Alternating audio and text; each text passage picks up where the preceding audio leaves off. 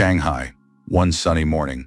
While breastfeeding her son Cheng Chen, the mother admitted that she envied him.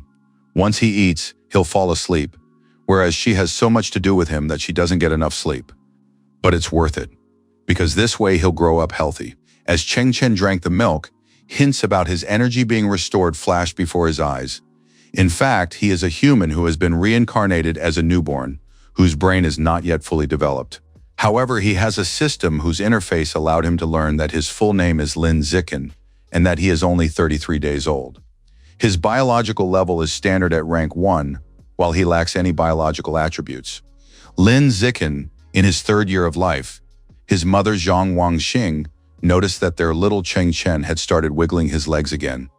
This sweet little boy was truly her joy. He doesn't cry or even make a fuss. Lin Zikin's father, Lin Yangsheng, surmised that their little one likely possessed special physical abilities, and in the future their son would surely become one of those great and powerful gene combiners, or at the very least a cyborg. During his first 3 months, Lin Zikin completed his first task from the system to perform 10,000 kicks, for which he received the use-based adaptation attribute, which would allow him to build strength by training any part of his body. However, this enhancement cannot exceed the limits of a carbon-based body. Lin Zikin wondered what these gene combiners his father had mentioned were all about. Could they be referring to someone like Spider-Man or Iron Man? At 4 months old, Lin Zikin had already learned to sit up and crawl. But so as not to scare his parents, he had to train only at night, gradually improving his abilities. By his 5th month, thanks to the boost from usage-based adaptation, Lin Zikin had already learned to walk.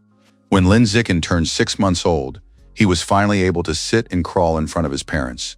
The news anchor said that next up was a report on aberrant monsters. Gene combiners and cyborgs had banded together to fight them. Only now did Lin Zikin realize that the world he now found himself in was vastly different from the one before his reincarnation. To be more precise, this world had mutated, giving rise to a multitude of terrifying and unknown creatures that everyone had come to call aberrant monsters. To counter them, humanity spent a decade developing 2 approaches. The first approach, the cyborg, involves mechanization and physical modifications using technology to fight the monsters. The second path is the gene fuser, a more advanced form of genetic modification that involves merging monster genes to acquire their abilities so as to fight fire with fire against the monsters. Fortunately, he has a system. He must grow, lie low, and develop in order to survive in this world. Suddenly, Lin Zikin heard a knock on the door that interrupted his train of thought. When his mother opened the door, the woman who had been knocking greeted Zhang Wangxing and introduced herself as Xu Meng, their new neighbor. She had also brought them a housewarming gift. After that, Xu Meng introduced her husband, Shen Jian, and her daughter, Shen Qinghang. She hoped they would get along well with their new neighbors. This girl, Shen Qinghang, would become Lin Zikin's first friend in this world, but right now he has no idea that their fates are about to become intertwined. 7 months have already passed. While no one was watching, Lin Zikin ran around the room, improving his vitality, body coordination, speed, and running technique. He would jump in place to improve his vitality, leg strength, jump height, and jumping technique. When he played with toys and talked to himself, Lin Zikin improved his spirit, language skills, and ability to express himself. Thanks to the effects of his ability, Lin Zikin had already mastered all these basic skills by the time he was 7 months old. Lin Zikin, 8 months old by this time, he could already do sit-ups and push-ups with ease, boosting his vitality and building muscle. Even though he only dared to train when his parents weren't around. You can't walk along the riverbank without getting your shoes wet. And of course, today, this unfortunate accident happened. While he was so absorbed in doing push-ups, he didn't notice his mother entering the room. Zhang Wangxing asked, "What's going on?" And as she began to rub her eyes, she wondered, "Did I really just see Cheng Chen doing sit-ups?" Opening her eyes, Zhang Wangxing saw that Cheng Chen was simply asleep. She then concluded that she'd been so absorbed in writing her novel lately that her mind had started playing tricks on her, causing her to hallucinate. Zhang Wangxing's profession is writing web novels aimed at a male audience. Pretending to be asleep, Lin Zikin was glad he'd managed to get his mother out of there, but next time, he'd have to be much more careful. A few days later, frightened by what she'd seen, Zhang Wangxing suddenly called out to her husband as something unbelievable had happened. Rushing into the kitchen, Lin Yangsheng saw Zhang Wangxing bathing their son and asked what had happened. Zhang Wangxing asked where Cheng Chen's six-pack had come from. After all, he was only 8 months old. In fact, Lin Yangsheng had long been amazed by Cheng Chen's appetite, and now he suddenly had defined abs. As he pondered this, it suddenly dawned on Lin Yangsheng. He asked Zhang Wangxing if it was possible that their son was a 1-in-a-million case. After all, that meant their son had a brilliant future ahead of him. Most likely he could become a gene combiner, or at the very least a cyborg. Lin Yangsheng's profession was also that of a web novelist catering to a male audience. Zhang Wangxing was simply stunned by this answer. Lin Zikin's secret was almost revealed, but even Lin Zikin hadn't expected his father to jump to the conclusion that he was a genius. It was a blessing that his parents were writers. Speaking of geniuses, he's clearly not the only one on this mutated Earth. Soon the news on TV featured a story about a boy born into a martial arts family with a 1,000-year history. He was a prodigy with innate supernatural strength who at just 2 years old could lift a 20-kilogram dumbbell. Upon seeing this, Zhang Wangxing stroked her son, Cheng Chen, and said that he too was amazing, and in the future, he would certainly not be outdone by so-called families of geniuses. Lin Zikin was glad to have such a mother. She was excellent at reading people. Lin Zikin wondered if he would really be able to lift 20 kilograms in 2 years. Lin Zikin was 2 years old. Hiding in the storage room, Lin Zikin lifted the 20-kilogram weight with ease, and he did it with just one hand. Suddenly, Lin Zikin's mother, Lin Yangsheng, called out to him because Han Han had come over to play with him. Startled, Lin Zikin flinched and dropped the box. Lin Zikin brushed the dust off himself and walked over to Shen Jinghang. As soon as he opened the storage room door, 2-year-old Shen Qinghang came out to greet him and offered him an egg cake. Lin Zikin thanked her and suggested she eat the cake herself. Shen Qinghang is the same age as Lin Zikin, but she still speaks like a child, and her pronunciation isn't very clear. They rarely played together because of the large gap in their psychological development. Han Han eats and sleeps, while Lin Zikin takes every opportunity to train. However, they still enjoy being together. Besides, Han Han is tall enough to be conveniently used as a weight during training. The only thing is, this weight had a catch. This weight sometimes leaks, Lin Zikin called his mom because apparently Han Han had wet herself again. At the age of 3, Lin Zikin could already lift 40 kilograms with one hand. And most importantly, he had already surpassed that genius. The reporters said it was simply astonishing, since the child prodigy, at only 4.5 years old, was already capable of lifting a 30-kilogram dumbbell with one hand. No matter how much Lin Zikin checked the interface, his biological level remained at the first rank. Because of this, Lin Zikin couldn't help but wonder, what would it take to reach even the second rank? Would he really have to go beyond human capabilities? With that question on his mind, he stepped out of the house for the first time. In the outside world, he saw beastmen and robots everywhere. Lin Zikin assumed they were gene fusion beings and cyborgs. The first place he wanted to go was the library. After all, since his parents didn't allow him to use electronic gadgets often, this was the only place where he could find answers to his questions. Upon entering the library, Cheng Chen immediately dashed forward. His mother, trying to catch up with him, asked where he was going, since the children's books were on the other side. Han Han also ran after Cheng Chen. After finding the Encyclopedia of Monsters among the bookshelves, Lin Zikin began reading it. Zhang Wangxing asked Cheng Chen in surprise why he had chosen that particular book. Xu Meng suggested that this was a sign that he was a genius. Han Han offered Cheng Chen some cookies. Cheng Chen thanked her and suggested she eat the cookies herself since he needed to concentrate. Thanks to the books, he began to form a new vision of this mutated world. According to the inscriptions on an ancient stone tablet found in the ruins, there are 6 biological levels in their world: common, advanced, rare, epic, legendary, and mythical. At the same time, each level is divided into 9 ranks. Ordinary people are only at the first rank, which means that to high-level beings, they are even less significant than ants. Since that's the case, he must speed up his leveling if he wants to have a chance of surviving in this dangerous world. While reading the book, Lin Zikin increased his morale, perception, and knowledge by +1. He also received a quest to read a total of 100 million words, for which he would be rewarded with the biological attribute innate genius. This timely quest meant that the system truly understood him. After all, the system immediately assigned him a new quest, and now he could train both his body and his mind. Lin Zikin is 4 years old. For the days that followed, Lin Zikin worked tirelessly, reading and training, and even combining these activities. For reading the illustrated Encyclopedia of Aberrant Monsters, Lin Zikin gained +1 to spirit, perception, and monster knowledge.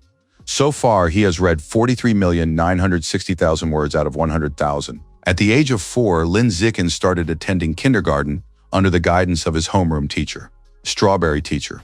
Shortly thereafter, he smoothly reached the standard second rank and was able to lift a full 80 kilograms with one hand. His vertical jump reached 120 centimeters, while he could run 100 meters in just 11 seconds. With such results, he could already be counted among the elite of ordinary adults. However, with great power comes great responsibility. Because Shen Qinghang, at the age of 4, continued to wet her clothes from time to time, the other children began to tease her. Seeing this, how could he not stand up for her? Lin Zikin leaped forward. Standing before his classmates, he loudly ordered them all to listen to him. Almost knocking them off their feet with his thunderous voice, he said he would make sure that anyone who dared to insult Han Han would end up wetting their own bed. After that, Lin Zikin asked if they understood everything. Frightened by him, his classmates began to sob. Sobbing, they told their parents how scared they were and how much they wanted to go home. Meanwhile, Shen Qinghang was beaming with happiness. Thanks to Lin Zikin's domineering aura, which made everyone in the class afraid of him, he unlocked the title King of Kindergarten. He also received the quest Dominate throughout the 9 years of compulsory education, for which he would be rewarded with the titles Elementary School Leader and Middle School Overlord. Lin Zikin was pleased that he could complete multiple quests at the same time. Half a year later, he successfully completed the reading task and received the biological trait Innate Genius. He gained a photographic memory, and his learning abilities reached the peak of human potential. Time flew by in the blink of an eye, and before they knew it, they were almost 7 years old and attending their kindergarten graduation. During the summer break before starting elementary school, he continued to train and improve. Lin Zikin could already lift 200 kilograms with one hand. Lin Zikin's jumps reached 2 meters in height, and his 100-meter dash time dropped to 8 seconds. Thanks to his innate genius, he mastered the entire elementary school curriculum in his free time. Lin Zikin hoped this would help him quickly earn the title of elementary school leader. Shanghai, Radiance Elementary School. Lin Zikin's life in elementary school is finally beginning. Since he had already begun studying the middle and high school curricula on his own, participating in elementary school competitions was, of course, a breeze for him. But the awards from these competitions were meaningless, since his goal was to win the title of elementary school leader. Whenever Lin Zikin had a free moment at school, he gave Shen Qinghang extra lessons. Although she didn't possess any outstanding talent, she was obedient and diligent. After the first quarter, she ranked second in the class. He was first. To unlock the title as soon as possible, in addition to his studies, he actively participated in various sports competitions and set new records. Just as he began to think that his time in elementary school would pass just as peacefully, a special student was transferred to their class. A girl walked into the classroom, after which the teacher announced that today they would be welcoming their new student. The teacher asked everyone to welcome Bai Shui. Lin Zikin called her special for a reason. At that moment, he sensed an otherworldly aura emanating from Bai Shui. Bai Shui walked between the desks, heading toward an empty desk at the back of the classroom. As Bai Shui passed by, Shen Qinghang quietly asked Chengni why their new classmate had such beautiful hair. It looked like winter snow. Lin Zikin didn't answer her, as he wasn't in the mood to do so at all, after all. Right now, he was deeply troubled by the question, why did Bai Shui emit such an otherworldly aura?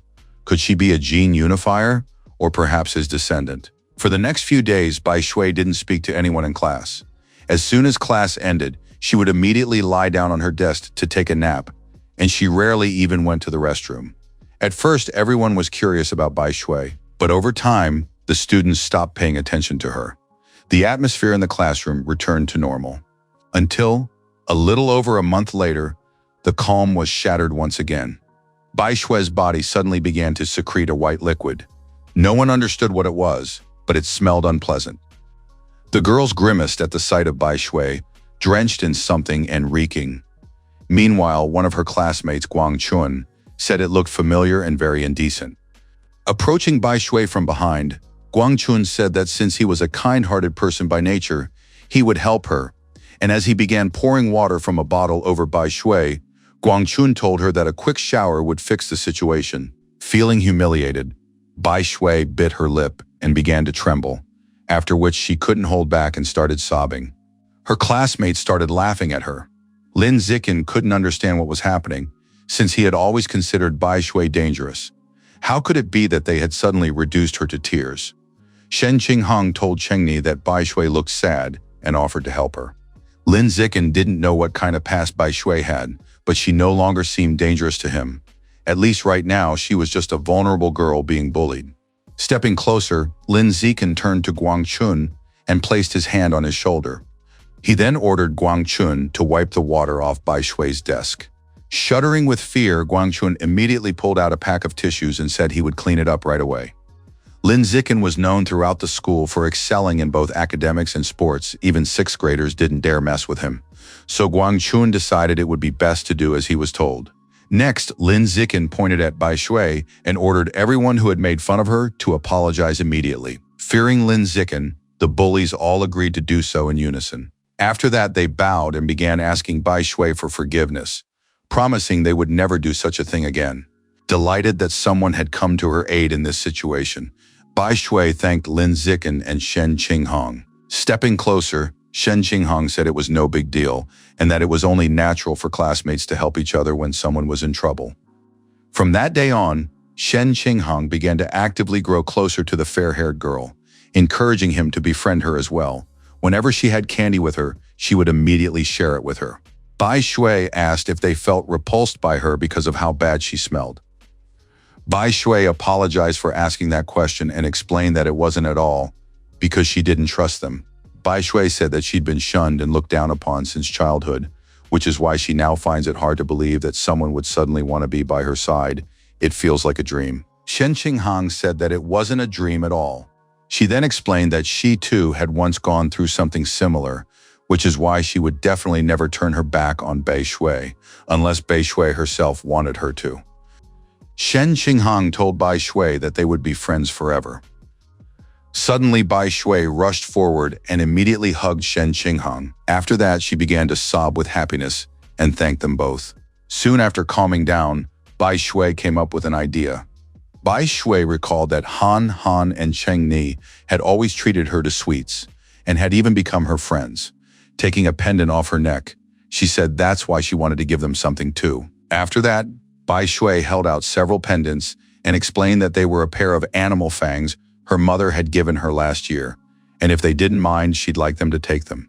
Shen Qinghong said she hoped they really would be friends forever. As Bai Shui placed the pendants in their hands, she replied that of course they would be. Shen Qinghong happily held up the beast fang and declared that they were friends forever. No sooner had Shen Qinghong come to believe that this friendship would last forever than something unexpected happened. Shen Qinghong asked in shock, how come Bai Shui transferred to another school? Lin Zikin replied that it was indeed true and that he had personally seen her fill out the transfer application. The man with the mechanical arms apologized for the disturbance, and Bai Shui thanked him for everything he had done. The principal said it was no big deal and that her application had already been accepted. He also assured her that all information regarding Bai Shui would be kept strictly confidential.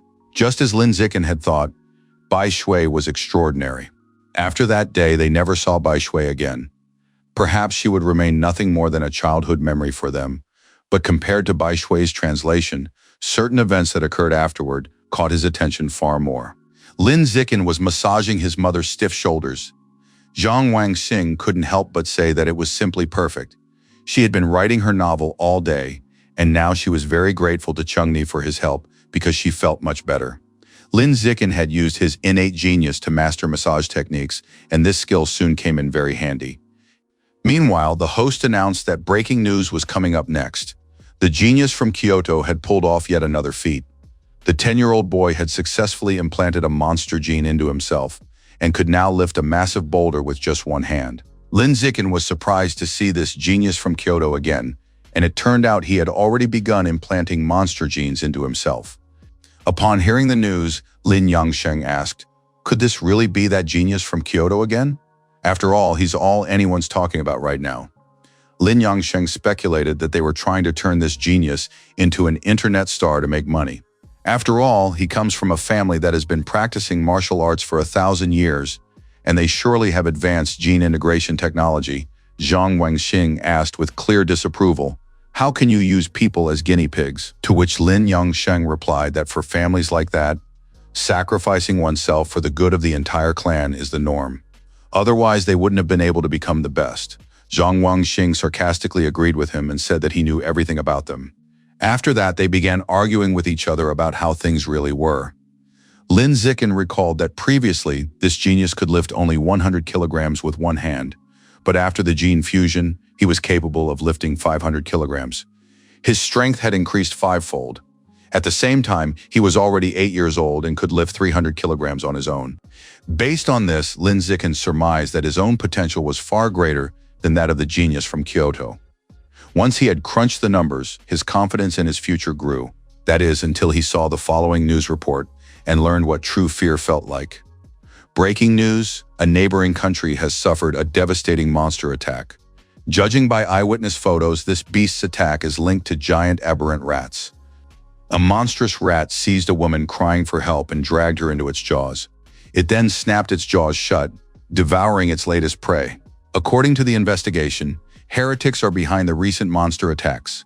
They hope that all countries will support them so that, together, they can eliminate the heretics. The so-called heretics, traitors to humanity, have created an inhumane organization. They act as servants of the monsters, carrying out attacks on people. Fortunately, Lin Zikin was lucky enough to be born in a strong country with a relatively stable environment, which will allow him to develop unnoticed. Suddenly, a loud explosion rang out, snapping Lin Zikin out of his thoughts. Immediately afterward, a loud rumbling could be heard outside the window. Pulling back the curtains, Lin Zikin saw cyborgs flying through the sky. But why were there so many cyborgs flying around here at a time like this? Be that as it may, Lin Zikin hoped that nothing bad had happened. The next morning, Lin Zikin told Han Han that they had to hurry if they didn't want to be late. Han Han thanked Chen for waiting for her. Suddenly, Lin Zikin noticed something unusual about her. Approaching her, Lin Zikin told Han Han that her beast fang had suddenly begun to glow, then took it in his hands. Even Shen Qinghong was surprised by this. Looking at the fang, Lin Zikin wondered if this meant that it belonged to an aberrant monster. If so, it was no wonder that Bai Shui's aura was inhuman.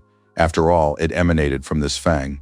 The fang on Han Han's neck glowed for just a moment, after which they didn't look at it anymore. However, because of yesterday's mobilization of the cyborgs and this situation with the fang, Lin Zikin had a bad feeling, as if something terrible was about to happen. On their way to school, Lin Zikin and Shen Qinghong walked past a red-haired woman who was smoking. She suddenly said that they were very cute kids. Seeing that they were walking together, the woman asked if they were brother and sister, to which Shen Qinghan replied that they weren't related and that they'd simply been friends since childhood. The woman said she envied such a friendship and that she'd like to have one like that herself. After that, she asked why they were walking to school alone at their age and where their parents were. Suddenly hearing the question about their parents, Shen Qinghong was a little flustered trying to answer. But Lin Zikin told the woman to be quiet, grabbed Han Han by the hand, and led her on. Lin Zikin reminded her that they were running late and that they should hurry. When they entered the school grounds, Lin Zikin advised Shen Qinghong not to answer any more questions from strangers who tried to strike up a conversation with her. Shen Qinghong replied that she understood. After school, Lin Zikin and Shen Qinghong took a different route home. As they walked through the alleys, Shen Qinghong remarked that it was very quiet in this alley. She then admitted that she felt very uneasy there. Lin Zikin explained that it was so quiet because they were planning to demolish this area next week, and all the residents had already been relocated. Suddenly, someone asked the children if their classes were already over. It was the very same woman who had spoken to them on their way to school. The woman called out to Brother Shen and told him he didn't need to look any further, since those kids were already here. Lin Zikin immediately blocked Han Han's path. He had deliberately taken her a different way after school, so it was surprising that she'd managed to track them down. The woman said she had lots of candy at home and invited the kids to come play with her. Then her brother Shen came out and told them to stop this pointless chatter. Immediately afterward, he rushed toward the children, shouting that they could simply knock them out and carry them away. While trying to drug them with a cloth soaked in a sedative, he yelled that he couldn't wait to sell them off as soon as possible. In a matter of seconds, Lin Zikin raised his fist to strike and attacked the thug who was assaulting them. With a single punch to the chest, he managed to knock him back. After that, the man crashed into the wall behind him at tremendous speed. The red-haired woman was stunned by what had happened. She simply couldn't understand what had just happened. How could an elementary school student so easily send an adult flying? The woman turned toward the children when suddenly she noticed that Lin Zicken had already approached her. Immediately afterward, Lin Zicken struck her in the face. Lin Zicken picked up a brick lying nearby and headed toward the kidnappers. He was certain there were no security cameras anywhere in the area, which meant that to avoid any trouble, he would have to deal with them himself. Of course, he didn't want to do this, but if they told anyone what had happened, everyone would find out about his abilities, and then his plan to secretly level up would be ruined. Suddenly, a loud rumble echoed and the building shook. Lin Zicken wondered if an earthquake had struck. A few seconds later, a huge monster, an aberrant rat, stumbled into the alley. The giant rat leaned toward the woman and opened its jaws. Then, snapping its jaws shut, it severed the woman's upper body. The rat pulled the remaining part into its mouth and grabbed Shen with its other hand. Things were really bad. Lin Zicken rushed toward the terrified Shen Qinghang, who was trying to figure out what was going on. Lin Zicken picked up Han Han and explained that it was a giant aberrant rat. He then ran at full speed down the alley. He had to find cover as soon as possible. Before Lin Zicken could even react, a cyborg woman flew right over him. Hearing the noise, Lin Zicken immediately stopped and turned to face the cyborg woman. Given the speed she had demonstrated, Lin Zicken couldn't help but admit that her speed was truly incredible. The cyborg woman raised her hand and fired a charge, causing her hand to open up, revealing multiple barrels and activating a repulsor. Immediately afterward, she aimed her hand at the rat and deployed an anesthetic smoke screen. About a dozen rockets fired from the cyborg's hand, targeting the giant rat. Upon hitting their target, they caused a powerful explosion that nearly blew Lin Zicken and Shen Qinghang away. The giant rat was forced to take the damage without putting up much of a fight. The female cyborg rushed toward the aberrant rat and decapitated the monster with a powerful blow. A short time later, Lin Zicken surmised that the cyborg woman who had saved them wasn't particularly high level. First, she had weakened the giant rat with tranquilizer darts, then engaged in close combat that lasted 7 minutes. But the giant aberrant rat is indeed a formidable opponent. Adult specimens reach over 3 meters in length, and their biological level is a standard 7th rank. Fortunately, everything turned out all right yesterday. Lin Zicken decided he needed to step up the intensity of his training, so he started doing barbell squats to improve his vitality, leg strength, and squatting technique. Even as the rat crisis continues, life goes on as usual. Soon, he and Han Han celebrated their 9th birthdays. Together, they made wishes and exchanged gifts. Thanks to his innate genius, Lin Zicken learned wood carving overnight and crafted a wooden hairpin for Shen Qinghang. Shen Qinghang thanked Chengni for the gift. She really liked it. It seemed like only a moment had passed, but now they had already graduated from elementary school and moved on to middle school. For his dominance in elementary school, Lin Zicken earned the title of elementary school leader, bringing him one step closer to obtaining the biological attribute, survival of the fittest. Lin Zicken was thrilled by the thought of how close he was to obtaining a new attribute. During the summer break, to prepare for the title and build up his strength more quickly, he maintained a high-intensity training regimen every day. Lin Zicken completed 1,000 weighted push-ups, which increased his vitality, arm strength, and chest strength by 2,000, while his push-up skill improved by 1,000. Finally, one day before training began, his biological level reached the usual 3rd rank. His physical stats had also increased significantly. Now he can lift 700 kilograms with one hand, jump 4 meters high, and run the 100-meter dash in 6 seconds. Lin Zicken even wondered what level that genius from Kyoto was at now. As it happened on the eve of classes, news reports about him began airing again. The 14-year-old genius from Kyoto used the power ant gene and can now easily lift 2,000 kilograms with one hand. Lin Zicken calculated that the power ant gene increases a person's strength by about 4 to 8 times. Even if we use a 4-fold multiplier, in reality, he would only be able to lift 400 kilograms, which means he is still stronger than this genius. But if he were to combine his genes in the future, Lin Zicken couldn't wait to do it. High school had officially begun. Since Lin Zicken had been the top elementary school student in the city, the principals of all the top high schools had tried to recruit him. He accepted an offer from Shanghai High School on the condition that Shen Qinghang could also study in the same class with him. During new student registration, the principal and his homeroom teacher came to welcome him. They asked him to bring honor to their school. After exchanging pleasantries, they went their separate ways. The reason he didn't stay to chat with them further was that the school was full of sports facilities, so before classes started, he and Han Han agreed to play a game of badminton. Shen Qinghong picked up a racket and shuttlecock and suggested they start. Shen Qinghong shouted, "Take this spectacular curve shot of mine," and then smashed the shuttlecock. After flying a short distance, the shuttlecock was suddenly stopped by a hand. The high school student who interrupted their game assumed that the two were new to the court and explained that it was reserved for high school students. After that, his friends invited Shen Qinghong to stay with them so she could take turns playing with them. If she didn't know how to play, they were willing to teach her. Shen Qinghong replied that even though they were high school students, the rules still applied and reminded them that they had arrived first. A cold aura emanated from Lin Zikin. Lin Zikin ordered the two of them to step away from Shen Qinghong. After that, he decided to ask if they needed to be reminded that the spot belongs to whoever arrived first. The leader of this gang asked who had said that, and whether such a rule even existed. Even if God himself appeared here, he would be chased off the court. Lin Zikin took out a shuttlecock and asked the high school student to listen to him. Then he tossed the shuttlecock into the air, jumped up and said, his words were the law, and immediately afterward he struck the shuttlecock with great force.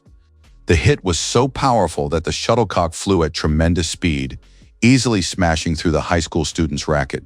The high school students were stunned by this boy's strength. Was he even human? Or was he a genetic hybrid? Though he seemed too small for that. After all, if the shot had taken a different trajectory, the boss would have been decapitated.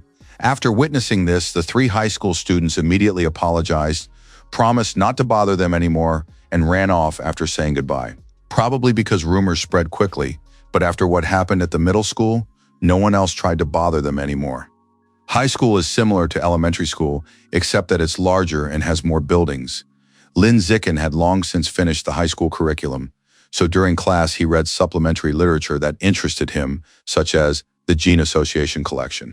After his nightly training sessions, Lin Zikin spent his time mastering various skills.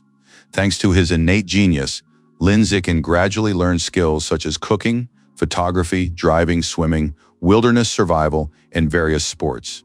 To unlock the title of high school master as soon as possible, Lin Zikin not only ranked first in every subject, but also represented his school at national academic competitions. He won gold, silver, and bronze medals in mathematics, physics, chemistry, and programming.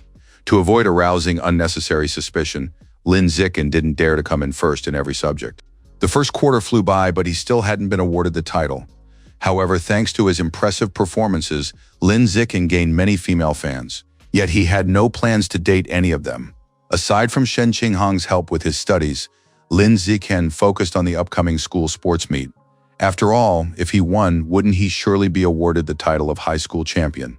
At this meet, Lin Zikin competed only in the shot put, high jump, and running. These three events allow him to demonstrate his strength, jumping ability, and speed.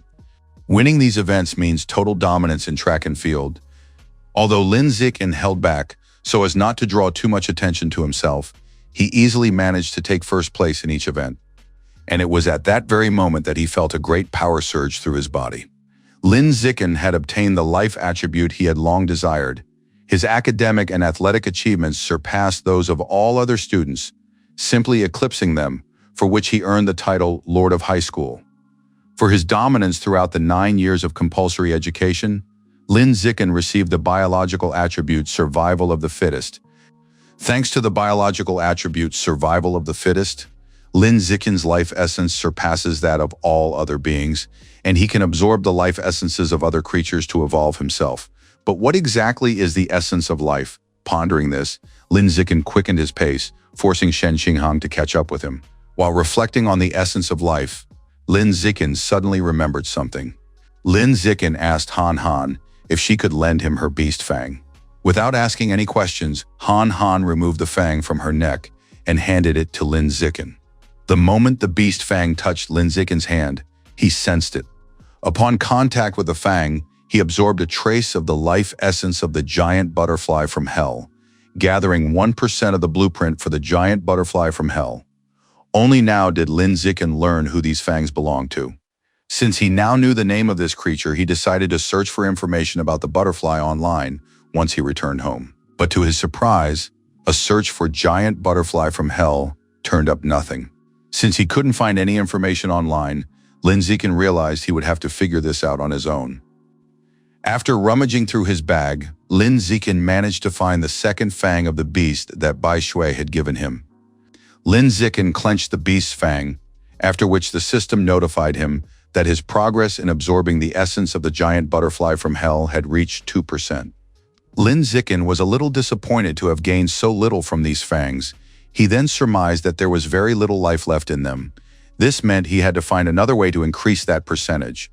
The next day after school, to increase the intensity of his training, he began riding his bike to and from school with Shen Qinghang.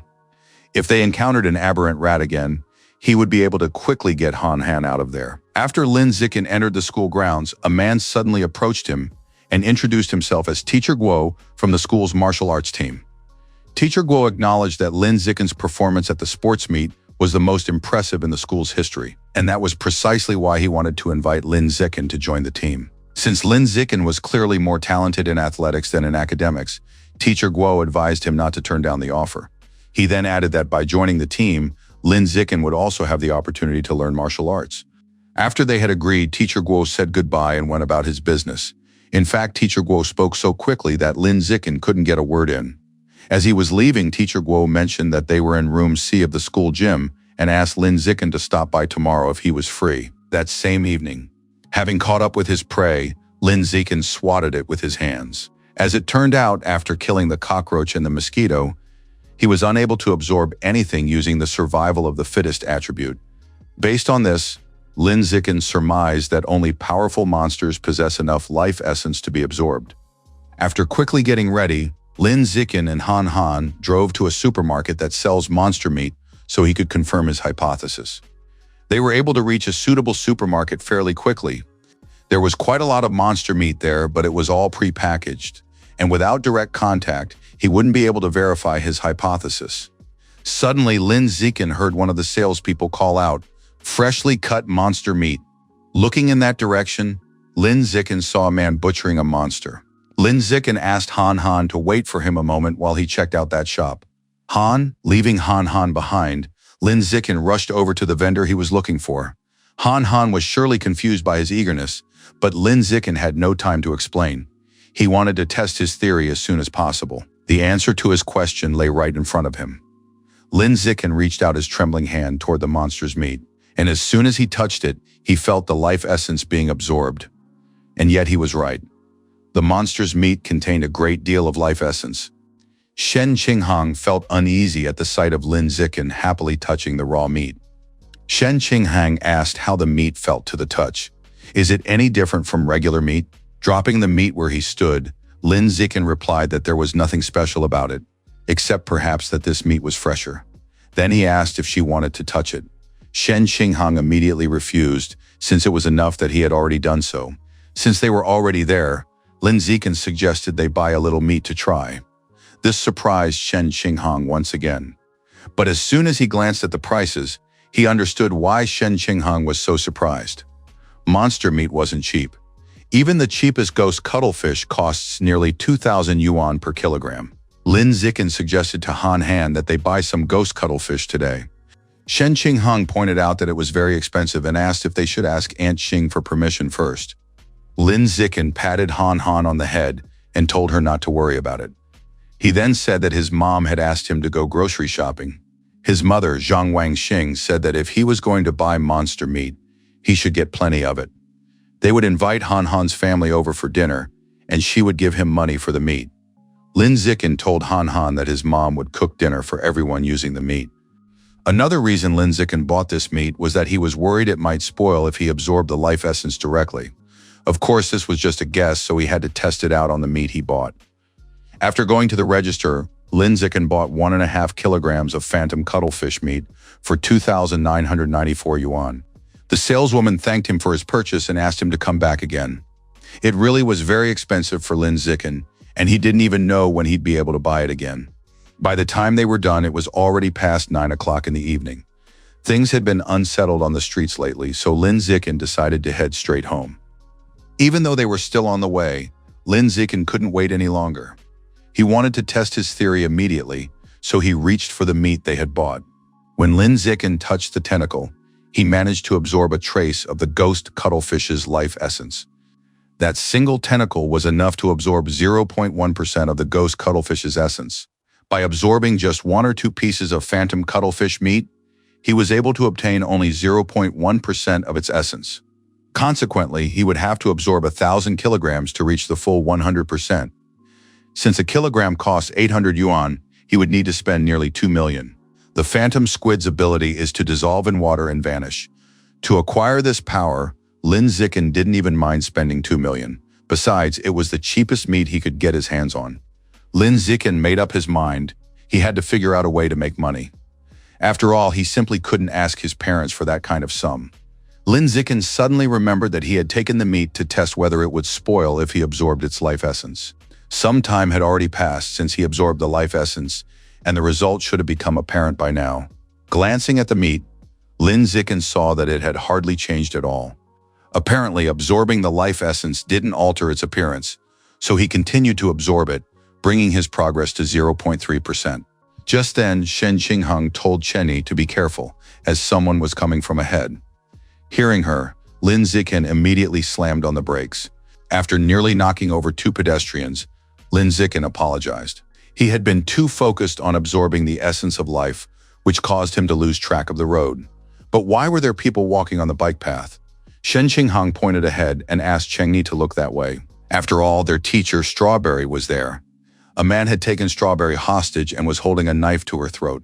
The man warned everyone not to approach him, or else he would kill her. The captain told the man that he was surrounded and advised him to stay calm and put his weapon down on the ground. He then asked his subordinate Bin not to shoot recklessly since the hostage was too close and the man was an experienced criminal. He was using the hostage as a human shield and was constantly moving. One wrong shot and they would harm the girl. Bin reminded him that the hostage was in danger and that they couldn't delay. He then asked if they should use tear gas instead. The captain firmly refused his subordinate's suggestion since it was obvious that the criminal would have time to harm his victim before the tear gas took effect. Stepping off his bicycle, Lin Zikin picked up a rock lying nearby. He then hurled it at the criminal. The rock flew like lightning and struck the criminal's arm, causing him to drop the knife and release the teacher Klubnica. Seeing his chance, the captain ordered his subordinates to act. The police officers quickly subdued the criminal, while one of them began to calm the hostage. Shen Qingheng asked Chenny, "Was it really you who threw the stone?" Lin Zikin asked her to keep her voice down, then said they needed to leave and that they would talk later. No sooner had they turned around than the police captain ordered the students to stop and asked if they were the ones who had thrown the rock. With a wry smile, Lin Zikin replied that it wasn't them. After that, he and Han Han hurried to leave the scene. The captain found this rather strange after all. Why would someone suddenly refuse to admit to doing a good deed? And yet they even give out awards for such bravery. Upon hearing about the bravery award, Lin Zikin suddenly stopped. Immediately afterward, lured by the scent of money, he quickly returned to the captain. Lin Zikin said that he had suddenly remembered that he was the one who had thrown that rock. Of course, he didn't want to say that, but he needed the money. The captain said they needed to go write a report, after which he would help them apply for a reward. Meanwhile, Han Han had almost caught up with Cheng Ni. She asked why he had suddenly run back and asked him to wait for her. Lin Zikin and Han Han told their parents that they were going to the police station to give a statement. Lin Zikin left his bike in the park and headed for the car, hoping to receive his first reward for bravery. There was practically no sign of trouble ahead. But trouble wasn't long in coming. The captured criminal's eyes suddenly rolled back, and then he began to transform. The police immediately realized that they were facing one of the heretics, and he quickly mutated into a giant rat. Having assumed his full rat form, the heretic immediately pounced on a female police officer standing nearby. The captain ordered everyone to open fire on the mutated rat and warned them to be careful. They had to protect the civilians. A few seconds later, the police reported the appearance of a giant mutant rat in Zhangbei Park.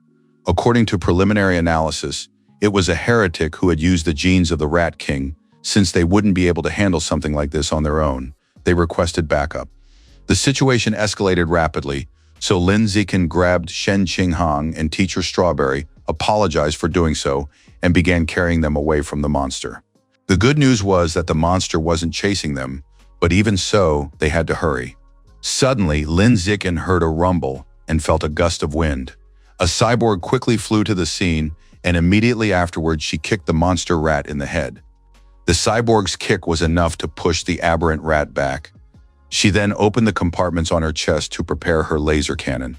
And with a shout of fire, the cyborg fired powerful laser beams at the giant rat.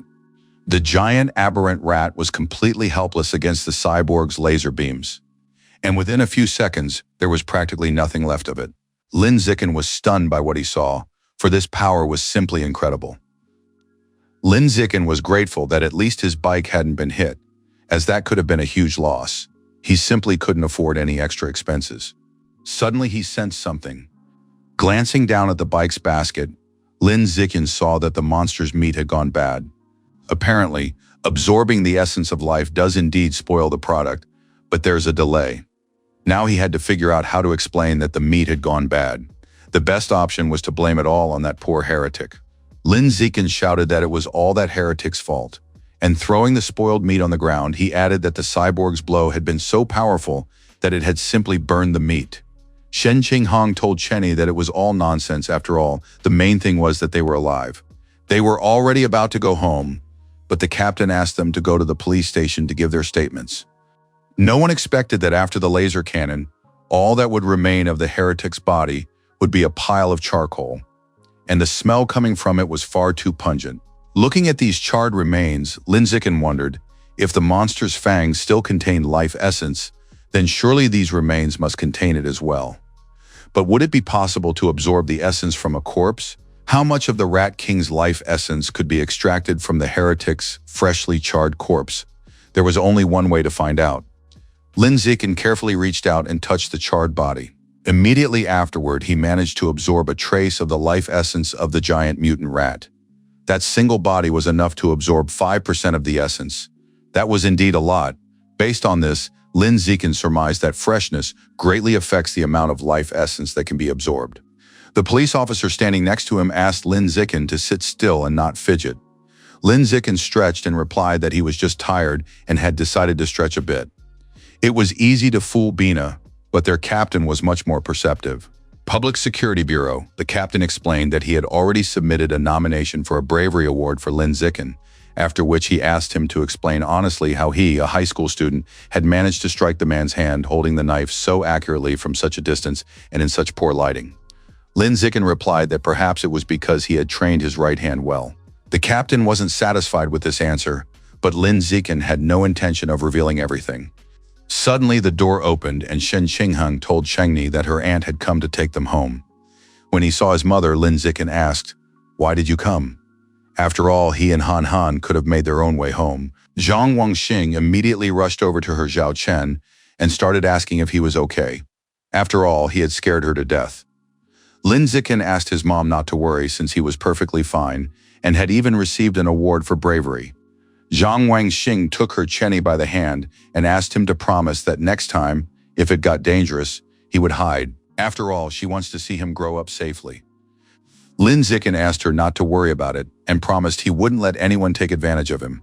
The captain decided not to get involved in this matter. On the way out, Lin Zikin overheard female police officers discussing how the rat god cult was becoming increasingly brazen. It has now begun infiltrating universities, targeting mainly students who cannot legally obtain the qualifications for gene splicing. Even the man who was shot today was a student in the humanities department at Guangyan University. The cult had brainwashed him. Would they really have to deal with every single heretic? The problem is that this is like treating the symptoms rather than the cause. They must destroy the self-proclaimed king of rats himself. Lin Zikin became interested in information about the king of rats. As it turned out, there's a lot of information online about the rat god cult. The cult's main base is here in Shanghai. Most of its members are social outcasts. They only began their activities this year. Lin Zikin wondered, could it be that the Rat King wishes to evolve into a higher form of life, and that is precisely why he is forcing his followers to collect tons of materials? Does this mean that the Rat King has already gained consciousness? Suddenly, Lin Zikin saw a scene through the window, a huge rat walking toward a cat. Could it be connected to the Rat King? Lin Zikin sighed. He remembered that they were in the south where it was common to see rats the size of cats. Suddenly, he noticed something strange again. Why was Han Han so quiet? Looking at her, he wondered, could she be? Whenever she was nervous or scared, Han Han couldn't help herself, just like a child. But Lin Zikin always felt that this might be related to some unknown potential. Meanwhile, a huge rat scurried past the frightened cat and climbed into the trash can. When they returned home, Zhang Wangxing gasped in surprise. How could the meat already be gone? Lin Zikin explained that the situation had been extreme, which is why he hadn't been able to keep an eye on the meat and seemed to have lost it. Zhang Wangxing asked her son to forget about it, since the main thing was that he was safe. It wasn't a big deal if the meat was gone. Lin Zikin breathed a sigh of relief. He was lucky to have been able to see his mother off. Suddenly, his father said that it was all nonsense and that he would go look for it right away. Lin Zikin reminded his father that it was dangerous out there, to which his father replied that it was all nonsense. Besides, he's just a poor hired hand, as strong as an ox. Trying to stop his father, Lin Zikin said that even if he found the meat, it would surely have gone bad by now. Lin Yangsheng asked how he knew that, to which Lin Zikin replied that it was just a guess. The captain lit a cigarette, then wondered how a high school student could throw a rock with such force. Suddenly, the captain sensed a serious threat. Looking up, he wondered where this giant rat could have come from. The police captain instantly drew his gun and started firing at the giant rat. But it was already too late. Sometime later, during school classes, Lin Zikin reflected on how weak he was compared to the cyborg woman who had saved them yesterday. And that meant he had to start making money as soon as possible and accumulate enough points to fully absorb the essence of the phantom cuttlefish. Scholarships for participating in academic competitions alone wouldn't be enough for that. Lin Zikin even considered options like becoming an influencer among students, hosting live streams and selling educational materials, but he dismissed the idea almost immediately. He would, of course, make quick money, but doing so would draw unnecessary attention to himself. Lin Zikin suddenly realized that this wasn't what he was thinking about at all. After all, in a world of gene fusionists and cyborgs, combat skills are valued higher than knowledge. That's why the prizes for martial arts competitions are much higher than for other disciplines. Lin Zikin decided he had to take action. A short time later in the gym of Building C, after giving instructions to his students, Teacher Guo decided to take a sip of tea. Suddenly, out of nowhere, Lin Zikin greeted him, causing Teacher Guo to spit out his tea. Surprised by Lin Zikin's appearance there, the teacher asked if he had come to learn more about the martial arts team. Lin Zikin quietly asked Teacher Guo if by joining them, he would be able to participate in the city tournament and how large the prize money was there. Teacher Guo replied that, of course, he could participate in the tournament and that the prizes were indeed quite substantial. Each prize could be in the tens of thousands. Upon hearing such a sum, Lin Zikin grabbed Teacher Guo's hand, called him coach, and said he'd made up his mind. Starting today, he would be officially part of his team. Coach Guo welcomed Lin Zikin aboard. He then asked all the students to come over to him as they had a new addition to the team. Teacher Guo assumed that each of them had already heard about Zikin, their champion who had won at the school sports competition. Today, he was officially joining their team.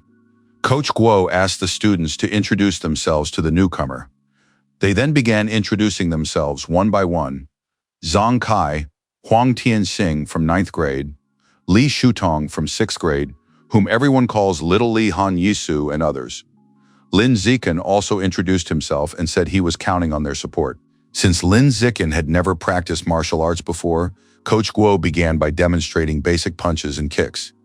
After finishing the demonstration, Coach Guo wiped the sweat from his forehead and said that it only looked simple. Even Little Li, who picked things up the fastest, had spent a whole week mastering them. Coach Guo asked Lin Zikin to try doing the same. Lin Zikin tried to repeat Coach Guo's movements. Immediately afterward, Coach Guo's movements flashed through his mind, and he mastered the skill of heaven-sent understanding of martial arts. After that, he was able to repeat all of Coach Guo's movements on his first try. For honing his fist-fighting technique, his vitality, arm strength, hand dexterity, and mastery of fist-fighting techniques were each increased by 1. For honing his kicking technique, his vitality, leg strength, foot dexterity, and mastery of kicking techniques were each increased by 1. Coach Guo was stunned by what he saw. Unable to contain his emotions, he said that this was simply unimaginable. Everyone's mouths dropped open in shock. After all, how could anyone memorize all of this at a glance? Coach Guo even wondered, could Lin Zikin really be a martial arts genius, the kind born once in a million? Sometime later in the evening, Zhang Wangxin called Chengni into the kitchen as dinner would be ready soon. Upon hearing this, Lin Zikin instantly ran into the kitchen with a spoon in hand and asked his mother what she had cooked today, to which she replied that, of course, she had made the ghost squid he'd been dreaming of. Taking in the aroma of the cooked ghost squid, Lin Zikin admitted that the dish smelled simply delicious. Zhang Wangxing advised him to stir the dish so it would cool down faster. After stirring the dish a little, Lin Zikin took a spoonful. Then his mother came over and asked how it tasted. Lin Zikin replied that, just as he'd expected, her cooking was the best in the world. Zhang Wangxing told him to eat as much as he wanted, since she'd bought 1.5 kilograms. Suddenly, the system notified Lin Zikin that he had absorbed a trace of the phantom cuttlefish's life essence, bringing his progress to 3.01%. As it turned out, he could absorb life essence even while eating monster meat. If only he had known this, he wouldn't have limited himself to just touching them. To grab attention, the reporter said that a genius girl had shocked the entire country.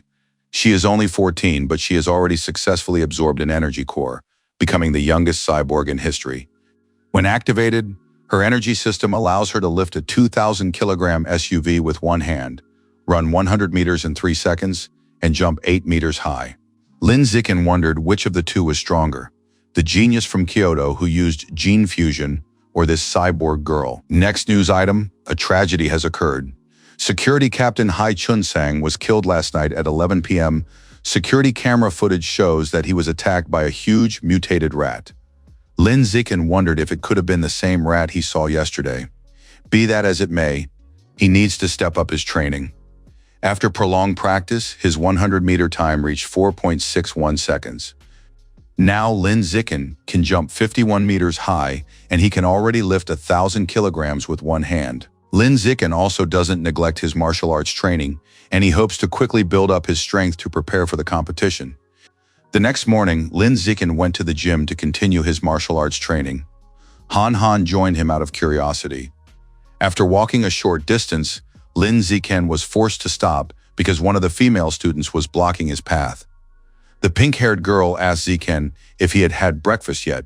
She then took out a bottle and said she had brought him some milk.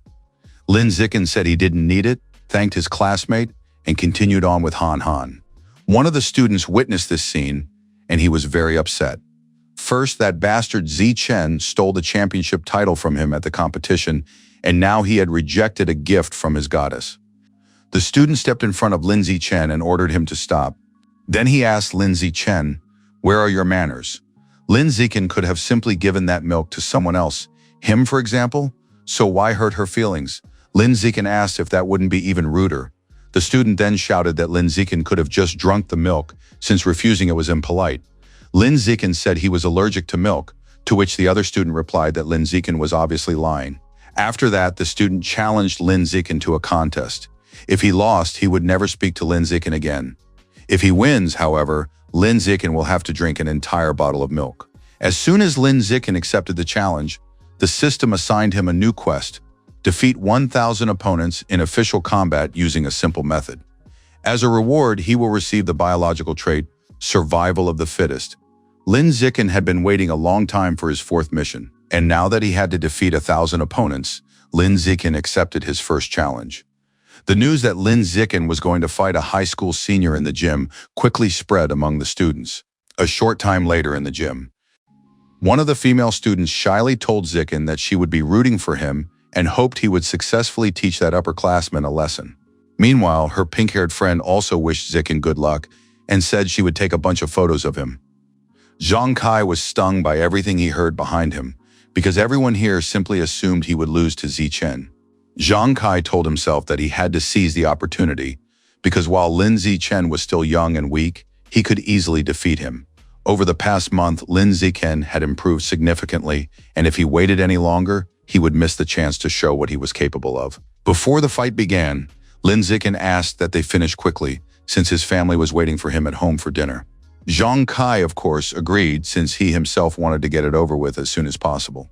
Coach Guo reminded his students that friendship is more important than fighting, then announced the start of the match. Just as the match was about to begin, Zhang Kai shouted, "Wait!" He recalled that Lin Zikin had been training for only a month, while he himself had been doing this for nearly 2 years. To ensure a fair fight, he suggested that Zikin land the first 3 strikes. Lin Zikin accepted the high schooler's offer, and immediately afterward he darted forward at lightning speed, instantly finding himself in front of his opponent. Using the momentum of his speed, Lin Zikin landed the first of 3 strikes on the high school senior. But Zhang Kai couldn't even withstand a single blow, flying back a dozen meters from the impact. Afterward, the high school senior slumped painfully to the floor and spat foam from his mouth. Everyone, including Coach Guo, was stunned by what they saw, because Lin Zikin had managed to defeat his older opponent with just a single blow. It was so unbelievable that it was even funny.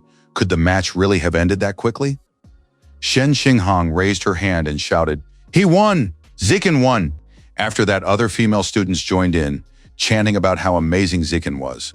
The system notified Lin Zikin that he had defeated his opponent and successfully won the affection of the opposite sex. He received priority rights to copulation.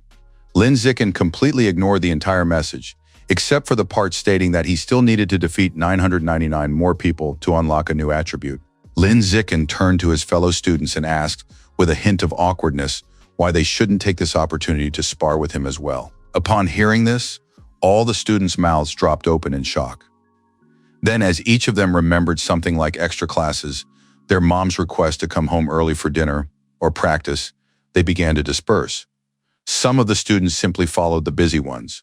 Meanwhile, one student even left, complaining of dizziness, and another student offered to take him to the infirmary.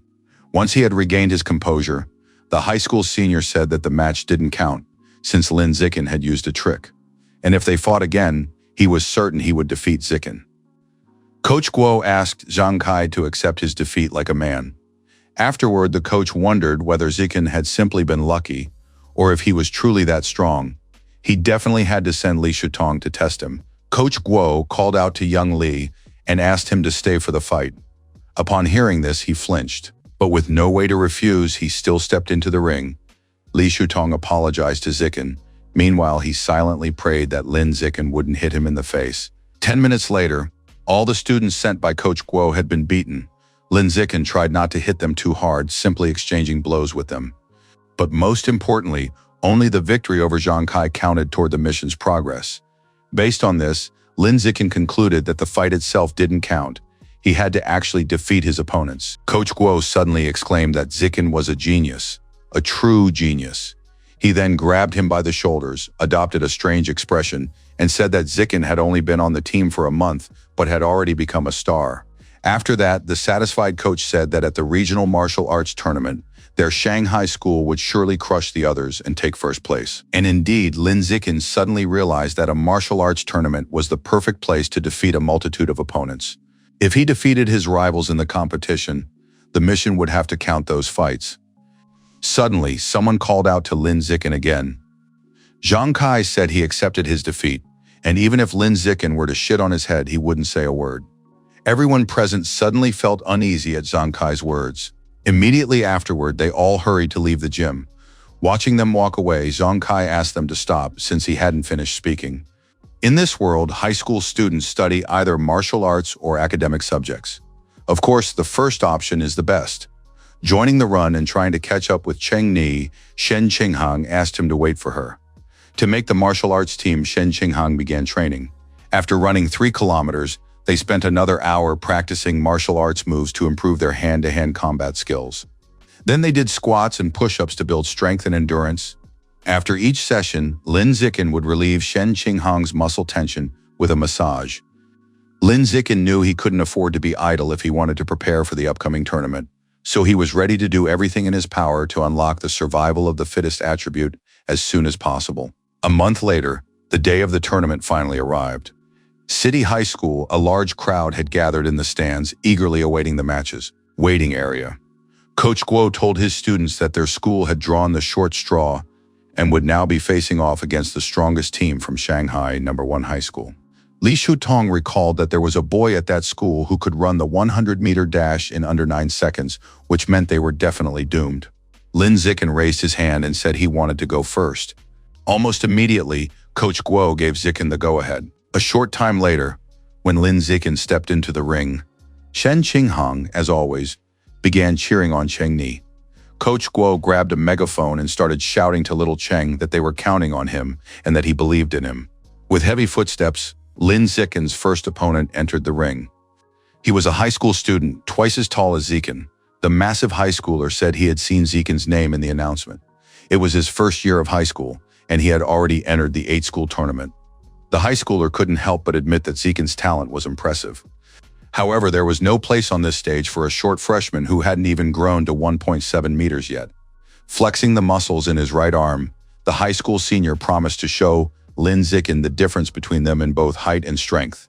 The referee signaled the start of the duel. Immediately afterward, the massive high school senior charged forward like a train, attacking the little guy. But when he struck from a running start, Lin Zikin suddenly managed to dodge the blow.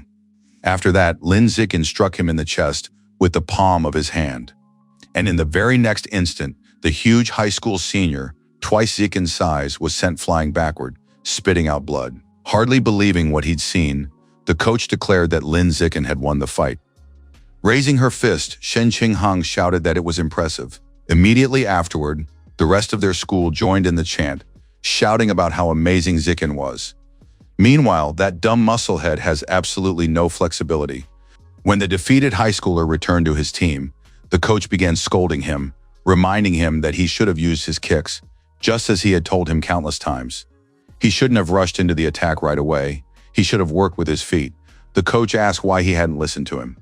The system notified Lin Zikin that he had defeated his opponent and his tournament rank had risen. The total number of opponents he had defeated had reached 2 out of 1,000. Just as Zikin had expected, defeating opponents in competitive matches increased his progress level. Next, a coach from the opposing class sent Cheng Feng into the ring, ordering him to defeat that freshman as quickly as possible. Cheng Feng entered the ring and took his stance. As soon as the referee signaled the start of the fight, Cheng Feng lunged forward and delivered a kick to the freshman. Somehow, Lin Zikin managed to dodge the blow by simply crouching down, and immediately afterward, he slapped Cheng Fei in the side with the palm of his hand. Immediately afterward, Cheng Fei was sent flying backward, spinning at tremendous speed. And in the end, he too landed painfully on the floor. Medical staff who had been standing by immediately rushed out and loaded Cheng Feng onto a stretcher. The referee shouted at them to hurry him to the hospital for a head MRI, as it appeared he had suffered a concussion. The spectators tried to figure out what had just happened, and wasn't this freshman just lucky? In the final round, his opponent was knocked out of the ring, resulting in his own disqualification. It was as if the heavens had blessed this youngster. Some spectators even suspected the fight was fixed and began demanding their money back, even though the spectators started shouting that the fight was rigged. The opposing team's coach understood that it had nothing to do with luck or cheating. This freshman Zikin really is a tough opponent. Next, the coach sent Gao Feng into the ring. He advised Gao Feng to focus on defense and not go on the offensive, because he simply couldn't afford to lose this fight. Gao Fei told the coach not to worry, because he was sure to win. Based on what he had seen, Gao Fei had a rough idea that Li Zichen wasn't actually that physically strong. It's all about his agility and the tricks he uses to secure an easy victory. After all, he runs the 100-meter dash in just 9 seconds, and he has more combat experience. If he takes this seriously, he definitely won't lose. Upon seeing Gao Fei, the spectators began discussing him. The fact that Gao Fei could run the 100-meter dash so fast was simply insane.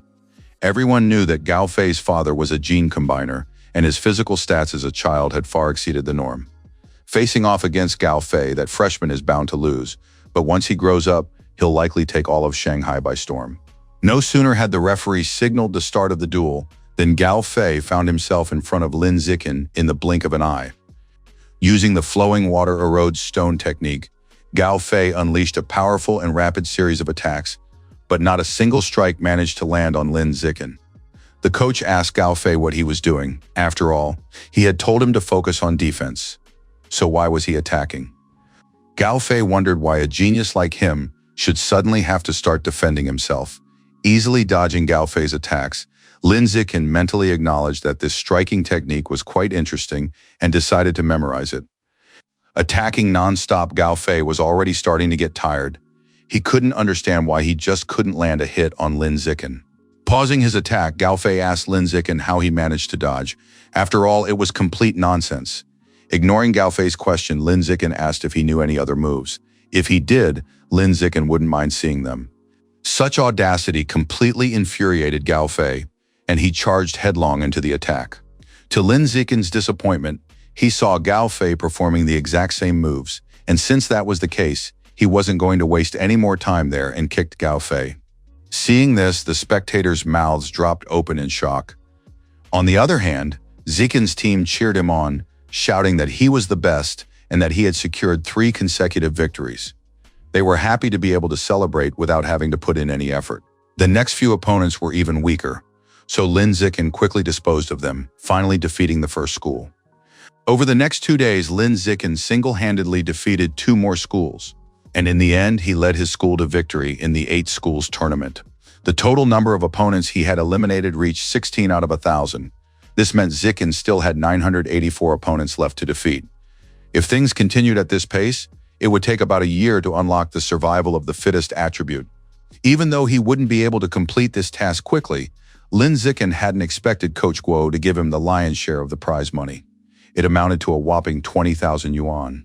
After collecting prize money from all the academic competitions, he had already saved up about 30,000 yuan. But that money didn't last long. It was almost immediately spent on monster meat. Zhang Wangxing prepared many dishes made from phantom cuttlefish, after which Zikin devoured them. Zhang Wangxing asked Chengni to eat more slowly, since they still had plenty of food left. After eating 15 kilograms of phantom cuttlefish meat, Lin Zikin had already absorbed 33% of its life essence. By his second year of middle school, Lin Zikin had advanced from ordinary 3rd rank to ordinary 4th rank. He could already effortlessly lift 1,090 kilograms with one hand, jump 5.65 meters high, and run the 100-meter dash in 4.49 seconds. Time flew by quickly, and before they knew it, he and Shen Qinghang had graduated from high school. Soon the exam results came in. When Shen Qinghang saw her scores, she was deeply upset. She asked why this had happened. She had worked so hard, and yet Shen Qinghang asked Chengni if this meant they wouldn't be able to attend the same high school. Lin Zikin ranked first in both the humanities and martial arts. Qinghang's grades in academic subjects were, of course, excellent, but her martial arts scores weren't high enough to qualify for an elite martial arts high school. Lin Zikin wiped away Shen Qinghang's tears and asked, "How am I supposed to know?" He then explained that the high school principal had said he would come to their home for a visit. Zikin suggested she come over if she wanted to. Shen Qinghang knew the principal would surely ask Zikin to enroll in the martial arts class. Since it didn't concern her, why should she go? Lin Zikin took Qinghang by the hand, led her along and asked her not to worry, since his only condition for attending Shanghai High School would be that Qinghang remain his deskmate.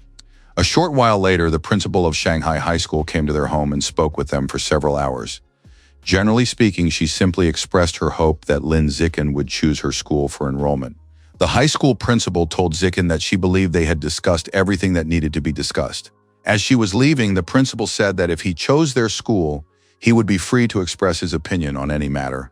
Lin Zikin thanked the principal and, pointing to Han Han, said he had only one request. He hoped that he and Qinghan would be able to continue studying in the same class. The principal approached Shen Qinghang and looked her over. She then turned toward the door and said that in that case, the two of them could enroll together at the start of the school year. Lin Zikin and Shen Qinghang suddenly brightened up and thanked the principal. Once Lin Zikin had decided on a high school, he was invited to the final martial arts tournament for lower-grade high school students. As expected, he once again easily helped his school win the championship. With the prize money, he decided to fulfill a long-held wish. At this point, his progress in absorbing the life essence of the phantom cuttlefish had reached 80%. He was only 20% away from unlocking the phantom cuttlefish's trace. The meat he bought with the prize money should be enough for him to reach 100%. Since Lin Zikin didn't know what uncontrollable events might occur after creating the trace, he deliberately headed to a forest on the outskirts of Shanghai. Lin Zikin didn't want to waste any more time, so he immediately took out the phantom cuttlefish meat and began absorbing the life essence. A vast amount of life essence was absorbed in a matter of moments. And finally, it was accomplished. The absorption progress of the phantom cuttlefish had reached 100%. Lin Zikin created the phantom cuttlefish's trace and obtained the biological attribute Blessing of the Water Affinity. The Blessing of Water Affinity significantly strengthened Lin Zikin's connection with the water, allowing him to move freely and vanish without a trace in aquatic environments. What Lin Zikin gained by creating the phantom cuttlefish's trail was simply astonishing. Lin Zikin immediately went to test his new ability in the nearest pond and discovered that his skin no longer wrinkled from prolonged exposure to water as it had before, and swimming had become much easier due to reduced water resistance. However, aside from that, there were no other effects. However, this wasn't surprising, since the phantom cuttlefish is a low-level monster whose genes aren't even used for fusion. To improve his biological attributes, Lin Zikin would simply have to save up money and buy high-quality meat, and sooner or later he would achieve his goal. Alternatively, he could wait until he's strong enough to hunt and devour monsters like that huge mutated rat on his own. Time passed, and with less than a week left before school started, Shen Qinghang's mother and family decided they should go on a trip together. To better explore the Blessing of the Water lineage, Lin Zikin suggested they go to the beach. Once in the water, Shen Qinghang complained to Chengni that the seawater was too cold, to which Lin Zikin replied that it always feels that way at first, and that she should just get into the water slowly until she gets used to it. Immediately afterward, Lin Zikin began swimming. As a result of swimming, Lin Zikin's vitality, muscle strength, muscle coordination, affinity for water, and swimming skill were each increased by 1. And for diving, his vitality, muscle strength, muscle coordination, affinity for water, swimming skill, hypoxia resistance, water pressure resistance, and diving skill were also increased by 1. Kicking her foot, Shen Qinghang called out to Chengni and asked him not to swim alone, and she asked him to teach her how to swim. Lin Zikin suddenly remembered that Shen Qinghang still couldn't swim. After that, he returned to shore and began patiently teaching her. Since Qinghan's talent for sports was average, he decided she would most likely never master them. But she instantly proved him wrong. Having quickly learned to swim, Shen Qinghan admitted that swimming turned out to be very easy. Suddenly, as she looked down at the bottom of the pool, Shen Qinghang realized something. She then wondered, could she actually dive now? After swimming for a bit, Shen Qinghang surfaced abruptly, startling Lin Zikin. Delighted by what had happened, Shen Qinghang said it was simply amazing. After all, people usually say that if you open your eyes underwater, they'll sting. But for some reason, she didn't feel anything like that. It was great and she loved it. Lin Zikin understood that even if Shen Qinghang had a talent for swimming, she couldn't possibly master all the techniques at once. After all, that would be abnormal. Suddenly, Lin Zikin realized something. Could it be that Qinghang often wet the bed as a child because she was born with an affinity for water? It's unbelievable. But what if Shen Qinghang actually has some kind of special physique suited for cultivation, just like in the novel Xiangxia? They continued diving, and Qinghang's skills impressed Zikin more and more. They held their breath underwater for more than 10 minutes, something that would impress even a trained person, let alone beginners. Suddenly, Shen Qinghang heard a strange sound coming from the depths. What the hell was that just now? Startled by it, Shen Qinghang hurried to the surface, and Lin Zikin followed her. When they finally made it ashore, Lin Zikin asked what was going on and why she had suddenly panicked. Shen Qinghang replied that she had just heard a strange sound that had really scared her. Trying to calm her down, Lin Zikin put his hands on her shoulders and asked, "What kind of sound?" Shen Qinghang admitted that she didn't know what it was, but it sounded like a foreign language. She could only make out that it was a woman's voice. The voice sounded very realistic and echoed in her ears until she surfaced. Lin Zikin took Qinghang back to the hotel so she could calm down. Afterward, he started searching online but couldn't find anything resembling what Qinghang had described. However, Lin Zikin couldn't fall asleep either, so he did 1,000 weighted squats, increasing his vitality and muscle strength by 2,000 and raising his squat skill by 1,000. After that, he started doing push-ups, and to his surprise, his biological level had risen to the standard 5th rank. With a standard 5th rank, Lin Zikin could now match a fully grown mutated giant rat. If he continued at this rate, he would be able to tear such a rat apart with his bare hands. After resting, Lin Zikin returned to the deserted beach to continue improving his performance. Now Lin Zikin runs the 100-meter dash in 3.64 seconds. Meanwhile, his high jump has reached 6.98 meters. He can also lift a 1,600 kilogram car with one hand. Compared to the performance levels of a typical fourth-rank student, the difference from his current abilities is enormous. After such a leap in ability, they began their high school studies. His female classmates were delighted to see the handsome Lin Zikin in class, and as it turned out, they were very lucky that he was on duty the same day as they were. Since Lin Zikin and Ching Han were on duty, they arrived at school early, but he didn't expect that his new classmates already knew who they were. What surprised him most was that their class duties triggered a new quest: complete 1,000 quests in co-op mode. As a reward, they would receive the social animal biological trait, 1 quest out of 1,000 completed. Lin Zikin was very curious about what this attribute would grant, so he eagerly awaited the moment he would receive it. School had just started, and everything was quiet for now, so Lin Zikin took the opportunity to pop into the supermarket. He had already created a life force trace from the phantom cuttlefish, which meant it was time to choose a new target. Among the various monster parts on display, Lin Zikin's eye was caught by the meat of a wild giant eagle, priced at 1,998 yuan for 500 grams. Clearly, monster meat at that price became his next target. The wild giant eagle is a mutant beast whose rank is slightly higher than that of the phantom cuttlefish he had devoured. It possesses exceptional vision, 30 times sharper than that of an ordinary human. This is a very powerful ability, which enhances its hunting capabilities. It can even catch mutant rabbits that move so fast that only an afterimage remains. Such vision significantly boosts combat effectiveness. Considering all this, it's safe to say that the blueprint for the wild giant eagle is worth unlocking. Another important fact is that this meat is only slightly more expensive than that of the phantom cuttlefish.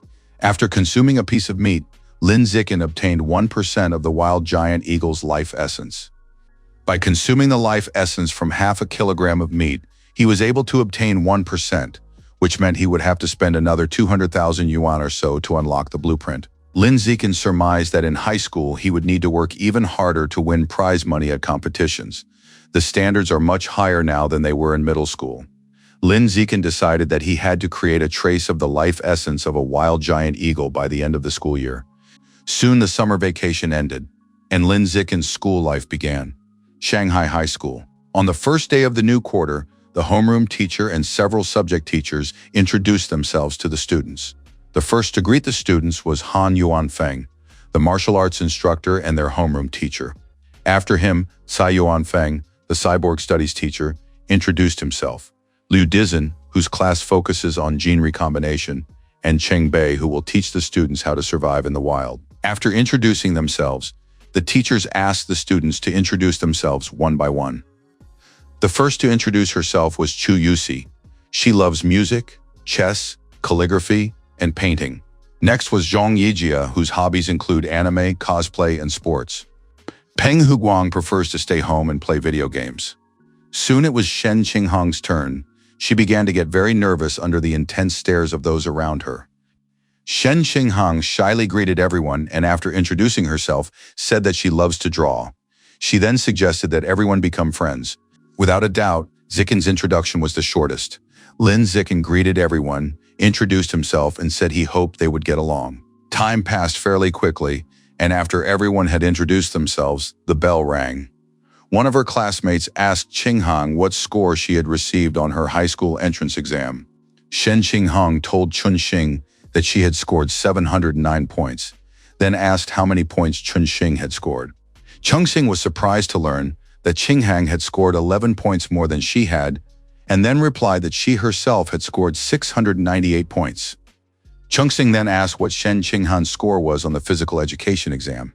She herself had failed the exam, scoring only 95, which was a poor result. 100 points was the maximum, and 95 points was enough to be among the top students. Starting to panic, Qinghang replied that her score wasn't nearly that good. In reality, however, she had scored only 79 points. She was 11 points short of making it into the elite class, but she couldn't bring herself to say so. Chunxing asked, "How much lower is that than yours? 94 or 93? With her head down, Shen Qinghang replied that her score was even lower. Chunxing asked, "Could it be that she got 92 points? Or even 91 or 90? Suddenly, someone slammed their fist on the desk, startling Chunxing. Lin Zikin asked Chunxing if he could add her on WeChat. Chunxing was surprised that Zikin wanted to add her. She replied that of course he could, and that she'd let him scan her QR code right away. Obviously, she was having a lucky day since such a handsome guy had asked to add her on WeChat. Shen Qinghang was glad that she could count on Zikin. If he hadn't stepped in, she didn't even know how it would have ended. She felt too embarrassed. After adding Chunxing on WeChat, Lin Zikin walked over to He Yu, who was sitting at his desk, and asked him to exchange WeChat contacts as well. He Yu agreed right away. After adding a couple of classmates, Lin Zikin quickly created a group called Dawn, consisting of 4 people.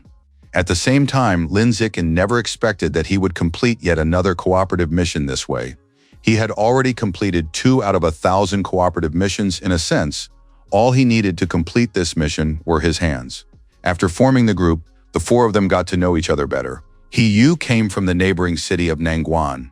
His family has run martial arts schools for several generations. He is a true scion of a martial arts family. He even placed 8th in the youth martial arts tournament in Nangguan, bringing pride to his family.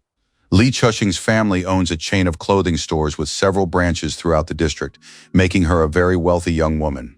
Lin Zikin and Shen Qinghang also told them about themselves, and soon the 4 of them became an inseparable group who shared everything with one another. Just as they were about to wrap up their conversation, He Yu brought up an intriguing topic. He Yu suggested that his friends try to guess who was the strongest in the class. He was sure they wouldn't be able to figure it out. Without hesitation, Li Chuxing replied that it was Zi Chen, since he had scored the highest on the entrance exam. He Yu was stunned to hear this. Lin Zi Chen turned out to be way cooler than he had previously thought. But getting the most points isn't the only thing that makes you the best. He Yu said that they might not believe it, but there are 2 students in their class whom the principal generously paid to transfer here from Nangguan City.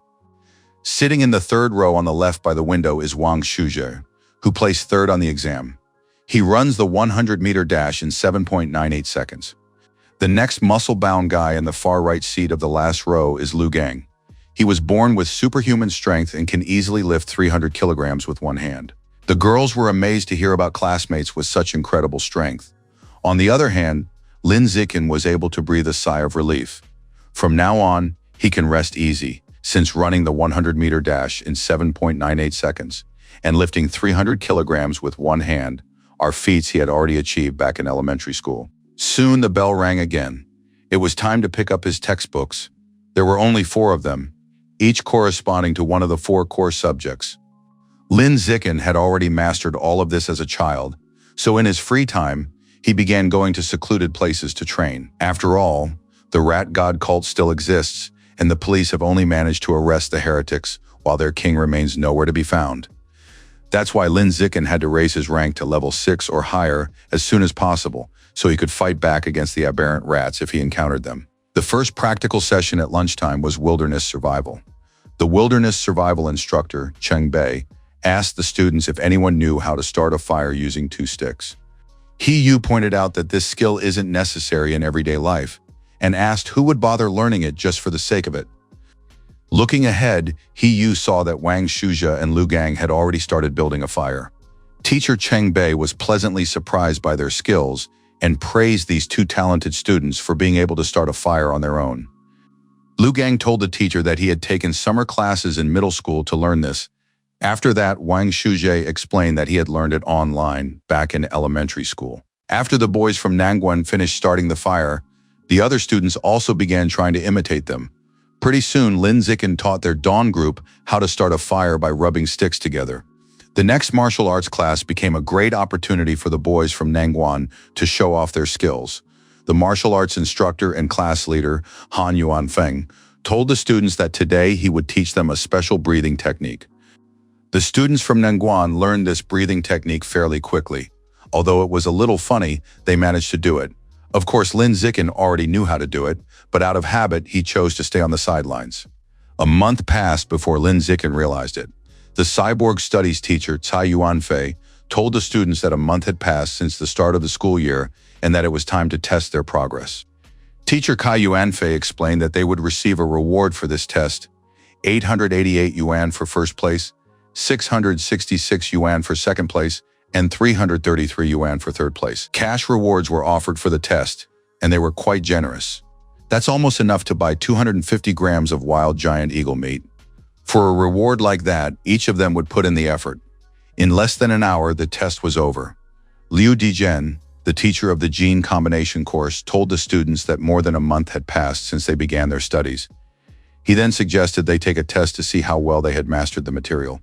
Suddenly, it turned out that teacher Liu Dijen had also decided to give them awards for the test. After finishing the test, an exhausted Yu collapsed onto his desk.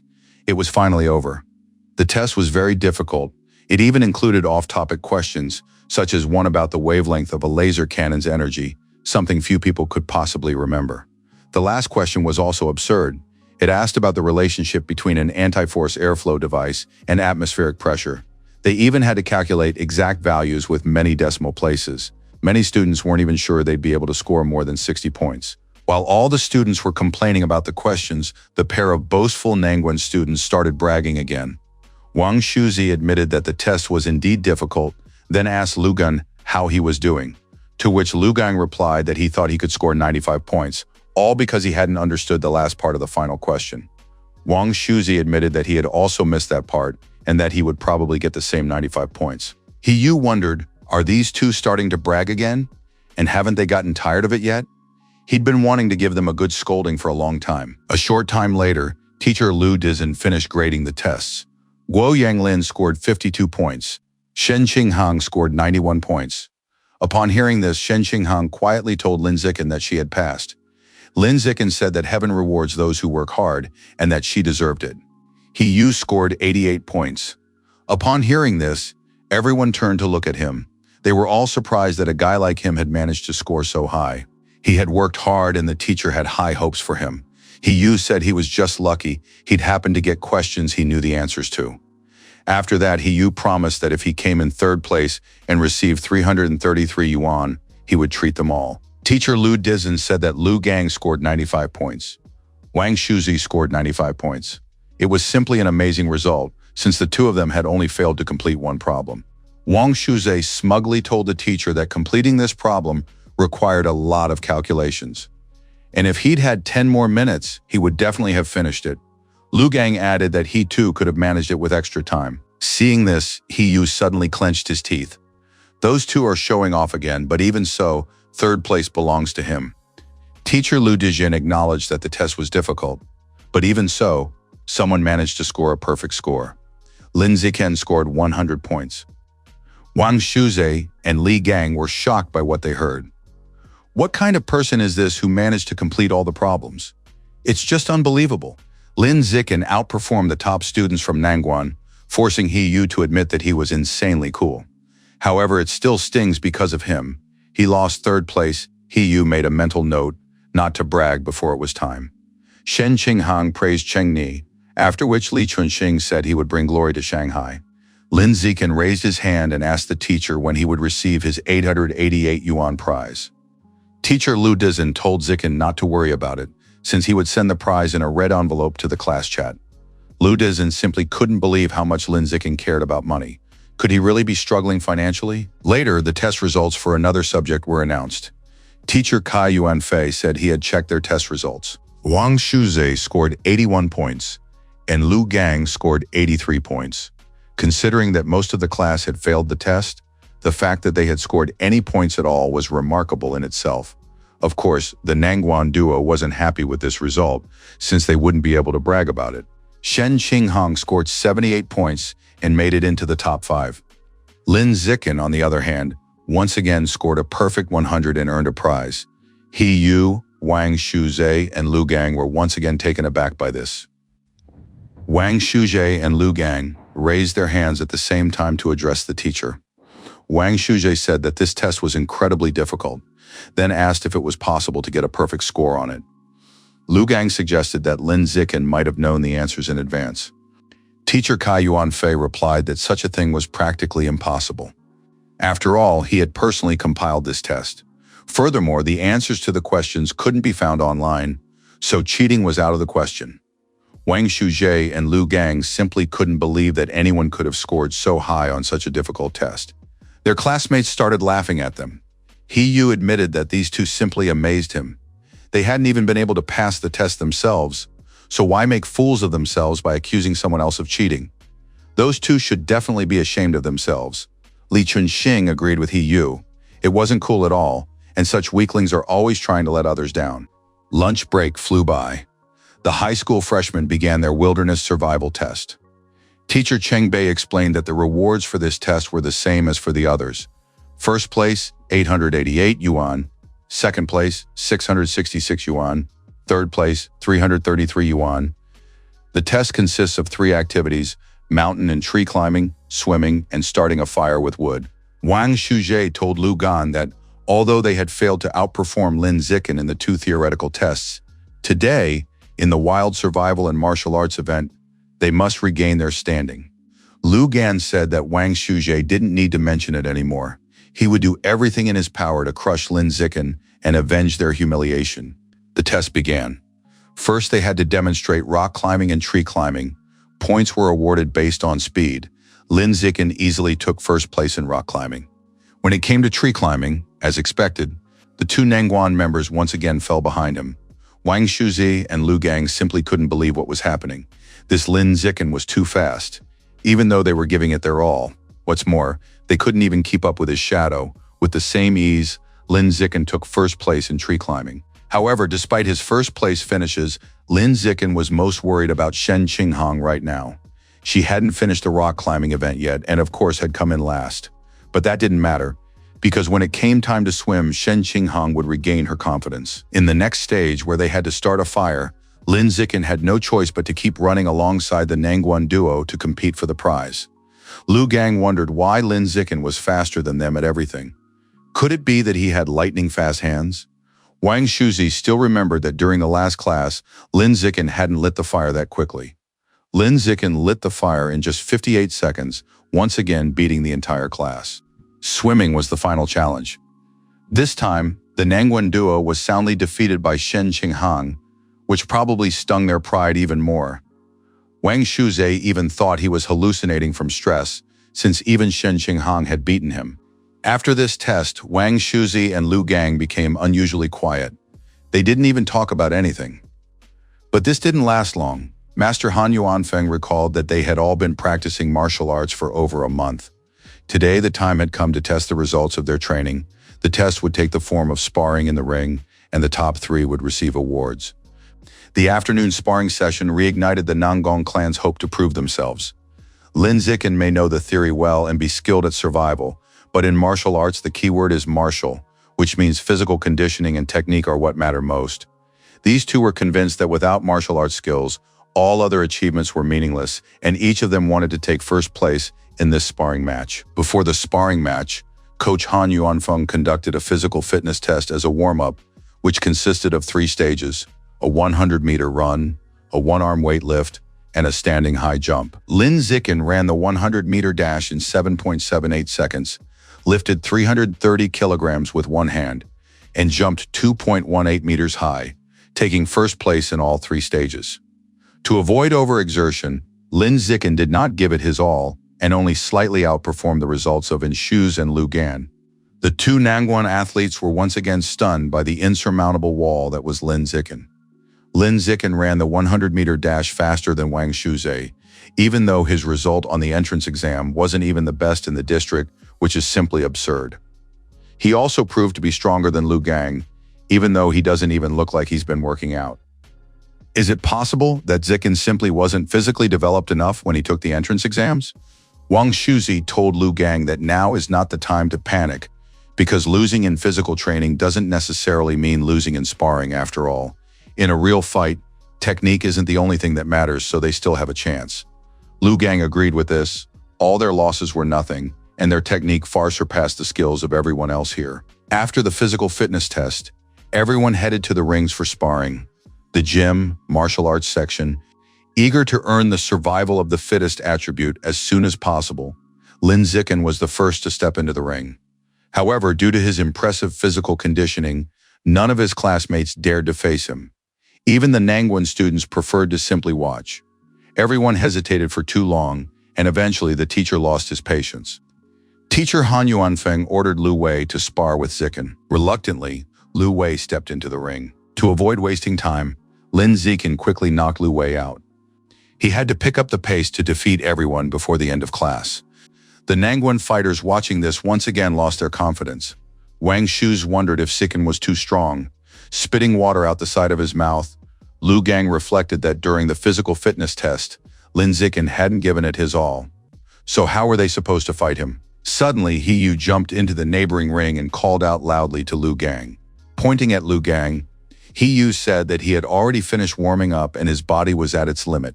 Therefore, he wanted Lu Gan to step into the ring and fight him. Lu Gan shouted that 30 seconds would be enough for him to handle someone like He Yu, then jumped into the ring. If he didn't accept the challenge, he'd have to fight Lin Zikin, but Lu Gan wasn't sure he could handle him. He wanted to at least defeat He Yu. Surging forward, He Yu shouted that he was coming for him. And upon catching up to Lu Gan, he began unleashing a rapid series of punches and kicks at him. Suddenly, during one of the strikes, Lu Gan grabbed He Yu by the leg. After that, Lu Gan began spinning He Yu around him, and a few seconds later, he threw He Yu out of the ring. As soon as He Yu got back up, he suddenly started vomiting due to the severe shock from the blow. Lu Gan admitted that of everyone he had sparred with, He Yu's techniques were the strongest. In fact, in terms of technique, he's probably the best in their class. But unfortunately, Lu Gang still outclasses him. After He Yu was eliminated, Lin Zikin jumped into the ring to face Lu Gang.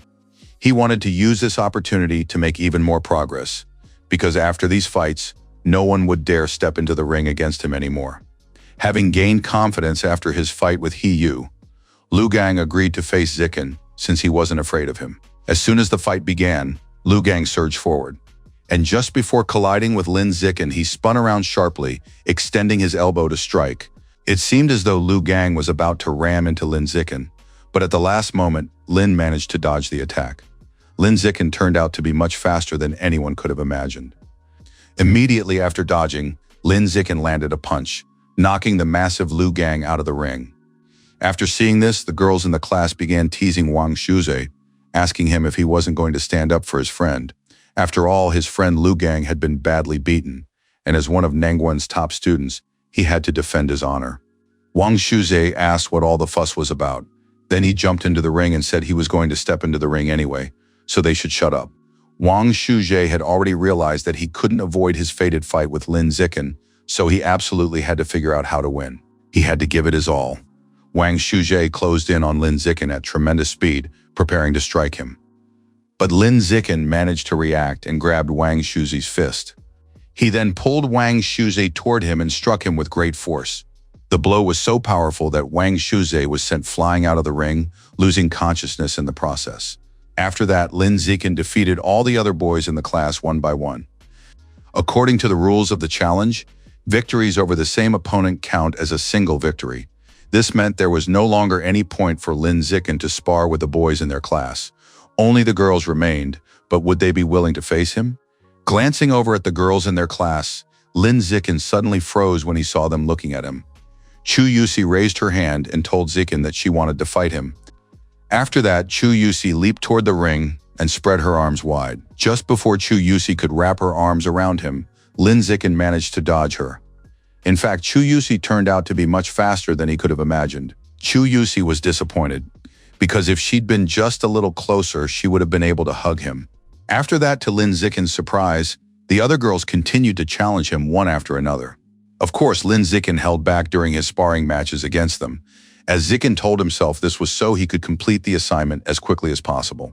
Lin Zikin quickly dealt with the girls, but he was still far from finishing the assignment. At first, Zikin was a little disappointed, but then Teacher Han announced some good news.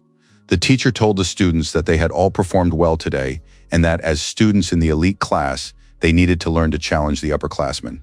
Han Yuanfeng announced that in a month, their class would fight against the second-year students, and they needed to prepare properly for it. Their class's goal was to defeat the average second-year students. Lin Zikin was worried that without such battles, he wouldn't be able to make progress on the task required to obtain a new attribute. So this competition came at just the right time. It would save him a lot of time. Thanks to Teacher Han, Lin Zikin had the opportunity to obtain a new attribute within a year. Class was over. As he passed Lin Zikin in the hallway, Lu Gang said he'd been afraid he wouldn't have any rivals after transferring to Shanghai High School, but it seemed he'd underestimated them.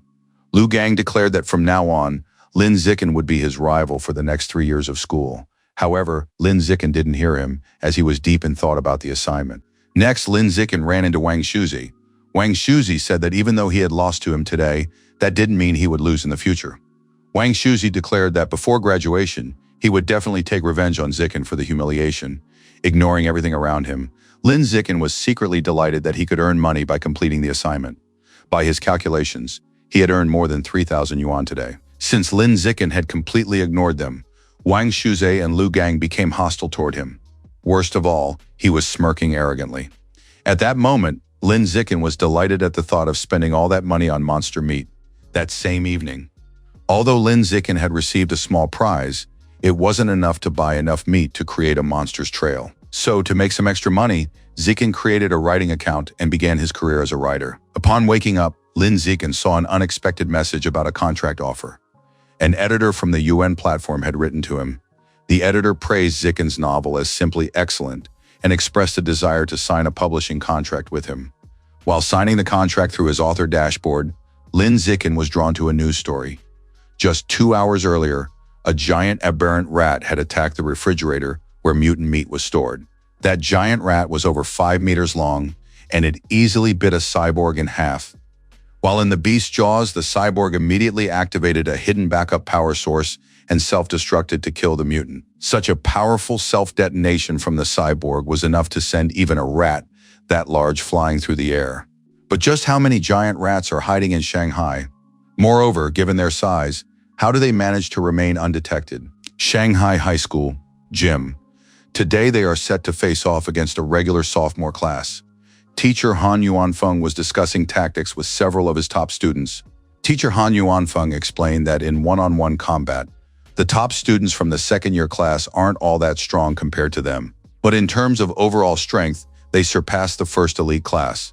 The second-year students will definitely use their numerical advantage to focus on defense and wage a war of attrition. Their strategy will certainly adapt to deal with the top 4 of the elite class. Therefore, once they step into the ring, they must end their fights as quickly as possible.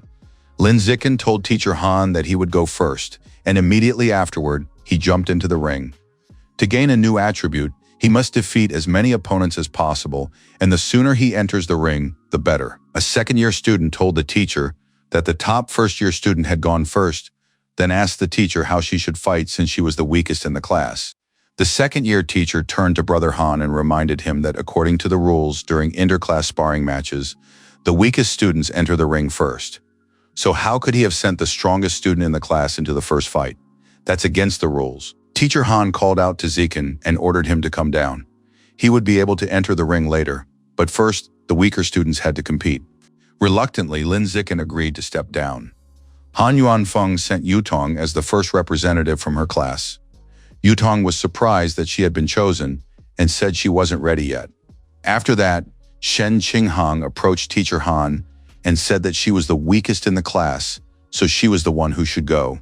Once she stepped into the ring, Shen Qinghang didn't know what to do. She was very nervous about the upcoming fight. Li Chunxing and He Yu began cheering Han on, shouting that she could do it and that she'd be able to beat all the nonsense out of her opponent. Now that these two were supporting her, Shen Qinghang started to get even more nervous. As soon as the fight began, the sophomore lunged forward, swinging her fist. She then began pounding Shen Qinghang with a rapid series of attacks. As she endured her opponent's attacks, Shen Qinghang told herself that even if she couldn't win, she had to try to hold out as long as possible to wear her down. 3 minutes later, it turned out that Shen Qinghang, a freshman, was quite resilient.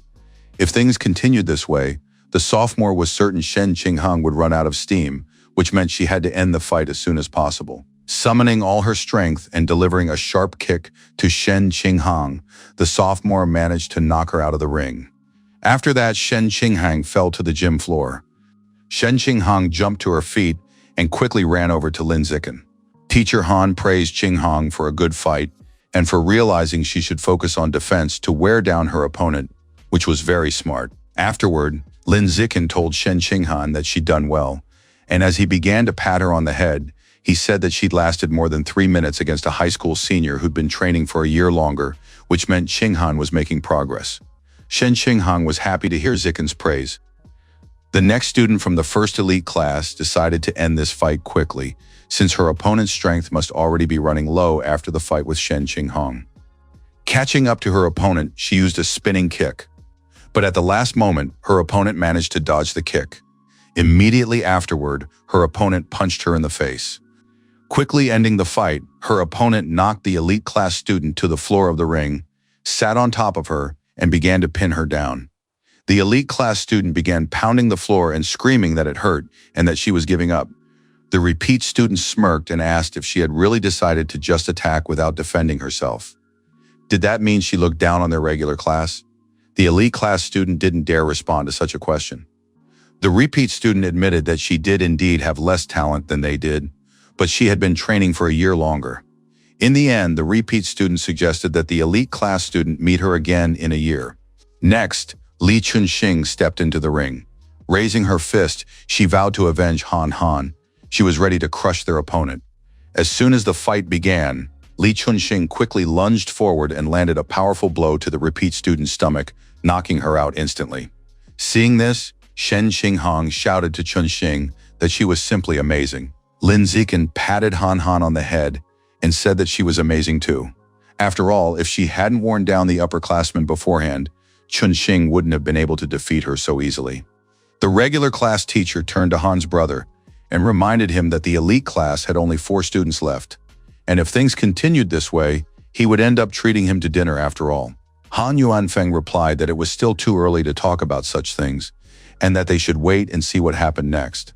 Han Yuanfeng understood that in their class, Lin Zikan, Wang Shuzhe, Lu Gang, and He Yu held all the power of the first year of study in their hands. The real show was only just about to begin. Teacher Han called out to He Yu and told him it was his turn. He Yu jumped into the ring and replied that he understood everything. He Yu told the upperclassman that his fists were already itching for a fight. Then he asked if the other was ready to face his iron fists. The high school senior called Ha Yu a little kid and asked if he should stop being so overly dramatic.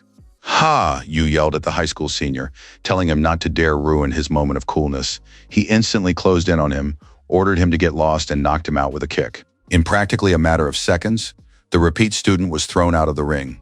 Ha Yu arrogantly asked the repeat student, "Is that really all you've got? And where then did such a pathetic scoundrel get the nerve to look down on others?" The next student, a high schooler, stepped into the ring. Seeing Ha Yu up close, he realized the boy was cocky.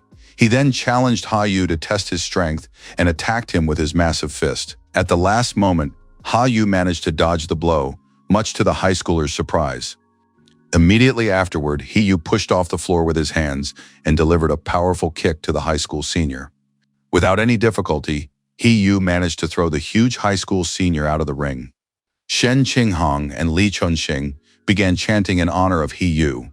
Shen Qingsui shouted that it was amazing and urged him to keep it up. Chunxing wished for him to crush his opponents, and so He Yu continued to defeat one opponent after another. After knocking out yet another opponent, He Yu called out to the next one, saying he could take down 10 more just like that. Although He Yu tried to keep fighting after defeating 5 opponents in a row, it was clear he was already tired. Unfortunately, the 6th opponent managed to knock him down. After that, only 3 students remained in their first elite class, while the second-year class still had 13. Teacher Han told Wang Shuzhe that it was his turn. Wang Shuzhe replied that he understood and immediately attacked the upperclassmen. Wang Shuzhe managed to defeat 10 upperclassmen all by himself. The 11th opponent, however, managed to defeat him by taking advantage of his accumulated fatigue. Then Lu Gang entered the ring, and in less than 10 minutes, he knocked out the 2 strongest second-year students. Han Yuanfeng reminded the high school teacher that there was only 1 student left in his class and asked if he wanted to give up. To which the teacher replied with a smirk that he doubted that decision and ordered Wang Qinghe to enter the ring. The last opponent among the sophomores was Wang Qinghe, who was much larger than the rest. Lu Gang found this ridiculous since he was just some huge chubby guy. Charging forward, Lu Gang shouted that he could easily handle him. He then struck Wang Qinghe right in the chest with all his might. However, his punch barely penetrated the man's fat. Lu Gan was very surprised by this, as it felt as if he had punched a piece of rubber. But since the first punch didn't work, Lu Gan decided to simply keep throwing punch after punch until he defeated his opponent. Soon Lu Gan began to run out of breath. He hadn't managed to do anything. His opponent was simply too fat. Ching Hei's skin was too thick, which made it practically impossible for him to break through it. Wang Qinghe asked Lu Gan if he was already done. Reaching out toward him, he added that in that case it was his turn. Grabbing Lu Gan by the throat, Wang Qinghe began to squeeze. Wang Qinghei's strength turned out to be much greater than Lu Gan had expected, and he nearly lost consciousness. Having pushed Lu Gan to his limit, Wang Qinghe swung his arm and flung him out of the ring. Han Yuanfeng sensed something was wrong, as he didn't recall there being such a strong student in the second-year class. The second-year teacher apologized to Han's brother for this and explained that Qinghe had only transferred in this quarter, which was why Han Yuanfeng didn't remember him. He then noted that Han Yuanfeng would lose this time. He asked him not to forget their agreement. The loser treats the winner's class. Teacher Han felt like crying from grief. After all, the second-year student had a trump card up his sleeve. He believed that no matter how strong Lin Zikin was, he would never be able to defeat this monster. He really had been too careless to fall for his trick. Han Yuanfeng grabbed Lin Zikin by the shoulder and told him it was his turn. He advised Zikin to try to gain experience from this battle and not to worry about losing. As he made his way to the ring, Lin Zikin smiled and told Teacher Han not to worry, because he was going to win. When Wang Qinghe saw this young man, he was surprised that this was the strongest fighter in the first elite class. Besides, he looked rather thin. Wang Qinghe told Zikin that he wasn't used to picking on little guys. Li Chunxing yelled at the fat guy not to get cocky because Zikin would definitely beat him. Their classmates shouted that she'd turn him into a kebab, after which Qinghan yelled at Zikin to teach that pig a lesson. All these comments from the girls, especially the one about the pig, really stung Qinghe. Wang Qinghe smirked and told Zikin that he'd let him land 10 blows, so that later neither he nor his girls would talk behind his back, claiming he was bullying the weak and had won unfairly. Lin Zikin smirked and said that, of course, that would be the case. Wang Qinghe pointedly patted his belly and told Lin Zikin to go ahead. He told him to go all out while he himself would just stand there. The very next moment, a fist flew into Wang Qinghe's chest, sending him flying over the ring. As he soared upward, Wang Qinghe spun around in the air several times. Then he landed with a loud thud, his belly slamming into the floor. Everyone watching the fight simply froze. And a few seconds later, the first elite class erupted in cheers for Zikin, since he had won. As he came to his senses, Wang Qinghe wondered how he had ended up here, and what had just happened. Something ridiculous had definitely just happened, and he couldn't believe that something like this could have occurred. The high school teacher admitted that Zikin from Han's brother's class was simply incredible. With a single blow, he had managed to knock Wang Qinghe out. He even began to feel that Zikin was just as strong as Wu Tiansheng had been in his first year of high school. Han Yuanfeng asked what he was talking about. After all, Tiansheng had been on a completely different level back then. His immense strength had nearly scared the principal to death.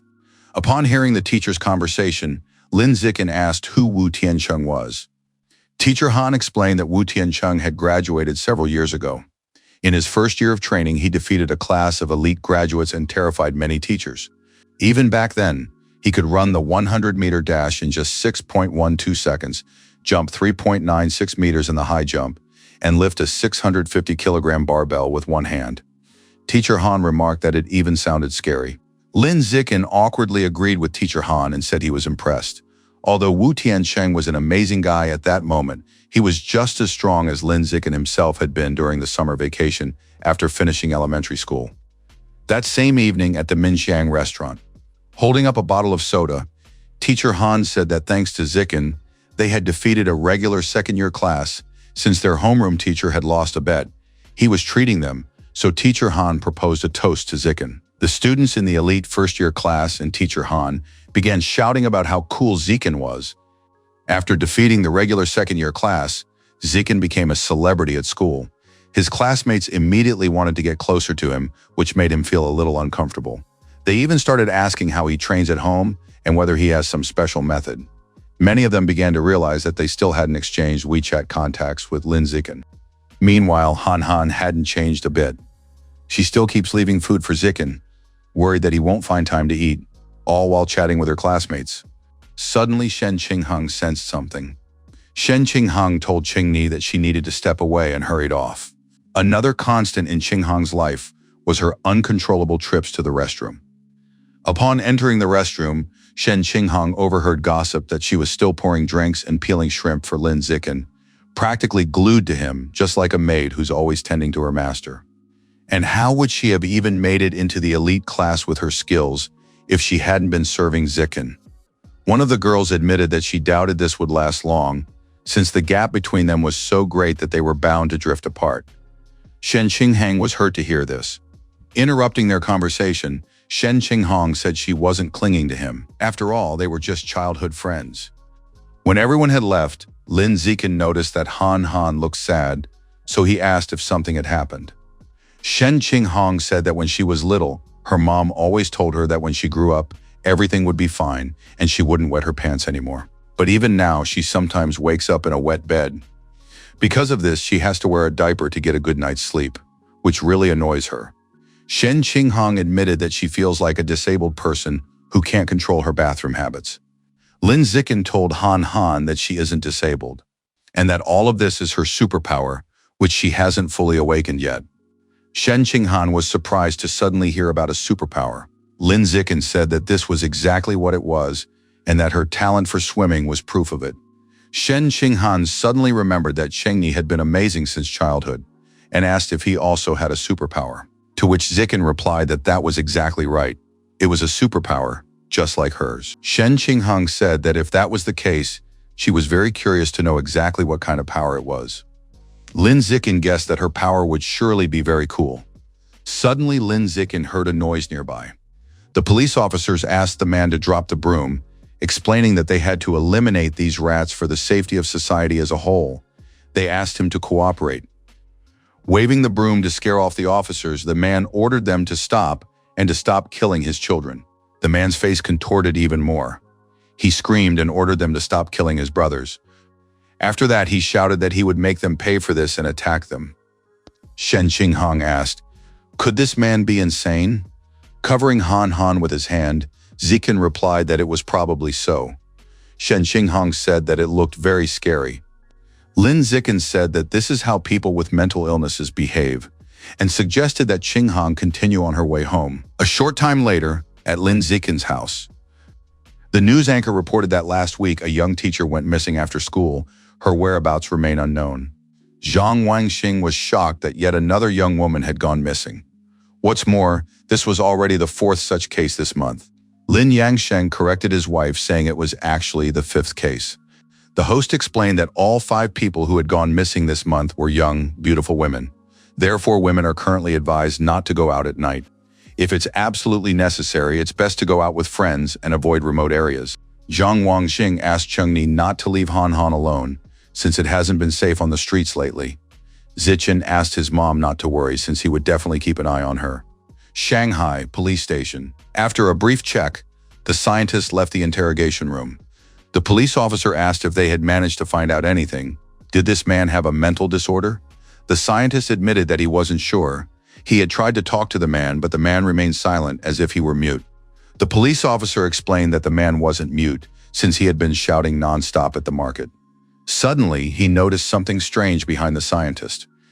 The man in the interrogation room suddenly began to transform. His body stretched out slightly and began to twitch strangely. Suddenly, the man turned into a huge rat, which allowed him to break free from his shackles. The police officer immediately grabbed his radio and shouted for cyborg backup to be requested from headquarters as soon as possible. The man in the interrogation room is turning into a giant mutant rat. The police officers continued to fire at the huge rat with everything they had, but it kept advancing, seemingly unaffected by the shots. A female police officer ran up to the captain and reported that headquarters had said all the cyborgs were out on assignments. They wouldn't be able to send reinforcements for another 10 minutes, but she was afraid the reinforcements wouldn't arrive in time. They had too little ammunition left. The captain ordered her to get in the car quickly. They had to lure the rat to the side of the road to buy time until reinforcements arrived. When they reached the car, the captain ordered them to lure the rat man into the mountains so they could buy as much time as possible. Driving at full speed, the police officers still managed to lure the giant rat out of the city. However, it continued to chase them, smashing through every obstacle in its path. A huge cobblestone thrown by the rat hit the police car, causing it to overturn. Barely alive, the female police officer hung out of the car window.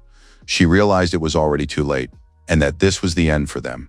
Approaching the overturned car, the giant aberrant rat screamed in rage. Suddenly, the giant rat was blown up. The cyborg woman in purple announced that the target had been captured and began firing at the aberrant rat. She ordered the rat to die and subjected it to heavy fire. Under rocket fire, the giant rat dug a burrow and escaped, surprising the cyborg. Apparently, these creatures have become smarter, although judging by the chunks of flesh on the ground, the aberrant rat is definitely seriously wounded. With such injuries, it couldn't have gotten far, which means there's still a chance to track it down and kill it. 3:00 a.m. on the same day. Lin Zikin had been writing for over half a month and was constantly updating chapters, typing more than 4,000 words a day. In total, he had already written nearly 100,000 words, and his earnings from them had exceeded 10,000 yuan. Zikin's book would remain on the recommended list for a while longer, during which time the statistics were expected to rise. Even Zikin didn't know how much he would earn in the first month after the official release. Late at night, after checking the statistics for the novel, Zikin couldn't fall asleep because he was thinking about the potential profits. So he decided to take a walk down a small alley where there were no cameras to assess the results of his recent training. Lin Zikin could already run the 100-meter dash in 3.43 seconds and jump 7.22 meters in the high jump, which was very significant progress. If he continues to improve at this rate, he'll be able to become a true superhuman by pushing his physical limits. While running through the alleys, Lin Zikin suddenly heard something terrifying. The half-human, half-rat creature was eating a rat and apologizing for it. Since he really didn't want to eat it, he was forced to do so because of hunger. He had promised his younger brother that, once he had eaten his fill, he would make offerings to him every year. Lin Zikin was stunned to suddenly come across a rat man. He assumed this was the very same giant rat that had been in the news today. Lin Zikin didn't dare attack the giant aberrant rat and hurried to get away from there as quickly as possible to notify the police. But the rat man had already spotted Zikin. He told his brother that he no longer wanted to eat him. Instead, he would eat a human. Bouncing off the walls, the rat man quickly caught up to Lin Zikin. He wanted more meat. He wanted to taste human flesh. Lin Zikin was stunned by just how fast the rat was and began thinking about how to dodge the attack. The giant rat caught up to him too quickly, leaving Lin Zikin with no choice but to fight. The giant rat tried to bite Zikin, but at that very moment, he kicked it in the chest. Lin Zikin's kick was powerful enough to knock the giant rat back and inflict damage on it. The rat man couldn't comprehend what had just happened. This man clearly looked like a frail schoolboy, so where did he get so much strength? Before the rat man could fully come to his senses, a rock suddenly struck him in the head. Lin Zikin knew he couldn't let the giant aberrant rat recover. So, trying to finish it off as quickly as possible, he began hurling rocks at it with all his might. In a matter of moments, under a hail of rocks, the giant aberrant rat was reduced to a sieve. While trying to finish off the rat, Lin Zikin managed to catch his breath a little, but what was even more surprising was that he had actually managed to defeat it. Lin Zikin wondered if he had truly managed to defeat the aberrant monster, then walked over and touched its remains. The system notified Lin Zikin that he had absorbed the life essence of the giant aberrant rat. The trace of the giant rat's life essence was 7% complete. Having successfully absorbed the giant rat's life essence, Zikin was convinced that he had indeed done it. However, he had only received 2%, which was very little. Last time he had received 5%. Lin Zikin speculated that this might be related to the number of Rat King genes each of the cultists had consumed. After finishing absorbing the life essence, Zikin decided to return home. Morning was about to break and it wasn't safe to stay here. A short time later, a female cyborg flew to the scene, pursuing the massive aberrant rat that had escaped. But to her surprise, the rat man was already dead. But who could have killed the rat man? Somewhere in an abandoned building. After capturing the girl, the cultists brought her to the cultists' lair to offer her as a sacrifice to their god. Placing the girl in the center of the ritual circle, the cultists knelt and called upon the rat god to accept this offering. The rat god answered the cultist's call and asked why he had brought only one woman. Did he really intend to starve him to death? This girl wouldn't even be enough to clean his teeth. Or did he wish to offer himself as a sacrifice? The cultist bowed before the rat god and said that wasn't the case at all, asking to be heard. The cultist told the rat god that human women had become much more cautious lately. At night, they hardly ever leave the house, and during the day they move around in groups, which is why it's now hard to catch them. The rat god ordered the cultist to catch a man next time. The cultist bowed even lower and told his master that he understood everything. The rat god tossed a piece of meat to his cultist. The cultist immediately pounced on it, and as he began to devour the piece of raw meat, thanked his god for the generous gift. Having rewarded his faithful servant, the rat god wrapped his tongue around the sacrifice brought to him. He then pulled it into his enormous maw. With soul-piercing sounds, the rat god devoured the sacrifice.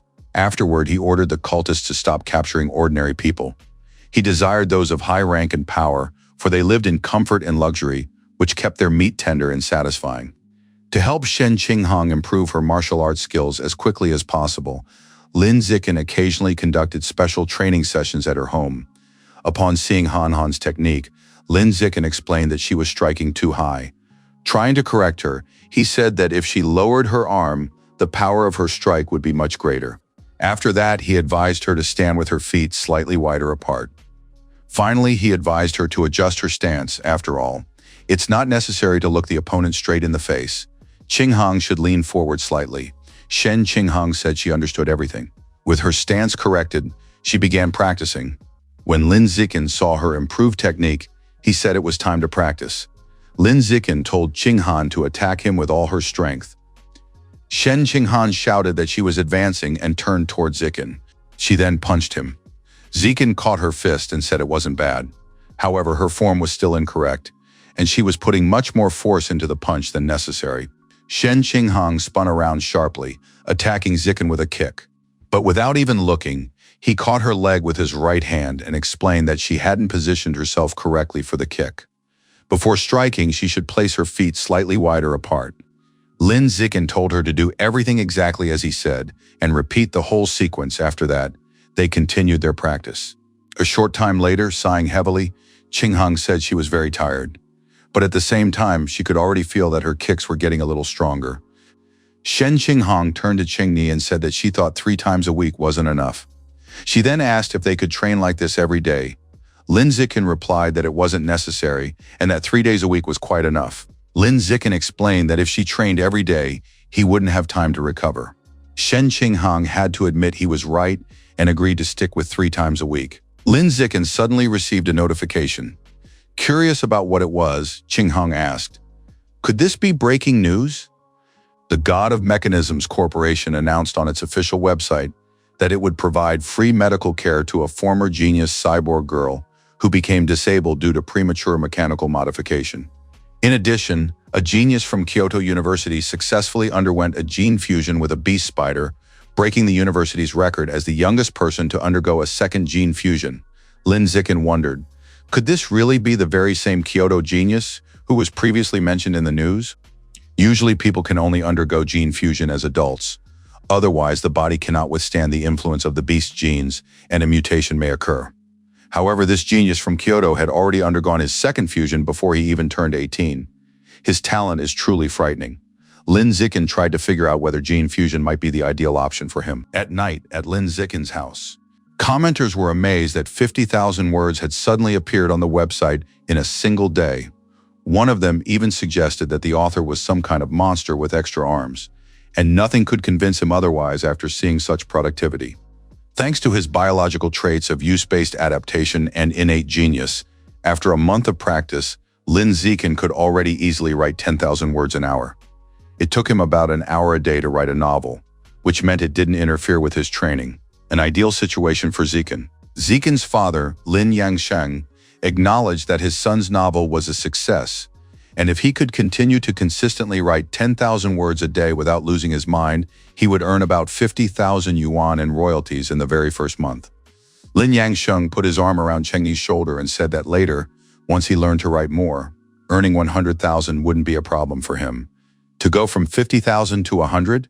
Lin Zikin realized that with that kind of money, he wouldn't have to worry about paying to unlock monster tracks in the future. However, Zikin hoped that at the very least, his income from the first 2 months would be enough to cover the costs of unlocking the track of the wild giant eagle. Martial arts lesson. Han Yuanfeng organized a sparring match among the students to test their progress. As usual, Lin Zikin dominated the ring with ease. His strikes were so powerful that no one could stand up to him.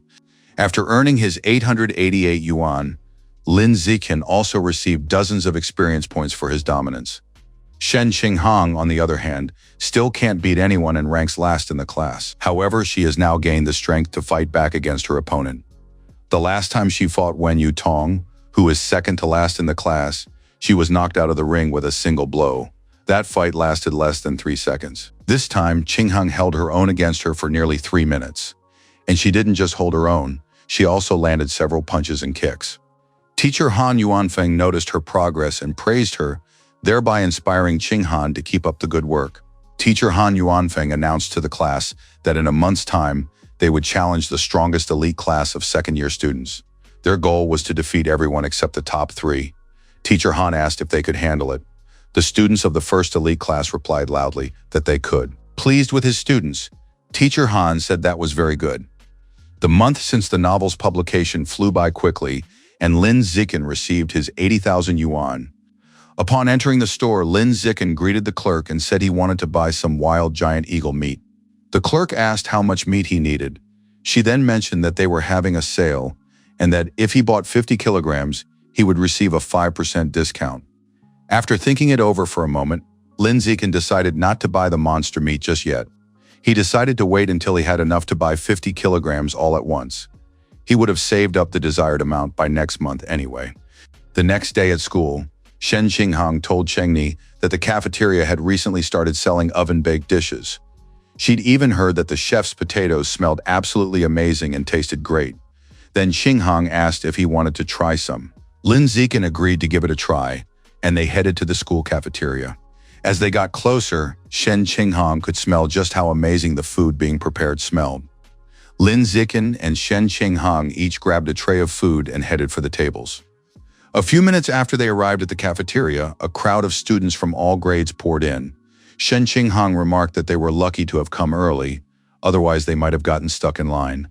Zikin, of course, agreed. Suddenly, shouts rang out not far from them. He Yu and another student started arguing over whether one of them had cut in line, while the other tried to prove that his desk mate had taken his seat. He Yu asked the student, "Are you really that stupid? Your friend is right in front of you, but you cut in between them. That's the same as if you'd taken his seat." The student asked, "So what? What can he do about it?" Noticing that He Yu had started arguing with someone, Shen Qinghang asked Cheng Ni if they should go over to them.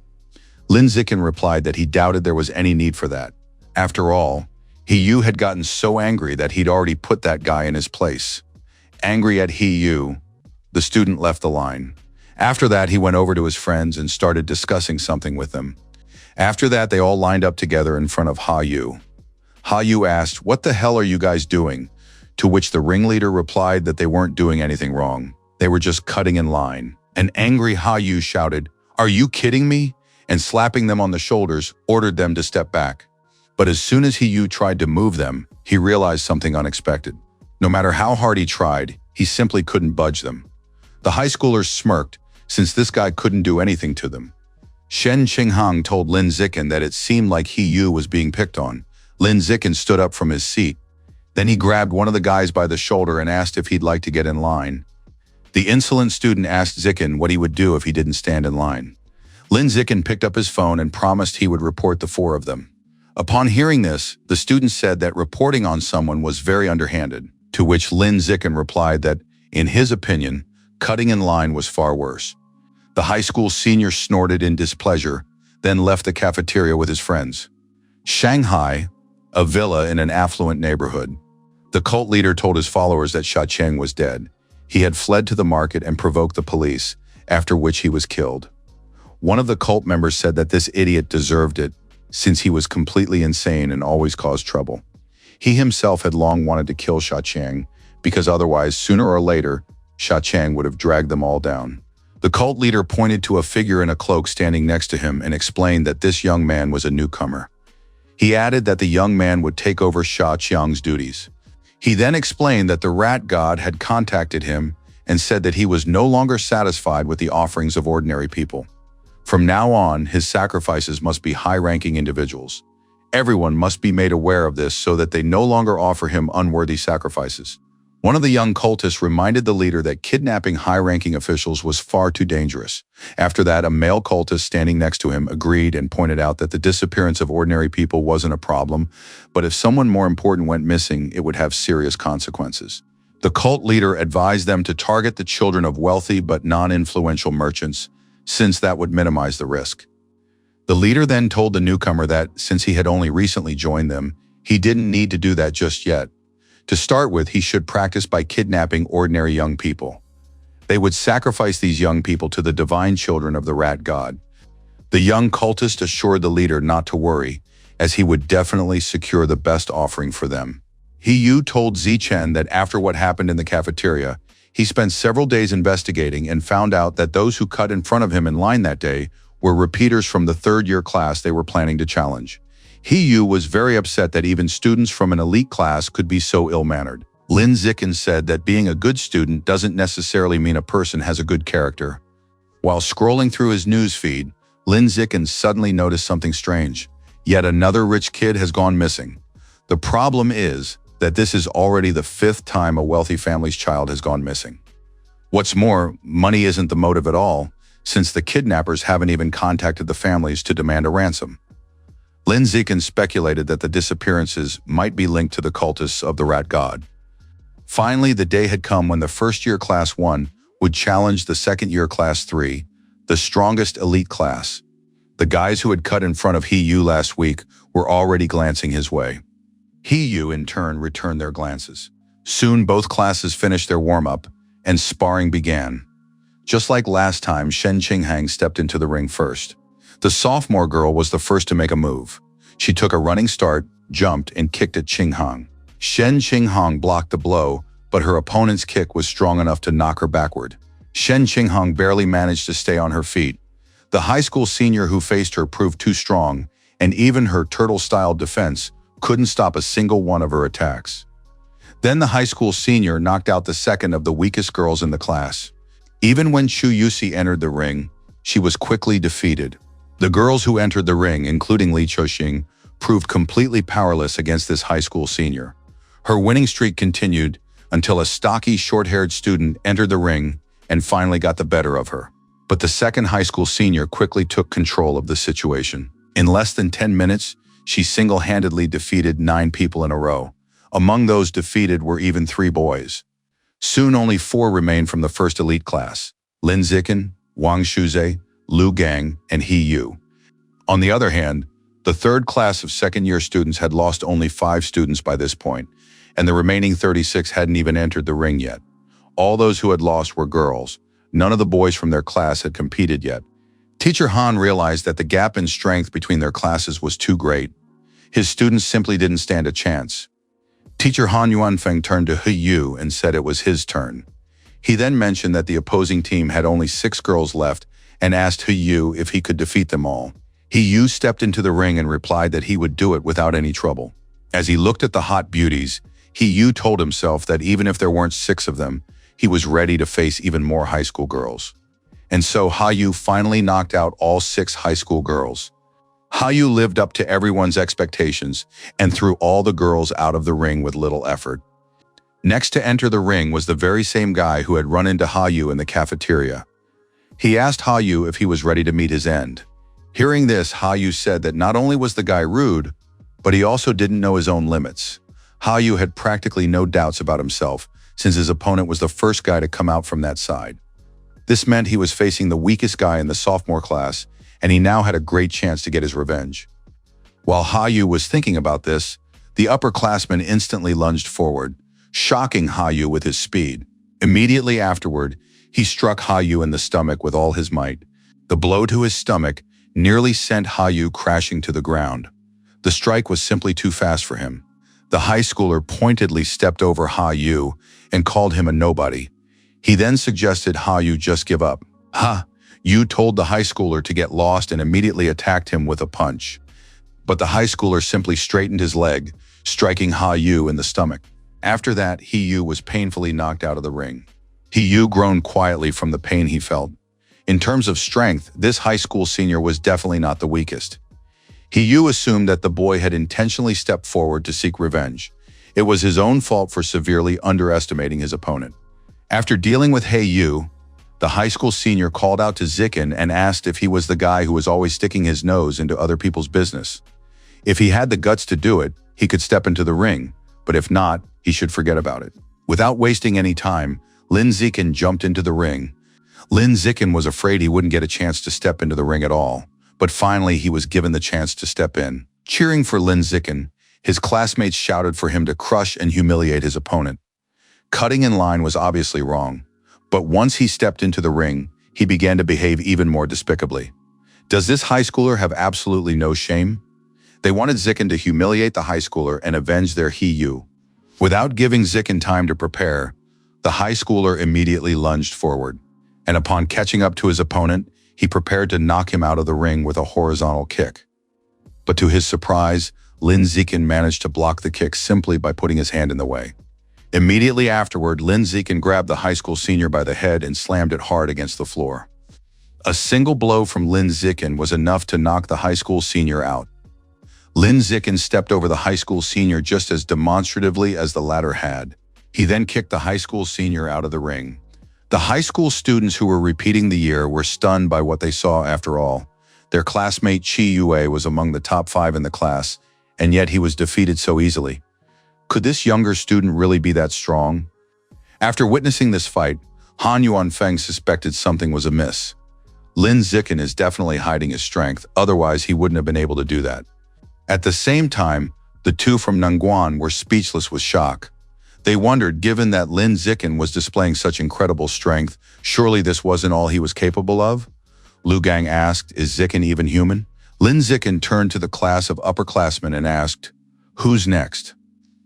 Chi Yue's friends who had been involved in the cafeteria incident suddenly felt a chill run down their spines. They were afraid to step into the ring against this underclassman. Half an hour later, Lin Zikin defeated all 29 remaining second-year students from the 3rd grade. In fact, Lin Zikin no longer knew how much his progress on the survival of the fittest attribute quest had increased. After checking the system, Lin Zikin was even surprised to find that, over the entire period, he had only knocked out 119 opponents out of 1,000. The number of opponents for the quest was clearly growing too slowly. Lin Zikin fell into deep thought. Every time interclass sparring matches took place, he was forced to step into the ring at the last minute. This definitely couldn't go on any longer. Lin Zikin's strength had already far surpassed the high school level, so he no longer needed to follow the high school rules. Lin Zikin decided that from now on he would set the rules himself. Monday, the principal's office. Upon hearing Lin Zikin's words, the principal asked in shock, "What do you want to do?" So he actually wanted her to organize private fights with prizes for him? Lin Zikin replied that this was exactly what he wanted. He was going to challenge the entire school. The principal reminded Lin Zikin that he was only a freshman in high school. She then asked if he was serious about this, and on what grounds did he want to challenge all the students. Lin Zikin replied that he was serious and asked the principal to go with him to the gym. He wanted to prove to her that he was strong enough to challenge everyone. A short time later, the principal followed Lin Zikin to the gym. The principal told Zikin that it was already too late for that, then asked why they were there. As he began to take off his outer clothing, Lin Zikin replied that he would demonstrate his strength to her. Demonstrate? The principal, sensing something was amiss, was stunned by the sudden turn of events. The principal asked Zikin to stop. Suddenly, Lin Zikin walked over to a 700-kilogram barbell and lifted it with one hand. The principal was baffled. This was not at all what she had expected.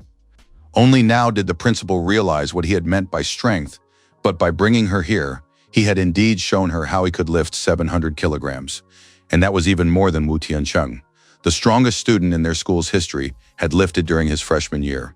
Under these circumstances, she didn't dare refuse Zikin.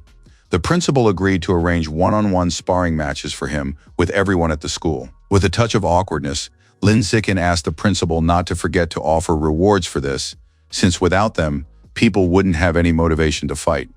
Lin Zikin suggested establishing 2 types of rewards. The first would be a participation prize to encourage everyone who accepted the challenge. The second would be a cumulative prize. They would create a prize pool that would grow with each new challenge. Whoever defeats him will claim the cumulative reward. However, if no one manages to defeat Zikin within a certain time frame, the entire reward will go to him. The principal asked Zikin not to worry about this and assured him that he could count on her. She was ready to do everything exactly as he said. Lin Zikin also asked the principal to keep his abilities a secret for now. Otherwise, all the students would lose their motivation to accept his challenge if they suddenly found out about it. The principal agreed to keep it a secret. A short time later, in the principal's office, the principal offered Zikin a look at the papers and asked what he thought about holding the competition this way. After glancing at the papers, Lin Zikin said everything was great and that the principal had done a good job on it. The principal smiled and replied to Lin Zikin that it hadn't been difficult at all. Seeing this, teachers Han Yuanfeng and Liu Dezhen hurried to rub their eyes. They couldn't understand what on earth was going on here.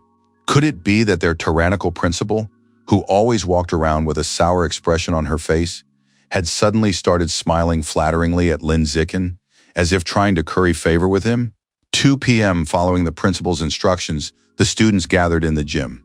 As planned, the principal introduced Lin Zikin to the students and outlined his recent achievements, as well as the competition rules, cash prizes, and other details in full. As expected, the gym erupted in outrage. The teachers thought their principal had suddenly lost her mind. Meanwhile, the students were outraged that some cocky freshman dared to challenge the entire school. For those who hadn't witnessed Lin Zikin's strength, it was laughable that he'd gotten so cocky after crushing the elite sophomore class.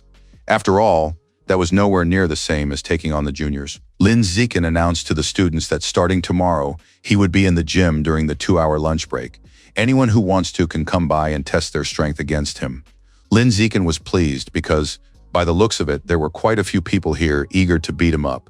He had a chance to complete his assignment ahead of schedule. That same evening, somewhere on the city streets, a blonde guy was strolling through the city checking out the passers-by, until 2 girls stepped up in front of him.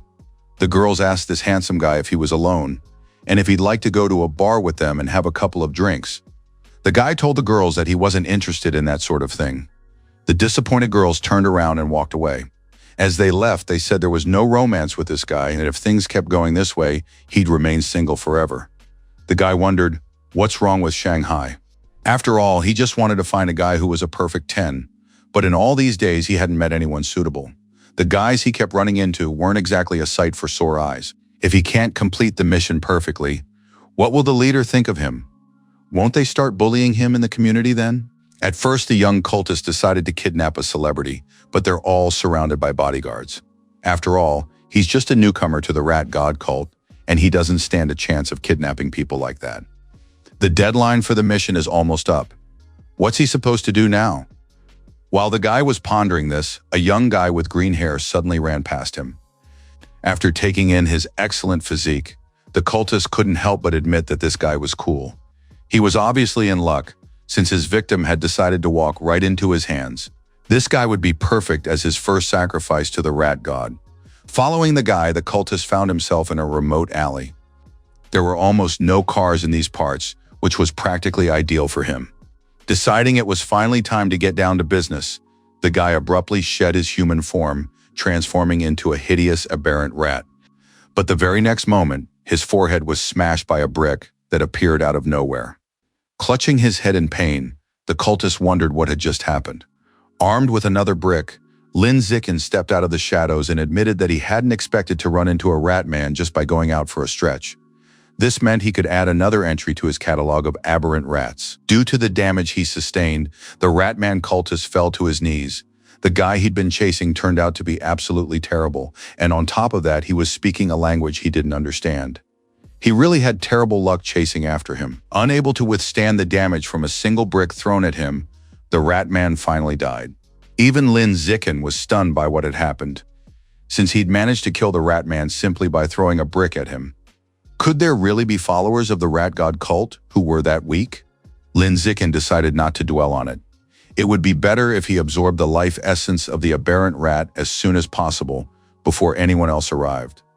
After absorbing a trace of the giant aberrant rat's life essence, Lin Zikin reached 8% absorption. Lin Zikin was surprised that his absorption progress had increased by only 1%, but at the same time it was no wonder that this rat man was so worthless. But even though he had dealt with him so easily, for safety's sake, Lin Zichen decided he shouldn't go for night runs anytime soon. Not all cult followers are so weak. Some of the stronger followers of the rat god, after mutating, gain incredibly powerful bodies capable of withstanding even firearms. A short while later, after getting out of the shower, Lin Zichen heard the news on TV. Yesterday at 3 a.m., the city's security service, in collaboration with professors from the Department of Evolution at Shanghai University, had wiped out the rat god cult. Lin Zichen was a little surprised to hear that the rat god cult had already been destroyed. Mentor Wu Tiancheng from the Department of Evolution at Shanghai University, who defeated the Rat King, is also a gene combiner and possesses a high biological level. Standing before the Rat King, the gene combiner unleashed hundreds of his sharp quills. In just a matter of seconds, he pierced the Rat King's defenses and defeated him. All in all, this mission took 30 seconds and ended in a crushing victory. After watching the report, Lin Zichen finally got a sense of the approximate power level of high-level creatures, and he really was strong. That same evening, at the Thetan building, the man asked Tiancheng if he had managed to contact his mentor yet, to which Tiancheng replied that he hadn't been able to do so yet. The group that had been sent to quell the rebellion at the 36th spring is still listed as missing. He then asked how things were going at that spring now. Tiancheng explained that everything was relatively stable. Otherwise, he wouldn't have had time to come here and deal with the minor parasites that had escaped back then. The man was surprised to hear the term petty parasites used to describe those monsters. After all, the entire city's security service was powerless against the rats. However, to a high-level genius like Tiancheng, they really were nothing but nobodies. The man asked Tiancheng, since he had come this far, if he would like to visit his alma mater to give a lecture. Tiancheng declined, pointing out that he already had enough on his plate with his actual job. After that, the man remarked that doing ideological work with his lovely students was also a job. That very night, in a deep cave lit only by moonlight, the mighty monster recalled that at first this rat had eaten only beggars and the homeless. Then it had moved on to the young and tender. And in the end, it began to devour those who belonged to the upper echelons of society, the pampered and those living in luxury. The Rat King had no choice but to bow down before the more powerful creature, fearing he would be trampled.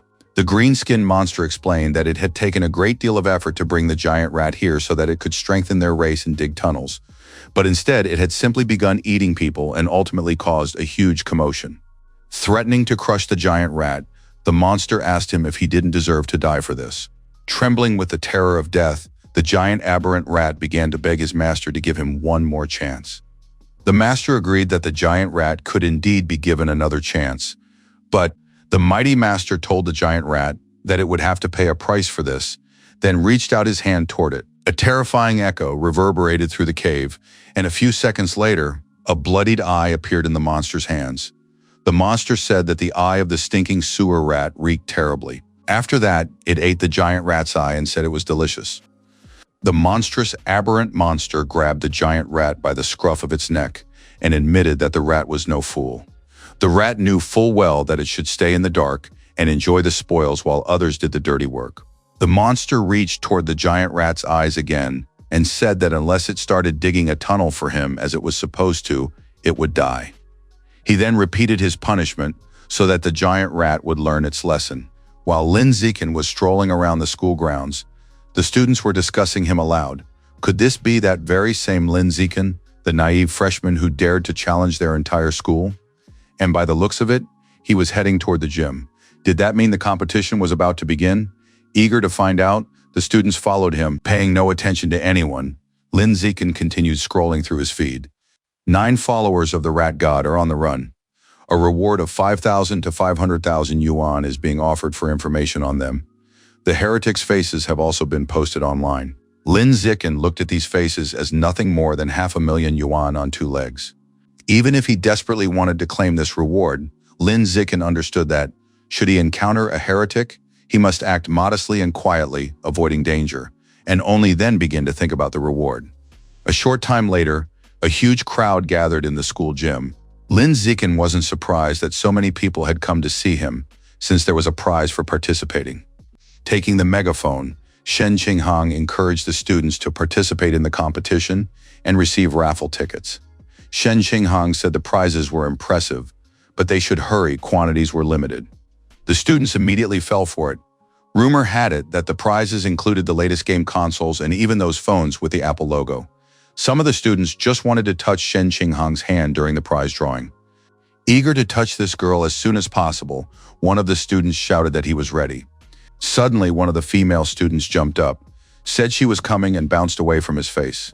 Eager to get to Lin Zikin as quickly as possible, a crowd of girls ran over the boys' faces. None of them wanted Zikin to let them pass. 10 girls instantly surrounded Lin Zikin, eager to compete with him. The first one grabbed Lin Zikin's hand. She was satisfied just to have touched him, and only then did she realize how muscular Zikin's arm was.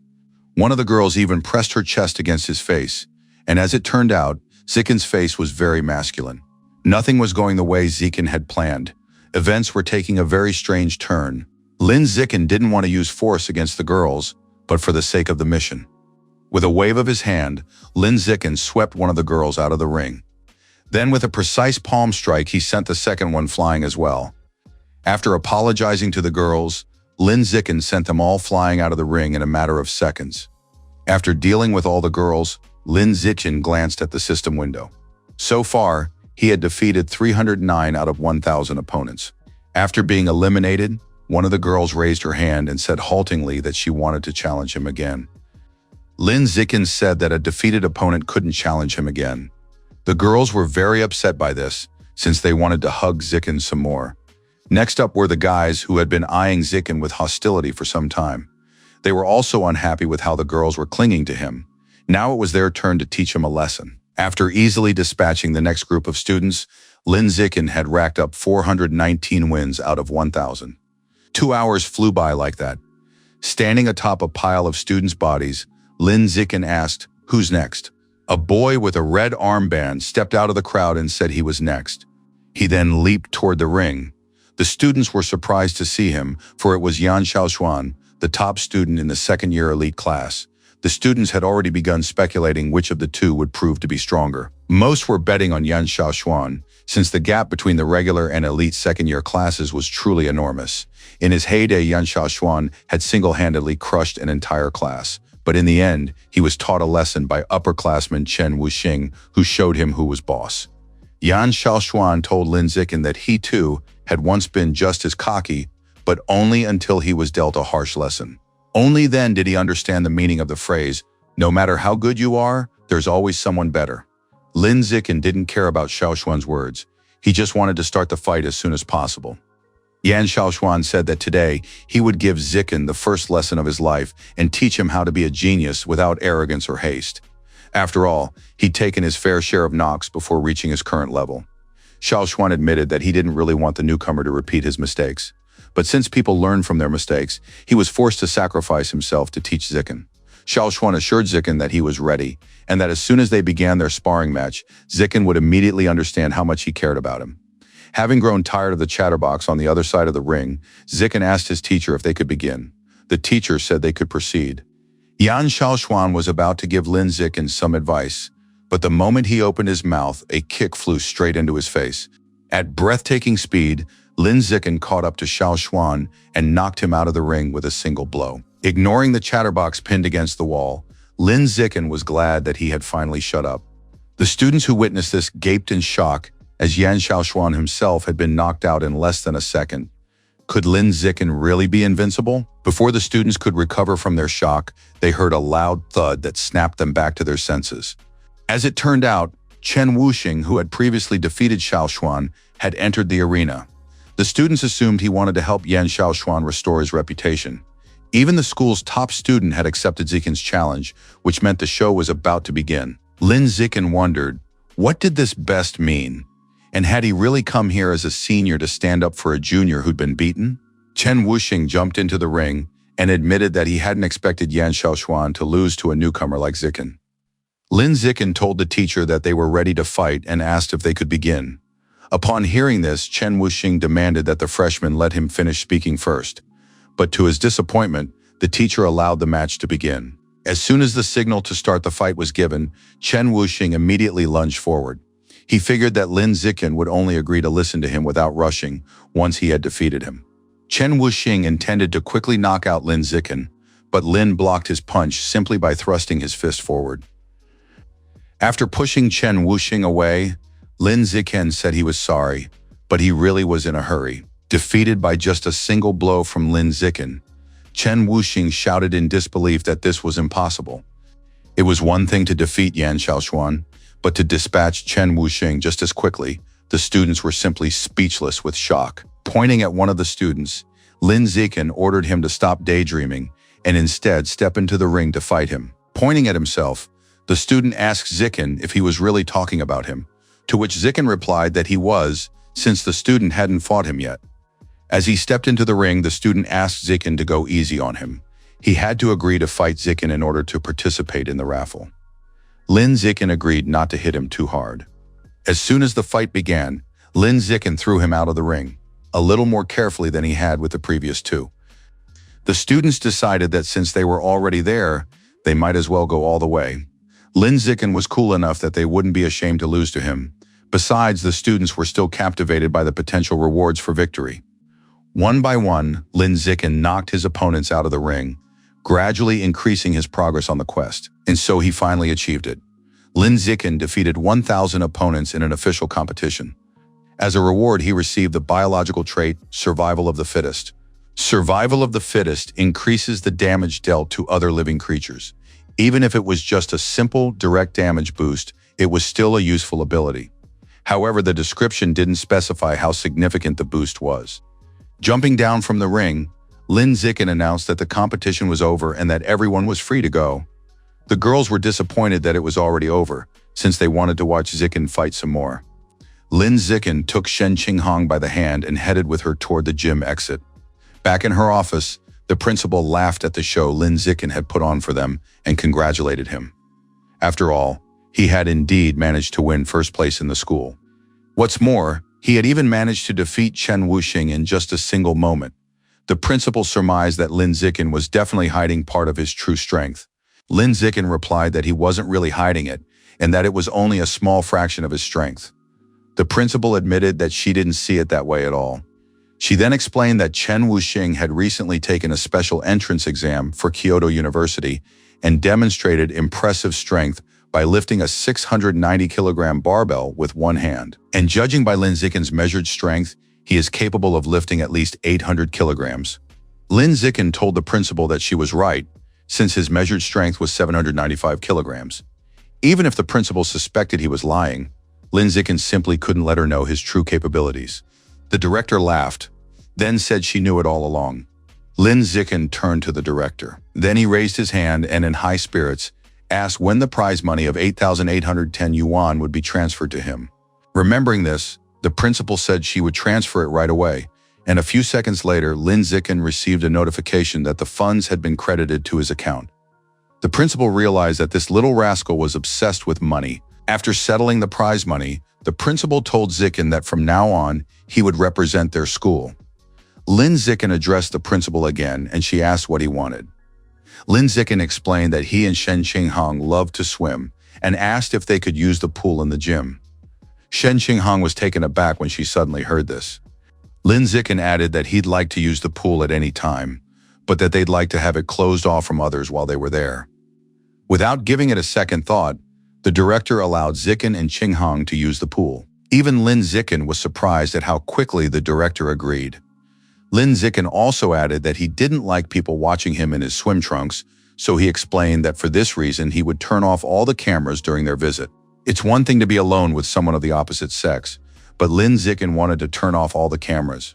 Given that, the director could guess what the two of them might be up to in there. The director opened her desk drawer, reached for the key, and told Ziken that since that's what he wanted, she would grant all his requests.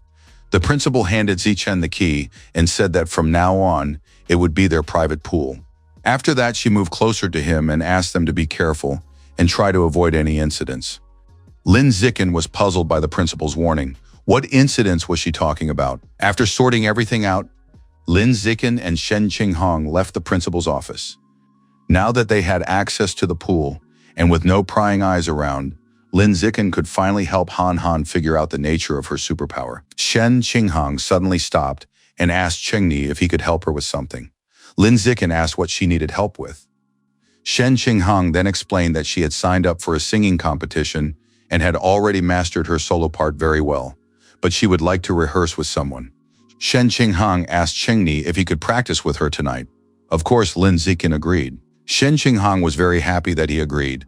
Seeing her reaction, Lin Zikin realized that Han Han was really taking this competition seriously, and so Lin Zikin hoped that, thanks to the competition, she would be able to gain self-confidence. Sometime later, at the Han Han family's home, Lin Zikin and Shen Qinghang were having fun rehearsing for Han Han's competition. Shen Jian noticed that the children had grown up and asked his wife if she didn't think it was a bit inappropriate for a boy and a girl to be alone together in the same room. Xu Meng reminded her husband that their children had grown up together as friends, so what was wrong with them playing together? Xu Meng told the old man to mind his own business. She then advised him to go about his own business instead. Under pressure from Xu Meng, Shen Jian agreed with her and promised not to bring it up again. Thanks to his improved hearing, the brief argument between Han Han's parents reached his ears. Lin Zikin suggested that Han Han take a break and get back to her studies, since they'd already been rehearsing for half an hour. Lin Zikin grabbed his backpack, and as he was leaving, promised that they'd go to the pool tomorrow after school. Lin Zikin reminded her not to forget to bring her swimsuit. Shen Qinghang waved goodbye to Chengni, and he left. As soon as Chengni left, Shen Qinghang immediately blushed, because the thought of the pool was still making her nervous. Shen Qinghang headed to the locker room and, as she sorted through her clothes, wondered which swimsuit she should choose. Shen Qinghang had a choice between a one-piece swimsuit and a bikini. Shen Qinghang picked up the bikini top and wondered if it was too revealing. Then Qinghang imagined herself splashing around in that swimsuit with Chengni, which made her feel even more embarrassed. Realizing that only Chengni would be there, Shen Qinghang hurriedly packed away the bikini. The next day, at the school pool, after changing into his swim trunks, Lin Zikin surveyed the pool. Realizing what Lin Zikin and Shen Qinghang would be up to here, the principal had anticipated everything and covered the cameras. While Lin Zikin was looking around the pool, Shen Qinghang suddenly called out to him. Coming out to meet Lin Zikin in her swimsuit, Shen Qinghang apologized for making him wait. Lin Zikin asked Han Han not to run around the pool like that if she didn't want to slip. In his mind, he held his heart back so as not to exclaim, "Sweetheart." After that, trying to hide his embarrassment, Lin Zikin suggested that Han Han start their training. While training, Lin Zikin and Han Han dove into the pool. Then they began swimming underwater. That was until Shen Qinghang suddenly noticed something. Qinghang tapped Chengni on the arm to get his attention. Then he pointed upward, signaling that they needed to surface. Lin Zikin and Shen Qinghang clung to each other, then worked together to quickly swim to the surface. Once they surfaced, Lin Zikin asked Han Han what had happened. Not understanding what was going on, Shen Qinghang turned to Chengni and said that the water was passing right through her body. Shen Qinghang asked Chengni to take a look, then cupped her hands to catch some water. When Qinghang raised her hands, the water began to pour right through her palms. It was truly strange. Why was her body letting the water pass through? Lin Zikin realized almost immediately that this might be part of Han Han's superpower. Lin Zikin asked Han Han to let him examine her hands. After feeling her hands, Lin Zikin confirmed that, aside from the water passing right through them, there were no other abnormalities. Lin Zikin took Han Han by the hand and suggested they go outside, as he needed to examine her body. Perhaps there were other places on her body where water could pass through. Shen Qinghang reluctantly agreed to do so. After that, Lin Zikin began pouring water over Shen Qinghang, trying to find any anomalies related to her ability. After several tests, Shen Qinghang asked how much longer it would take. Lin Zikin explained that he had already tested her 3 times, but had not been able to detect any anomalies.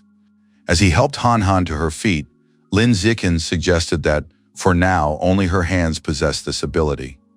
Shen Qinghang asked Chengni if it was possible that she had been unable to control her urination since childhood because her body partially leaked urine, to which Lin Zikin replied that this was likely the cause. Lin Zikin asked Qinghang to let him know the next time she felt she couldn't hold it in. After that, Zikin suddenly turned around and said, somewhat embarrassed, that she should try to figure out for herself if she felt the same sensation in other places as she did in her palms. Lin Zikin felt a little uneasy, as he had almost said too much. Shen Qinghang glanced at her palms, which made her feel better, because what was happening could prove that she wasn't just a talentless girl and that her ability was connected to water. And perhaps her ability would one day fully develop. Then she would be able to stand beside Chenny and be his equal. That evening, Lin Zikin headed to the store, whose sign now glowed with an advertisement for the god of mechanisms. When a customer approached her, the saleswoman greeted Zikin. Suddenly, Lin Zikin tossed her his business card. Holding out the slip of paper, he said he needed 200 kilograms of wild giant eagle meat. After handing over the note, Lin Zikin asked for the meat to be delivered to the specified address. Watching the young man's back as he walked away, the saleswoman wondered, could this young man be from some wealthy family, since he's buying so generously? A short time later, after the order was delivered, while Zikin was signing the order form, the saleswoman asked him to leave a review as well. This morning, Zikin's author's fee amounted to 120,000 yuan, and in total he was paid 210,000 yuan in cash. Lin Zikin opened the box and, looking at the 200 kilograms of meat, figured that it should be enough. Eager to find out what kind of ability he could gain from the wild giant eagle, Lin Zikin hurried to absorb all the life essence from the meat. The system notified Lin Zikin that he had absorbed a large amount of the wild giant eagle's life essence, thanks to which he had reached 100% and created a monster's life force trace. Suddenly, Lin Zikin found himself standing above the ocean. The enormous bird plunged toward the water and submerged its limbs in it. It then pulled a massive octopus out of the water. By creating the life force trail of a wild giant eagle, Lin Zikin obtained the all-seeing eye attribute. Thanks to the all-seeing eye, Zikin's field of vision and his ability to detect movement were significantly improved. Climbing higher, Lin Zikin looked out over the streets of Shanghai at night. Thanks to the all-seeing eye, Lin Zikin could clearly make out the people walking along the streets. Moreover, he could even clearly see one of the residents watching a live stream on their phone. Zikin's vision had indeed become extremely sharp. After dealing with the absorption of the second monster and testing its abilities, Lin Zikin headed home. As he walked along, he suddenly saw his parents watching a news report about a gene awakener. Recently, a carrier of a triple gene fusion mutated in a public place, resulting in hundreds of people being killed or injured. A man from a family of traditional martial artists stated that genetic engineering is the wrong path. After all, since ancient times, only monsters have longed to take on human form, but no one has ever wanted to become a monster. If they can find the right way to unlock human potential, they will be able to evolve into a higher form of life. The scientist rose from his seat and exclaimed that it was all just fairy tales after all. At this stage, if they don't rely on gene combiners, how could they, traditional fighters, incapable even of stopping a bullet, possibly stand up to monsters? Lin Yangsheng admitted that, in his opinion, gene combiners really are like uncontrollable bombs. If they mutate, disaster is sure to follow. Zhang Wangxing asked her husband not to worry about this needlessly, since government oversight in this area is very strict, and the likelihood of such an event is negligible. After that, Zhang Wangxing suggested that instead of worrying about mutations, he should be more concerned about how gene combiners would continue their lineage, since they all lose their reproductive capacity. Lin Yangsheng agreed with this, since before gene fusion, future gene combiners need to accumulate as much genetic material as possible or find a partner in advance and have children. Suddenly, Zhang Wangxing noticed someone standing behind them. Upon seeing Cheng Ni, Zhang Wangxing greeted him with a smile. Lin Yangsheng felt very embarrassed, since they had been discussing such topics not suitable for a child's ears in front of their son. Since Chenny was back, Lin Yangsheng suggested they all have dinner together. During dinner, Lin Zikin told his parents that there would be a singing contest at school the next day, and that Han Han had also signed up. Lin Yangsheng asked, "Is that really true?" After all, if so, they'd all have to go and support her. Zhang Wangxing agreed with the idea, since Han Han was like a daughter to her. Chewing his food, Lin Zikin mumbled his agreement with his parents. The following evening, on stage at the high school, cheering for Han Han, Zhang Wangxing and Lin Yangsheng held up a sign that read, "Shen Qinghang, you're the best." Meanwhile, Lin Zikin was helping Qinghan in their classroom. To be more precise, Lin Zikin was helping her with her makeup. Zikin even got a little carried away with it. Feeling a piercing gaze on her, Shen Qinghan asked Zikin, flustered, why he was staring at her so intently. To which Lin Zikin replied that it was because she was very beautiful. Hearing these words from Zikin, Shen Qinghan blushed deeply and lowered her gaze. Suddenly, Li Chunxing yanked the curtains open, startling Qinghang, and asked if they weren't done with their affection yet. Trying not to let on, Shen Qinghang quickly explained that she had simply asked Chengni for help because he was good at applying makeup, and that it wasn't affection at all. Hiding a smirk, Li Chunxing said she understood everything. The two of them shared a sincere love, just like a long-married couple. By this point, Lin Zikin had become a master makeup artist. He believed that having extra skills wouldn't hurt. As she left the classroom, Li Chunxing said she didn't want to be the third wheel, and that she just stopped by to remind them that their performance was coming up in 2 acts. Shen Qinghang exclaimed sheepishly that she already knew that. At that very moment, Chunxing slammed the door shut. As he began gathering his things, Lin Zikin told Han Han that he would walk her out. Suddenly, Shen Qinghang began to tremble and blushed even more deeply. Shaking violently, Shen Qinghang grabbed the hem of her dress with one hand and stood up. Then she pressed her chest against Zikin's arm, tugged at his sleeve, and spoke to him softly. Suddenly bursting into tears, Shen Qinghang said she couldn't hold back any longer. Immediately afterwards, she wet herself. Sobbing even harder, Qinghang asked Chengni what she should do now. After all, her performance with Chuxing was about to begin. They had rehearsed this for a long time. And if all their efforts were to be wasted just because she had wet herself, Qinghan was certain that Chuxing would hate her for this. Hugging Han Han, Lin Zikin asked her not to cry or else she'd smudge all her makeup. But Han Han couldn't just hold back her tears, because right now, Lin Zikin looked at the curtains and suddenly had an idea. Lin Zikin took a pair of scissors out of his desk, took down the curtains, and began cutting them with the scissors. Before Shen Qinghan knew it, Chengni had already made her a new dress. Lin Zikin said he had everything ready, and holding out the dress told Qinghang to hurry up and change in the restroom. Shen Qinghang, feeling embarrassed, refused to go to the restroom and asked Zikin to just turn away. She was going to change in the classroom right in front of him. Realizing that Shen Qinghang was going to change in front of him, Lin Zikin blushed fiercely.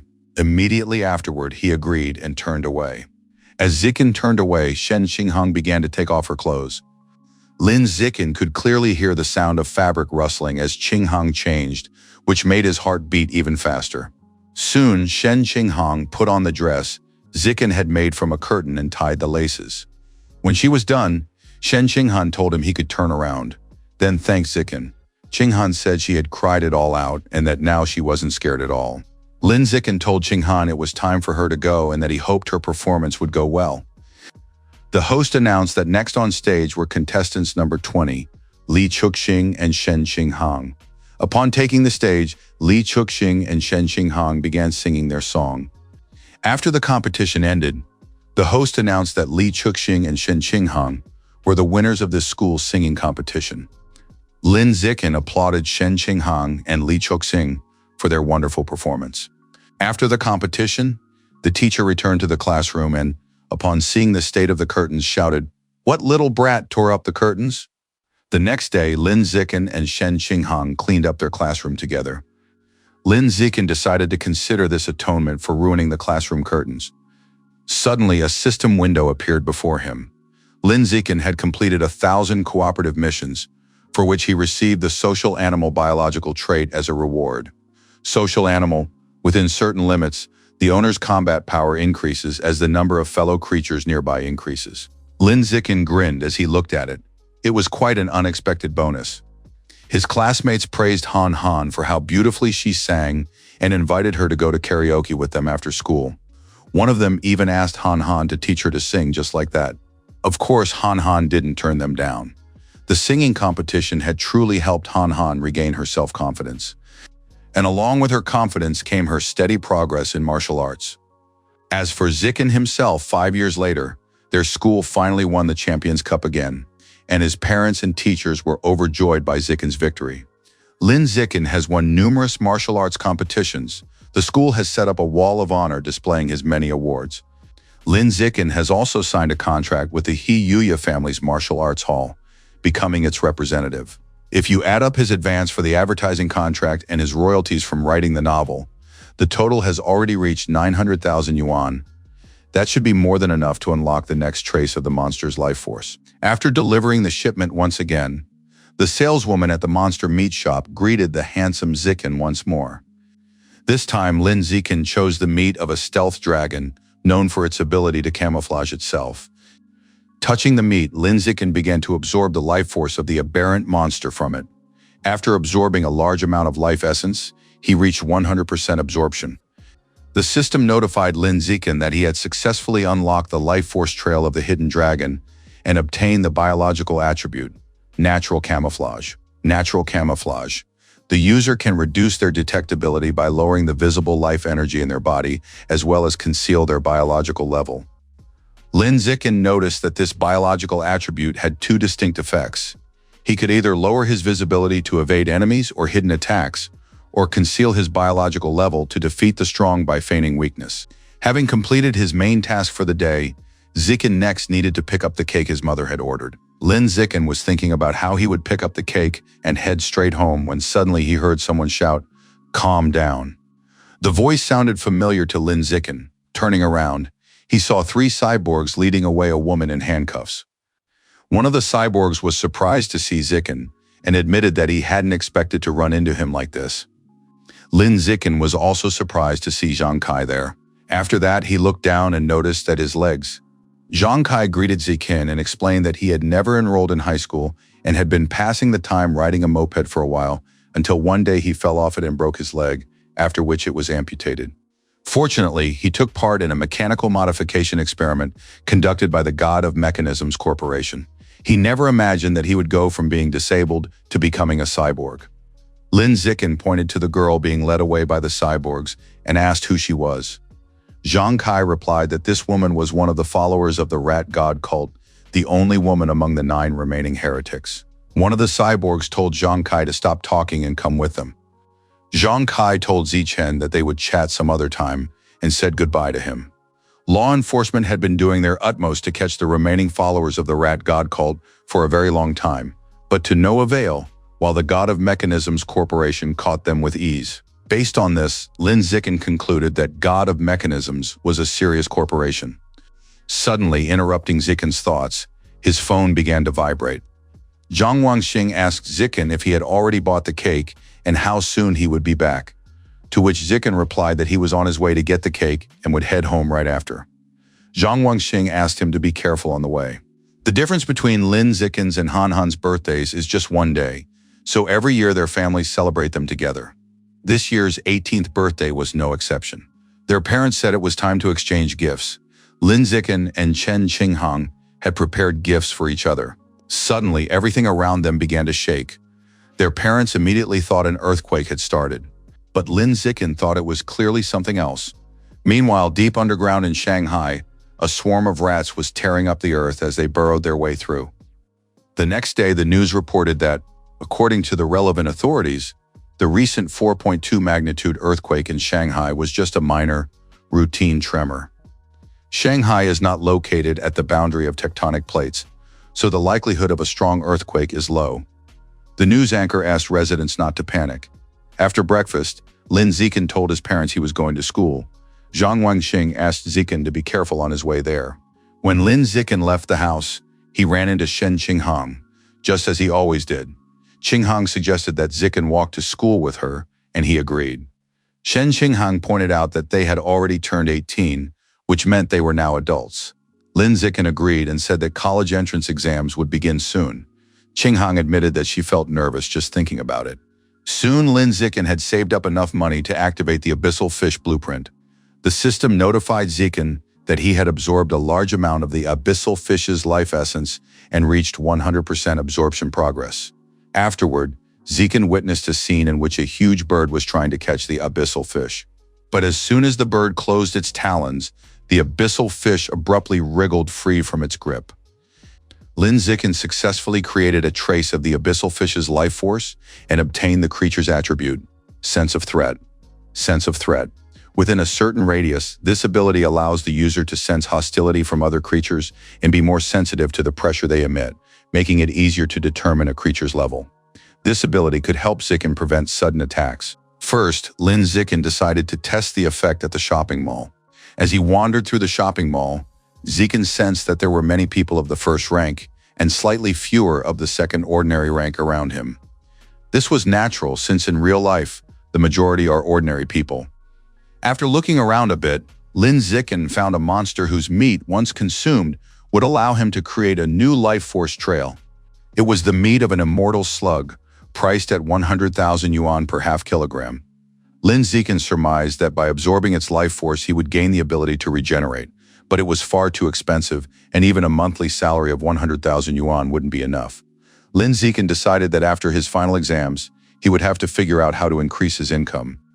Nanjing Provincial Department of Education, the minister's office. The subordinate explained to the vice-chancellor that academic performance in various cities across Nanjing province this year was generally similar to last year's.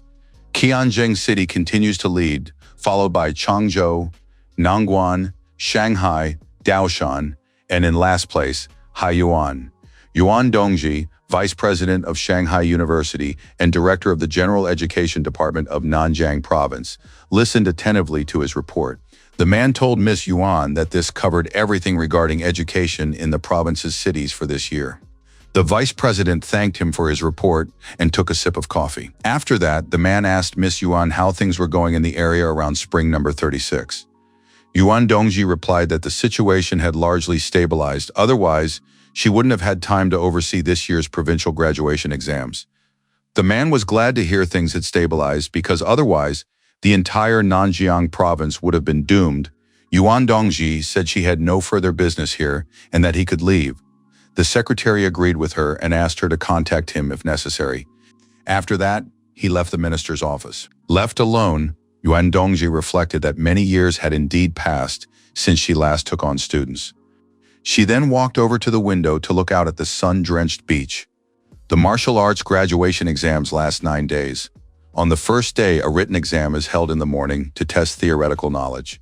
After lunch, the students' physical fitness test begins, measuring their endurance, running speed, jump height, weightlifting, and other metrics.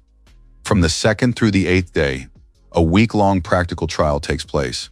All martial arts students in the province are sent into the forest to survive in the wild.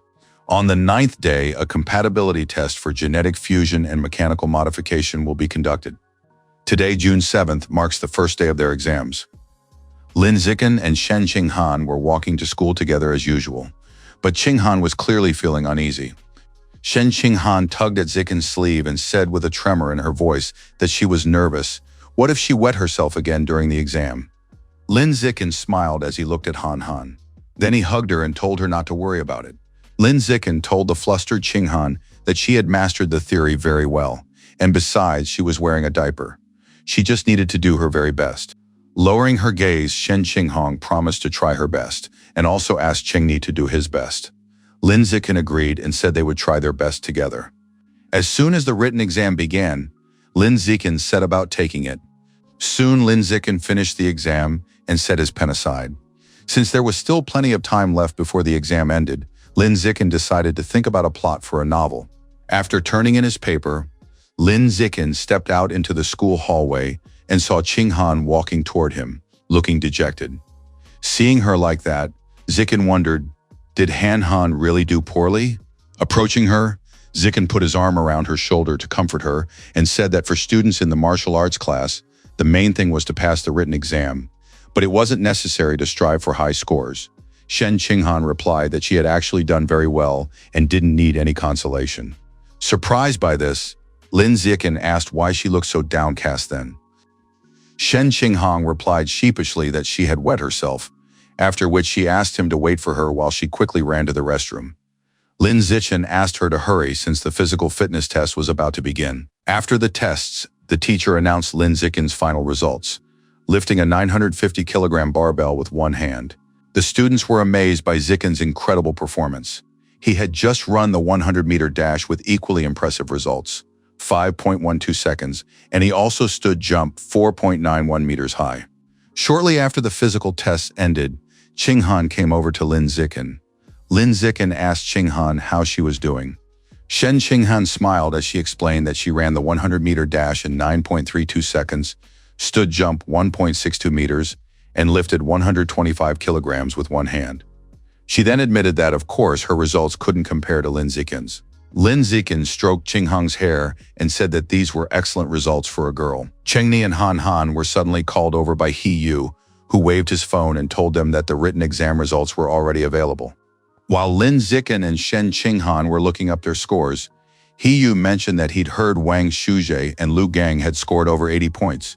He himself had done slightly worse. 80. He Yu asked how many points the two of them had scored. Shen Qinghang was delighted to see her score and replied that she had 82 points. He Yu was surprised that she had scored higher than he had and praised Han Han for it. After that, He Yu asked how things were going for Lin Zikin. Qinghang also turned to him, eager to find out his results. Lin Zikin turned his phone around with a sour expression, revealing to Qinghan and He Yu that he had scored 100 on the written exam. Shen Qinghan admitted that Chengni was really cool. Meanwhile, He Yu felt uneasy. Just as expected, this guy was still as crazy as ever. After school, Lin Zikin and Shen Qinghan headed home. Shen Qinghan turned to Zikin and said that the week of practical exams would begin tomorrow. She wondered what the forest at the exam site would be like. Lin Zikin took Han Han by the hand and asked her not to worry about it, since he would be right by her side. Qinghang agreed and said she would stay close to him. That evening, the man wearing a bird mask told the young man that the practical trials would begin tomorrow. He then handed him a box and explained that the young man must use his status as a security inspector to recruit 10 talented students. The masked man explained that the box contained 10 demonic seeds, and that they would help him. The young man opened the box and saw 10 strange seeds. The masked man said that if he succeeded, he would introduce him to the higher-ups, and he would become an official member of the organization. The young man said he wasn't in a hurry to become an official member. He only needed one seed from the fruit. The masked man turned to the young man and said he was short-sighted. A single magical fruit would help him rise to the 7th rank at most, whereas by joining the organization, he would be able to evolve into a higher being. The boy gulped, then told the man that he was right. Becoming an official member of the organization was indeed more advantageous. A short while later, the teacher told the students that they would soon arrive at the practical exam site. The teacher asked the students to get ready to leave in advance. Lin Zikin touched Han Han's hand and asked her to wake up, since they had arrived. Barely coming to, Qinghan asked, "Have we really arrived already?" Soon all the students were ready to get off the bus. The teacher asked the students near the 9th entrance to get off the bus and proceed to the assembly point. There are numerous scoreboards scattered throughout the forest, each marked with a number indicating the number of points. These scoreboards are located in hard-to-reach places, at the tops of trees, on cliffs, near predatory beasts, and even on aberrant monsters. Safety instructors are on duty near every predatory beast and mutant. In case of unforeseen circumstances, you can ask for help, but doing so will result in immediate disqualification. The mutants deep in the forest are intended for geniuses to earn points. Ordinary students should act within their capabilities. The results of the practical exam include not only the points earned personally, but also an evaluation of the performance via the online broadcast. Hundreds of thousands of students are taking the practical exam, but there are only 50,000 scorecards, so more than half of the applicants will not receive any points. Since the practical exam encourages cooperation, students can work together and share scorecards or take them from others. The instructor asked the students to get ready, as they would be entering the exam area in an hour. A chubby student raised his hand and announced loudly that his dad was a top manager at the God of Mechanisms Corporation. He then asked if there were any cool guys there who would take him along. He promised to reward them generously. A muscular guy stepped forward from the group and said he'd take him along. He himself was a top student in the gifted class at Changzhou First Middle School, and success was guaranteed with him. The instructor hit the fat guy on the head with a booklet and gave him a first warning, since it's forbidden to form teams so openly here. The fat guy quietly apologized. Meanwhile, a crowd of girls had gathered around Lin Zikin. Since Lin Zikin was very strong, they wanted him to take them with him, but Lin Zikin was adamant. He turned them down. As the girls began to disperse, a student from another school approached Zikin. He said he was a little hungry and asked Zikin if he would share some food with him. Offering the boy a snack, Lin Zikin tossed him a few bites and said he wouldn't charge him for it. The boy asked, "Really?" Then he suggested that Zikin join forces with him. The guy introduced himself as Hong Junping, a student in the elite class at Qianzheng No. 1 Middle School. Lin Zikin thanked Hong Junping for the offer but declined. Hong Junping quickly accepted this. He thanked Zikin for the cookies and bread and left. Shen Qinghang noticed that this guy was pretty strange, after all. There were so many snack bars around, but he had approached them specifically. Lin Zikin said that, as the saying goes, an old drunkard's true intentions aren't directed at the wine. He then remarked that they had a real beauty here. Hearing this, Han Han blushed deeply and asked if that meant he just wanted to get to know her. Lin Zikin told Xinghang that time was almost up, then helped her to her feet. Soon the exam began.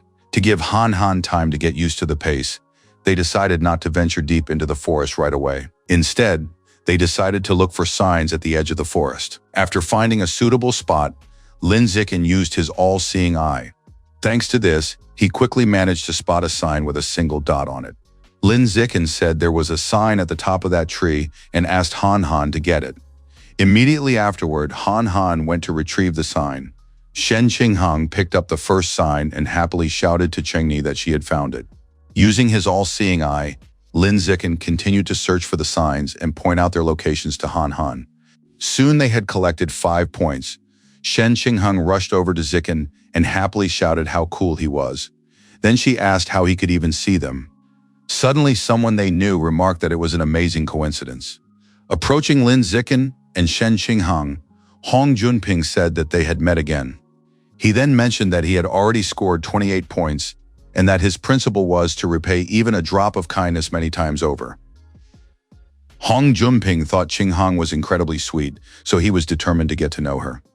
Hong suggested that the 3 of them team up and split all the rewards they received among themselves. Shen Qinghang hid behind Chengni's back. Lin Zikin told Hong that there was no need for that, and that if he really wanted to show his gratitude, he could simply give them all his scorecards. Hong Junping was very upset that the 2 of them had turned him down. Hong Junping told Zikin that he had brought it on himself by attacking him. Lin Zikin smirked and said that, of course, he had brought it on himself. After that, he knocked Hong Junping out with a single punch. After thanking Hong Junping for the gift, Lin Zikin and Qinghang moved on. Shen Qinghang asked Chengni, "Nothing's going to happen to Hong, is it?" To which Zikin replied that nothing should happen, since he hadn't hit him very hard. Lin Zikin and Shen Qinghang continued searching together for the scoreboards, finding them in all sorts of places. Lin Zikin also taught Qinghang how to use bamboo as a weapon for hunting wild boars. Lin Zikin told her that she had to aim carefully before striking. The strike had to be fast, strong, and precise. He also gathered and ate fruit with Qinghang. Together, they taught a lesson to those who attacked them for points. When they were exhausted, they snuggled up to each other and rested. Lin Zikin wished these moments could last longer. But then they wandered into an area in the middle of the forest where rare animals lived. Upon seeing the pools of blood, Shen Qinghang realized they were too late. The animals were no longer there. Shen Qinghang was disappointed by this, because if they had arrived earlier, Zikin would surely have been hailed as a genius for killing the mutant beast. Lin Zikin stroked Han Han's hair and told her not to be upset, since it didn't really matter anyway. Lin Zikin suggested that Qinghang return to camp. Lin Zikin didn't really care about these beasts, since there were cameras and security guards all around.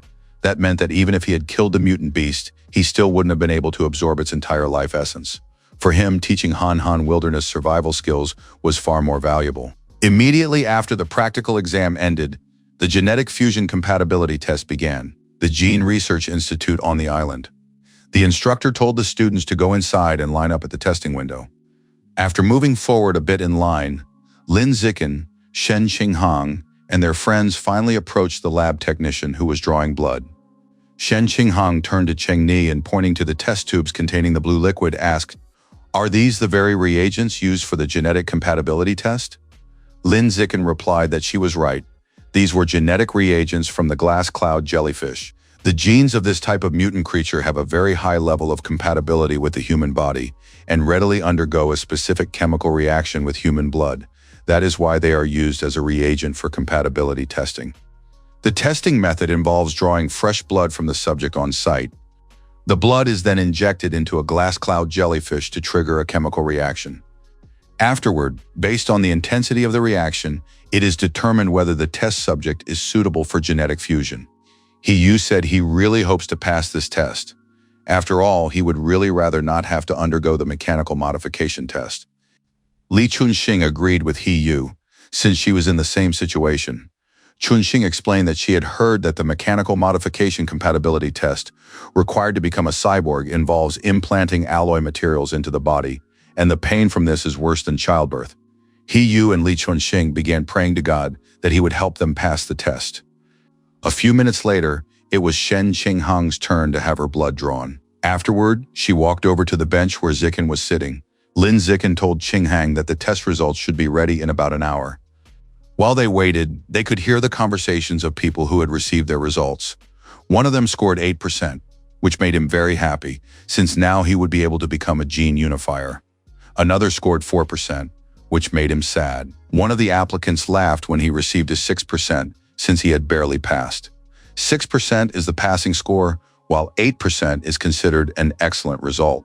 10% is the threshold for admission to the top two universities, Kyoto University and Shanghai University. That genius from Kyoto whom Zikin had seen on TV managed to score 16% on the gene fusion compatibility test. Zikin's physical strength far surpassed that of the genius, so he assumed he would score around 20%. Shen Qinghang took Chengni by the hand and said she couldn't take it anymore. She was very nervous. Lin Zikin took her hand and asked her not to worry. Then he said that it was perfectly normal to be nervous. Lin Zikin understood why Han Han was worried, because if her compatibility score turned out to be low, they wouldn't be able to be together anymore. Suddenly they heard someone shout, 10%. That was enough to get into one of the top two universities. Li Chunxing admitted that she hadn't expected to get 10% at all. Meanwhile, He Yu was surprised that he had scored only 11. After all, he had previously thought he would get at least 12 or 13. Lin Zikin recalled that those two had been ahead of them, and since they had already received their results, that meant their results must be ready as well. Shen Qinghang admitted that she was too scared to check hers. She suggested that Zikin check his first, and then they would look at her result together. All right then, Lin Zikin agreed to start with his result. Lin Zikin checked his result, and as it turned out, his compatibility score was 15%. Lin Zikin was very surprised by this result, while Han Han, happy for him, hugged Chengni and said he had the best score in the entire province. Lin Zikin scored only 15%, which was lower than that genius from Kyoto. Based on this, Zikin concluded that physical strength alone wasn't the only factor determining compatibility. Lin Zikin told Han Han that now it was her turn. While Lin Zikin went to check her results, Li Chunxing tried to cheer Han Han up. She said that even someone like her, who had always been an outsider, scored 10%. So Han Han was sure to score higher. Lin Zikin opened Han Han's test results, and when they saw the score, all three of them gaped in shock. Shen Qinghang's genetic compatibility score is 21%. Nanjing Province, Education Department Headquarters. After reviewing the candidates' tests, a meeting began within the Department of Education.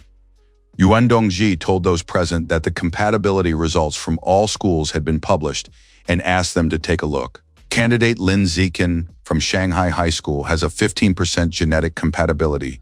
Few could have imagined that this year's top student in the province would be a student from Shanghai High School. The mustached man turned to Principal Bai and congratulated her, as her school had produced the province's top student, after which those present in the hall applauded her. Principal Bai said that they were all making her feel embarrassed. Upon learning the results, Principal Bai silently praised Zikin. She knew he had potential, and he truly made her proud. No sooner had everyone begun to think that Lin Zikin was the best than Han Han's test results stunned them completely.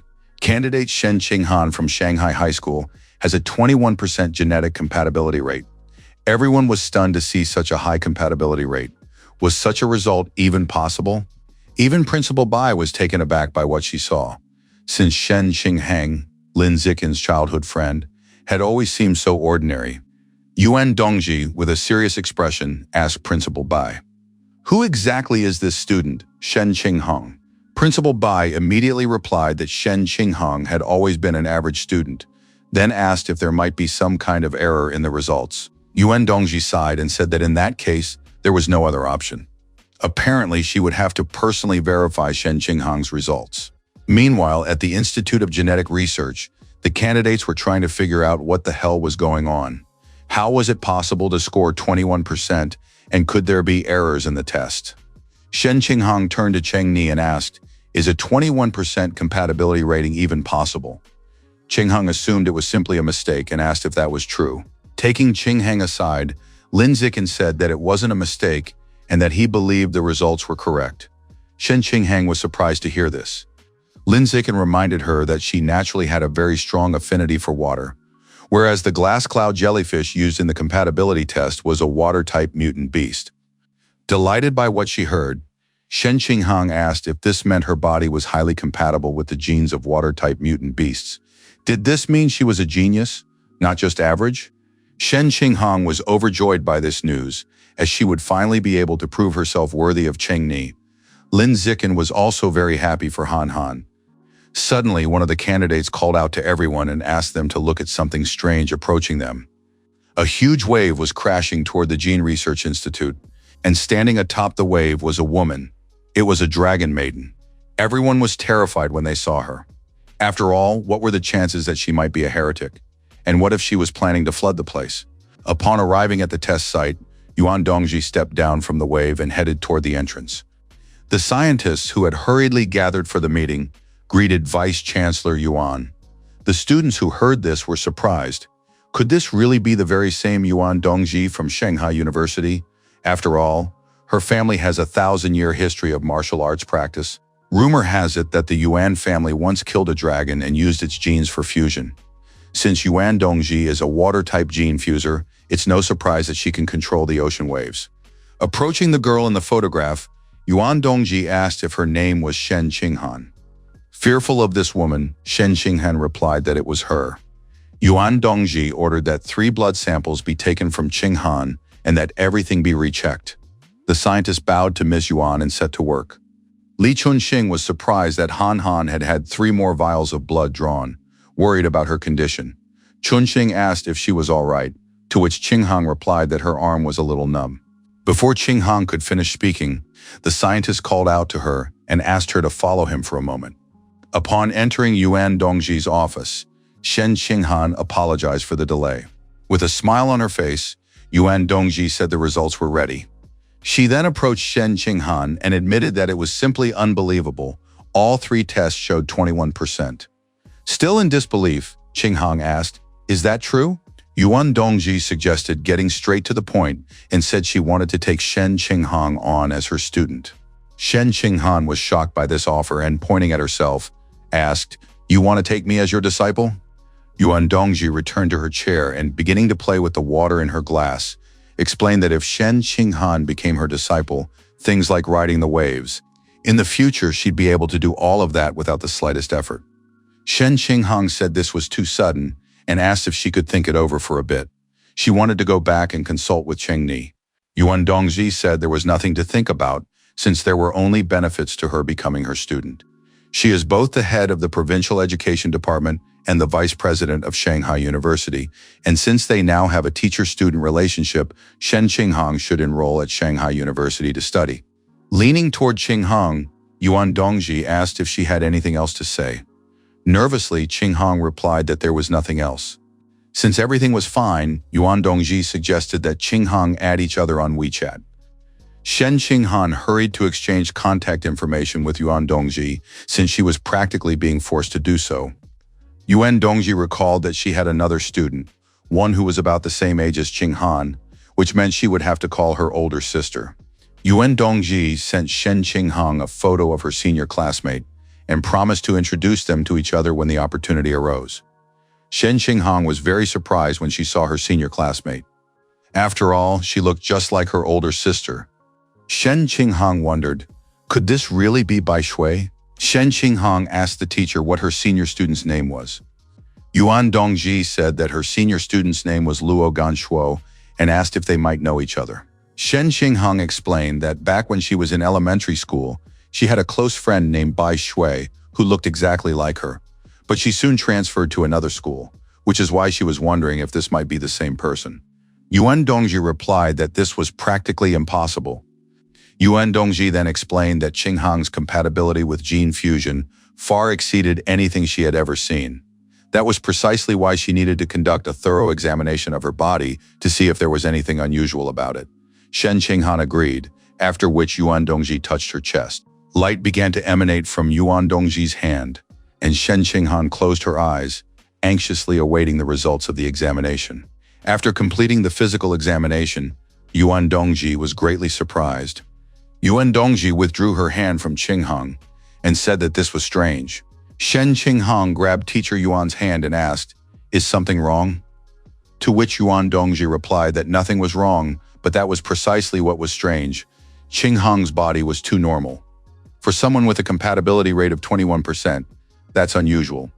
Yuan Dongji took Qinghang's hand and shoulder and said that, to protect her, it would be publicly announced that her compatibility rate was 16%. That way, villains wouldn't try to harm her. Qinghang agreed with this.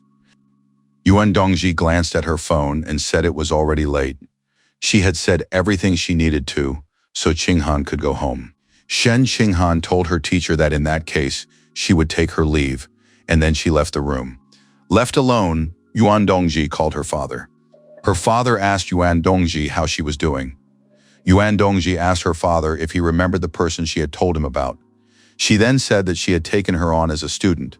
Her father praised Yuan for this and asked her to make sure she trained her new student well. Yuan Dongji explained that she had also checked the girl's background and that it was impeccable. As for the young man, Lin Zikin, who came in second place, he was her childhood friend. Her father acknowledged that this was amazing and that Yuan's new student was destined for great things, and the benefits they would reap from her in the future would be beyond imagination. He also asked Yuan to remember that she must not let anyone else discover the terrifying talent of her brilliant student. Yuan Dongji said she understood everything. Some time ago, on her way home, Lin Zikin admitted that it was all too strange. Shen Qinghang's teacher had just appeared out of nowhere. Qinghang agreed that it was strange and said that it had all happened too quickly. Lin Zikin suggested they see how things went. If her teacher had no bad intentions, then having an authoritative teacher wouldn't hurt her. Lin Zikin helped Qinghang get off her bike and added that if her teacher turned out to be a bad person, she could end their relationship herself once she became strong enough. The children's mothers came out to meet them. After welcoming them home, they suggested celebrating properly that evening at the Mingjiang restaurant. As she got into the car, Zhang Wangxing told her neighbors that she'd heard Han Han had taken first place in the province, which was simply amazing. After that, Xu Meng said she was very happy that Han Han and Cheng Ni would be able to attend the same university. Once they gathered at the restaurant, the parents congratulated Han Han and Cheng Ni on placing first and second on the test, and then they had a wonderful evening. After the celebration before leaving, Lin Yangsheng said it was already late and asked the neighbors to be careful on their way home. Shen Jian wished them the same and suggested they get together like this more often. A short time later, there was a knock on the door of Lin Zikin's house. Zhang Wangxing opened the door and upon seeing Han Han, invited her inside. Then she asked, "Have you come to spend the night with Cheng Ni again?" Han Han replied sheepishly that wasn't the case at all. She just wanted to discuss something very important with him in person. Shen Qinghang rushed past Aunt Xing, saying she was going to Cheng Ni's room to talk. Zhang Wangxing wondered what could be so important that it had to be said in person. Could it be that Han Han wants to confess her feelings? Shen Qinghang knocked on Cheng Ni's door and said she had something very important to tell him. Lin Zikin opened the door and asked what was going on.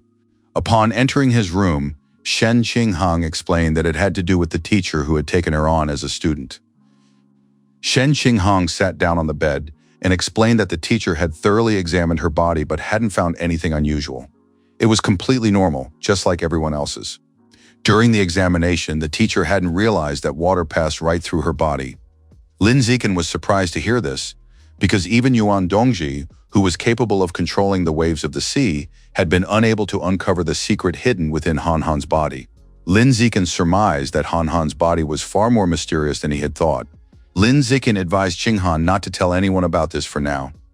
After all, if anyone found out about something like this, even he didn't know what the consequences might be. However, once they became stronger and knew more, then they would take their time investigating this matter. Lin Zikin said they didn't need to rush. Since Chenny said so, Qinghang agreed. After that, Shen Qinghang remembered something else, and reaching for her phone, said that according to her teacher, she had an older sister. And when she saw her photo, she immediately thought it was Bai Shui. Looking at the photo, even Lin Zikin thought they really did look alike, except that their auras and temperaments were completely different. Unless pointing to the background, Lin Zikin asked Qinghang if she knew where the photo was taken. Shen Qinghang replied that she had no idea and decided to ask her teacher. Shen Qinghan asked teacher Yuan where the photo of her older sister was taken. Upon seeing Qinghan's message, Yuan Dongji replied that the photo was taken on the land of origins. Shen Qinghan asked what kind of place that was, but teacher Yuan only replied that she would find out about it once she became stronger. Shen Qinghang told Lin Zikin that her teacher had only said the place was called the land of origins. She couldn't get anything else out of her. Since that was the case, Lin Zikin suggested to Han Han that they put it off for later. After that, Lin Zikin and Qinghan lay down on the bed together. Hugging her pillow, Shen Qinghan suddenly started thinking about something. Shen Qinghan turned to Chengni and asked if all guys liked girls who wore cheongsam. Lin Zikin guessed that Qinghang had thought that because of teacher Yuan. He then imagined Han Han in a cheongsam and replied sheepishly that it all depended on the person. He didn't voice his thoughts that this outfit would look really good on Han Han. Shen Qinghan moved closer to him and demanded an answer.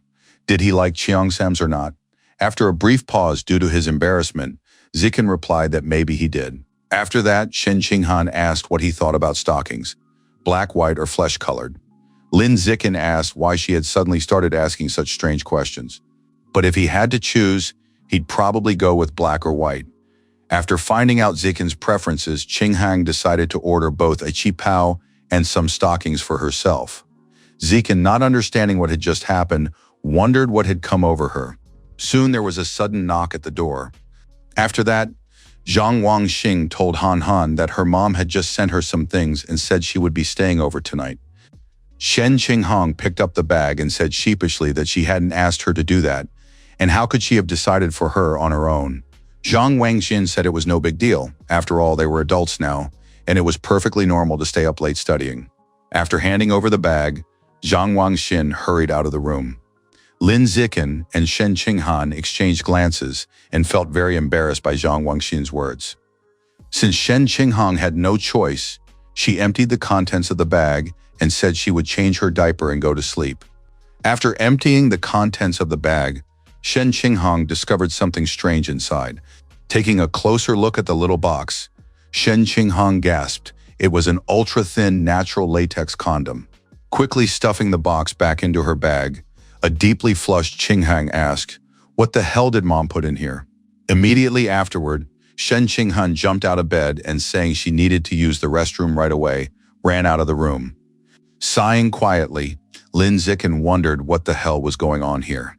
Lin Zikin and Han Han both enrolled in the College of Evolution at Shanghai University. Han Han, like him, had also signed a contract with He-Yu's martial arts school. Today they were heading there to take part in a promotional event. But Lin Zikin never expected that on the street, they would run into a group of strange people blocking their path. A stranger greeted Zikin. He then apologized and asked the young man if he was the student Lin Zikin. Lin Zikin asked the man who they were. The man introduced himself as Liu Chuanwu, Dean of the College of Martial Arts at Shanghai University. However, today he was there as a representative of the Heavenly Man Pavilion. As reported in the news, the Heavenly Man Pavilion is a conservative organization that opposes gene editing and mechanical modification. They have long been a hot topic online, but most of the attention they receive comes from people who criticize them for misleading the younger generation. Liu Chuanwu said he had come to invite Zikin to join the Heavenly Man Pavilion. Ignoring him, Zikin asked to be let through and simply walked past. Liu Chuanwu grabbed Zikin by the shoulder and asked, "Wouldn't you be so kind as to spare a minute to talk?" He then offered Zikin the latest model of a fruit phone in exchange. Feeling a little awkward about this, Lin Zikin suggested to director Liu that they talk somewhere else. Liu Chuanwu explained that their studio was looking for ways to unlock the potential of pure-blooded humans without relying on genetic fusion or mechanical modification. They aim to transcend the ordinary level and evolve into beings of the advanced, rare, or even legendary tiers. Liu Chuanwu said that they had already achieved some results and, playing a recording, told Zikin that he would understand everything himself after watching this video. His biological level is an ordinary 9th. In this video, he subdues and defeats a high-level gene fuser. Glancing at his opponent, Liu Chuanwu, Lin Zikin recognized him as Wu Tiancheng, the very same gene combiner who single-handedly destroyed the Rad God cult. As soon as the fight began, Wu Tiancheng immediately flapped his wings and soared upward. Immediately afterward, he attacked Lu Chuanwu with dozens of sharp feathers from his wings. Lu Chuanwu put up a block, using his body to deflect the feathers. After finishing his feather barrage, Wu Tiancheng returned to the ring. Immediately afterward, Liu Chuanwu, ignoring the pain in his body, charged forward. And with a single blow, he managed to knock Wu Tiancheng off balance. Liu Chuanwu said that the human body is already unmatched, so why should humans rely on other races? He then declared, "Those who master the art of physical tempering are the true future of humanity." Lin Zikin was stunned by what he saw. He tried to figure out whether it was real or fake. Could it be that the video had been edited? Or was Wu Tiancheng just an actor? Realizing what he was thinking, Liu Chuanwu explained that the video had not been edited in any way, and that he would continue to challenge other high-level gene combiners. Lin Zikin was always welcome to come and see for himself. Lin Zikin asked why they didn't just post the fight video online. Wouldn't that help them promote their pavilion more effectively? Liu Chuanwu replied that they would like to do so themselves, but the current authorities won't allow it. Lin Zikin asked why, to which Liu Chuanwu replied that they believe there is no future without raising the biological level, and therefore it's pointless to promote such things. But if we don't promote it and encourage more people to participate in the research, achieving a breakthrough will be extremely difficult. After all, qualitative changes are only possible with sufficient involvement in the process. However, if a genius like Lin Zikin were to join them, he clearly wouldn't get stuck at the 9th ordinary level like him. Liu Chuanwu said that he had trained diligently for 50 years and still held the ordinary 9th rank, but Lin Zikin would surely evolve into a high-level being. Lin Zikin suddenly realized that something was strange here. Liu Chuanwu said 50 years, yet he certainly didn't look much older than 50. Liu Chuanwu asked Zikin not to be deceived by his appearance. After all, while he looks 50 to 60 years old, he is actually nearly 100. And the reason he remains so young is entirely due to his body tempering technique. Liu Chuanwu told Zikin that if he didn't believe him, he could simply look up information about him in the Qiandu Encyclopedia. Lin Zikin immediately began searching for information about the dean. Liu Chuanwu is the dean of the College of Evolution at Shanghai University. He was born in March 1929. As it turned out, the body tempering technique can indeed prolong a person's life. However, Zikin wasn't sure his parents would be able to master it. Lin Zikin decided to see what other information was available about Dean Liu. In his youth, he was a respected young master of the renowned Liu family, one of the leading families in Nanjing province. However, when the era of gene fusion arrived, the entire family fell into decline because they refused to mix their genes with those of mutants.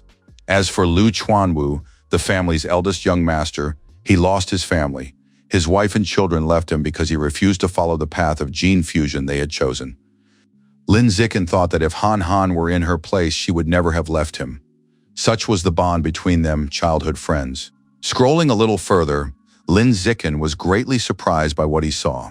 After all, Liu Chuanwu's wife is Liu Chuanwu, Han Han's teacher. The photos on the profiles of Yuan Xusheng's son and Yuan Xiaoyi's daughter had been blacked out. Zikin assumed they were already dead. Glancing once more at Liu Chuanwu's face, Lin Zikin decided that he definitely shouldn't underestimate this man. Liu Chuanwu said that the fact that he was nearly 100 years old but still looked so young proved that pure-blooded people possessed enormous potential, and that was precisely why their Heavenly Man Pavilion existed. Liu Chuanwu asked aloud, "What does Heavenly Man mean?" He then answered that it refers to a person who defies fate itself, one who conquers the heavens. Gene fusion allows one to borrow power from mutants, which is why unifiers can never surpass them. One day, because of this, humanity will be unable to withstand a mutant invasion, leading to the extinction of humanity. The same applies to mechanical modifications. Many of the materials used in these modifications are also derived from mutants. Cyborgs also depend on mutants and will never be able to surpass them. Their pavilion does not oppose genetic fusion or mechanical modification. They oppose relying exclusively on these two paths, which are only suitable in the early stages. The rest of the time, they can explore alternative paths and prepare for the later stages. Liu Chuanwu turned to Lin Zikin, extended his hand, and invited him to join the Heavenly Man Pavilion and work with them for the sake of humanity's future. Liu Chuanwu admitted that he firmly believed Zikin could become the first pure-blooded human to surpass the ordinary rank. Lin Zikin recalled that Liu Chuanwu had often mentioned the body tempering technique, after which he asked, "What exactly is it?" Liu Chuanwu explained that the Heavenly Man Pavilion's body tempering technique is a blood tempering technique discovered in ancient ruins. As the name suggests, the blood tempering technique uses one's own qi and blood to purify the body, strengthen the flesh, and increase one's combat power. Records found in ancient ruins state that when the blood tempering technique is mastered to its highest degree, one can achieve a purified body that is then capable of soaring through the heavens, penetrating the earth, and shattering mountains and rivers using only human flesh and blood. However, only pure-blooded humans can master the blood tempering technique. Those who have undergone genetic fusion have impurities in their blood that prevent them from mastering it, just as cyborgs have incomplete bodies that hinder the circulation of their qi and blood. This is precisely why their pavilion firmly believes that the future belongs exclusively to pure-blooded humans, and not to those who have undergone genetic fusion or cyborgs. Liu Chuanwu asked Lin Zikin if he would like to join their pavilion, master the technique of blood tempering, and embark on the path of a pure-blooded human. Lin Zikin replied that he still knew too little about these so-called pure-blooded humans, and therefore he would study the matter more thoroughly before giving an answer. Slamming his hand on the table, Liu Chuanwu jumped to his feet and said that understanding would come in time. But with his extraordinary physical talent, it would be a waste not to try the path of a pureblood. Leaning toward Zichen, Liu Chuanwu explained that, from their pavilion's perspective, that so-called best student in the province, with a 16% gene fusion compatibility rate, was completely insignificant compared to Zichen. He added that she wasn't even worth a single hair on Zichen's head. Feeling all these jabs directed at her, Qinghang nearly choked on her drink. Liu Chuanwu shouted that they firmly believed Zikin, who had taken first place on the physical test, was the true top student in Nanjiang province. And if he chose the path of a pureblood, unhappy with what was happening, Shen Qinghang wondered how they had managed to drag her into this. After all, she hadn't even said a word. Lin Zikin raised his hand to stop the overly excited Liu Chuanwu. Then, pointing at Han Han, he said that she was the province's top student with a score of 16%. Shen Qinghang laughed awkwardly and greeted Dean Liu. Lin Zikin reached for his brand new Apple phone and said it was already late, and they had other things to do. After that, he thanked Dean Liu for the phone and the tea with milk and said they were leaving. Reaching toward Lin Zikin, Liu Chuanwu shouted, "Wait!" He asked Zikin to stay with them for just half a year, just to stay with them for half a year and give it a try. Lin Zikin took Han Han by the hand and, completely ignoring Dean Liu, headed for the exit. Liu Chuanwu said that no matter what benefits the College of Evolution offered, their department would give him twice as much. If twice as much isn't enough, then 3 times as much. No matter how hard Lin Zikin tried to ignore Liu Chuanwu, 3 times as much. Lin Zikin dashed back to the table and said that, in fact, he had always sincerely admired the ideals of the Heavenly Man Pavilion.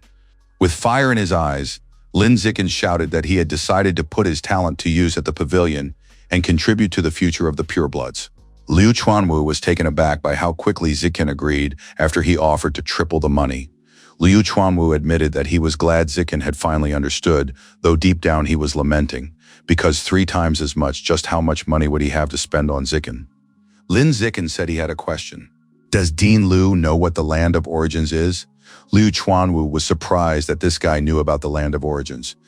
He told Zikin that according to legend, this place is the source of life, and all the mutants that exist today originated from there. Since they know this is the land from which all monsters originated, Lin Zikin surmised that in that case people must be aware of these strange creatures and are able to enter their habitats. Lin Zikin asked if that meant the exotic animal meat at the shopping center came from there, to which Liu Chuanwu replied that this was exactly the case. Otherwise, there wouldn't be enough mutant meat on Earth to distribute among high-ranking officials, let alone ordinary people. Lin Zikin asked Dean Liu if he had any videos related to the Land of Origins. Dean Liu replied bitterly that there weren't any. After all electronic devices stop working there. So the only way to capture anything is through realistic hand-drawn illustrations. Based on this, Lin Zikin surmised that the image of Luo Ganshuo was not a photograph, but a drawing. Lin Zikin's thoughts were interrupted by a sudden call from He Yu. He Yu greeted the lovely couple and said that the martial arts school's promotional event was about to begin, then asked when they would arrive. Zikin replied that they were already on their way. He Yu asked them to hurry. Lin Zikin and Shen Qinghang stood up, and Zikin said that since he had business to attend to, he would have to leave, but they would talk more later. Liu Chuanwu handed him a book and said it was a translation of a manual on blood tempering techniques. Inside, Zikin would find detailed cultivation methods. As soon as Lin Zikin picked up the manual, Liu Chuanwu explained that there was a prerequisite for using the blood tempering technique. To master it, one must be at least at the 4th ordinary rank and possess sufficient qi and blood before beginning cultivation. But judging by Zikin's physical test results, he was already nearly at the 4th ordinary rank. Liu Chuanwu suggested that Zikin read the manual over the summer break, and once the new semester began and he reached the 4th ordinary rank, he should immediately start cultivating. Lin Zikin was a little surprised to hear this request, but in any case, he was already at the 6th ordinary rank. He decided to try to master the technique as soon as he returned. Sometime later in the gym, a student was training by hitting the punching bag. Gathering her strength, she delivered another kick to the punching bag. Suddenly, she heard someone behind her humming contentedly to themselves. The student asked the dean why he seemed so cheerful today. With a broad smile, Dean Liu explained that, thanks to his undeniable personal charisma, the province's second-best college applicant and the student who had placed first on the physics section of the entrance exams had officially joined their department. Yu Yan asked if this was true. Dean Liu replied that of course it was true and showed her Zikin's WeChat account. Surprised by this, Yu Yan asked the dean how on earth he'd managed it. He replied that it was all thanks to his charisma. Yu Yan asked skeptically, but honestly? After that, Dean Liu admitted that he had simply told Zikin he would offer 3 times as much as what the College of Evolution had proposed. Yu Yan was shocked to hear 3 times as much. She reminded Dean Liu that they already had enough debt. Liu Chuanwu asked Yu Yan not to worry about it, since he had already arranged meetings with 3 wealthy ladies. Covering the cost of their contract would be no trouble at all. Yu Yan asked Dean Liu to please not act so recklessly in the future. Liu Chuanwu turned to Yu Yan and asked, "When you were learning the blood tempering technique back then, how long did it take you to sense your qi and blood?" Yu Yan said it had been 10 years ago, and if she remembered correctly, it had taken about a week. Liu Chuanwu asked, "What about controlling your qi and blood?" To which Yu Yan replied, 2 months. Liu Chuanwu was forced to admit that she had not been the second-best applicant in Kyoto for nothing. Her talents were truly outstanding. He had always considered himself a genius, but back then, it had taken him 2 weeks just to sense qi and blood. Yu Yan asked Dean Liu not to mention her Kyoto entrance exam results anymore. After all, ever since she had refused the gene fusion and joined the Heavenly Man Pavilion all these years later, she still hadn't reached an advanced rank. She had long since lost count of how many people had laughed at her for being lost among those with ordinary ranks. Liu Chuanwu said, "Well, let them laugh if they want to, but in a few years, when she reaches the advanced rank, she'll be strong enough to easily defeat them all." Yu Yan said that she had already gone through 2 rounds of tempering, but still hadn't opened a single acupoint. After that, Yu Yan asked, "What about Lin Zikin? How long does Dean Liu estimate it will take him to sense his qi and blood?" Liu Chuanwu recalled that Lin Zikin's physical test results were simply incredible, only slightly lower than hers had been back then. Therefore, he estimated that it would take him about 10 days. As soon as Yu Yan heard this, her eyes lit up. If that was true, then she would have to get serious about training her gifted younger brother. That evening, at the Zikin family home, after studying the manual, Lin Zikin sat down on the bed and began practicing. To his surprise, sensing his qi and blood turned out to be surprisingly easy. Lin Zikin felt them within 3 seconds. Lin Zikin decided to move on to the next step, controlling and tempering his body. He decided to start with his right hand. The system notified Zikin that he was using his qi and blood to harden his skin. His skin's durability was increased by 1, and his mastery of the blood hardening technique was increased by 1. Half an hour later, after completing 1 round of hardening, Lin Zikin decided to test the durability of his skin with a knife. Lin Zikin began slashing at his arm with a knife, but just 1 round of hardening proved enough to make his arm invulnerable to the blade. Now it was no longer surprising that Liu Chuanwu, who had completed 3 rounds of body hardening, was able to withstand Wu Tianxin's feather attack. Lin Zikin wondered just how strong his body would become after 5 rounds of tempering. 3 hours later, after a lengthy tempering process, Lin Zikin was exhausted. Lin Zikin estimated that at this rate, he would be able to temper the skin of his entire body in less than a week, once both arms were fully hardened, a process that consumed about a third of his chi and blood. Shortly before midnight, someone suddenly messaged Lin Zikin. Shen Qinghang asked Chengni if he was still awake. He replied that he wasn't asleep. Shen Qinghang wrote that she had a surprise for him and asked him to come over. Lin Zikin tried to find out what the surprise was, but Shen Qinghang refused to answer, saying it wouldn't be a surprise anymore. Lin Zikin wondered what kind of surprise it could be, since Han Han was calling him so late. When she opened the door and saw Chengni, Xu Meng asked, "Are you here to see Han Han?" To which Lin Zikin replied that Han Han had texted him saying she'd prepared a surprise for him and asked him to come right away. In that case, Xu Meng let Chengni in and asked him to hurry upstairs so Han Han wouldn't have to wait too long. Lin Zikin knocked on the bedroom door and said he was there. Shen Qinghang asked him to come in. Upon entering the room, Lin Zikin saw a blushing Han Han hiding under the blanket. Lin Zikin asked what she was doing, to which Han Han replied, embarrassed, that it was a surprise. Lin Zikin asked what kind of surprise it was if she had to wrap herself in a blanket. Then he wondered, could the surprise Han Han was referring to be giving herself to him? Han Han couldn't have come up with something as silly as a glow-in-the-dark watch, could she? Shen Qinghang asked Chengni to come over and take a look. When Lin Zikin approached and sat on the bed, Han Han asked him to lift the blanket and take a peek. Lin Zikin and Shen Qinghang were both very embarrassed by what was about to happen. Lin Zikin grabbed the blanket covering Han Han and yanked it up. As it turned out, Han Han had been hiding her new Qipao dress under the blanket. Taken by surprise, Lin Zikin almost let out a cry. Shen Qinghang grabbed her leg and asked if the dress looked good on her. Lin Zikin quickly shook his head and replied that she looked absolutely stunning. Shen Qinghang began twirling her hair shyly, and after a short pause said that she had also bought some black stockings. Qinghang asked if he wanted to watch her put them on. Lin Zikin eagerly agreed. He told Qinghang to put on the stockings and show him.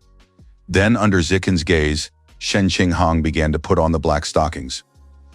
Watching her, Zikin, his face already completely flushed, unconsciously swallowed. Stretching out her legs in the stockings, Shen Qinghang asked if they looked good, to which Lin Zikin immediately replied that they looked great and suited her perfectly. Shen Qinghang said the stockings were made of a pleasant material, and holding out her leg to Zikin, asked if he wanted to touch them. Lin Zikin felt her legs, then said that the stockings were indeed very soft. Shen Qinghang decided to ask which felt better to the touch, stockings or her legs. Without hesitation, Lin Zikin replied that it was definitely her legs. Han Han said that was right. Suddenly, there was a knock at the door, and then Xu Meng called out to Chengni that his mom had just brought over some things. Xu Meng said she'd hung the bag on the doorknob and asked him to grab it on his way out. Lin Zikin replied to Aunt Meng that he understood and headed for the door to get the bag. Lin Zikin took the bag, opened it, and peered inside. As expected, an ultra-thin condom was lying on top.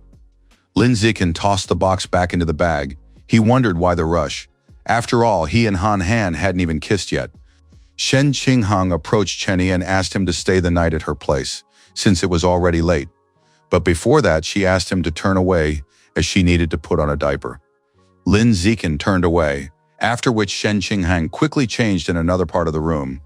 When she was done, Shen Qinghang said everything was ready and asked him to turn off the light and go to sleep. Lin Zikin and Shen Qinghang lay down in bed together. Lin Zikin turned to Han Han and asked why her bed smelled so good. Had she sprayed something on it? Hearing this, Shen Qinghang smiled and replied that it was her natural scent. That was exactly why the bed smelled that way. If Chengni didn't believe her, he could take a whiff. Looking at Han Han, Lin Zikin asked, "How is that possible?" Han Han didn't answer. Instead, she pursed her lips. Realizing what she meant, Lin Zikin blushed. Then they moved closer and kissed for the first time. During the kiss, Shen Qinghang suddenly felt something inside her. Shen Qinghang pulled away from Zikin and, sighing, asked him to stop. Immediately afterwards, Shen Qinghang began to get out of bed. Lin Zikin asked, "What's wrong?" To which Shen Qinghang replied, flustered, that she had wet herself. An awkward silence suddenly hung in the room. Suddenly realizing something, Lin Zikin asked Qinghang what she had just felt. He surmised that her emotions were unstable. Shen Qinghan replied that she felt as if her heart was pounding, and there was a certain tremulous sensation. Then her whole body suddenly grew warm, and after that she wet herself. Shen Qinghan admitted that at that moment, her emotions were indeed unstable. Everything was just as Zikin had suspected. Lin Zikin explained that he suspected her unknown superpower might be related to mental strength and controlled by mental energy. And when her mental strength becomes powerful enough, she will likely be able to fully awaken and control this superpower. Lin Zikin pulled Han Han by the hand and suggested they continue kissing to see if she would behave the same way as she was now when she was feeling emotionally unstable. Shen Qinghang asked Zikin to wait since she needed to change her diaper first. Lin Zikin suggested they continue anyway since the diaper would get wet later anyway. Shen Qinghang returned to the bed and they continued kissing. Looking at her flushed face, Lin Zikin asked how she was feeling this time. Sighing, Shen Qinghang replied that it was just like before. Her mental state had fluctuated wildly, and then she had wet herself. Lin Zikin said that after several attempts, he was absolutely certain that her superpowers were activated by the power of her mind. Shen Qinghang complained that she was already covered in sweat and said she was going to take a shower. Stepping out the door, Qinghang called out to Chengni and said she'd forgotten to bring her clothes. She then asked if he could bring her some pajamas. Lin Zikin headed to Qinghang's closet to find her some clothes. Looking around, he saw stacks of underwear. Lin Zikin picked up a pair of panties with a bow and, feeling embarrassed, admitted that they were cute. Lin Zikin assumed that Han Han usually slept in a diaper rather than underwear. After that, he picked out a pair of pajamas to give to Han Han. Morning came, and Lin Zikin, as usual, woke up early. Then he looked at Han Han's sleeping face. Lin Zikin smiled and wiped the drool dripping from her mouth. Then he got up and left the room. When she saw Chengni, Xu Meng said that breakfast was ready and asked if he'd like to eat before heading back to his room. Lin Zikin agreed. He didn't mind having breakfast with him.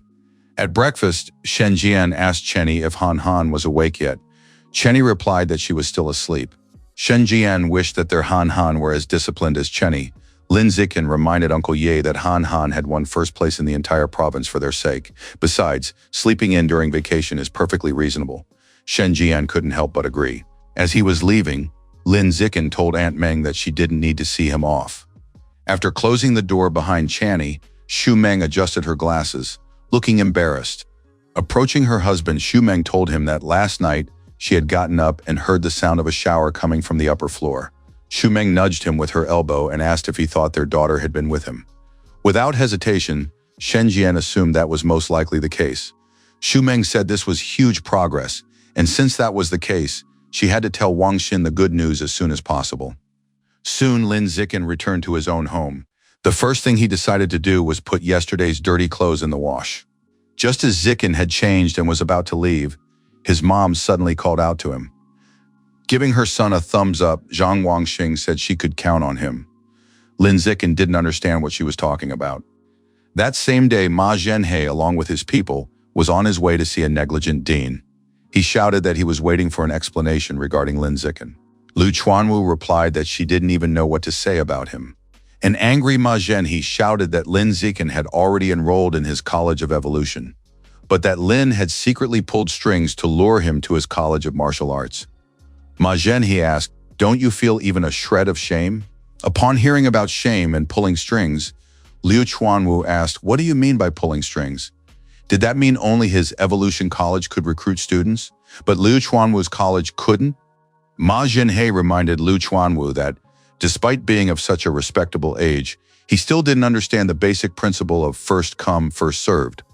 Liu Chuanwu admitted that he didn't care about that principle. Moreover, classes hadn't even started yet, and Lin Zikin wasn't his official student. He could recruit whoever he wanted. He hadn't broken any rules. Ma Zhenhe said that university regulations didn't cover such a situation. But even so, Liu Chuanwu had violated an unwritten rule among deans. Liu Chuanwu asked, "Is this some kind of joke? And what does his unwritten rule have to do with me?" But in any case, his choice was entirely justified. It was an open and fair competition. If Ma Zhenhe didn't like it, then he could go personally and convince Lin Zikin to return to him. Gritting his teeth in anger, Ma Zhenhe asked, "Is there really someone so shameless who dares to talk about a fair competition?" Ma Zhenhe challenged Liu Chuanwu to step into the ring, if, of course, he had the courage to fight him. Now that would be a fair competition. Upon hearing this, Liu Chuanwu asked if Ma Zhenhe really thought he was a fool who would suddenly decide to fight him. Liu Chuanwu reminded Ma Zhenhe that Ma was at the 5th advanced rank, while he was at the ordinary 9th rank. This would be a mockery, not a fight. Wasn't he ashamed of himself? Ma Zhenhe shouted that he was 48 years old, while Liu Chuanwu was 95. So what kind of mockery was he talking about? Liu Chuanwu agreed with him and said that Ma Zhenhe simply wanted to make fun of an old man. Not wanting to waste any more time here, Ma Zhenhe was about to just walk away. But before leaving, he reminded Liu Chuanwu that until he underwent gene fusion, he would remain a weakling of the ordinary 9th rank for the rest of his life. To Ma Zhenhe, Liu Chuanwu was weaker than an ant, so he didn't care if Liu continued to fuss over his so-called purebloods. Ma Zhenhe went to see Yuan Dongji and told her everything. Yuan Dongji asked Dean Ma not to worry. She then said that once he started college, Lin Zikin would see for himself that peers who had previously been weaker than him suddenly surpassed him through gene fusion or mechanical modification. When the time comes, Lin Zikin will return to his College of Evolution on his own. Ma Zhenhe turned to Principal Yuan and said that this wasn't the issue at all. Rather, Liu Chuanwu had broken the rules and therefore must be punished. Yuan Dongji picked up her cup and told Dean Ma that if he was so dissatisfied, he could simply use Liu Chuanwu's tactics against him and lure back the student who had placed second. Ma Zhenhe agreed to do as Principal Yuan had advised. After that, he left the office, slamming the door loudly behind him. Yuan Dongji said that although Ma Zhenhe usually seems calm and level-headed, whenever he encounters someone like Liu, he gets so angry that he quickly loses all sense of reason. Even after all these years, Liu hasn't changed a bit. His tongue is still just as sharp. Yuan Dongji believed that his physique could have remained the same, but unfortunately he went down the wrong path when he was young. Had he chosen the right path, he could already be the director by now. Meanwhile, Lin Zikin and Shen Qinghang were training by going for a run. After a long run, Shen Qinghang was drenched in sweat and could barely keep running. Shen Qinghang said breathlessly that she couldn't go on. She couldn't run anymore. They stopped, after which Lin Zikin suggested that Han drink some water. Lin Zikin suggested that Qinghang end today's workout and go stretch her muscles on a nearby bench. As she prepared for her warm-up, Shen Qinghang lay down on a bench. After that, Lin Zikin began to gently stretch her leg muscles. Feeling a little embarrassed, Shen Qinghang thanked Chengni. Lin Zikin said that, given their relationship, saying thank you was too formal. As she began twirling a strand of hair around her finger, Shen Qinghang asked what their relationship was now. Were they buddies, childhood friends, or a couple? Lin Zikin replied that they were family. Shen Qinghang asked, a little annoyed, how else was she supposed to understand that? And what kind of family were they in his opinion? Shen Qinghang asked, am I really his fiancé? After saying this, Qinghang smiled and then happily declared that she was his fiancé. Shen Qinghang held out her pinky to Chengni and asked, once we graduate from college, will we get married? Lin Zikin promised to do so and held out his pinky finger. After that, they sealed their vow with their pinky fingers. And a pinky promise cannot be broken, even after 100 years. Sometime later, at the Zikin family home, someone knocked on the door and Lin Yangsheng went to answer it. Lin Yangsheng was very surprised to see Dean Ma and asked what had brought him there. Ma Zhenhe apologized for coming so late and disturbing them, then said he'd like to talk to Zikin about choosing a college. Lin Yangsheng was surprised to hear this, since Lin Zikin had already made up his mind. So why bring up this issue again so late at night? Ma Zhenhe handed over 2 frozen fish as a gift and said they were very tasty. One of his former students had given him a large quantity of them, so he brought 2 for them to try. Lin Yangsheng accepted the package and thanked Dean Ma for his generosity. Dean Ma then said it was just a small token of goodwill. Lin Yangsheng told Dean Ma that Chengyi was in the living room and suggested they go there to talk. As he entered the house, Ma Zhenhe apologized for intruding. Ma Zhenhe explained that Zikin's compatibility with gene fusion was 15%, and if he chose the path of gene fusion, his future potential would be limitless. Therefore, he really had no reason to follow the path of a pureblood, as that would only waste his talent. After accepting tea from Ms. Singh, Ma Zhenhe explained that the celestial man may have good intentions, but their theory of the pure-blooded human has yet to produce any tangible results. Ma Zhenhe assured them that this was a massive trap, and if Zikin fell into it, he would only ruin his future. Turning to Zikin, Ma Zhenhe advised him to heed his words and not follow the path of a pureblood. After all, that would turn him into a mediocre person. Instead, he advised Zikin to return to the College of Evolution. Zhang Wangxing admitted that she didn't quite understand what he meant. She then asked, "Hasn't Chengni already enrolled in the College of Evolution?" Lin Zikin admitted that he had forgotten to tell them something a few days ago. He joined the Heavenly Man Pavilion and enrolled in the College of Martial Arts. His parents were shocked when they suddenly heard about it. Lin Zikin said he was going to follow the path of a pure-blooded human. Zhang Wangxing asked Chengni, "What's going on?" Lin Zikin said that first of all, he wholeheartedly agreed with the Heavenly Man Pavilion's philosophy. And since the dean of the martial arts college had offered 3 times as many benefits, he agreed to join the pavilion for half a year and try the path of a pure-blooded human. If, however, he made no visible progress during that time, he would return to the College of Evolution and pursue the path of genetic fusion. Upon hearing this, his parents felt relieved. Ma Zhenhe, on the other hand, was furious. Could this be some kind of joke? Did that poor old fool really offer triple the benefits just like that? Ma Zhenhe turned to Zikin and asked if he could offer some advice. Triple benefits are indeed a lot, but in the long run, they're nothing more than a minor advantage. He shouldn't sacrifice his future for something so trivial, and even if it's only for half a year, he'll still end up back on the path of gene fusion. Those 6 months will be enough for him to miss out on a vast amount of invaluable knowledge, and that's incomparable to what triple benefits could ever compensate for. Ma Zhenhe explained that he had been working at Shanghai University for many years and had seen far too many similar cases. Therefore, he asked Zikin to trust him and not to waste these 6 months. Lin Zikin was already tired of listening to Dean Ma. Lin Zikin thanked Dean Ma for his advice, then explained that he now firmly believed in the philosophy of the pavilion, and if he didn't at least give it a try, he would constantly think about it in the future, and it would weigh heavily on his mind. In reality, Zikin wasn't exactly unwilling to do it, but triple benefits sounded too good to pass up. Ma Zhenhe sighed quietly. He then stood up and said that since Zikin was so determined, there was no point in discussing it further. Since he had other matters to attend to, he had to say goodbye to them. Lin Yangsheng asked the dean to see him out. A short time later, at the Zi Chen family home, Lin Zichen decided to check today's news, but he was immediately shocked by the very first headline. Outrageous! The Heavenly Man Pavilion brainwashed the runner-up in the entrance exams for a provincial college in Nanjing, forcing him to abandon the path of genetic fusion and choose the path of a pure-blooded human. It's a great pity that yet another genius will soon become just another run-of-the-mill person. They even brought up the girl who placed second on the college entrance exams in Beijing 10 years ago, saying that she too became run-of-the-mill after joining the pavilion. A large number of people with a negative attitude toward the Heavenly Man Pavilion quickly gathered under the news post. Zi Chen speculated that these were hired spam bots trying to sway public opinion.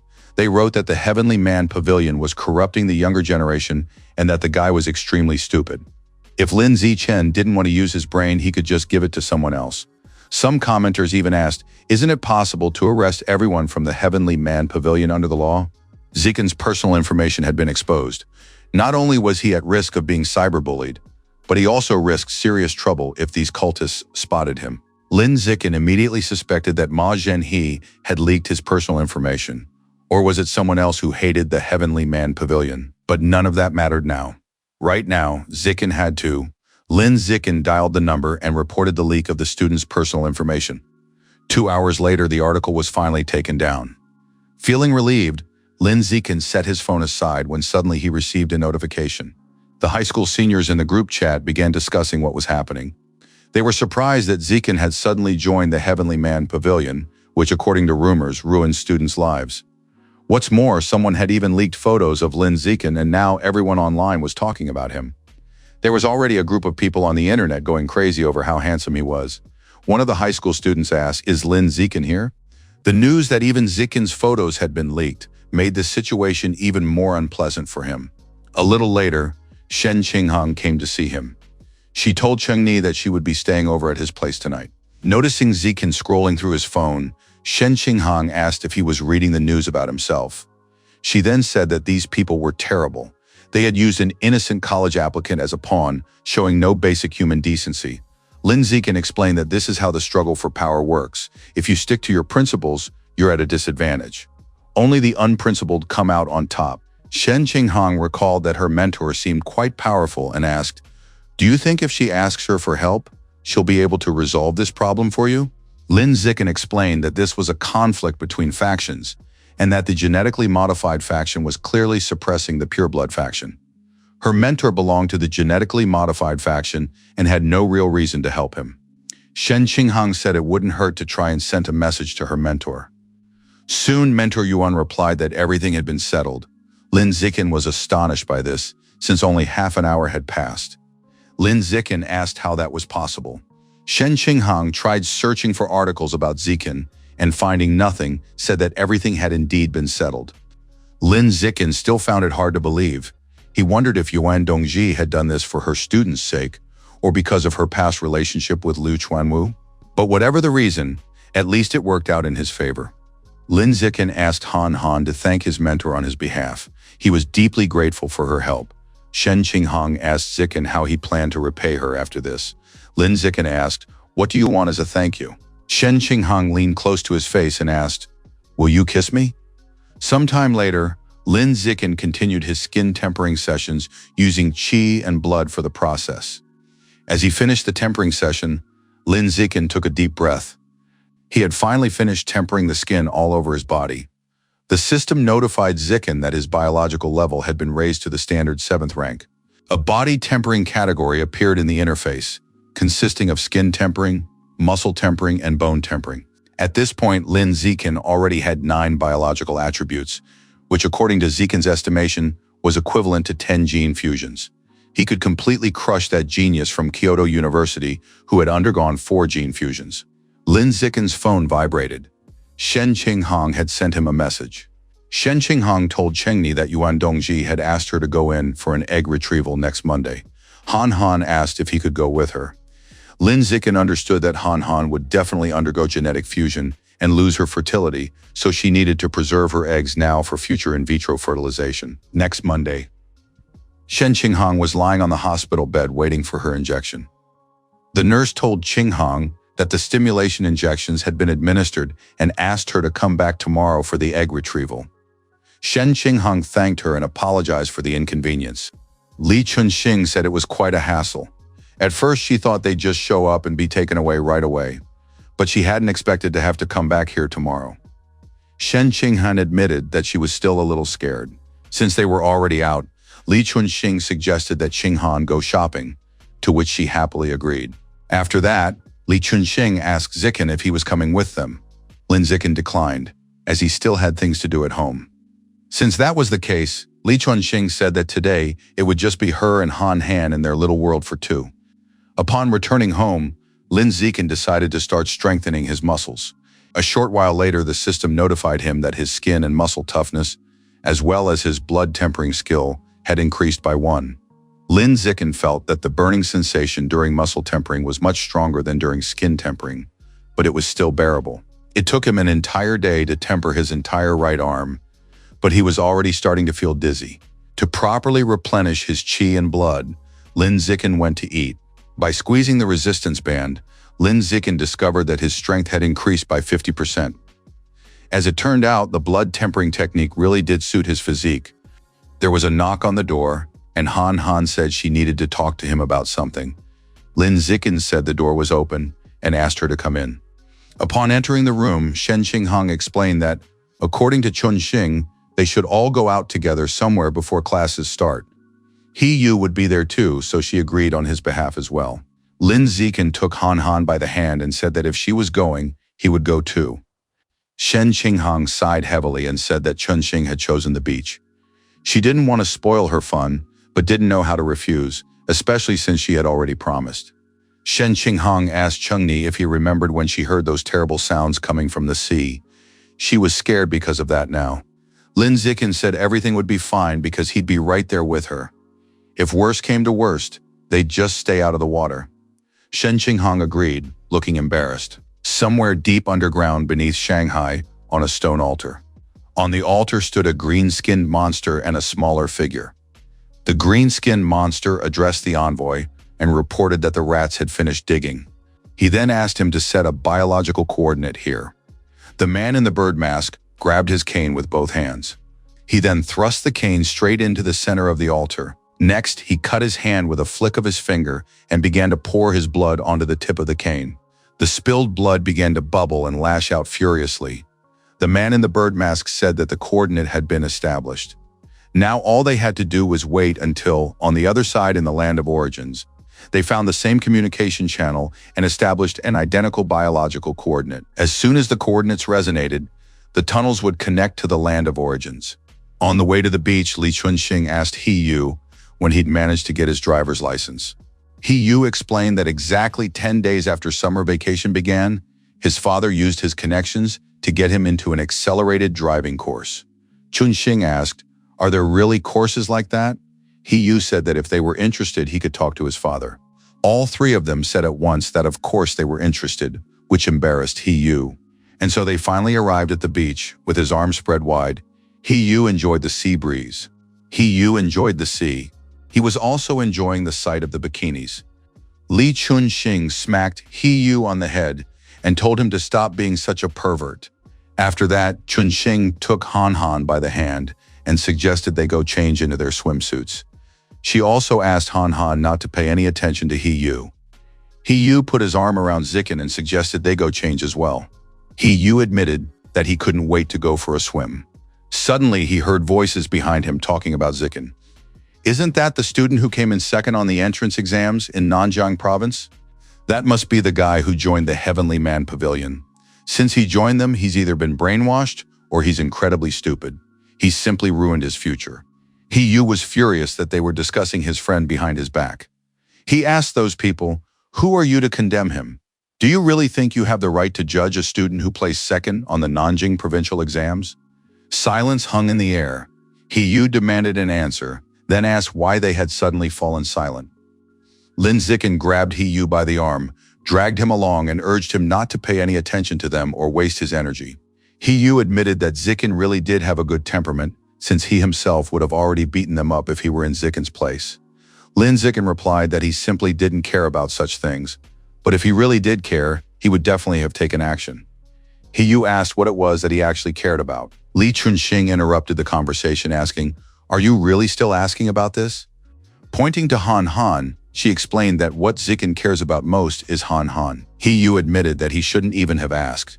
Li Chunxing said that the two of them needed to change into their swimsuits as soon as possible too. Once the two of them had changed into their swimsuits, Lin Zikin asked Han Han if she wanted him to put sunscreen on her.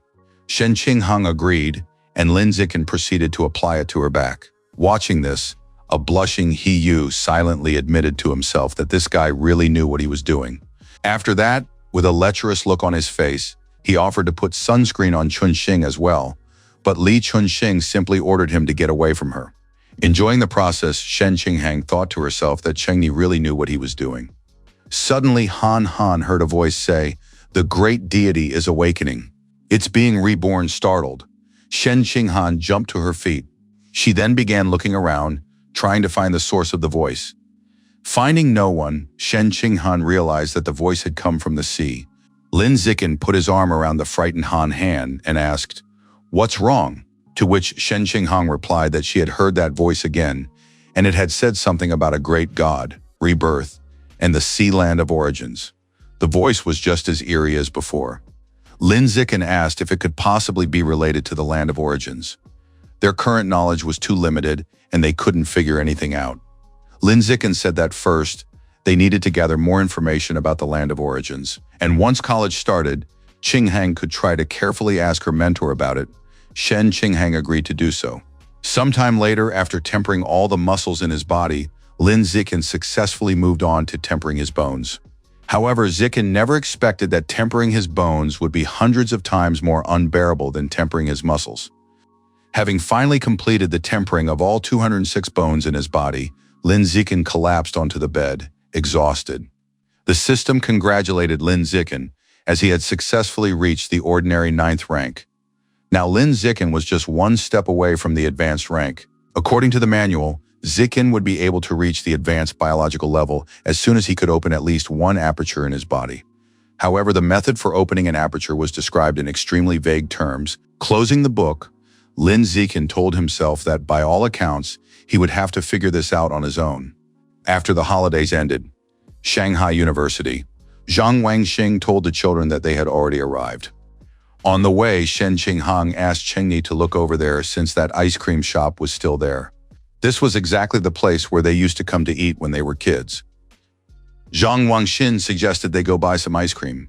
After all, they had arrived too early anyway, and they wouldn't be late for check-in if they stepped out for a bit. Shen Qinghang told Chengni that her strawberry milk-flavored ice cream was very delicious. Qinghang offered Chengni a taste and brought the spoon to his mouth. While eating the ice cream, Lin Zikin heard shouts coming from across the street. The gene combiner told Jackson that her skirt was too long today, and that because of this, it was hard for him to slip his hand under it to feel her up. Jackson said he could slip his hand under it. She didn't mind. After that, the horn combiner turned to Brother Yun and asked him to guess the number quickly instead of touching that woman. Brother Yun lost, which made the horn combiner start laughing, because if he lost, Brother Yun had to drink. The students watching began to discuss the situation. The cyborg said that Huang Jiaxin from the art college acts like an unapproachable ice queen every day. But as soon as you look, she throws herself at that guy from the evolution college, letting him hug her and touch her everywhere. His friend pointed out that people from the College of Evolution have a guaranteed future. And if he were that girl, he'd throw himself at him too. Cyborg agreed. After all, if he were a student at the College of Evolution on the inner campus, he'd also go to the outer campus every day to have fun with the girls. Lin Zikin started thinking about the inner campus after hearing this. Shanghai University is divided into two campuses, the inner and the outer. The outer campus is home to students in general education and arts programs. The inner campus is home to gene-combining students, cyborgs, and martial arts students. Since the inner campus deals with confidential matters such as gene fusion and mechanical modifications, entry and exit are strictly controlled. Students from the outer campus of the same university are not allowed to enter. It is closed to the public.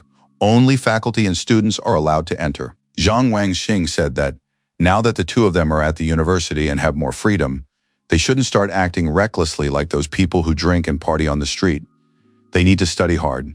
Zhang Wangxing asked, "Do you understand?" To which they replied, "Yes." Lin Yangsheng was confident that Chengni and Han Han wouldn't turn out like those kids, since they had always been good kids.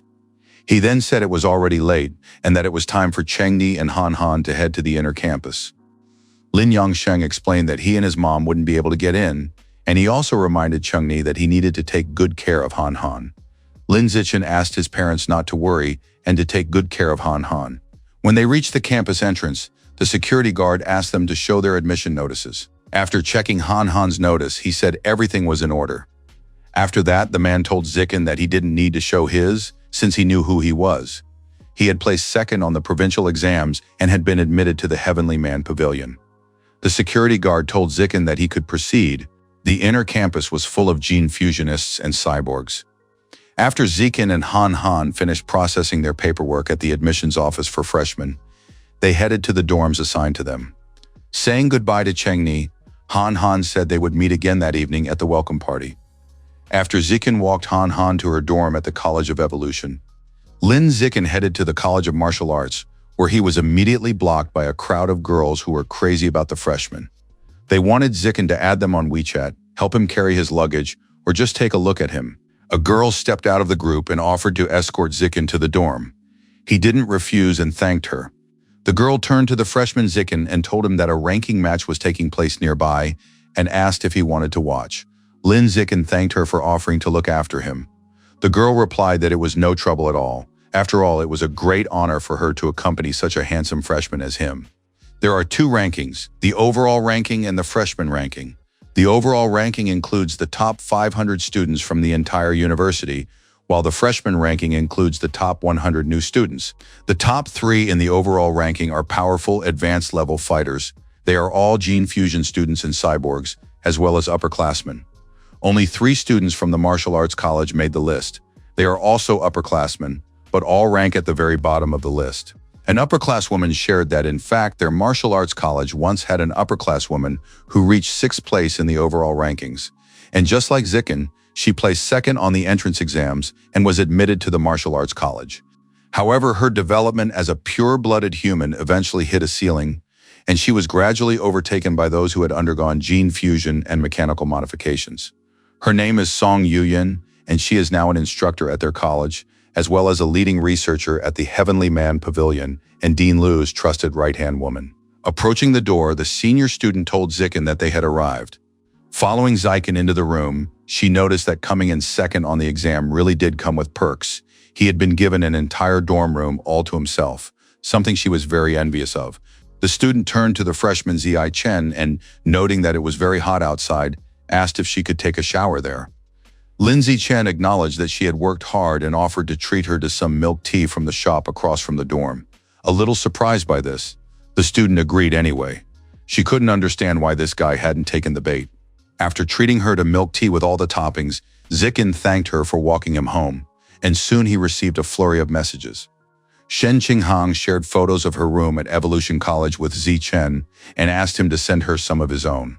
Compared to Han Han's luxurious apartment, this tiny room suddenly lost all its appeal. Evolution College really was wealthy.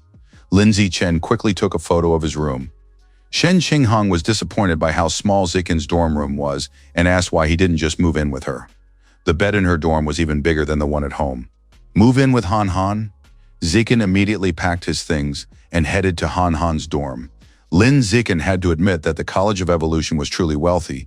Even their student dorms were luxurious. Compared to Han Han's luxurious apartment, the room the Martial Arts Academy had assigned him was practically a doghouse, and that was their best room. Based on what he saw, Lin Zikin wondered if Liu Chuanwu could really fulfill his promise of a threefold benefit. Shen Qinghang was delighted when she saw Lin Zikin. She asked him to come inside quickly.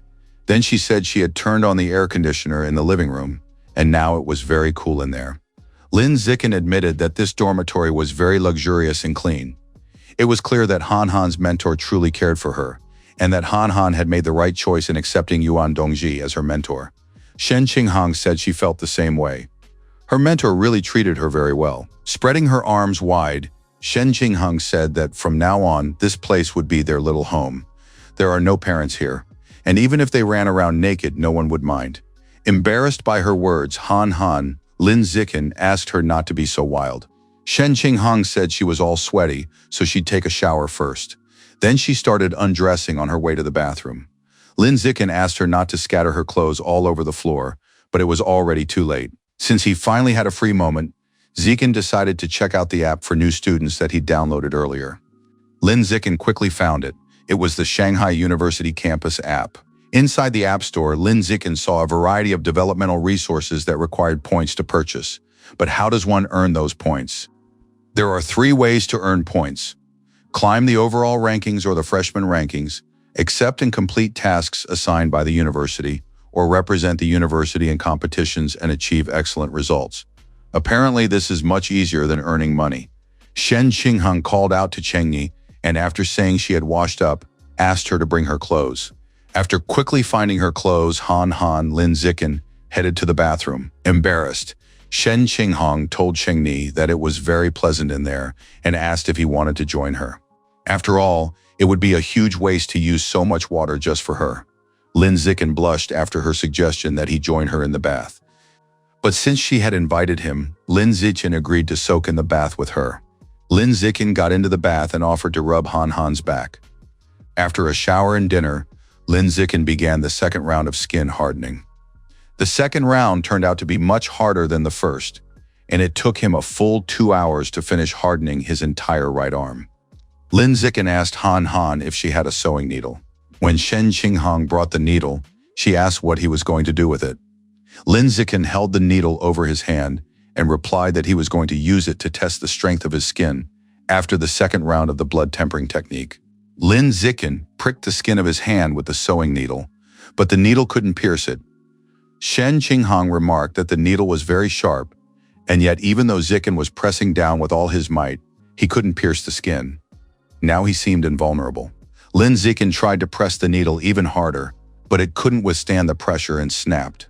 Seeing this, Shen Qinghang acknowledged that this blood-tempering technique was simply incredibly powerful. She even found herself wanting to follow the path of a pureblood. Lin Zikin said that after the needle test, he needed to check his hand's heat resistance, after which he held his hand over the stove's flame. Lin Zikin didn't start feeling a burning sensation until a minute later. As it turned out, the effect of the blood-tempering technique was truly powerful, and combined with the biological trait, use-based adaptation, which accelerates his growth, he would eventually attain a holy body. To his surprise, Zikin suddenly received a notification. Liu Chuanwu asked if he had already completed his university registration and whether the luxurious private dormitory he had arranged for him was good enough. Lin Zikin replied that he had registered and that the dormitory was quite nice. If Zikin was free, Liu Chuanwu suggested he stop by the Heavenly Man Pavilion headquarters so he could help him settle in and introduce him to the other members. Liu Chuanwu told Zikin that he would send someone to pick him up. Lin Zikin explained that he was currently staying at his childhood friend's dorm and shared the address. Liu Chuanwu replied that in that case he would send someone to pick him up. Lin Zikin sighed wearily. In that case, he would have to go downstairs and wait.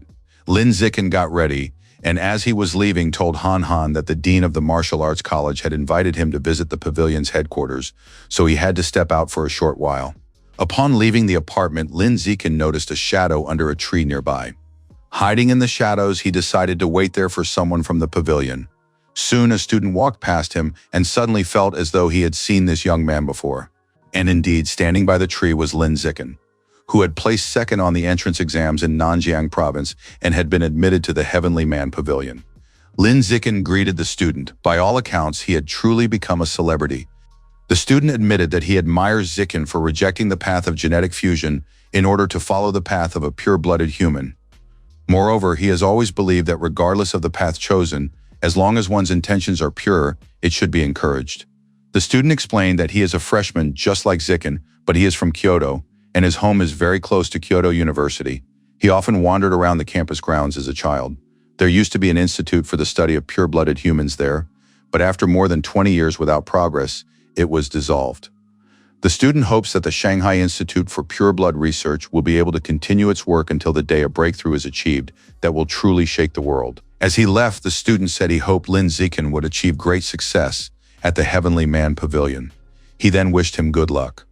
Watching the stranger walk away, Lin Zikin wondered where this chatterbox had suddenly come from. Suddenly, Lin Zikin heard the loud roar of an engine.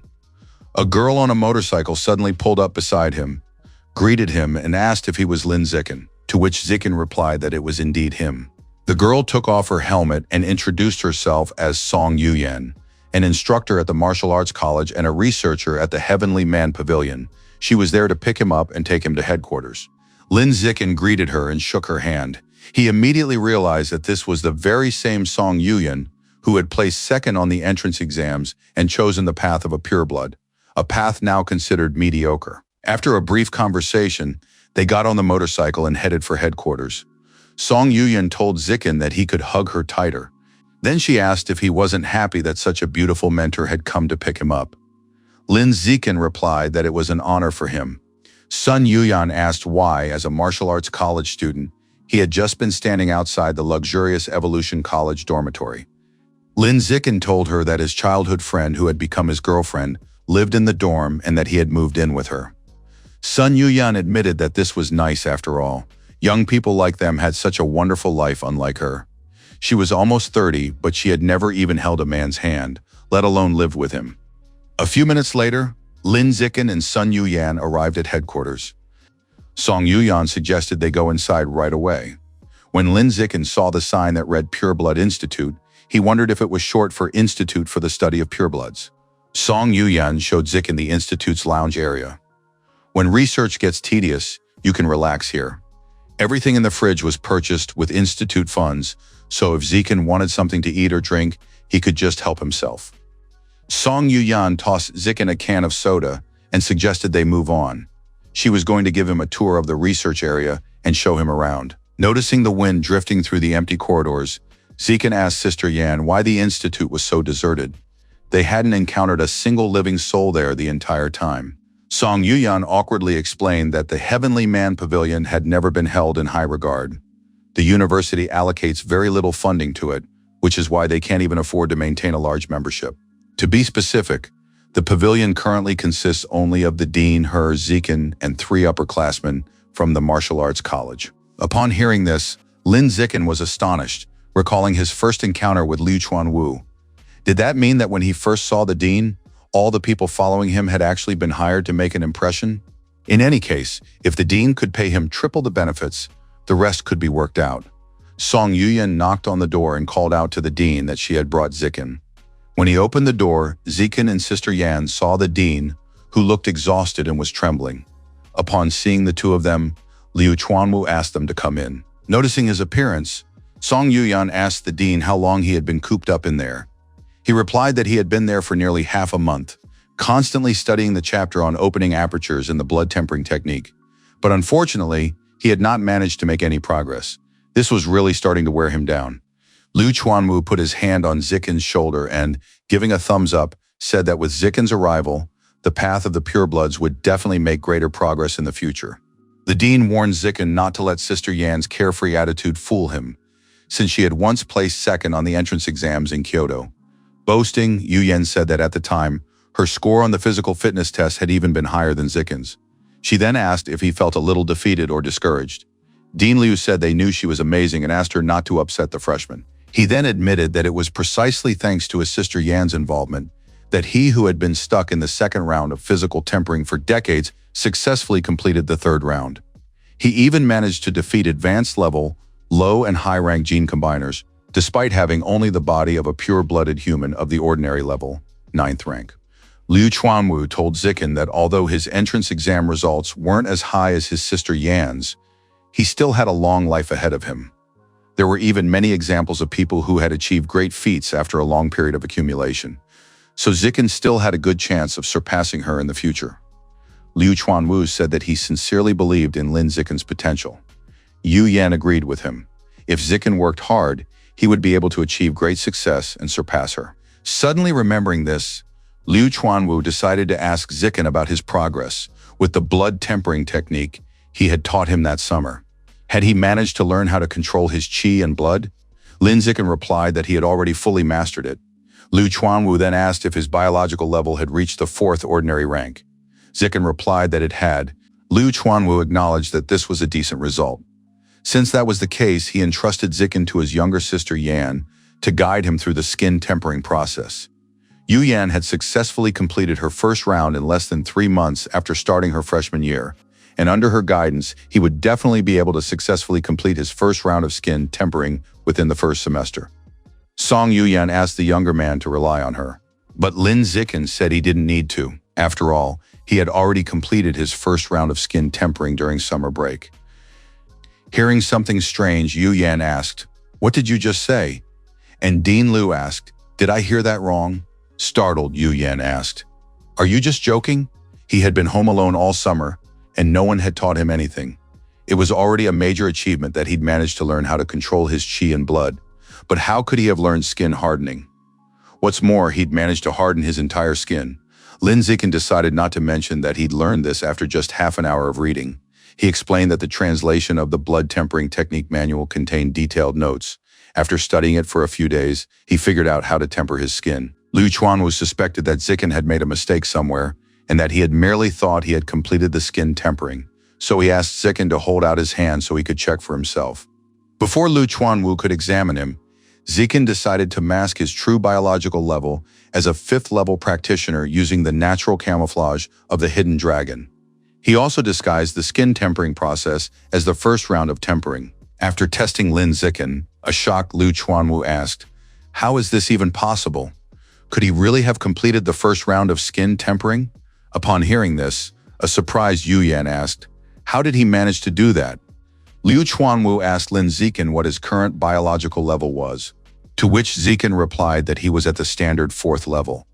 Upon hearing this, Liu Chuanwu exclaimed that Zikin was a genius, an incomparable genius. And if that were the case, it meant that the success of the pureblood path was guaranteed. With tears in his eyes, Liu Chuanwu threw himself at Zichen and told him that with his talent, his pureblood body would transcend the limits of the ordinary level and evolve to the advanced level, or even beyond. Even Yu Yan admitted that there's always someone stronger than you, just as there are heavens higher than other heavens. But now that someone even more gifted would lead them, they'd be able to advance further along the path of a pureblood. The arrival of Lin Zikin was a blessing for all of them. An elated Song Yuyan ran up to them and told Dean Liu that they must unlock Zikin's potential as soon as possible to attract more geniuses to their pavilion and secure additional funding for it. However, with a serious expression, he refused her request, as it would be reckless to reveal Zichen's compatibility with the path of a pureblood. Unleashing Zichen's potential could put him in danger. Furthermore, the importance of geniuses lies not in their numbers. Now that they have Zikin, they must invest all their resources in him and help him transcend the limits of the ordinary level. Echoing Dean Liu, Yuyan fully agreed with everything he said. There was just one thing troubling her, though. If they did this, how much funding would they lose? Without sufficient funding, how could they continue their research into the path of the pure-blooded human? Liu Chuanwu asked Yuyan not to worry about this, as he was prepared to use his connections to secure resources for Zichen, and as soon as Zichen proved himself sufficiently, he would find him a more powerful patron for protection and security, after which they would widely publicize him and promote their pavilion's heavenly human philosophy. Song Yuyan acknowledged that this was exactly the kind of plan one would expect from the dean. As always, he had thought everything through as thoroughly as possible. Lin Zikin surmised that if he had told them he was already at the 9th ordinary rank, had completed his muscle and bone tempering, and was even in the process of finishing the second round of tempering, they would surely have completely lost their minds. Liu Chuanwu turned to Lin Zikin and declared that from now on, he no longer needed to attend classes at the martial arts college. After all, the basic courses would no longer be of any help to him. Instead, Zikin should come directly to the research institute, where his younger sister Yan would serve as his assistant. Song Yuyan pouted upon hearing that she would be a freshman's assistant. She asked Dean Liu if he really didn't think she was capable of anything at all. Liu Chuanwu reminded her that they were already researching the path of a pure-blooded human, so who cared about dignity in such a situation? They have thick enough skin not to let things like this get to them. Liu Chuanwu explained that tomorrow afternoon the university would hold a ceremonial assembly for the freshmen, followed by an entrance exam to select the king of freshmen. And with Zichen's current strength, barring something unimaginable, the title of king of freshmen will almost certainly be his. However, when he takes the test, he must remember to thoroughly crush the freshmen from the College of Evolution and the cyborgs in order to bring honor to their martial arts college. As soon as Zikin succeeds, he will give him 10 chi and blood pills. Looking at Dean Liu's smug face, Song Yuyan asked, was that really his true goal? Dean Liu also added that winning the title of King of Freshmen would earn Zichen 10 university credits. Those words were enough to pique Lin Zichen's interest. Soon, the day of the orientation ceremony for Shanghai University freshmen arrived. As they walked past Zikin, students asked, isn't that the guy who ranked second on the entrance exams in Nanjing province? The heavenly man who entered the pavilion? And why is he sitting next to Shen Qinghang? What's his relationship with their goddess? After those students left, a guy whom Zikin had seen yesterday sat down next to him and asked if he still remembered him, to which Lin Zikin replied that he did. The guy then asked what the relationship was between the two of them. Lifting Han Han's hand, Lin Zikin explained that they were childhood friends, already engaged and would get married right after graduation. In that case, the redhead decided not to bother them and quietly slipped away. Lin Zikin calculated that there were 1,896 new students at the martial arts college, 654 at the cyborg college, and 469 at the evolution college. And he noticed that among all the freshmen, there was only one girl who had combined genes. Apparently, she was a Shadow Knight cat. Feeling someone's gaze on her, the gene fusion girl turned slightly to look. This girl exuded such a cold aura, which was very different from that chatterbox up front. After the vice president delivered her speech, it was the students' turn to come up and say a few words. The MC thanked Vice Chancellor Xi for her speech, then invited the freshman representative onto the stage. Everyone began applauding Li Moyu from the genius class. Many were surprised that this guy was the freshman representative. Usually this role goes to the strongest freshman of the entire class, which is why there had been rumors that it would be Ma Siwei, who had already undergone gene fusion. Li Moyu had bleached his hair, and he was also a big talker who didn't give off any aura of a genius at all. But as it turned out, you can't judge a book by its cover. As he walked toward the stage, Li Moyu relished, seeing everyone around him looking surprised and wanted even more. He had deliberately bleached his hair and acted like a chatterbox to create a contrast. And now his moment had come to build up his aura. He would finally be able to put on a big show. Lee Moyu stepped onto the stage and asked if everyone had heard of Lee Yingjin. Lin Zikin wondered, who doesn't know about that genius from Kyoto University? Lee Moyu said that most people are unaware that Lee Yijing has a younger brother who is just as talented. He was the top-scoring student on this year's Kyoto entrance exams, and his genetic compatibility is as high as 16%. His exam scores match those of the top female student from Nanjing province, who ranked first in the country, and his physical fitness test score was the highest in the entire country. And this brilliant younger brother is none other than Lee Moyu, standing right here in front of them. Meanwhile, everyone sat there with their mouths agape in shock. Lee Moyu explained that back when he was in high school, he and his brother had agreed that his brother would be responsible for breaking records at Kyoto University, while he would do the same at Shanghai University. Lee Moyu declared that the records of both universities would belong entirely to them, the Lee brothers from Kyoto. And now he asked to be allowed to demonstrate what fifth-rank ordinary biological pressure was, immediately releasing his aura. The students felt sluggish under the fifth-rank ordinary biological pressure. Most of them were only at the third rank, while some were merely at the second. This was precisely the gap between them and a genius. It filled their hearts with despair. With a smug smile, Lee Moyu introduced himself again and asked everyone to remember this. Shen Qinghong quietly told Chengni that Lee Moyu on stage was clearly some kind of fool. He was only at the fifth ordinary rank, yet he already thought he was invincible. He didn't even realize that Chengni could easily crush him with a single finger. Lin Zikin asked Shen Qinghong to keep this to herself. Lee Moyu headed back to his seat, while the host asked the audience to give a loud round of applause as they invited the Student Council President, Zhou Shuihong, onto the stage to speak on his behalf. The president took the stage, and the host handed him the microphone. After welcoming the freshmen, the president introduced himself as Zhou Shuihong, president of the Shanghai University Student Union. He then said that he was there today primarily to discuss three important matters. First, student discipline at the university is not enforced by faculty members. It is overseen by the student union, which wields power beyond their imagination. Second, the student union recruits 10 students from among the freshmen every year at the beginning of the spring semester. The selection criteria are based solely on strength. Freshmen wishing to join the student union must duly demonstrate their strength over the next 6 months. The president explained that the university campus is a place where strength reigns supreme. It essentially operates on the primitive principle of survival of the fittest. The survival of the fittest dynamic where upperclassmen oppress underclassmen occurs frequently. Therefore, they must all be mentally prepared for this. Looking down at the students in attendance, Zhou Shuihong said that was all he wanted to say. And before he stepped off the stage, he would let each of them experience the power of an advanced level. Immediately after these words, Zhou Shuihong released his aura, shocking everyone present even more. Faced with such overwhelming biological pressure, they could barely breathe and felt extremely uncomfortable. The biological pressure released by Chairman Zhou Shuihong was indeed overwhelming, but from such a distance it had virtually no effect on Lin Zikin, who was at the 9th ordinary rank. When the chairman finished his demonstration and left the stage, the audience suddenly relaxed. It was a good thing it had lasted only 5 seconds, but even that was enough to make them feel as if they might die right there. An advanced-level practitioner is truly terrifying. Yuan Dongji took the stage and announced that, following the conclusion of the freshman orientation, they would immediately begin the entrance exam right there. The rules themselves were very simple.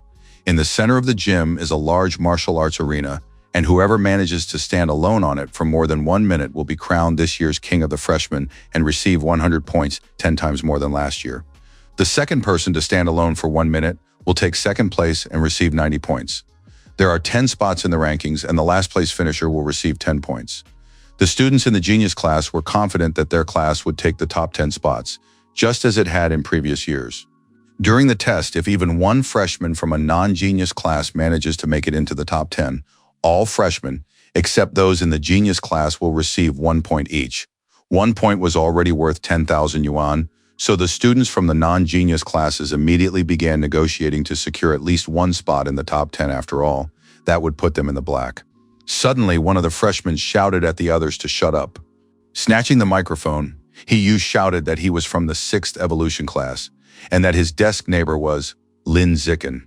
He assumed everyone there must know that Lin had placed second on the entrance exams in Nanjing province and had been admitted to the Heavenly Man Pavilion.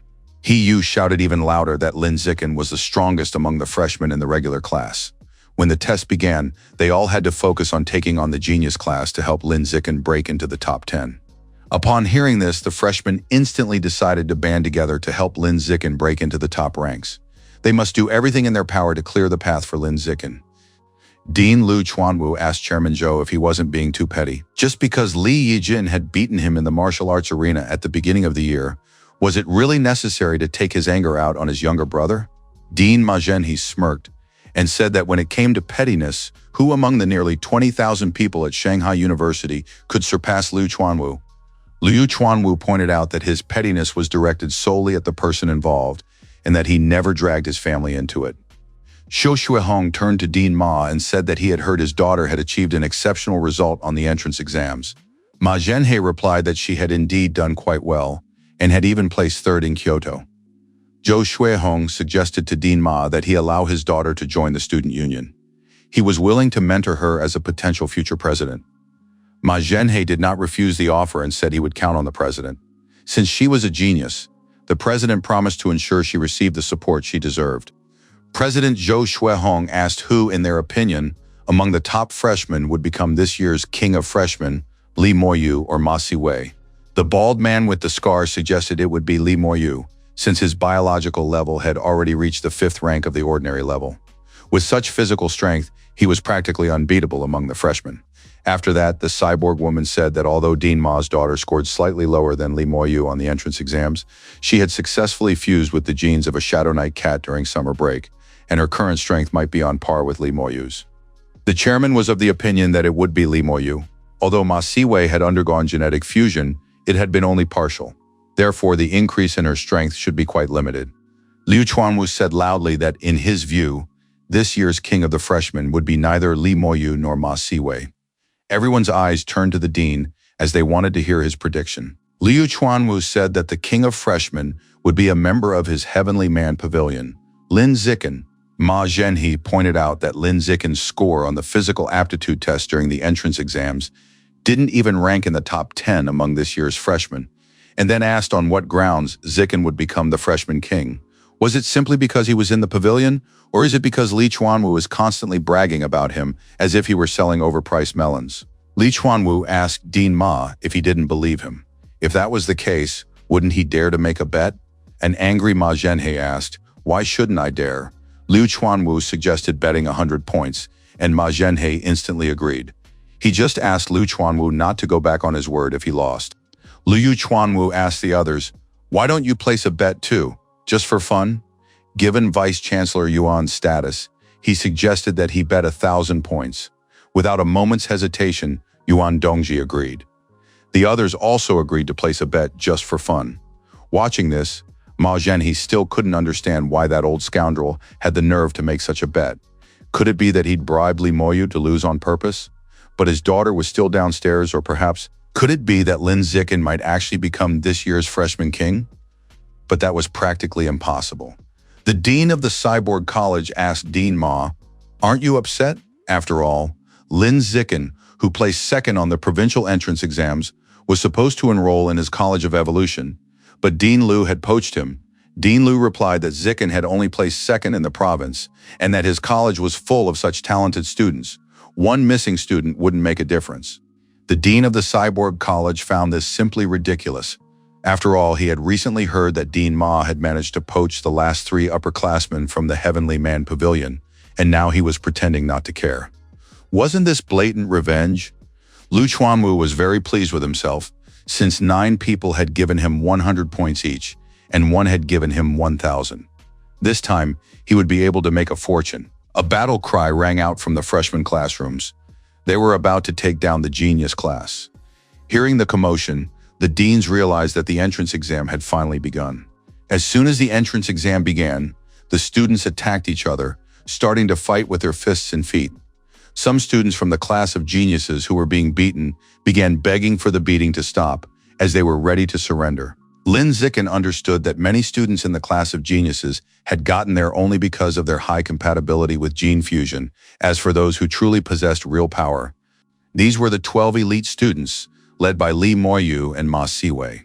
Thanks to the threat sense attribute of the abyss fish, Lin Zikin discovered that Li Moyu and Ma Siwei had already reached the 5th ordinary rank, while the remaining 10 were at the 4th ordinary rank. After beating up nearly all the students in the genius class, the fighting spirit of the other classes soared. Was this really all the genius class was capable of?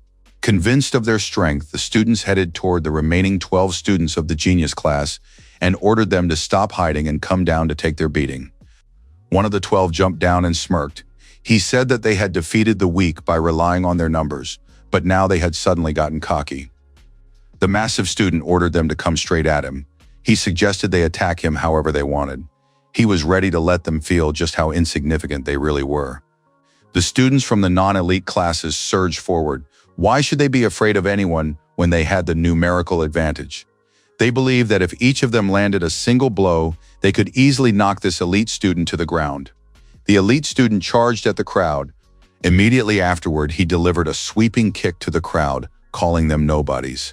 With just a single kick, the elite student managed to send 3 non-elite students flying.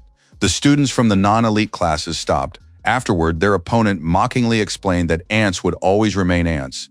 No matter how many of them there were, they wouldn't be able to leave even a scratch on an elephant. They clearly couldn't defeat such an opponent.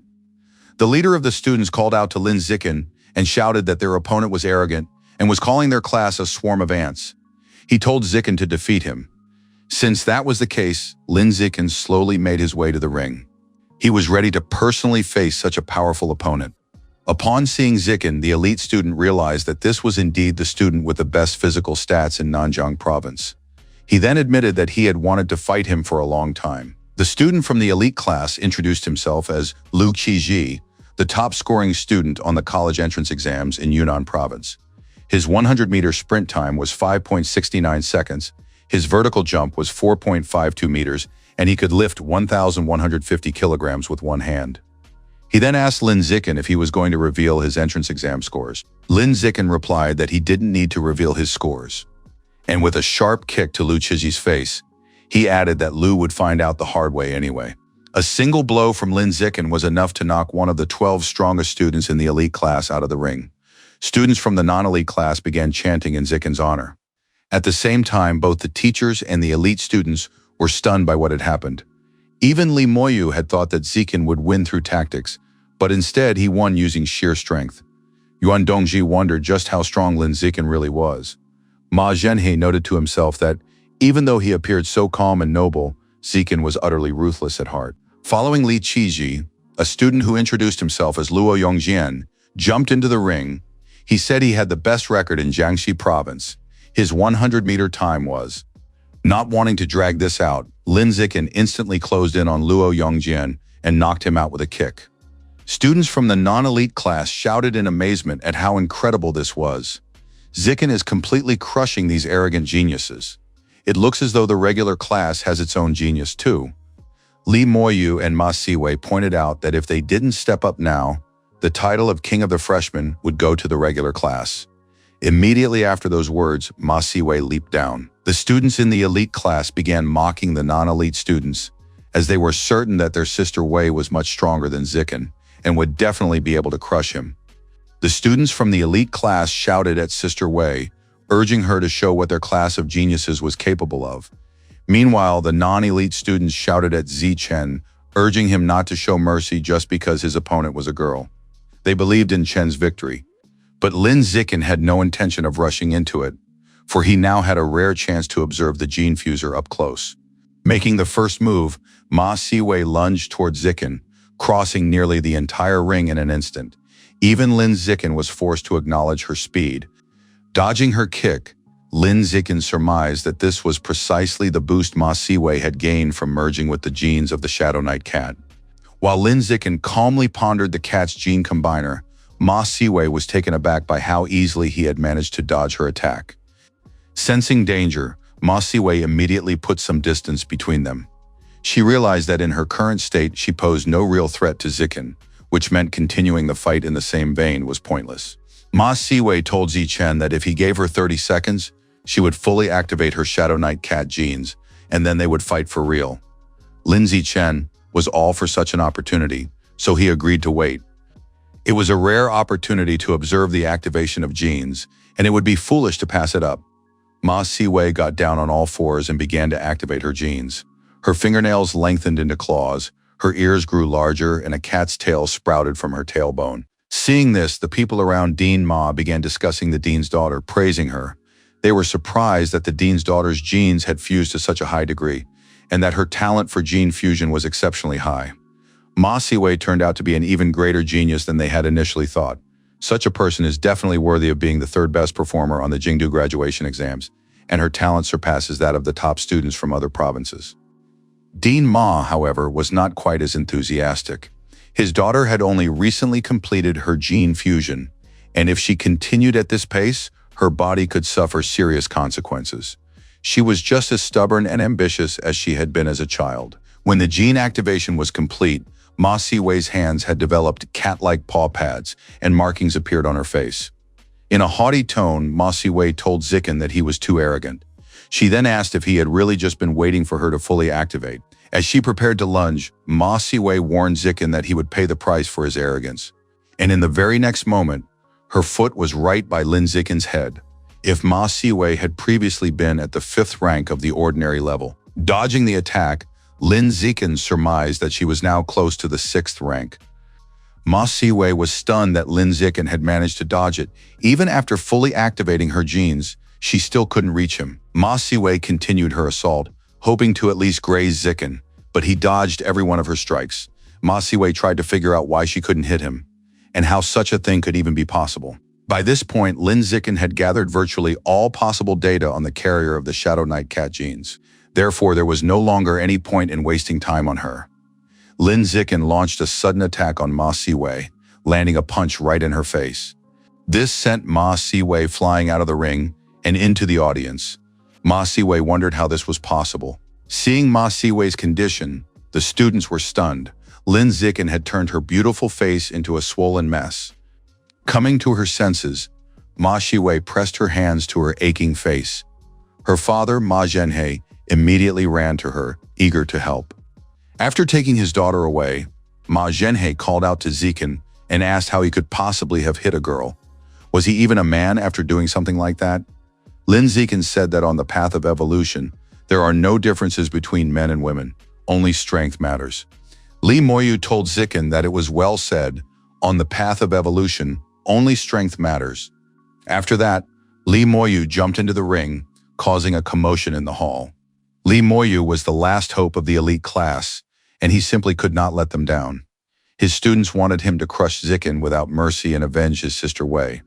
Li Moyu told Lin Zichen that he was a true master of agility who had deliberately pretended to be nothing more than the second best in the entrance exams, only to crush the top students from each province one by one during the entrance test.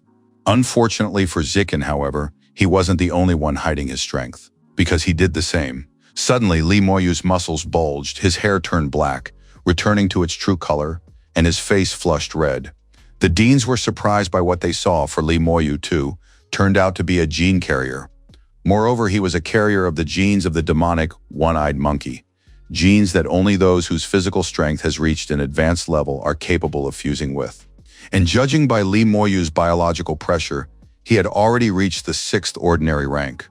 While still at the ordinary level, he had successfully fused with the genes of the demonic one-eyed monkey, proving that he was just like his brother, a monstrous genius. Liu Chuanwu froze in shock and felt his heart sink. It was all over now. He was definitely doomed. He had bet 1,900 points, which was equivalent to 19 million yuan. Wang Shuzhe and Lu Gang received a message and stepped aside. The organization had assigned them a mission. The boss explained that he had already planted an advanced-level demon seed in a park outside the university. He ordered the two of them to retrieve the seed, after which they were to find a way to force Li Moyu to consume it. Wang Shuzhe reminded the boss that Li Moyu was a young master of the Li family in Jingdu. He then asked if it wasn't too risky to force him to absorb the demon seed. The boss explained that the organization's backing was far stronger than they could even imagine. and the humble Li family of Jingdu could be wiped out with a snap of their fingers. Wang Shuzhe turned to Ji and asked, "Are we really going to do this?" To which Ji replied, "Do we have any other choice?" Lin Zikin immediately realized who the genes implanted in Li Moyu belonged to. It was a demonic-eyed monkey, a mutated beast that had maximized both its strength and defense at the expense of its speed. Once they reach maturity, most individuals attain an advanced biological level, while a few exceptionally strong ones are capable of reaching a rare level. Li Moyu said that although Lin Zikin and Ma Siwei are recognized as the top freshmen at Shanghai University, just like him, the gap between their strength and his is enormous. That's why Li Moyu was curious to see if Zikin could remain as calm and composed as before once they began fighting. No sooner had Li Moyu finished speaking than Lin Zikin lunged at him, preparing to strike. Reacting at the last moment, Li Moyu dodged the blow. Lin Zikin acknowledged that Moyu's reaction speed was decent, since he had managed to dodge a strike that Lin had limited to 6th rank speed at the standard level.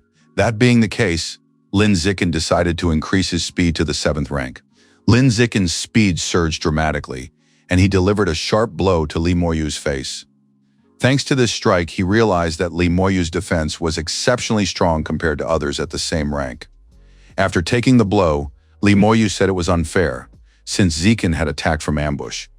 However, now that he was fully focused, it would be difficult for Zikin's strikes to land on him. Watching the fight, the spectators realized that although Lin Zikin was fast, unfortunately he wouldn't be able to inflict any significant damage on Li Moyu. After catching up to Li Moyu, Lin Zikin began unleashing a rapid series of attacks, which Li Moyu managed to block as best he could. Li Moyu was indeed slower than Zikin, but his superior defense gave him a wide margin of safety. Lin Zikin, on the other hand, wouldn't be able to withstand even a single blow from Li Moyu. To everyone, the outcome of the fight was a foregone conclusion. By this point, Lin Zikin had already finished testing Li Moyu's reaction speed with his monster genes activated. So he leaped back, creating distance between them. Now Lin Zikin wanted to test Li Moyu's strength. Li Moyu admitted that he had underestimated Zikin's speed, but his weakness was obvious. No matter how hard Lin Zikin tried, he was unable to harm him. And unfortunately, in this duel, Zikin was destined to lose. Li Moyu shouted that it was now his turn and rushed into the attack. They shouted at Lin Zikin to dodge the attack, but he simply froze in place. The Deans reminded Dean Mo not to forget to transfer the points they had bet on. Li Moyu struck Lin Zikin squarely on the head, releasing a powerful surge of pressure. Suddenly, there was a loud crunch of bones. Immediately afterward, Li Moyu collapsed to the ground and began screaming in pain. His arm was broken. The spectators were stunned by what had happened. What had just happened and what had happened to Li Moyu, and had Lin Zikin really won? It was too unbelievable. Lin Zikin realized what had happened. The fusion of the demonic one-eyed monkey's genes had granted Moyu immense power, so immense that he had broken his own arm. The offensive power had exceeded Li Moyu's own defenses. Lin Zikin told the medics that Li Moyu's right arm appeared to have suffered a comminuted fracture and advised them to hurry up and go help him. Suddenly, Yuan Dongji ordered Zikin to step back, then landed next to Li Moyu. After examining his arm, she could say with certainty that his entire right arm was broken, and she surmised that this had happened because he had struck Lin Zikin in the face and been hit by the recoil of his own force. But even if that were the case, just how tough must Lin Zikin's face be? Yuan Dongji popped a pill into Li Moyu's mouth. Lin Zikin sensed Yuan Dongji trying to gauge his strength using mental energy and hoped that his natural camouflage as a hidden dragon would help conceal it. After testing Lin Zikin, Yuan Dongji assessed his biological level as a standard 6th rank. However, the toughness of his skin far exceeded that of others at the same level. As for his bones and muscles, they were incredibly hard. Yuan Dongji wondered, is that really all there is to him? When Yuan Dongji returned to the other deans, the scarred dean asked what Lin Zikin's true strength was. Yuan Dongji replied that he was a standard 6th rank with unusually strong physical attributes. She hadn't been able to detect anything out of the ordinary. Having overheard the elders' conversation, Lin Zikin realized that his natural camouflage had worked. He had managed to deceive them. By this point, Li Moyu had fully recovered and had already returned to his human form. Examining his hand, he asked what kind of miraculous pill she had just given him. He had managed to fully recover without any side effects. Lin Zikin asked Li Moyu if his hand had healed completely, to which Li Moyu replied cheerfully that he was perfectly fine. Immediately afterward, Lin Zikin ordered him to get lost and kicked him out of the ring.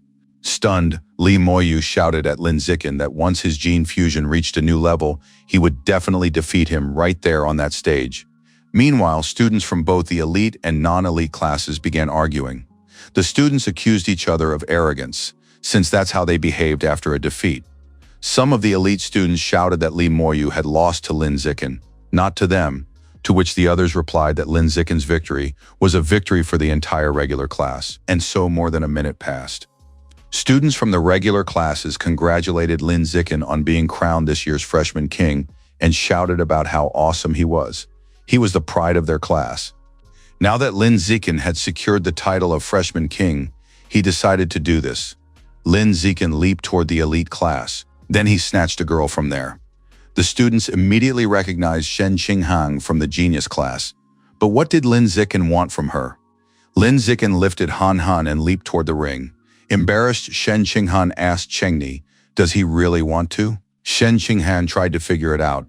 Was he really going to reveal their relationship to everyone right now? Lin Zikin jumped down from the ring and announced that he was taking all the spots from 2nd to 10th. The elite class students who heard this weren't going to put up with Zikin's antics. He had gone too far, so they all banded together to grab and beat him up in order to knock him out of the top 10. They also had no intention of forgiving Zikin's accomplice, Shen Qinghang, and planned to punish the traitor. A crowd of students from the elite class rushed toward the ring, but in just a few seconds they were knocked out by Lin Zikin's fists. Even Ma Siwei, who had been knocked out, returned to the ring and attacked Shen Qinghang from behind, wanting to settle the score with the traitor. But before she could get close to Qinghang, Lin Zikin rushed onto the stage and sent her flying with a kick. Seeing his Wei defeated once again, Dean Ma grew anxious for his daughter. Lin Zikin had completely crushed his opponents from the elite class. He assumed there was no one left here who would dare to challenge him. The judge's voice congratulated Shen Qinghang on taking 2nd place. Since the remaining 8 spots were vacant, Lin Zikin suggested that the students from the regular class take turns filling them themselves. They get a spot, he gets the points. Many students immediately raised their hands and asked to be placed in the top 10, as they wanted to at least experience what it was like to be in the top 10. According to calculations, the total number of points for the top 10 spots is 550. Add to that the 9 points awarded to freshmen from the regular class, bringing the total to 559 points. Outraged by the outcome of the competition, Ma Zhenhe shouted at Yuan Dongji that this was completely unacceptable. He pointed out that Lin Zikin's actions clearly violated university regulations, and since he had already won the title of freshman king, how could he then take all the spots in the top 10 and hand them out? Liu Chuanwu asked how exactly Lin Zikin had broken the rules. Furthermore, since when has the entrance exam prohibited selecting the fighters who will take the spots? Liu Chuanwu's intervention once again riled up Ma Zhenhe. He explained that just because there is no explicit rule does not make such behavior acceptable. Lin Zikin is simply exploiting a loophole in the rules.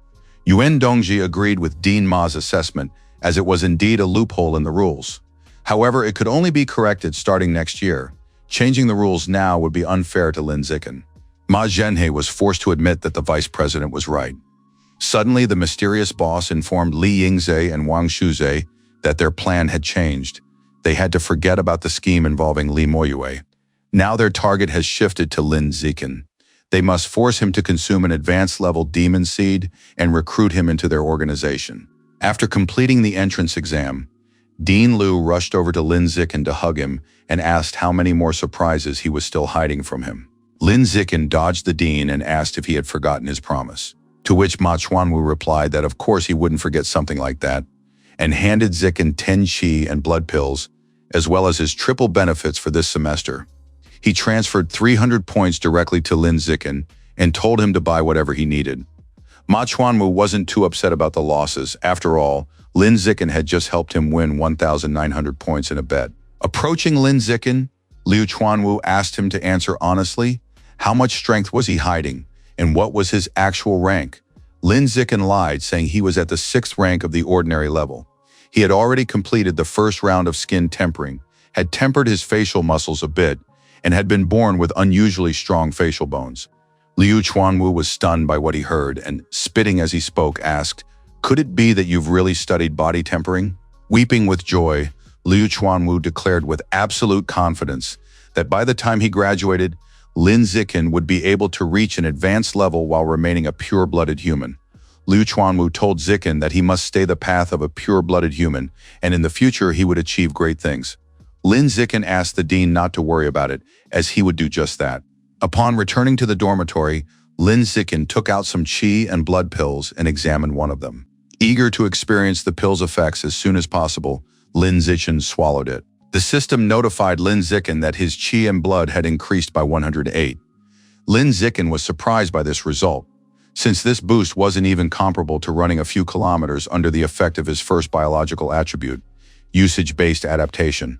Since he didn't really need pills like these, Lin Zikin decided to simply give them to Han Han.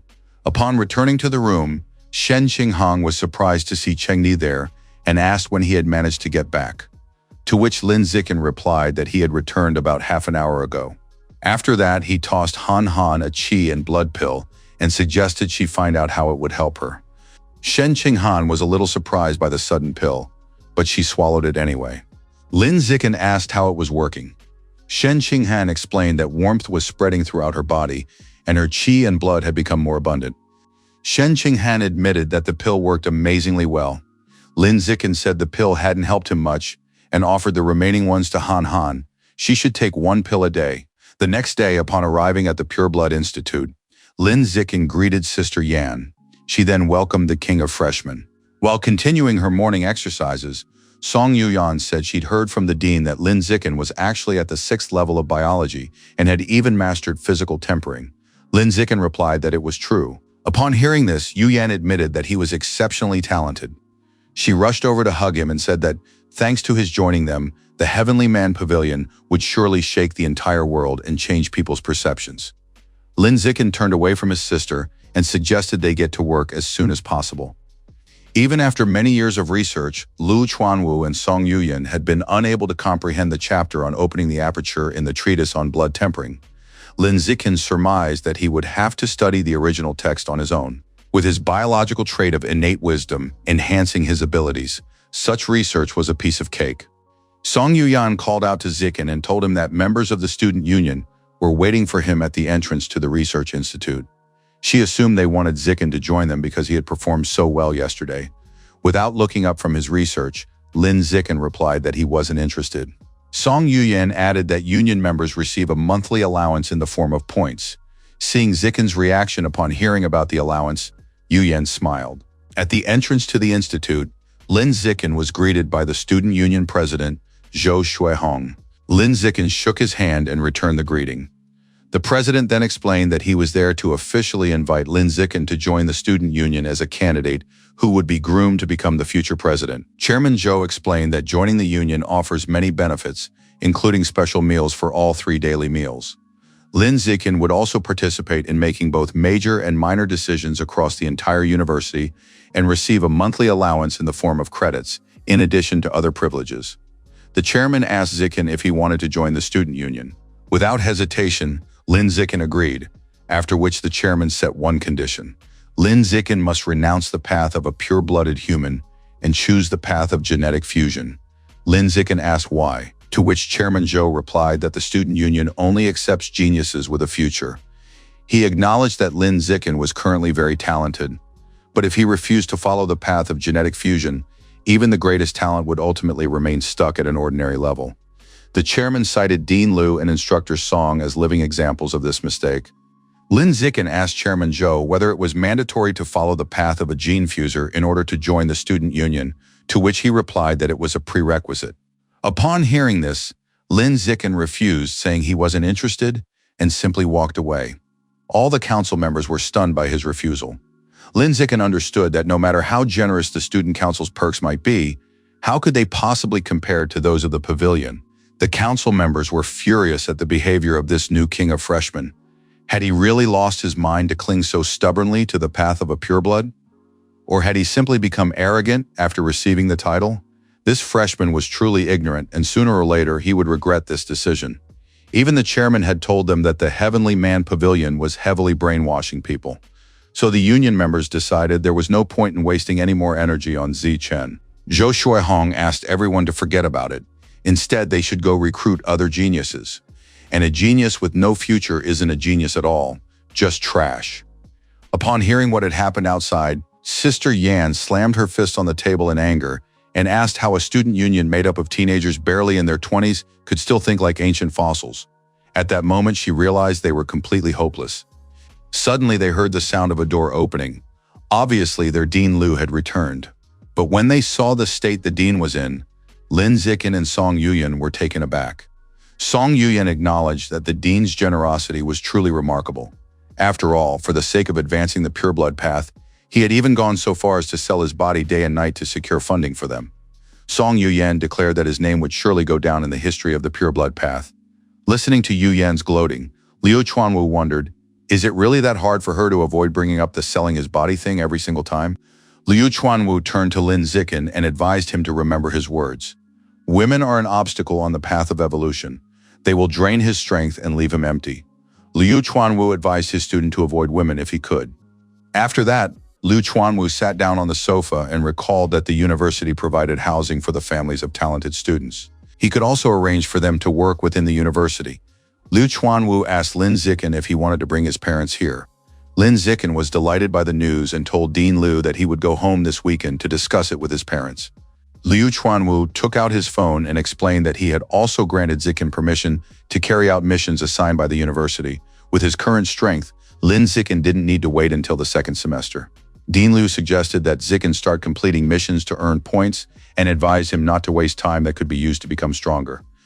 Song Yuyan said that every week she goes off campus to complete missions and convert them into points. In the future, Lin Zikin will be able to join her to learn the process and gain experience. She also mentioned that she'll soon take on a mutant hunting mission and bring Zikin along to broaden his horizons. Lin Zikin told Sister Yan that he's counting on her. After that, Lin Zikin took out his phone to see what missions were available on the university app. The missions assigned by the university were minor tasks, and most of them were worth 1 or 2 points. Although the rewards were low, they matched the low difficulty level, making them extremely popular. Lin Zikin decided to check which student assignments were worth looking into more closely, and soon found a mission to find a sparring partner. The requirements were for a girl, preferably with animal ears, fair-skinned, attractive, and with long legs. The reward was 5 points per month. Looking at this, Lin Zikin wondered, was this person looking for a sparring partner or a girlfriend? Since he hadn't found anything interesting in the student missions, Lin Zikin decided to check out the missions off campus. There were plenty of such missions, and the rewards were high, but the locations of the first few missions he came across were a bit far away.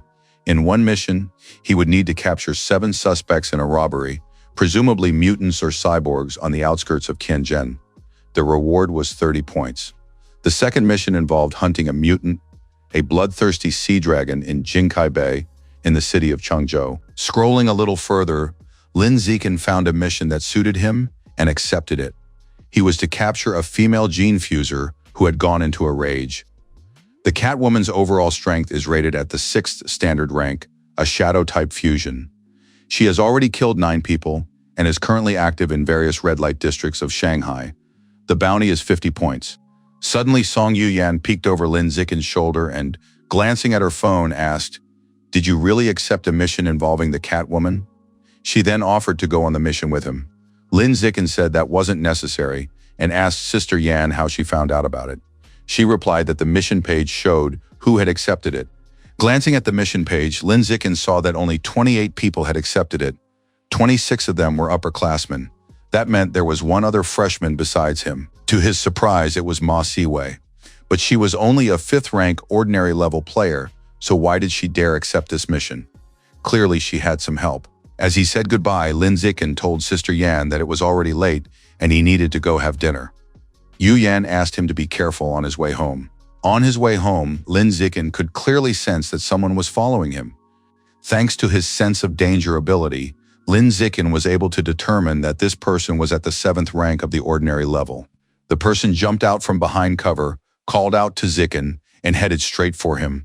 The upperclassman asked Zikin what Wei Wei had done to him that he was attacking her. He had hit and kicked her during the entrance exam, and now he was competing with her for the same off-campus mission. The senior speculated that Lin Zikin might have done this on the orders of the villain Lu Chuanwu. The guy asked Zikin what kind of man would treat a girl so cruelly, and he challenged Zikin to a fight. If, of course, Zikin had the guts. Lin Zikin asked the nuisance if he'd been sent by Ma Siwei or Dean Ma.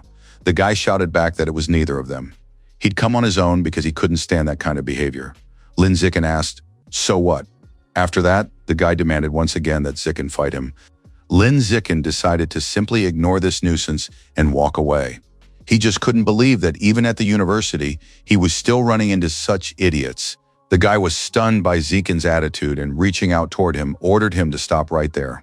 Zikin complained that the guy was making too much noise, and without turning around, slapped him with his hand. After knocking him out with a single blow, Lin Zikin wondered, is he happy now? Finally, back at the dorm, Lin Zikin said he was home. Shen Qinghong greeted him and told him to get ready for dinner. After that, Han Han told Chengni that the 4.5 kilograms of mutant slug meat he'd ordered from the credit store had just been delivered and that she'd put it in the fridge. Lin Zikin thanked Han Han.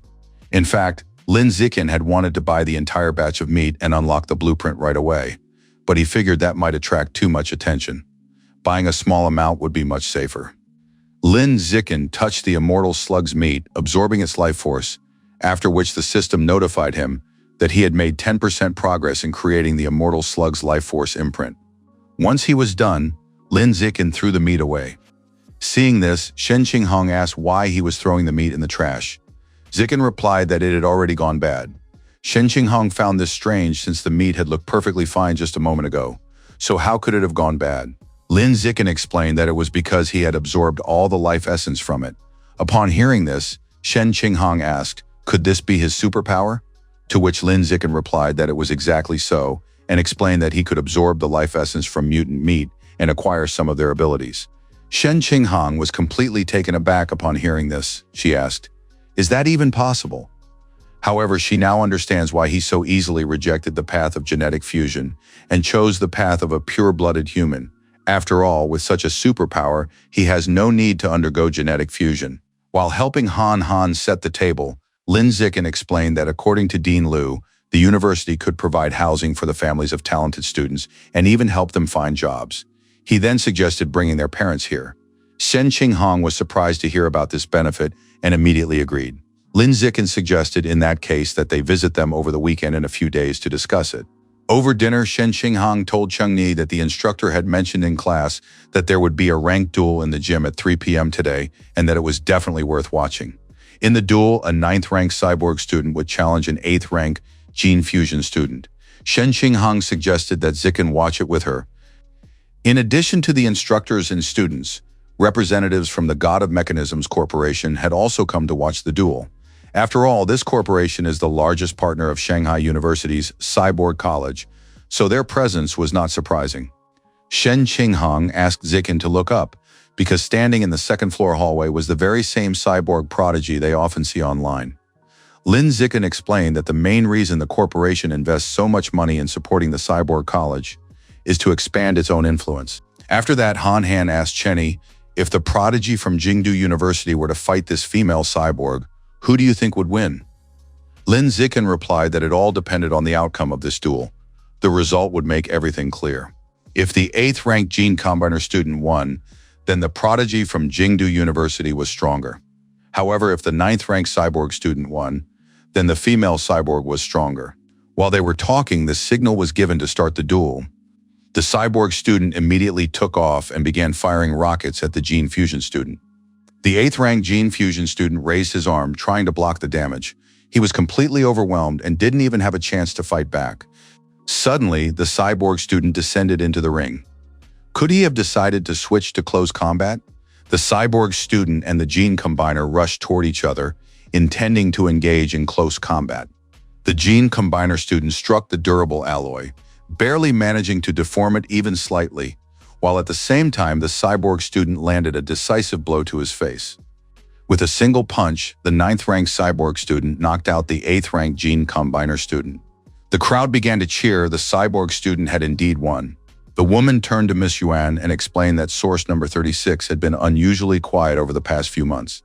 They weren't sure whether the other side had abandoned this passage or if they were secretly planning something much bigger. Yuan Dongji asked how Gangshui was doing. How was she adjusting to life on the surface? Had she adapted well?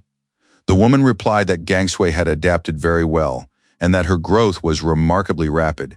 She was already close to reaching the second rank of the advanced level. After that, the woman turned to Miss Yuan again and asked, "Who is Gan Shui? Her physical attributes are incredibly unique. She doesn't even seem like she's from Earth." Yuan Dongji advised her subordinate not to ask inappropriate questions, after which the subordinate admitted her mistake.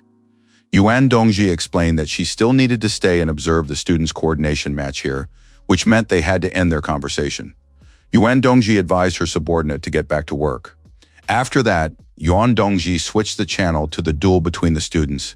As she watched the duel, Yuan Dongji reflected that, at the moment, the cyborg students held the advantage over the gene fusion students. The god of mechanisms, corporation, was stronger than expected. The cyborgs had greater agility and overall advantages, but no matter how powerful their mechanical modifications might be, they cannot set foot on the land of origins. After all, the moment they enter, all electronic equipment there stops working.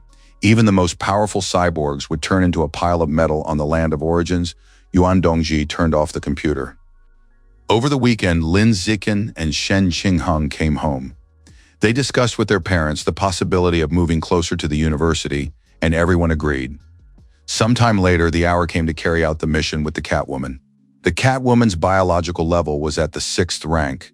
She is incredibly fast and often appears in Shanghai's red light districts, where she seduces men and then brutally kills them. The target possesses a high level of camouflage skill, is extremely cunning, and skillfully uses various drugs. Her territory was vast and she herself was elusive. Lin Zikin wasn't surprised that this mission had remained uncompleted for so long. Lin Zikin decided to conduct a wide-ranging search, using his all-seeing eye and sense of danger abilities. Passers-by noticed that this guy had a frightening gaze and tried to figure out what he was doing. The girls admitted that he was handsome, but his gaze seemed eerie to them. A muscular man approached Lin Zikin and asked who he was staring at so intently.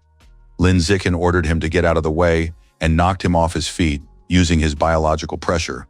After checking the area, Lin Zikin found nothing suspicious, so he headed to check the next red light district. Suddenly, Lin Zikin spotted someone familiar nearby. It was Ma Siwei with 2 upperclassmen, both 7th rank. Lin Zikin assumed they were there to help her with her mission. The girl next to Ma Siwei noticed Lin Zikin and grew wary. Ma Siwei agreed that they were out of luck since he was here too. After that, she turned around and as she walked away, suggested they stay away from him. Lin Zikin felt somewhat uneasy about how they were avoiding him, as if he were some kind of villain.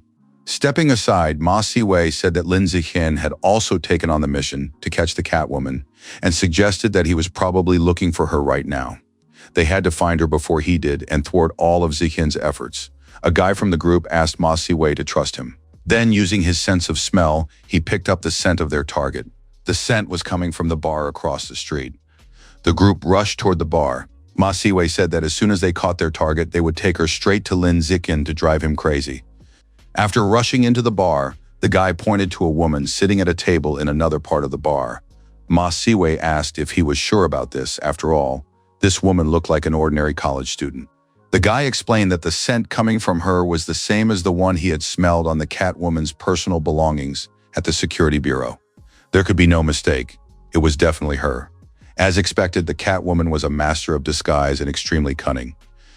Ma Siwei suggested they not waste any time and capture her, and immediately the 3 of them rushed toward the Catwoman. Before the students could catch up to her, the Catwoman, who had been staring at her phone, suddenly sensed their presence. She suddenly jumped up and leaped out the window. Ma Siwei ordered them to chase after her, and they leaped out of the broken window in pursuit of the Catwoman. As it turned out, the Catwoman was very fast and almost got away from them. A guy from the group said it was no big deal, since he could keep tracking her scent. After all, she'd eventually have to stop and rest. Finally, they found her. Ma Siwei suggested they get this over with quickly and not let the Catwoman escape again. The Catwoman smirked and asked, "If I really wanted to escape, would you have been able to catch me so easily?" Activating her genes, the woman explained that even the most skilled hunters often prefer to look like prey. Her fingernails turned into claws. Her hands became covered in fur. A little black fur grew on her head, and ears sprouted from her head. She herself grew slightly larger. The Catwoman asked, "Don't they know such a simple principle?" Biological pressure weighed on the students. The pressure she was exuding, in fact, the Catwoman was at the 9th rank of the ordinary level. All this time she had been hiding her true power. Faced with such a threat, the group of students immediately began to flee. This assignment turned out to be completely impossible. The Catwoman asked, "Are you already running away?" She instantly caught up with the students and warned them not to get their hopes up. After all, escaping wouldn't be that easy. Spotting a red-haired guy with animal ears in the group, the Catwoman greeted this handsome guy. Approaching him, she told him that she'd noticed him the moment he walked into the bar. Ma Siwei figured they had no choice but to take advantage of this and tossed a capsule emitting purple smoke onto the ground. Hiding behind the smoke screen, they immediately began to flee. The fumes dulled their senses, which is what gave them a chance to escape. Once back on the crowded streets, the students stopped to catch their breath. A female student in the group said they had nearly been caught, and the information about the mission had been completely wrong, which could have even cost them their lives. A guy turned to Wei and asked her to call the director right away and tell him what had happened, so that someone could immediately correct the information about this assignment. Ma Siwei agreed and immediately took out her phone. Suddenly, she remembered someone, more specifically Lin Zikin, who had also taken on this assignment. If he ran into the Catwoman, he'd definitely die. Ma Siwei knew she had to warn him. Even though Zikin annoyed her, she couldn't just let him die. Since she didn't have his number, she decided to call Shen Qinghang. The Catwoman was dissatisfied with her hunt, since her prey had slipped right through her fingers. It seemed like the night had been a waste, when suddenly she saw another student walking toward her. And most importantly, he was a heartthrob. This guy was totally her type. The Catwoman said that sometimes what looks like a loss turns out to be a blessing. And as she rushed toward the handsome man, the Catwoman said that he had only his luck to blame for running into her here. As soon as the Catwoman rushed toward him, Lin Zikin went on the offensive as well. He had already sensed that this Catwoman was at the 9th ordinary rank, which surprised him a little. The Catwoman was stunned because this guy turned out to be much faster than she was. Before she could even react, his fist was already right in front of her face. And in the very next moment, she took his attack head-on, which sent her flying into the building, leaving a dent in it. At the moment of impact, she also managed to strike the guy with half her strength, but somehow he wasn't even hurt. This guy clearly looks very young. How can someone at that age be so strong? What's more, he hadn't even undergone genetic fusion. The Catwoman realized that if the fight dragged on, she might actually die at his hands, so she decided to flee while she still had the chance. No matter how fast she tried to run, the guy was still rapidly catching up to her. Lin Zikin decided to use all his strength. He leaped up and kicked the Catwoman. This sent the Catwoman crashing into the wall once again. With that blow, Lin Zikin broke her neck, but she was still alive. To finish her off, Lin Zikin continued attacking the Catwoman. It was unbelievable, but he could feel her biological pressure growing weaker and weaker. Lin Zikin paused for a second to pick up a rock from the ground. He had to kill the Catwoman before she recovered.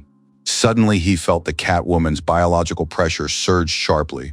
Her muscles swelled, partially tearing her clothes, and her strength increased dramatically. Lin Zikin surmised that she had triggered a blood surge on the brink of death. He sensed that the Catwoman was already on the verge of reaching a rare level. The frenzied Catwoman asked the young man who he even was. She had been forced to fully activate all the Shadow Knight cat genes in her body. Although this saved her life and increased her strength, her animal instincts had been permanently heightened, and this would also make her vulnerable to genetic backlash. With an awkward smile, Lin Zikin apologized to the Catwoman, as it seemed he had mistaken her for someone else. After that, he turned around and walked away. The Catwoman couldn't gauge the young man's strength, and his actions were completely unpredictable. She had no more tricks up her sleeve, and the genetic backlash could strike her at any second. She realized that if the young man killed her again, she would definitely die.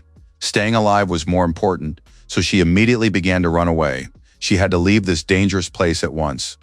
Suddenly, the Catwoman heard a whistling sound. Turning around at the last moment, she saw an elongated steel object.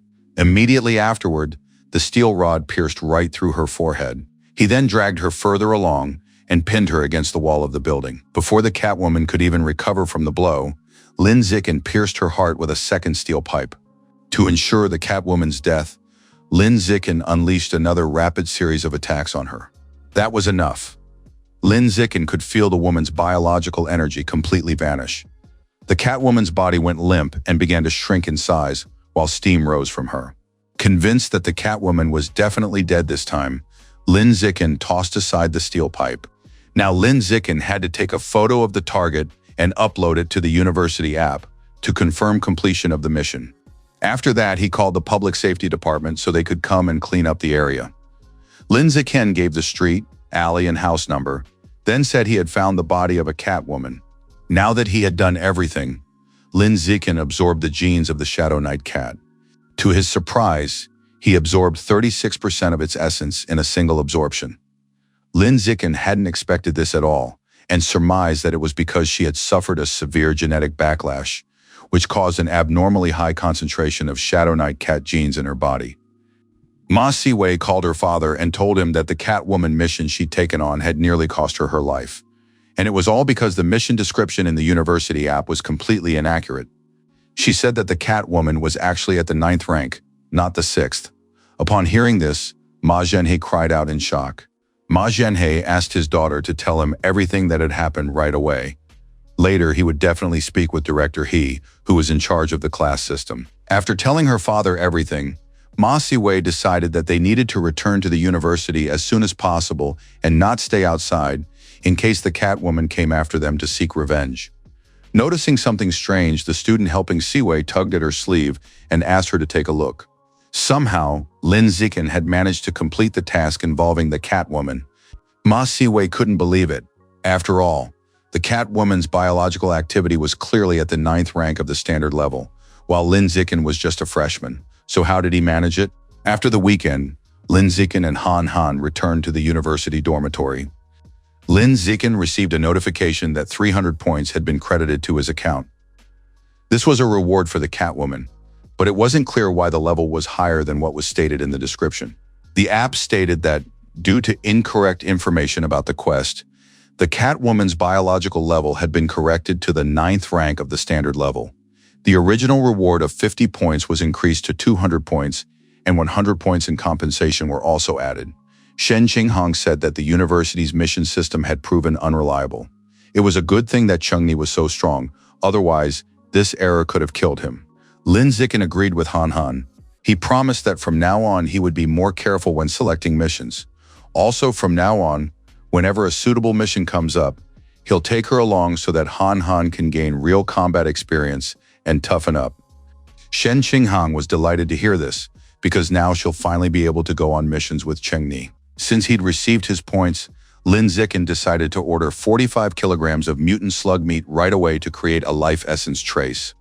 He'd previously been worried that buying a larger quantity might attract attention, but now it seemed irrelevant to him.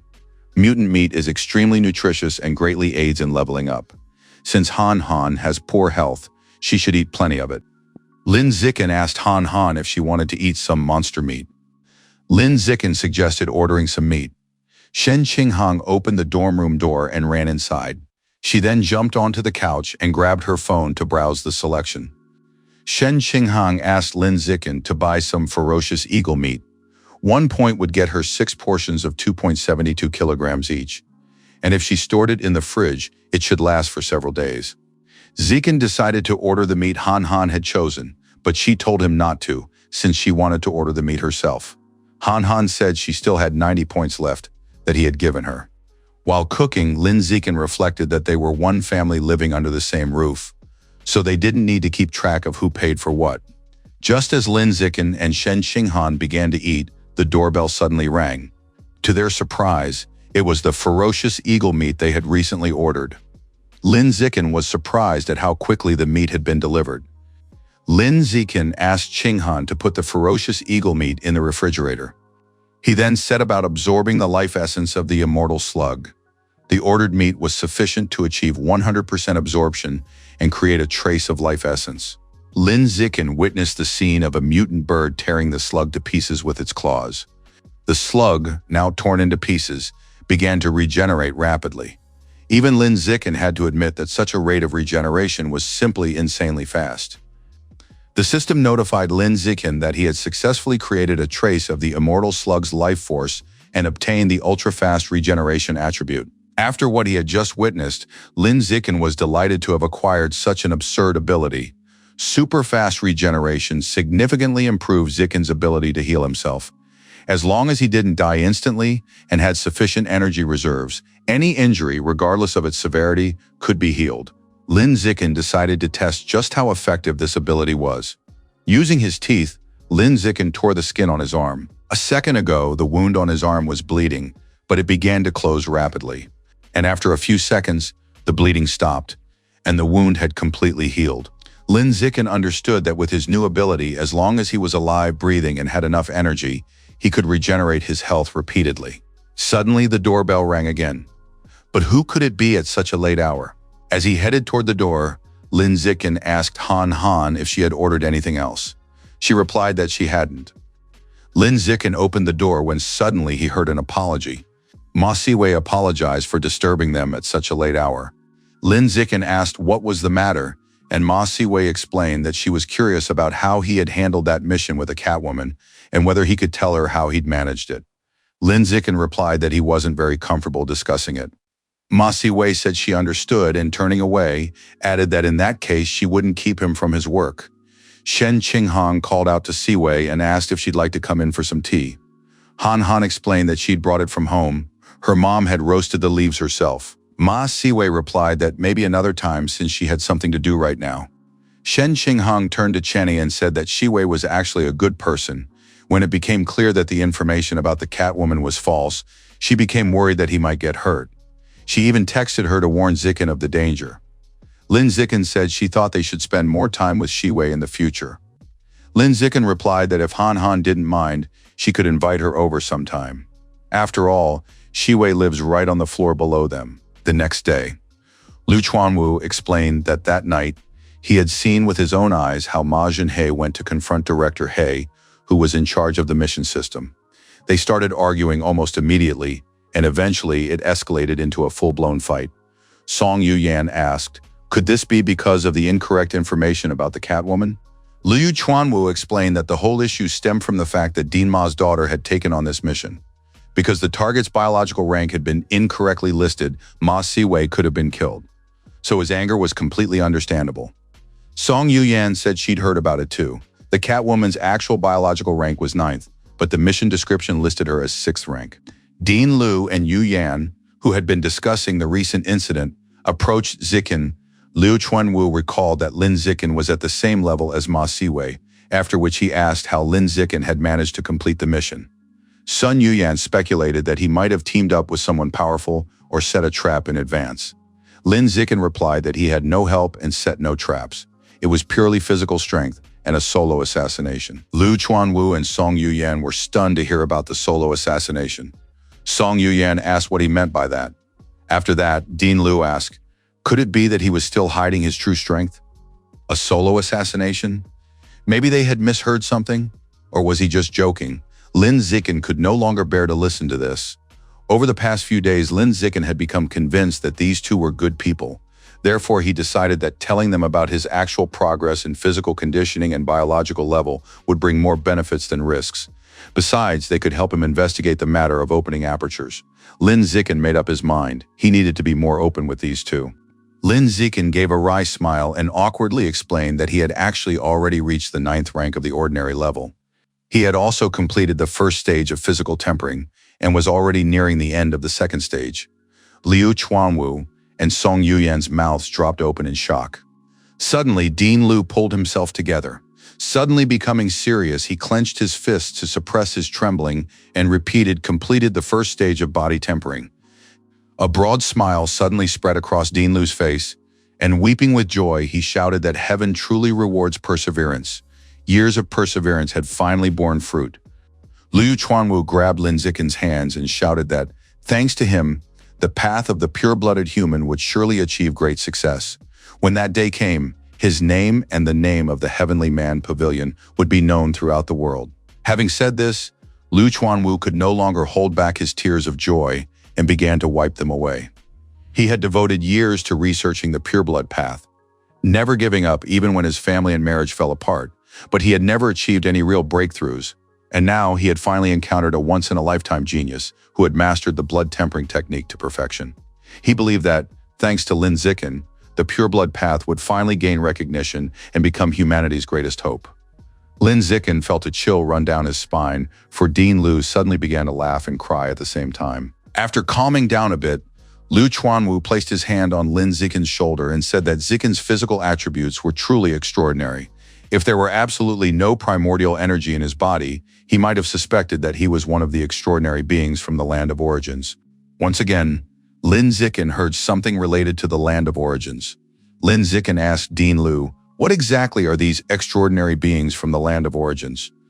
Liu Chuanwu explained that since there are mutated creatures in this world, it is only natural that there are also extraordinary beings. However, they usually dwell in the Land of Origins, not here, which is why they never encounter them. Hearing this from Dean Liu, Song Yuyan became convinced that they truly existed and were not just the product of rumors. Yuyan remarked that she had been in the pavilion for so many years, yet he had never once told her about this. Yuyan asked, could it be because he's the pavilion director's favorite? Lin Zikin asked the dean, what is primordial energy? Liu Chuanwu explained that primordial energy is a unique form of energy inherent only to beings of the source lands, similar to qi, blood, or psychic power. Lin Zikin began asking how this energy is used and what effects it has.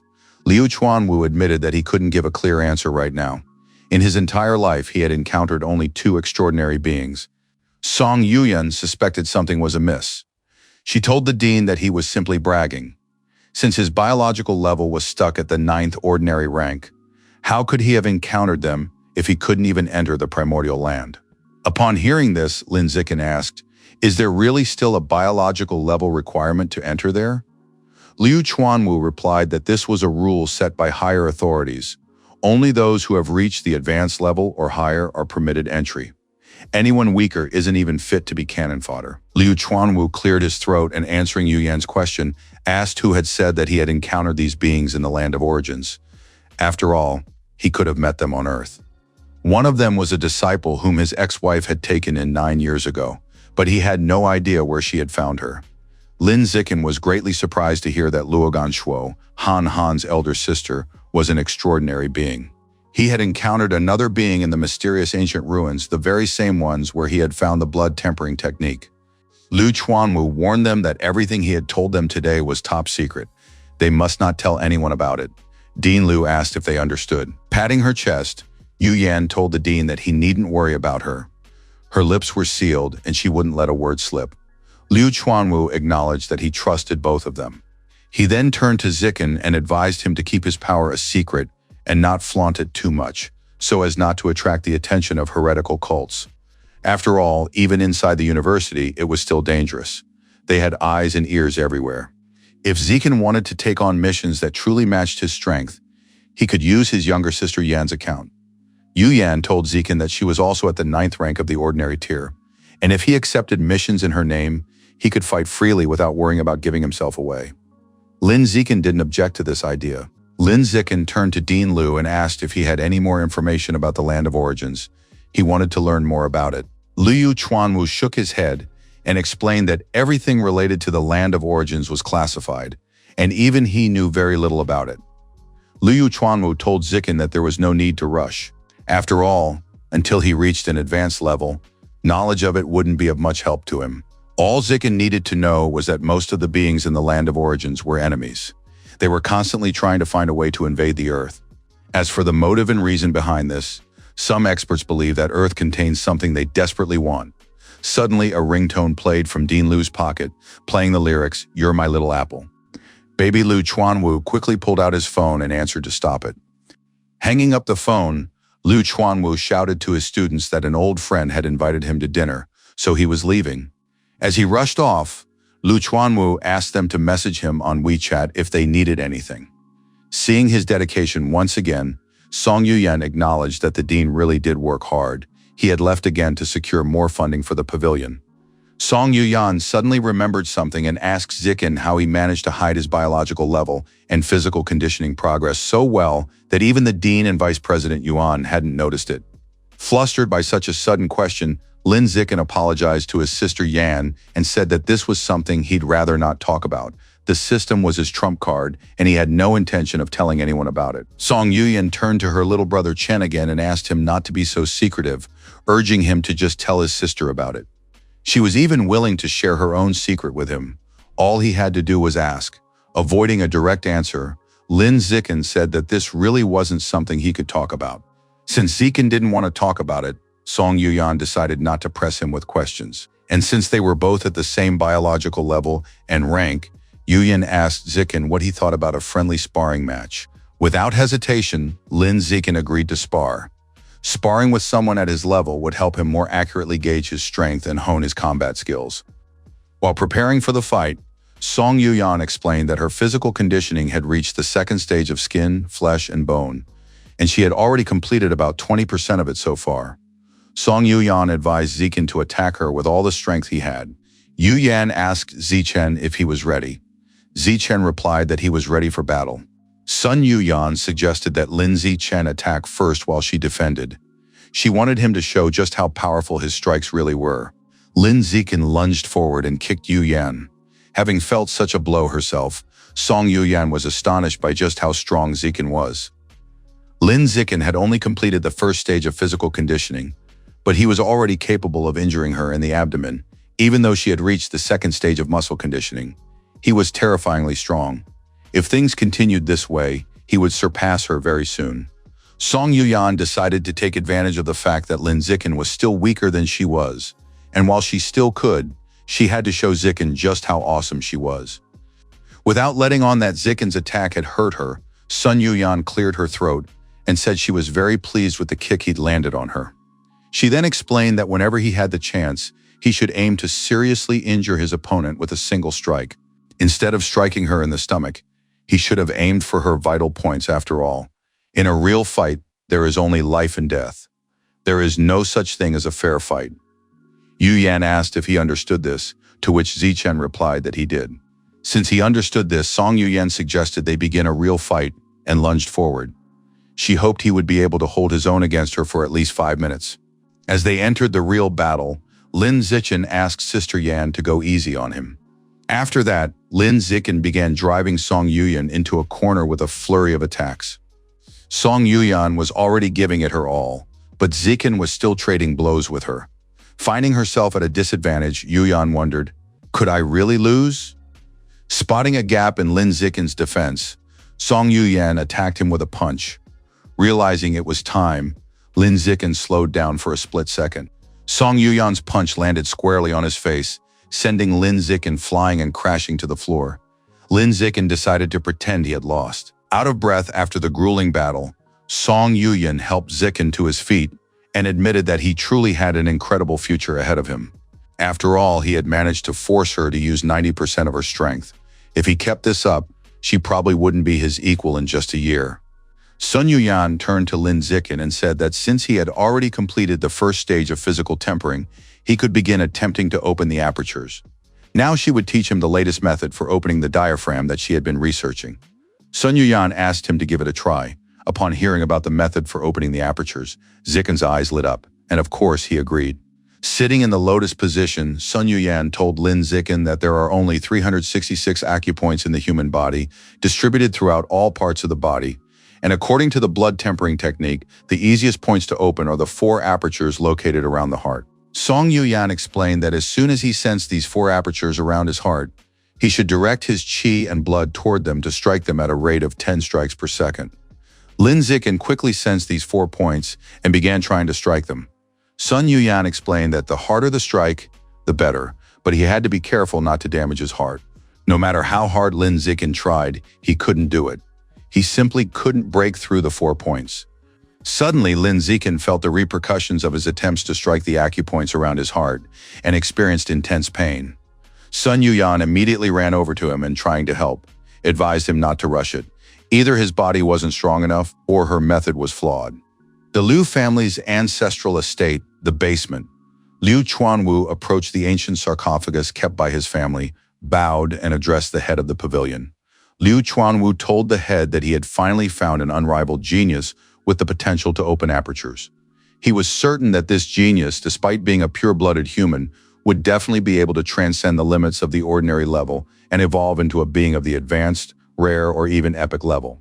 With excitement in his heart, Lu Chuanwu exclaimed that the head could then rely on him to supply the head with qi and blood daily to sustain his life.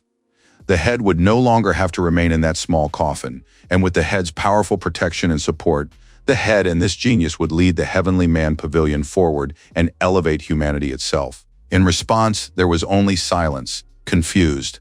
Lu Chuanwu wondered why the head hadn't replied for so long. Suddenly, he heard the figure inside the coffin snort, pondering what he had heard. And this wasn't the best news for Lu Chuanwu, because the fact that the head had to spend so much time on a single, simple answer meant that he had already exhausted all the energy he had accumulated that day. As he made his way toward the basement exit, Lu Chuanwu reflected on how the pavilion head was growing weaker by the day. All he could do was hope that Lin Zikin would manage to evolve into an advanced level being before the pavilion head fell. Meanwhile, Lin Zikin returned home to Han Han. Lin Zikin said he had bought groceries on the way and was about to start cooking. Shen Qinghang turned to Cheng Ni and admitted that she had something to tell him. Shen Qinghang explained that her mentor had come to see her that morning and said she wanted her to undergo gene fusion on an accelerated schedule. Her mentor said she should undergo gene fusion with the blue jellyfish because its genes were well suited for her at this early stage. The blue jellyfish is a low-level mutated creature, with adults averaging around the 7th ordinary rank. Lin Zikin recalled that the mighty jellyfish queen is capable of evolving to an advanced level. Her distinctive feature is that her psychic power far surpasses that of other mutated creatures of the same level, even at the ordinary level. It is capable of controlling dozens of cubic meters of seawater with just a faint signal of psychic power. Lin Zikin admitted that this sounded great and that, in his opinion, the blue jellyfish was a perfect match for Han Han. He advised her to agree. Shen Qinghang clarified that, according to her mentor, she would fuse with the genes of the jellyfish queen, a mutant whose biological level was advanced. Shen Qinghang realized that her body was still too weak and asked, "What if I can't handle the mutation and end up losing control?" Lin Zikin knew that the genes of a blue jellyfish were incredibly valuable on their own, let alone those of a jellyfish queen. Yuan Dongji was truly a generous mentor, which made Lin Zikin wish he had such a generous mentor himself. Lin Zikin patted Shen Qinghang and asked her not to worry about it, since jellyfish, like mutated creatures, naturally have high compatibility with the human body. Moreover, Han Han's compatibility with gene fusion is 21%. Therefore, genetic fusion with a mutated creature should be more than feasible. She definitely won't undergo mutation. Shen Qinghang asked if there would be any side effects. Lin Zikin explained that she might lose her reproductive abilities and exhibit some physical traits of the mutated creature, but she had already frozen her eggs, and if she wanted to have children in the future, she could simply use them. As for changes in appearance, they could be concealed by simply putting the mutated creature's genes inside her body into a dormant state. Speaking of which, Lin Zikin recalled that many of the monster's features were actually just cosmetic. Lin Zikin asked Han Han, "Have you seen cat girls or girls with foxtails? They're very popular." Shen Qinghang admitted that now that he mentioned it, she could see the point. Shen Qinghang wondered what mutated traits might manifest in her after merging with the blue jellyfish queen's genes. Could she become even more beautiful? Shen Qinghang quickly found a recording of the blue jellyfish mentor and, showing it to Cheng Ni, asked, "Isn't she beautiful?" To which Lin Zikin replied that she was beautiful, but not as beautiful as Han Han. Shen Qinghang blushed at what she heard. She admitted that Zikin was good at giving compliments. Shen Qinghang explained that this video had been filmed by her mentor. Her mentor didn't bring any equipment with her. She simply jumped into the water naked and dove to a depth of 10,000 meters. Just how strong must her mentor be? Lin Zikin pointed out that, after all, Yuan Dongji is at a rare level. Shen Qinghang acknowledged that she possesses immense power and wondered if she would one day reach the same heights. Lin Zikin replied that of course she would, since her compatibility with gene fusion is already at 21%. She should even forget about the rare level. After all, even the epic level is within her reach. Shen Qinghang said that it wasn't that simple, since it wasn't just a matter of compatibility. It also depended on physical constitution and even the resources available for evolution. Lin Zikin pointed out that her physique was already outstanding, since she was naturally attuned to water, and if she pursued the path of water attribute gene fusion, she would definitely surpass her mentor. Lin Zikin also asked her not to worry about resources. After all, from now on, he would work hard to earn money. Lin Zikin declared that whatever she needed, he would get it for her. Shen Qinghang blushed and, climbing onto the bed, said that in that case she would have to properly pamper her dear sponsor. Shen Qinghang took out some stockings and asked which color her sponsor preferred, white or black. Lin Zikin replied that either would do since he liked both. Since he liked both colors, Shen Qinghang decided to wear a different pair on each leg. Although it sounded strange, Lin Zikin didn't mind. A little while later, Han Han left for class and Lin Zikin decided not to go to the Pure Blood Research Institute. Instead, he would train at home. Before class began, Lin Zikin decided to check the latest news. Mysterious, unidentified plants had recently appeared in several districts of Shanghai. They come in a wide variety of types and have bizarre shapes. A large number of botanists have already rushed to study them.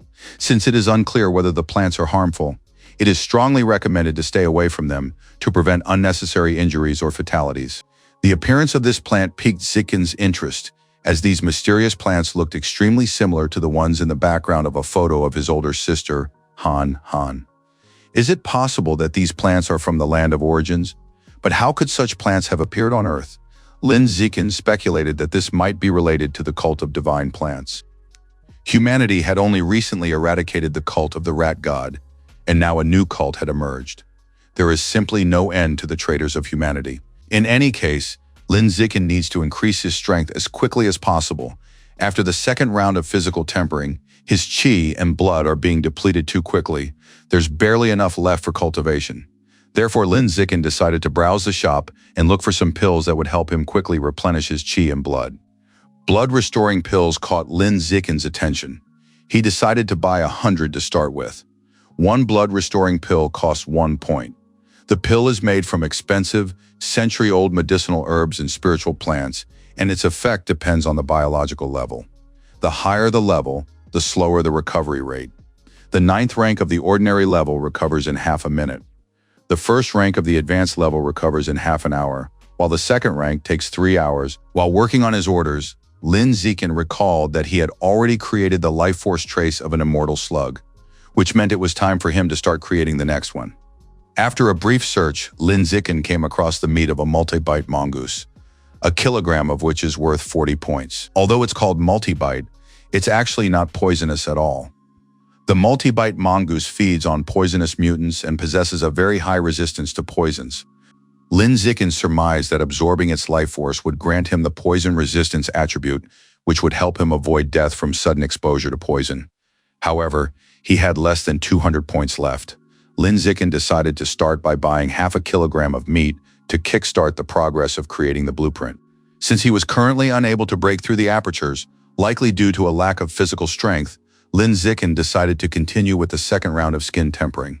And so Lin Zikin tempered his skin for over 2 hours. After the grueling training session, Lin Zikin collapsed from exhaustion. His training progress was going nowhere, all because he was depleting his qi and blood too quickly. He had to stop and rest for a bit. Due to extreme exhaustion, Lin Zikin felt hungry, so he went to look for a snack to regain his strength. Suddenly, he heard the doorbell ring. The woman greeted the resident and said she was from the campus delivery service, asking if anyone was home. She had brought 2 packages. As soon as Zikin opened the door, he nearly collapsed, causing the woman to accidentally drop the packages as she tried to catch him. But at the last moment, Lin Zikin managed to regain his balance, and balancing on one leg, still managed to catch the packages. The woman asked him if he was okay. First, Lin Zikin decided to test the effect of the blood-restoring pill. As soon as he swallowed 1 pill, the system sent him a flurry of notifications stating that his qi and blood were being replenished. Lin Zikin's head was no longer spinning, and he could feel strength returning to his arms and legs. This was exactly the effect expected from such a luxurious pill, one that cost 1 point each, and the result was truly impressive. Next, Lin Zikin set about absorbing the essence of the multi-core mongoose. After consuming half a kilo of meat, he had accumulated only 1% of its essence. Now with the blood-restoring pills, the recovery time for his qi and blood had been drastically reduced, meaning the effectiveness of his physical conditioning would increase once again.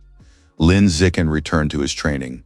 Using his points to gain strength more quickly had been entirely justified. That same evening, on her way home, Shin Qinghong called out to Chengni that she was back. She also had a guest with her. Lin Zikin went to the door to let them in. The guest turned out to be Li Chunxing. She greeted Zikin and said it had been a long time since they'd seen each other. Lin Zikin was a little surprised to see Chunxing and greeted her in return. Once inside, Li Chunxing looked around a bit and admitted that they were very lucky to have such a luxurious apartment. She then complained that she didn't even have her own room in the dorm. She had to share a room with a roommate. Lin Zikin offered to let Chuxing move into his room at the martial arts college if she wanted to live alone. Li Chunxing thanked Lin Zikin for the offer and said that she actually quite liked living with her roommate. She didn't feel lonely. Lin Zikin agreed that she had a point. After that, Li Chunxing said discontentedly that she had actually come to complain. Li Chunxing suggested that they had no idea just how outrageous the upperclassmen were behaving. They're geniuses, so no one dares to stand up to them. But ordinary students are in a terrible situation. Lin Zikin wanted to hear more about it, and Shen Qinghong asked, "What happened?" Li Chunxing explained that the day before yesterday, an upper-class woman came to inspect their dorm, and she took a liking to Li Chunxing's makeup. She simply took it, saying she was borrowing it for a few days. In addition, a boy in her class had an even worse experience. His family had sent him a 100-year-old blood ginseng, which was also stolen. Afterward, he went to complain to the student union, but they did nothing. They simply said that the university operates by the law of the jungle, and that if he was unhappy, he should just take back what was stolen by force. But they were just freshmen, and they were no match for the upperclassmen.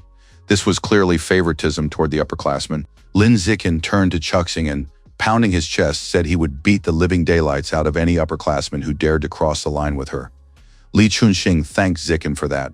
Shen Qinghong admitted that the upperclassmen really were disgusting, and if they kept relying on luck, they'd have to come up with a plan together. Suddenly, the dorm building shook. Li Chunxing immediately assumed it might be an earthquake, and Shen Qinghong, having no other ideas, agreed with her. For some reason, Lin Zikin's sense of danger went off. He simply had a bad feeling about it, but the good news was that his sense of danger wasn't reacting strongly. The man in the demon mask turned to the divine messenger and said that this year he would strive to reach an advanced level. He just wanted to know if the messenger could provide him with resources for this purpose. The man wearing a bird mask replied that, given his outstanding achievements this year, he would reward him with an enchanted demonic flower. Tossing the demonic flower onto the table, he explained that the flower possessed a powerful aphrodisiac effect, and that when he consumed it, it would be best to have a woman nearby. The man wearing a demon mask thanked his divine messenger for the gift, and explained that among this year's freshmen at Shanghai University, there was a monster with absurd physical talent. He had already arranged for them to feed him an advanced-level demonic seed. If they managed to successfully bring him into the cult, interrupting his companion, the messenger said that it didn't matter, since all true geniuses are found in the land of origins. The man in the demon mask was furious at the envoy's words. So what? After all, he couldn't even get close to them. At that moment, one of the divine envoy's servants approached him and reported that news had arrived from the land of origins. A connection point had been found, and identical biological coordinates had been established. Now the master must go there in person to activate the connection. The messenger replied that he was leaving immediately and began to vanish in a crimson flame. The man wearing the demon mask immediately contacted his subordinates and shouted that if they couldn't force Lin Zikin to consume an advanced-level demon seed within 3 days, he would have no choice but to replace them. Lin Zikin and Shen Qinghan left the dormitory together. Shen Qinghan told Qingni that she was heading that way for class. Suddenly, someone called out to Lin Zikin loudly. Immediately afterward, Wang Shuzhe and Lu Gang ran up to him carrying a bag. Lu Gang asked Zikin if he could spare them a little time, since they had something they wanted to ask his help with. Lin Zikin asked them to explain. Lu Gang then explained that there was a third-year student who didn't like him or Wang Shuzhe. He was stronger than them, so he bullied them every day. Lu Gang asked Zikin if he could help them deal with him. Wang Shuzhe recalled that Zikin was this year's freshman champion, with such achievements that upperclassmen certainly wouldn't dare to offend him and would back down, starting to get nervous. Lu Gang said that of course they weren't asking for his help for nothing and handed Zikin a bag. Lu Gang explained that the bag contained spiritual fruits, including some that enhance beauty, calm the mind, refresh the brain, replenish blood, and strengthen yang energy. There were even evolutionary resources sent by his family. They were willing to give all of this to Zikin in the hope that he would help them. Wang Shuze also nervously recalled that they had been classmates and asked for his help. Lin Zikin asked how strong that freshman was. Wang Shuze replied that he was at the 6th rank of the ordinary level. Lin Zikin realized that, in that case, there shouldn't be any problems. Taking the bag, Lin Zikin agreed to do it. He suggested they meet at the entrance to the Pure Blood Research Institute today at 5:30 p.m. After that, he would deal with him on their behalf. Lu Gang and Wang Shuz promised that if Lin Zikin ever needed their help, they would come at the first call. After that, they said goodbye and hurried away. Shen Qinghang asked Qingni to open the bag quickly, as she wanted to see what kind of spiritual fruits were inside. She was very curious, since she had never eaten anything like that before. Lin Zikin suggested that Qinghang take one and eat it on the way. Shen Qinghang asked him to pick a smaller one, since she wouldn't have time to eat a large one. After that, Lin Zikin reached into the bag. After examining the fruit, Shen Qinghang told Chengni that it looked disgusting. Could it have gone bad, or was it full of worms? Lin Zikin wondered if they had indeed gone bad and brought one of the fruits closer to take a closer look. Suddenly, the system notified him that his threat detection had been activated. His attribute had triggered the alert, which was strange. Then the system asked Lin Zikin if he wished to consume an advanced-level demonic seed. Lin Zikin was simply stunned by this. After all, it turned out that the so-called spiritual fruit was actually a demonic seed. Lin Zikin instantly caught up to the departing couple and ordered them to stop. Wang Shuzi asked, "What's wrong?" Shen Qinghang was already running toward them. Lin Zikin asked her to call her mentor over immediately. A short time later, mentor Yuan Dongji rushed over to them. She asked, "What's going on here?" Lin Zikin told Vice Principal Yuan that the two had asked him for help and given him a bag of spiritual fruits. When he checked the contents, he found this strange red seed inside. He immediately suspected that it was somehow connected to the cult of divine plants. Realizing they had been exposed, Lu Gang and Wang Shuze trembled with fear in the background. After briefly examining the seed, Yuan Dongji explained that it came from a mutant tree, and anyone who ate it would be completely enslaved by the tree and lose all control over their body. This is one of the common methods used by the divine plant cult to coerce people into joining the cult. Upon hearing this, Lin Zikin realized that even at that moment, during the competition, these two had already been under the cult's control. Yuan Dongji seized the two of them and said she would take them away for examination.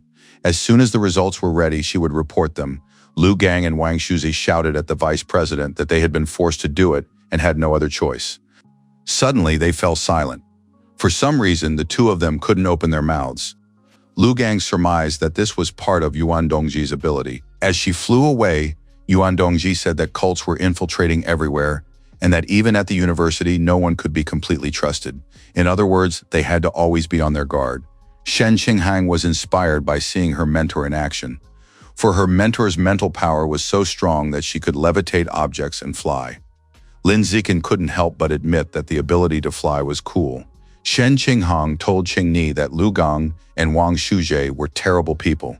He had wanted to help them, but they in turn had tried to harm him. Lin Zikin threw the bag into a trash can and said that from now on, they had to be very careful. The next day, the results of the investigation into the case of Lu Gan and Wang Shuje were released, confirming that the two were members of the Divine Plants cult. During the practical portion of the university entrance exam, a security inspector forced them to consume demonic seeds. Their punishment was expulsion from the university and criminal prosecution. Essentially, their futures were ruined. Han Han and Zichen's parents had also moved closer to the university and had recently settled into their new home. With the help of blood-restoring pills, Lin Zichen successfully completed the second cycle of skin tempering, and his second cycle of muscle tempering had progressed to 40%. As for Han Han, the day of her genetic fusion had arrived. Upon entering Shen Qinghang's office, she confessed to her mentor that she was a little nervous, which was why she had brought Chengni along. After that, Lin Zikin greeted the vice president. Yuan Dongji explained that the blue jellyfish was a mutant possessing aquatic properties. Handing her a glass, she told Qinghang to drink some water. After all, the higher the water content in her body, the smoother the fusion would be. Shen Qinghang drank a glass of water, and immediately afterward, Yuan Dongji handed her another glass and told her to keep drinking. This continued until Shen Qinghang had drunk so much water that she began to feel full. Her mentor said that since she couldn't drink anymore, she could stop. Mentor Yuan told Qinghang to take off her clothes and lie down. Holding up a syringe, Yuan Dongji explained that it contained the genes of the blue jellyfish queen. She would inject these genes directly into Shen Qinghang's heart and use her mental power to numb her pain receptors, so she wouldn't feel a thing. However, as soon as the gene fusion began, even with her pain receptors numbed, she would still feel intense pain. Yuan Dongji advised Shen Qinghang not to hold back and to scream if the pain became unbearable. Shen Qinghang told her mentor that she understood everything, after which Yuan Dongji injected the blue jellyfish genes into her heart.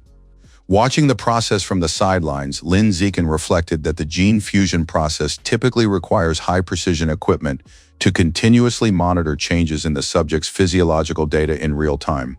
However, none of that was necessary here, thanks to Yuan Dongji's overwhelming mental power.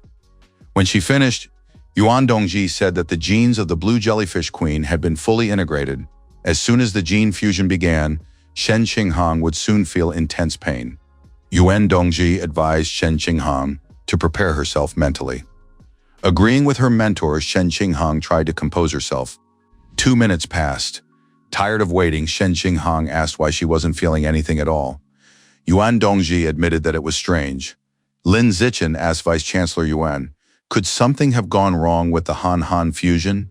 Yuan Dongji was stunned when she suddenly realized what was happening, but she simply couldn't believe that such a thing was possible. Could it really be? Lin Zichen asked, could Shen Qinghang's gene fusion have failed? Yuan Dongji replied that the fusion of Qinghang's genes with those of the blue jellyfish queen had not succeeded, but at the same time it couldn't be called a complete failure. Lin Zichen asked what she meant by that. Yuan Dongji explained that usually if no visible rejection is observed in the heart after injecting mutant genes, the procedure is considered successful. If no rejection reaction occurs, then with the help of various substances contained in the genetic reagent, the carrier's own genes will begin to rapidly fuse with the mutant's genes on their own, granting the carrier certain abilities. The introduced foreign genes caused absolutely no rejection, but they were also unable to fuse with Han-Han's genes. Not understanding what was happening, Lin Zichen asked Vice-Rector Yuan what exactly was happening to Han-Han right now. Yuan Dongji replied that her spiritual intuition suggested that Qinghan's genes, it seemed, possessed a kind of self-awareness. They had surrounded the invading genes of the blue jellyfish queen, completely restricting their movement.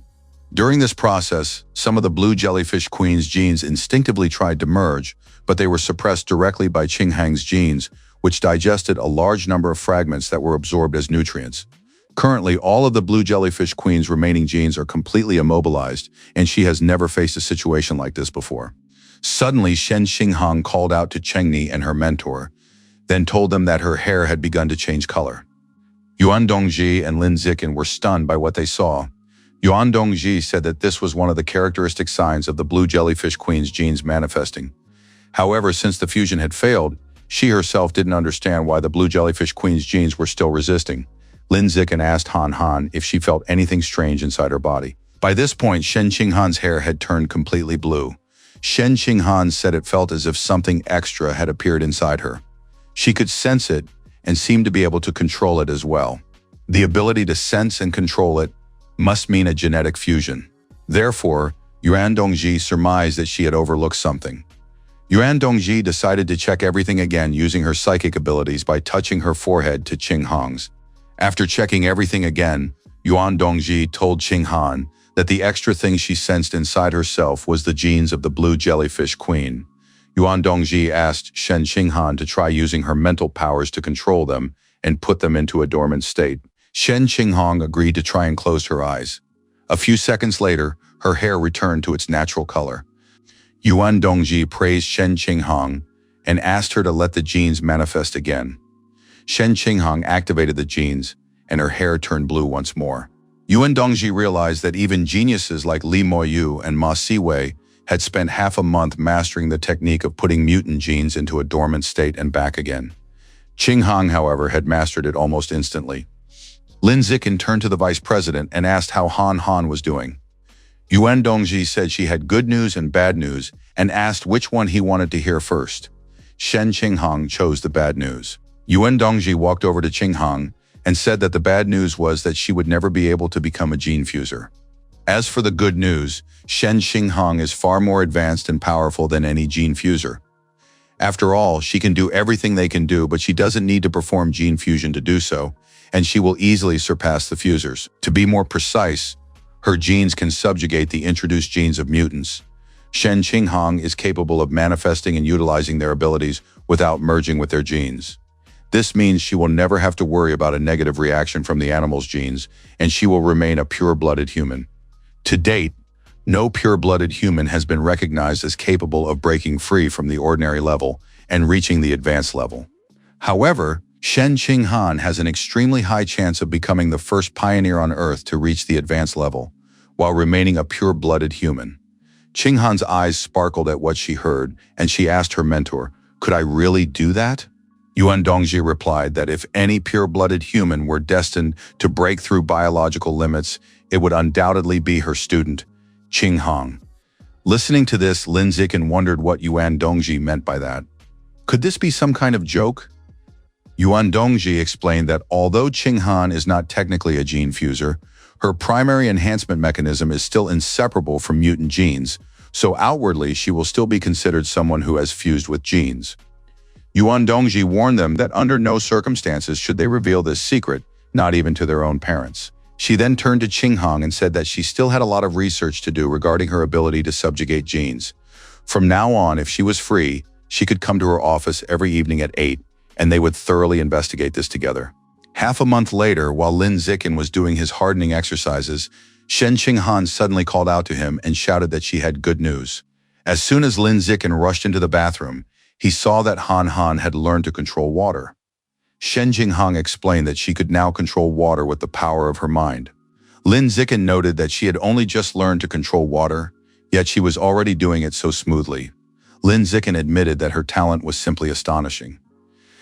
Shen Qinghang told Cheng Ni that there was something even more astonishing. She could now remotely manipulate other people's qi and blood. According to Mentor Yuan, at the very least she could disrupt the flow of qi and blood, and in the worst case cause bleeding and kill instantly. Lin Zikin was surprised to hear this. He reasoned that since she could already manipulate others' qi and blood from a distance, she should also be able to manipulate her own qi and blood to temper her body. Shen Qinghang said discontentedly that, according to Mentor Yuan, her qi and blood intensity and physical talent were too weak, which was why she couldn't follow the path of pure-blooded people. Lin Zikin approached Qinghang and told her that they were both special beings, and what ordinary people cannot do, they might actually be able to achieve. Besides, since he's teaching her now, why not give it a try? Shen Qinghang blushed at Cheng Ni's words. After all, saying we're both special beings, wasn't that the same as confessing his love to her? Shen Qinghang jumped up and said he was absolutely right. They were special, and she was confident that she too could temper her body using qi and blood. In the days that followed, Lin Zikin spent his time teaching Qinghan how to control her own qi and blood to temper her body. Having finally completed the cultivation cycle, Shen Qinghan said it had worked, as she had finally mastered the blood tempering technique. Lin Zikin had only wanted Shen Qinghan to give it a try, but he never expected her to actually succeed. Currently, Han Han's biological level is second rank, but she can already practice the blood tempering technique, something that's only possible after reaching the threshold of the fourth rank. This alone defied all common sense. Shen Jinghan threw herself into Cheng Ni's arms and said that she could harness the genes of mutants to gain their abilities, while he could absorb their flesh. On top of that, they could both follow the path of purebloods. Now they truly were an unrivaled pair of geniuses. Lin Zikin agreed, saying that it was only natural. In less than half a month, during which Han Han had been honing the blood tempering technique with him, she completed its first stage. Han Han's biological level jumped to the third ordinary level. When Shen Qinghang fell asleep, Lin Zikin decided it was time to send Han Han into real combat, to expose her to bloodshed and toughen her character. After a brief search, Lin Zikin found a mission to capture 21 members of a drug trafficking gang armed with firearms. None of them were cyborgs or gene fusionists.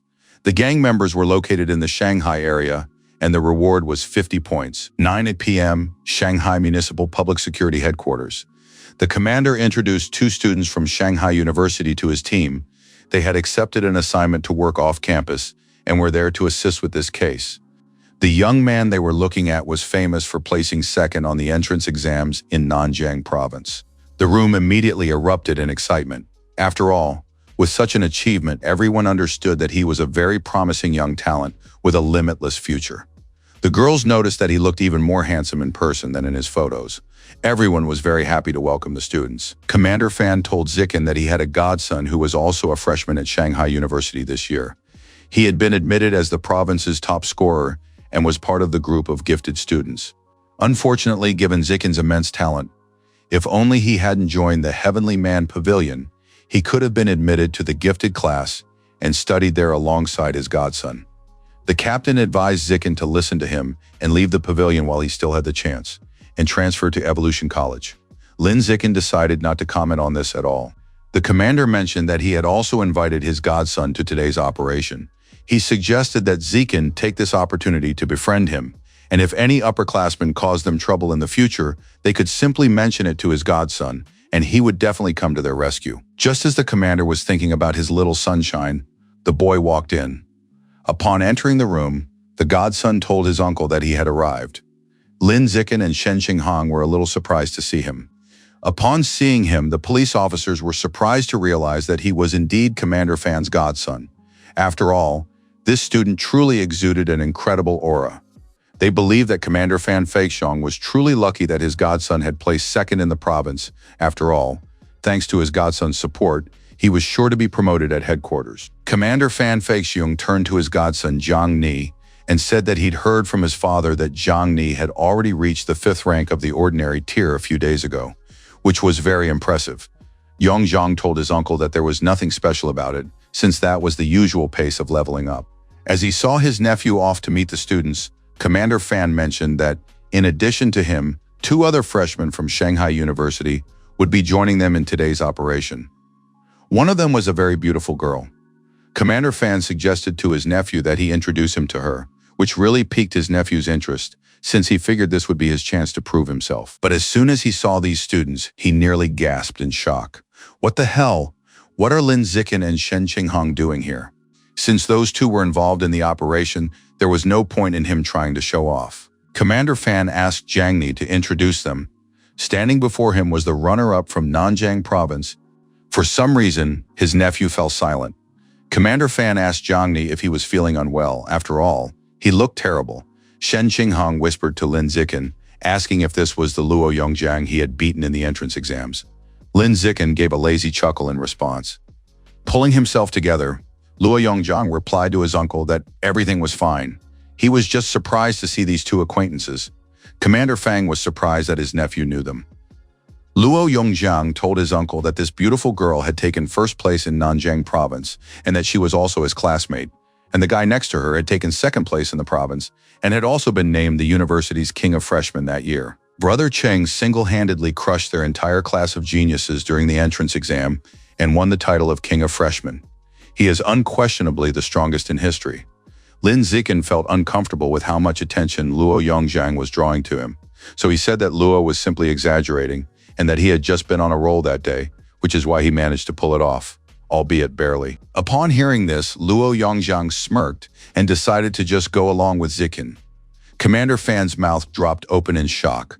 Just how strong must the provincial runner-up be? He had clearly underestimated him. 11 p.m. the commander said they were heading to the drug dealer's hideout. Commander Fan handed the students bulletproof vests for protection. Just as Luo Yongjiang reached for one, Lin Zikin said he didn't need it. Luo Yongjiang immediately returned to his seat and without giving anything away, said that he didn't need it either, since ordinary firearms couldn't harm him. Luo Yongjiang knew that he might not be as strong as the king of freshmen, but he was still the province's top scorer. Soon he would have a chance to show these ordinary officers just how strong a student from the genius class really was. Soon they arrived at an abandoned industrial facility. Commander Fan announced the start of the operation, and immediately afterward they all stormed into the building.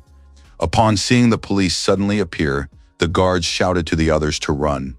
They knew that if they were captured, they were as good as dead, so they were prepared to fight the police to the death. Return fire was directed at them. The commander ordered everyone to take cover, and immediately afterward, everyone hid behind the metal crates. Lin Zikin stood up and walked straight into the line of fire. Since he had rushed forward, Luo Yongjiang decided to follow Zikin.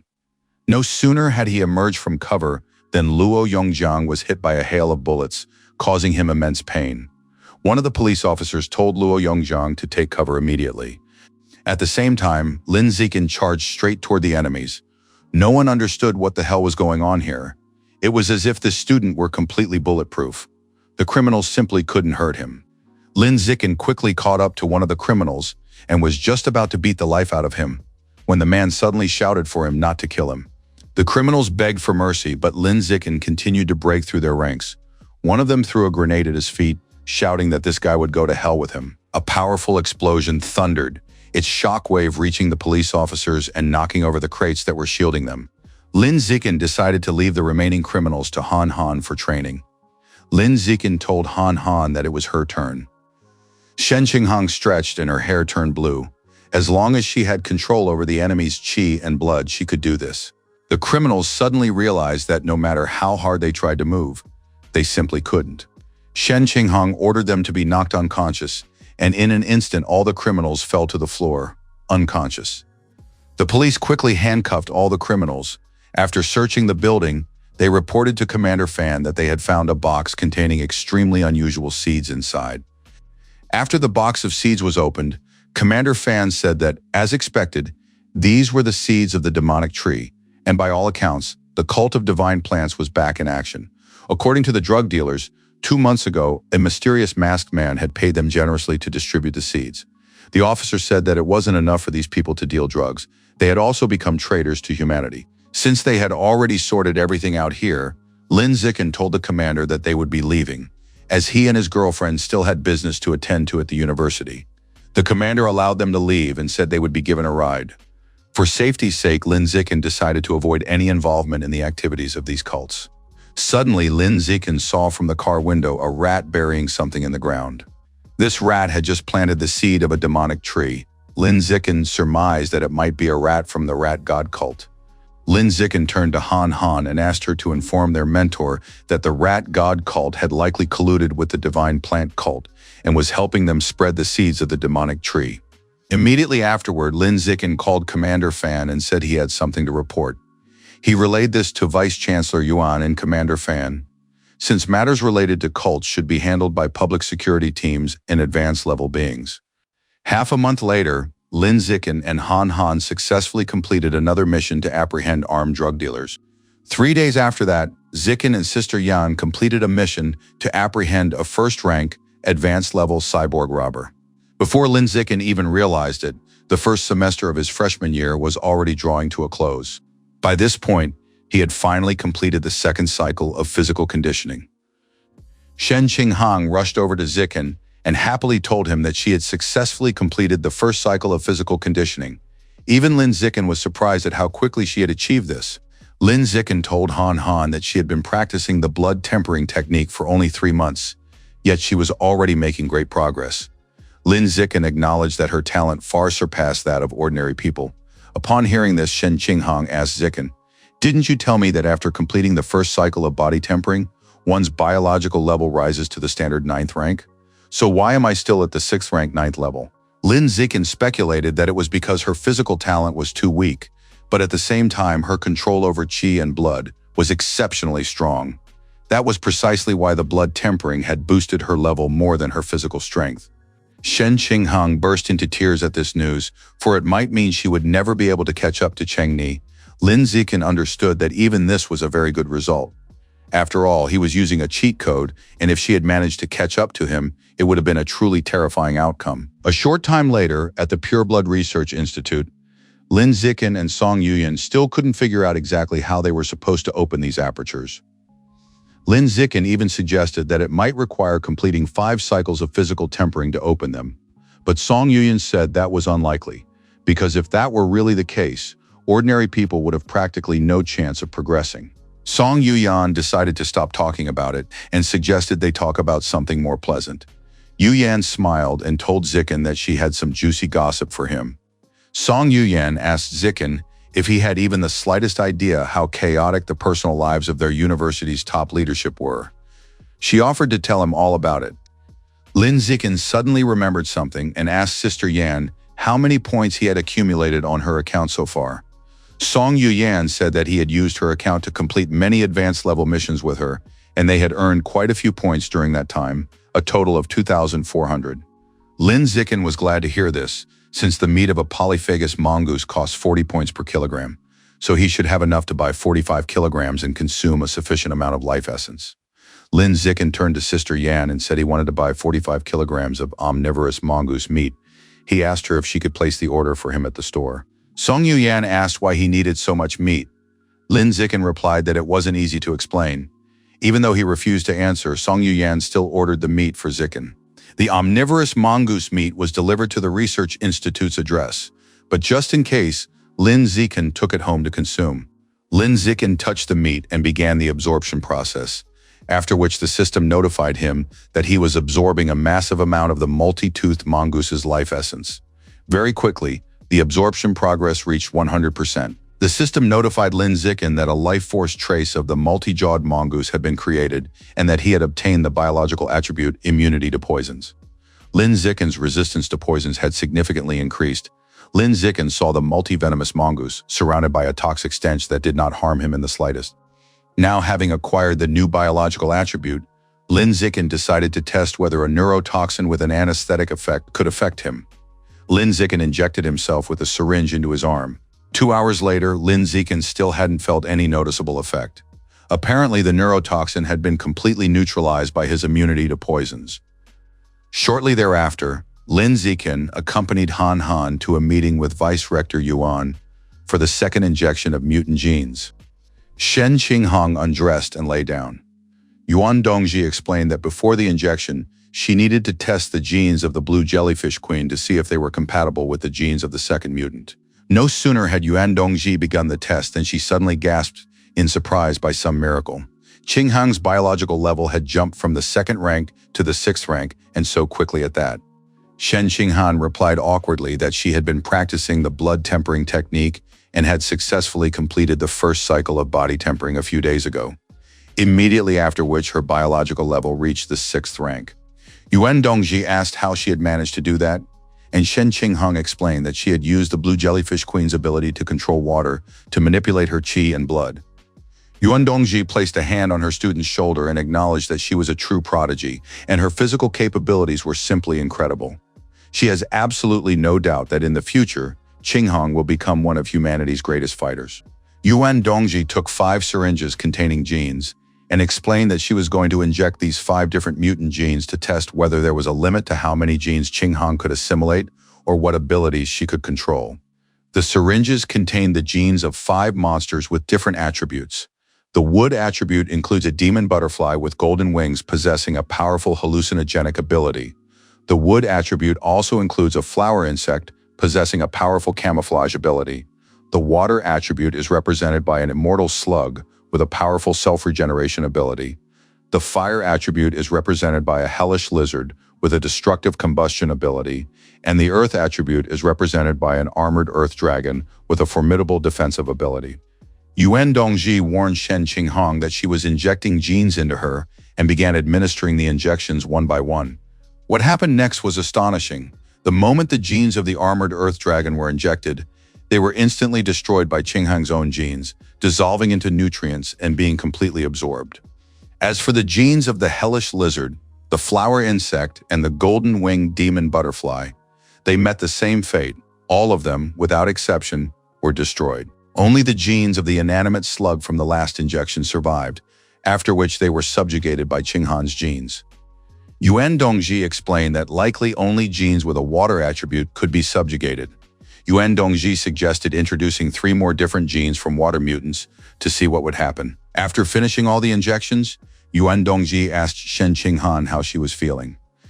Shen Qinghong replied that she didn't feel very well, as if she had overeaten and was very full. Under Yuan Dongji's supervision, the 3 water mutant genes she had injected at the end were also destroyed and absorbed. Yuan Dongji concluded that at the moment, Shen Qinghong's limit is 2 water mutant genes. Yuan Dongji told Shen Qinghong that her current physical strength is probably still not high enough, or perhaps her mental strength isn't strong enough. Therefore, for now, she is limited to the genes of 2 mutants. But when that changes in the future, she will definitely be able to subjugate more genes. Shen Qinghan was delighted by this news. It was simply wonderful. Qinghan promised her mentor that she would train even harder. While Shen Qinghang was getting dressed, Yuan Dongji explained that the genes of the immortal slug she had just absorbed gave her the ability to secrete a special kind of slime. Not only does it possess powerful healing properties, but it also has exceptionally effective lubricating properties. If she ever needs it in the future, she'll be able to. Lin Zikin and Shen Qinghang blushed deeply, realizing where the vice president was going with this. Yuan Dongji said she had something to announce. This year's competition for freshmen had been moved up. It would now take place in mid-January, at the very end of this semester. Yuan Dongji turned to Qinghang and said she was looking forward to her performance. She hoped Qinghang would make it into the top 5 and secure a spot in the special winter training camp. Shen Qinghang told her mentor that she understood everything and promised to do her best to achieve this. Lin Zikin was very interested to hear that the competition for freshmen had been rescheduled. Sometime later, Li Chunxing came to visit Qinghang at the dorm again. Li Chunxing apologized for bothering them once more. Shen Qinghang told Chunxing that she wasn't bothering them at all and asked her to come by more often. Lin Zikin smiled and invited her in. He then asked the girls why they had so many bags. Li Chunxing explained that her family's store had received a new shipment of clothing a few days ago. She had found several matching outfits that she thought would be perfect for Zikin and Han, so she brought them as gifts. Li Chunxing said that all the clothes had already been washed and asked them to try them on right away to see if they'd fit. After they changed, Li Chunxing asked them to pose so she could take a few photos for her online store. After all, with their photos, these outfits would surely sell like hotcakes. Upon hearing this, Shen Qinghang realized what Chunxing had in mind. Li Chunxing laughed and admitted that this little idea had just popped into her head. Seeing the two of them in the next matching outfits, Li Chunxing was even surprised at how cool they looked. Li Chunxing admitted that this look suited them even better. Upon seeing the next outfits, Chunxing said they were simply stunning and that these sets would surely sell out. After the photo shoot ended, Lin suggested the girls go eat since they were done with the photos. During lunch, Shen Qinghang told Chengni that on their way back to the dorm, they ran into a terrible upper-class woman. Relying on her strength, she tried to snatch the shopping bags from her and Chengxin. If only they hadn't recognized her as Zikin's girlfriend, she really might have been able to take them. Li Chunxing said that this was the same upperclassman she had already told them about. She had borrowed her makeup and never returned it. This time, she had also tried to steal from her, and Han just happened to be in the way. Shen Qinghang said indignantly that this was simply outrageous. She suggested they go and sort everything out after they ate. Li Chunxing asked Han to let it go. Since that upper-class woman was on the student council and her boyfriend held a high-ranking position, they definitely shouldn't provoke them. Shen Qinghang asked, "Why are we afraid of them? After all, Chenny would be with them." After that, Lin Zikin said he would go with them. After lunch, Lin Zikin and the girls set out to find the bully from the student council. At that time, all the sophomores were in the gym practicing martial arts, so they headed straight there. As soon as they walked in, the students inside immediately recognized the so-called king of the freshmen. They immediately began discussing what he was doing there. Had he really come to them just to invite trouble? Pointing to their target, Li Chunxing told Zikin that this was the girl with the wine-red dyed hair. Her name is Li Zizi. Approaching Li Zizi, Lin Zikin said that, according to his girlfriend, Zizi had taken some makeup from her and hadn't returned it. He asked if that was true.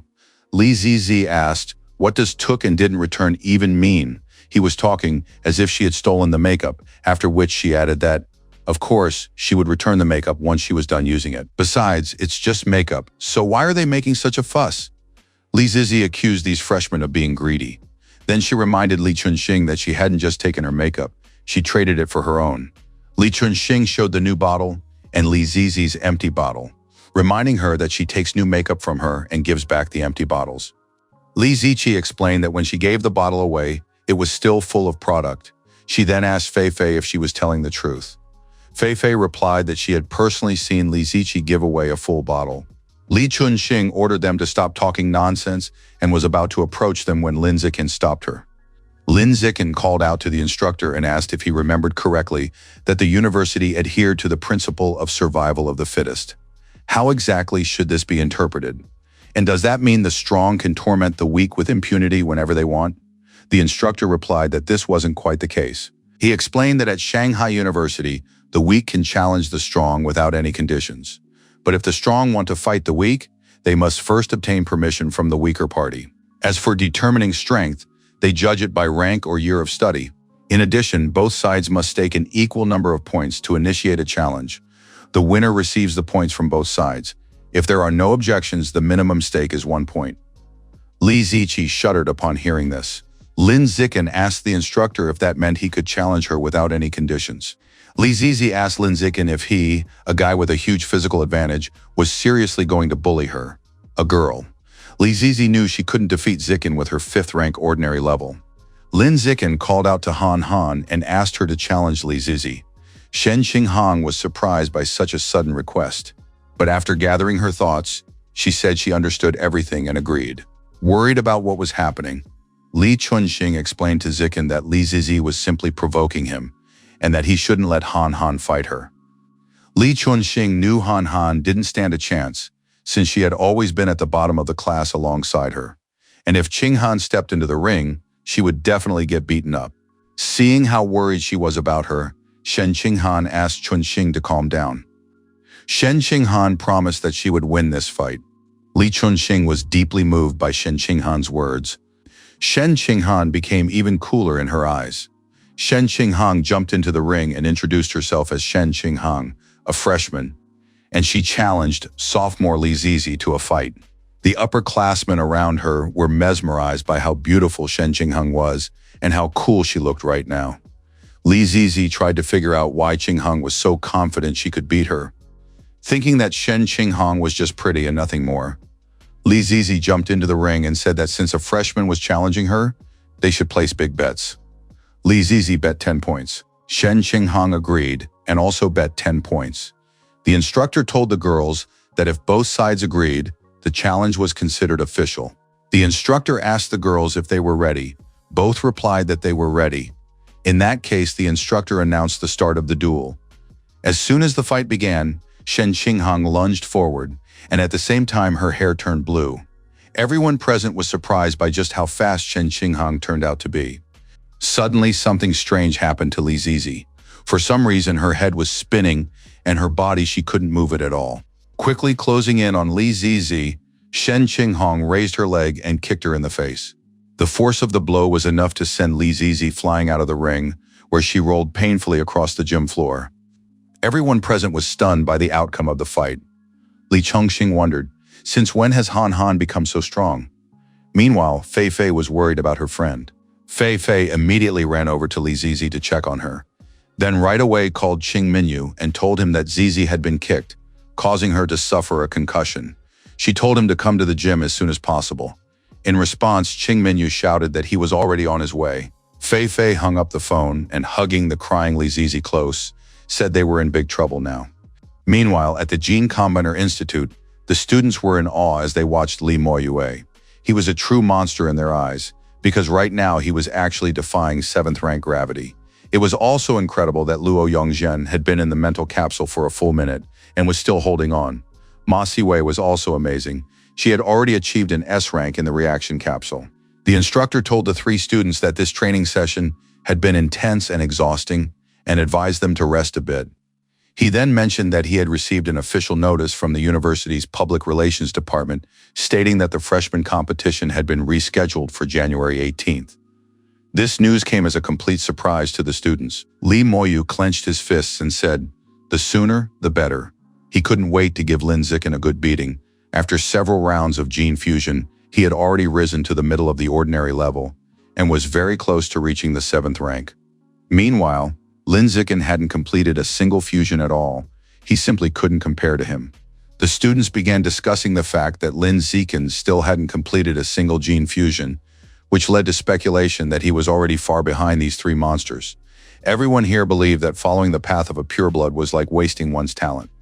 Ma Siwei told them that everyone has their own path and that they shouldn't judge others so easily. Upon hearing this, the students shuddered with fear and apologized. Ma Siwei thought of something strange. Today was their group's first time training in the advanced training room, but their top student, Shen Qinghang, was absent. Ma Siwei asked the teacher why Shen Qinghang wasn't there. He replied that, according to Qinghang, she had an urgent matter to attend to, so she had asked him for the day off. Suddenly, a student ran into the room and shouted to everyone about breaking news. Just a moment ago, Lin Zikin and Shen Qinghan had caused a commotion downstairs, and Shen Qinghan had just beaten up a bunch of troublemakers and some pretty second-year students. Upon hearing this, everyone immediately ran downstairs to see what was going on. Li Jiqi, trembling and sobbing, wailed that she was ruined. Her face was ruined after the beating. Fei Fei called out to Shen Qinghang and called her cruel. Then she asked why she had kicked Jiqi so hard in the face. Shen Qinghan apologized and said that she hadn't actually meant to hit her that hard. Suddenly, Li Chunxing stepped forward and explained to Han Han that Jiqi had lost simply because she was weaker. Qinghan hadn't done anything wrong, so there was no need for her to apologize. Li Chunxing took Shen Qinghan by the hand and led her toward the exit, but Fei Fei grabbed Qinghan by the wrist and asked, "Do you really think you can just hurt someone like that and walk away?" Fei Fei said that behavior was simply unacceptable. Lin Zikin slapped Fei Fei's hand to make her let go of Han Han and reminded her that Li Jiqi had lost because she was weak, and if Fei Fei kept harassing them like this, he'd have no choice but to fight her himself. Fei Fei's face twisted into a malicious smirk. She asked Lin Zikin if he really thought that just because he was this year's freshman king, he was untouchable. If so, she challenged him to face her right then and there and try to beat her up. The very next second, Lin Zikin slapped Fei Fei across the face, earning himself another point. In fact, Lin Zikin had never heard of such a strange request. Silence fell over the gym, and an angry Li Jiqi approached them. Qing Minyu, the student council member in charge of maintaining order. Li Jiqi complained to the guy that they had ruined her face, after which Fei Fei added that they had deliberately aimed for their faces. After hearing from the girls about what had happened, Qing Minyu asked the younger guy if it wasn't a bit much to hit the girls in the face so hard. Lin Zichen said that, in his opinion, his girlfriend's bullying of the freshman was far more excessive. But Qing Minyu immediately shouted at Zichen, telling him not to accuse her without proof. Luo Yongzhang called out to Qing Minyu and said that, in fact, his girlfriend was constantly picking on freshmen from the regular classes. He'd seen it happen many times himself, so what other proof did he need? Qing Minyu was unhappy with how Luo Yongzhang had meddled in the matter. Lin Zikin challenged Qing Minyu to a fight if he wanted justice for his girlfriend so badly. Otherwise, he would simply walk away so as not to waste his time on them. Qing Minyu replied to Zikin that he was the one who had brought it up. Qing Minyu made a wager and asked the freshman if he had just as much, to which Lin Zikin replied that he did and accepted the wager. Ma Siwei wondered if Lin Zikin had gone mad by accepting Qing Minyu's challenge. After all, Qing Minyu's biological level had reached the 7th rank of the ordinary tier. Luo Yongjiang was inspired by Zikin's idea. He couldn't even understand how he hadn't thought of such a spectacular way to train before. Lin Zikin and Qing Minyu stepped into the ring, after which the instructor announced the start of the match. Qing Minyu immediately activated his genes, causing his muscles to swell and tear through his clothes. Thick fur began to grow on his arms and all over his body. The biological pressure felt by the students around them was simply overwhelming. Virtually none of them could imagine how Lin Zikin planned to defeat such a powerful opponent. Qing Minyu, the Lion Man, launched his attack. It seemed Qing Minyu was so fast that Lin Zikin would have no way to dodge. As he struck, Qing Minyu shouted that since Lin Zikin had dared to smash his girlfriend's face to pieces, he would do the same to Lin Zikin's face. Qing Minyu punched Lin Zikin in the face, unleashing a massive surge of power. Suddenly, a loud crack sounded from Qing Minyu's hand. Qing Minyu suddenly fell to his knees and screamed loudly from the unbearable pain. Lin Zikin looked down at the prostrate Qing Minyu, then said that this fight is over. Immediately afterward, Lin Zikin kicked Qing Minyu hard, sending him flying into the stands. Looking at the dejected Li Moyu, Liu Yongzhang said he had a sense of déjà vu. As it turned out, Lin Zikin was strong enough to instantly defeat a 7th-rank opponent of ordinary level. Li Moyu told himself that he had to become even stronger. Li Moyu called his grandfather and said that he wanted to fuse with the 2nd type of mutated beast genes and wanted to do it as early as tomorrow. Lin Zikin announced to everyone that, starting today, he would begin accepting paid fight requests. Whether they were newbies or experienced fighters didn't matter. As long as they paid him, he was ready to stand up for them and challenge anyone. Liu Yongzhang's eyes lit up, for he had just heard the words of a true show-off king. This guy is the biggest show-off at their university, and he wanted to become his student. A meeting had begun in the student council hall. Council members were complaining about how narcissistic Lin Zikin was and how he acted as if everyone else was nothing to him. This freshman actually dared to say in front of everyone that he was ready to fight even the student council president, which is simply a flagrant challenge to the authority of the student union. The council members wanted to finally deal with this thorn in their side. A girl from the council approached the president and said that regarding the fact that Lin Zikin takes paid jobs, the president of the student union was in a very bad mood. Zhou Shuihong said that Zikin was simply an overconfident king who had yet to know fear. Thanks to Li Chunxing's recommendation, Lin Zikin quickly landed his first job as a fight broker. His first client was Hu Yingli. For a long time, a sophomore named Huang Jiamin had been bullying her and had also taken many of her luxury clothes and handbags. Considering that Huang Jiamin has an older brother, Huang Jiazhui, who is on the student council and very popular, Lin Zikin charged 11 points for this job, giving 1 point to Chunxing as a reward for the referral. Lin Zikin quickly tracked down his target. Huang Jiamin asked Zikin what he was trying to do, then explained that her brother was in the student council's external relations department and had connections everywhere.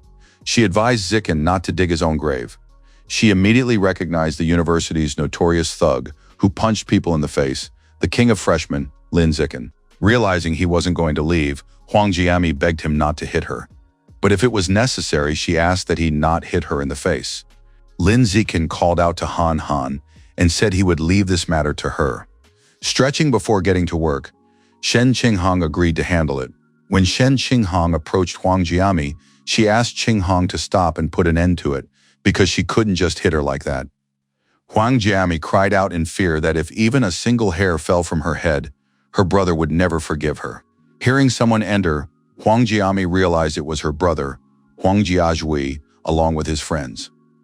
Huang Jiami immediately told her brother that she hadn't done anything to Zikin, but he lunged at her without a word and tried to hit her. They were just bullying her. Crumpling his fists, Huang Jiaju turned to Lin Zikin and asked if he was going too far.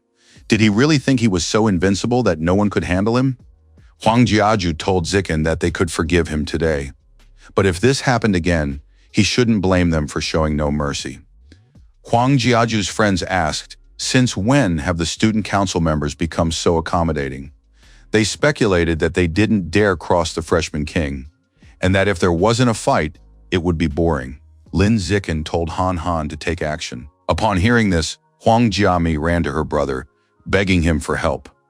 But before she could finish speaking, she suddenly went limp and fell to the floor. Huang Jiami couldn't understand why she couldn't move. Huang Jiaju decided they were asking for trouble and rushed into the attack. Suddenly, Lin Zikin unleashed his biological pressure. Lin Zikin's biological pressure was strong enough to suppress these three upperclassmen. Because of the intensity of the suppression, Huang Jiaju even wondered for a second if he had already reached an advanced level. Suddenly, Zikin's biological pressure intensified, and the upperclassmen fell to the ground, crushing a hole in the floor. Based on what had happened, Huang Jiaju surmised that Lin Zikin must have a truly powerful patron. Seizing the opportunity, Shen Qinghong walked up to Huang Jiami and kicked her. The Huang siblings were defeated. Huang Jiaju wondered, what the hell had just happened? A short time later in the student council office, Huang Jiaju explained that they had all felt an overwhelming biological pressure. There was no doubt that it could only have come from an extremely powerful source. Upon hearing this, the union members were no longer surprised by Lin Zikin's arrogant behavior. He must indeed have someone powerful backing him. Zhou Shuihong turned to the others and said that since they did not yet know who Lin Zikin's patron was, they should all avoid him and watch how things unfolded.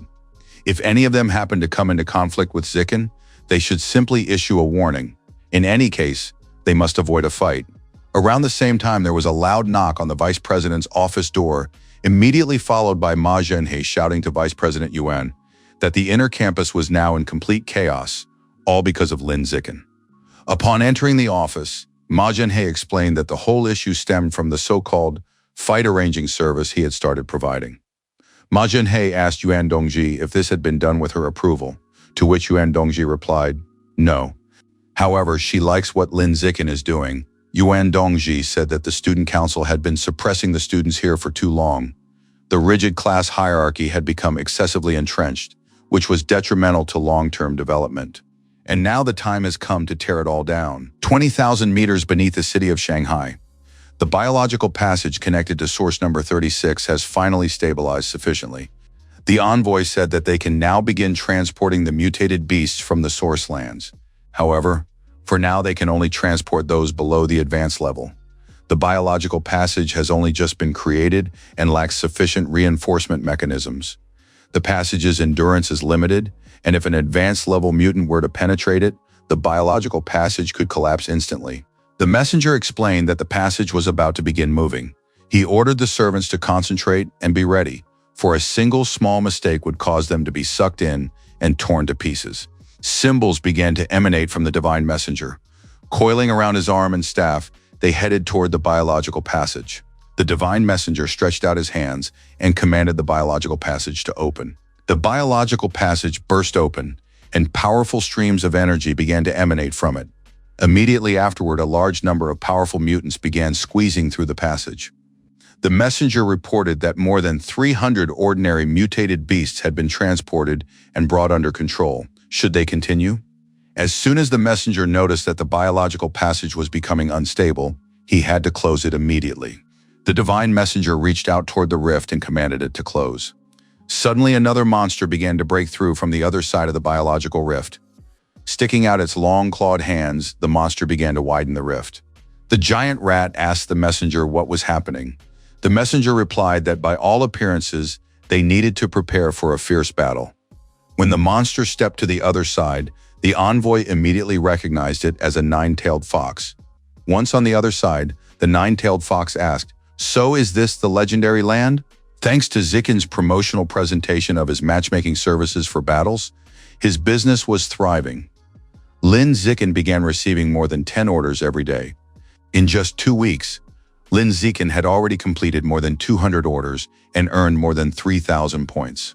Some of the students, including some who had previously even bullied him, nicknamed Lin Zikin the Light of Righteousness, purifying the rotten atmosphere on campus. Others, however, viewed him as just another businessman chasing after points. But Lin Zikin simply didn't care what others said about him. All he cared about was earning points. Upon returning to class, Shen Qinghang wished all her classmates a good morning. Luo Yongjing greeted Qinghang in return. Seeing the look on his face, Shen Qinghang asked what had happened to him, to which he replied, trying to act cool, that he had simply tripped while walking. After that, Ma Siwei explained that, in reality, this idiot had tried to impersonate Qinghang's fiancée while acting as a go-between, and had ended up getting beaten up by members of the student council. Luo Yongjiang said it was all that damn student council's fault, and asked how they dared to beat up only him while leaving Lin Zichen alone. With fire in his eyes, Luo Yongjiang said that the council members were just bullies who picked on the weak, but he was going to become even stronger and take his revenge on them later. Ma Siwei reminded Yongjiang that he wasn't the only one here who could become stronger. Besides, his talent isn't much greater than theirs, so she advised him to give up his dream of revenge. Luo Yongjiang was forced to agree with Ma Siwei. Ma Siwei said that the freshman competition would begin soon and that he'd be better off thinking about it and focusing on his recovery. The day of the freshman competition arrived rather quickly. Lin Zikin and Shen Qinghang defeated one opponent after another and successfully advanced to the quarterfinals. The cyborg dean admitted that he had never expected Shen Qinghang to make it to the quarterfinals. Her progress since the entrance exam had been simply enormous.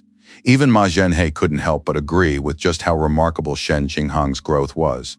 But unfortunately, in this match she would face Shiwei, otherwise she might have had a chance to advance to the semifinals. The battle began. Shen Qinghang and Ma Shiwei immediately awakened their genes, and to everyone's surprise, she made her first move very quickly. Shen Qinghang reached out and used qi and blood control on Shiwei. As she approached Shen Qinghang, Ma Siwei suddenly froze. For reasons unknown to her, her qi and blood suddenly fell into disarray. Trembling as she tried to move, Ma Siwei looked at the approaching figure and wondered, could Shen Qinghang really be capable of such a thing? After striking her target, Shen Qinghang leaped up and delivered a kick. With a single blow, Shen Qinghang knocked Ma Siwei out of the ring. Ma Siwei was simply stunned that she had lost. Dean Ma cried out in shock that his daughter had been struck. Dean Liu wondered what was so special about this pair of childhood friends. Their family backgrounds were ordinary, so why were they both geniuses? Even Shen Qinghong was surprised that she had defeated Ma Siwei so easily, which made her even more inspired. 10 minutes later, at the semifinals, the first match of the semifinals, Lin Zikin versus Shen Qinghan. Shen Qinghan turned to Cheng Ni and said that this would be the first time they'd fight in the same arena since they first met. Lin Zikin suggested to Han Han that they put on a good fight together. The instructor announced the start of the match. Immediately afterward, Shen Qinghong lunged forward and attacked Lin Zikin with a kick, but he easily blocked her strike with his hand.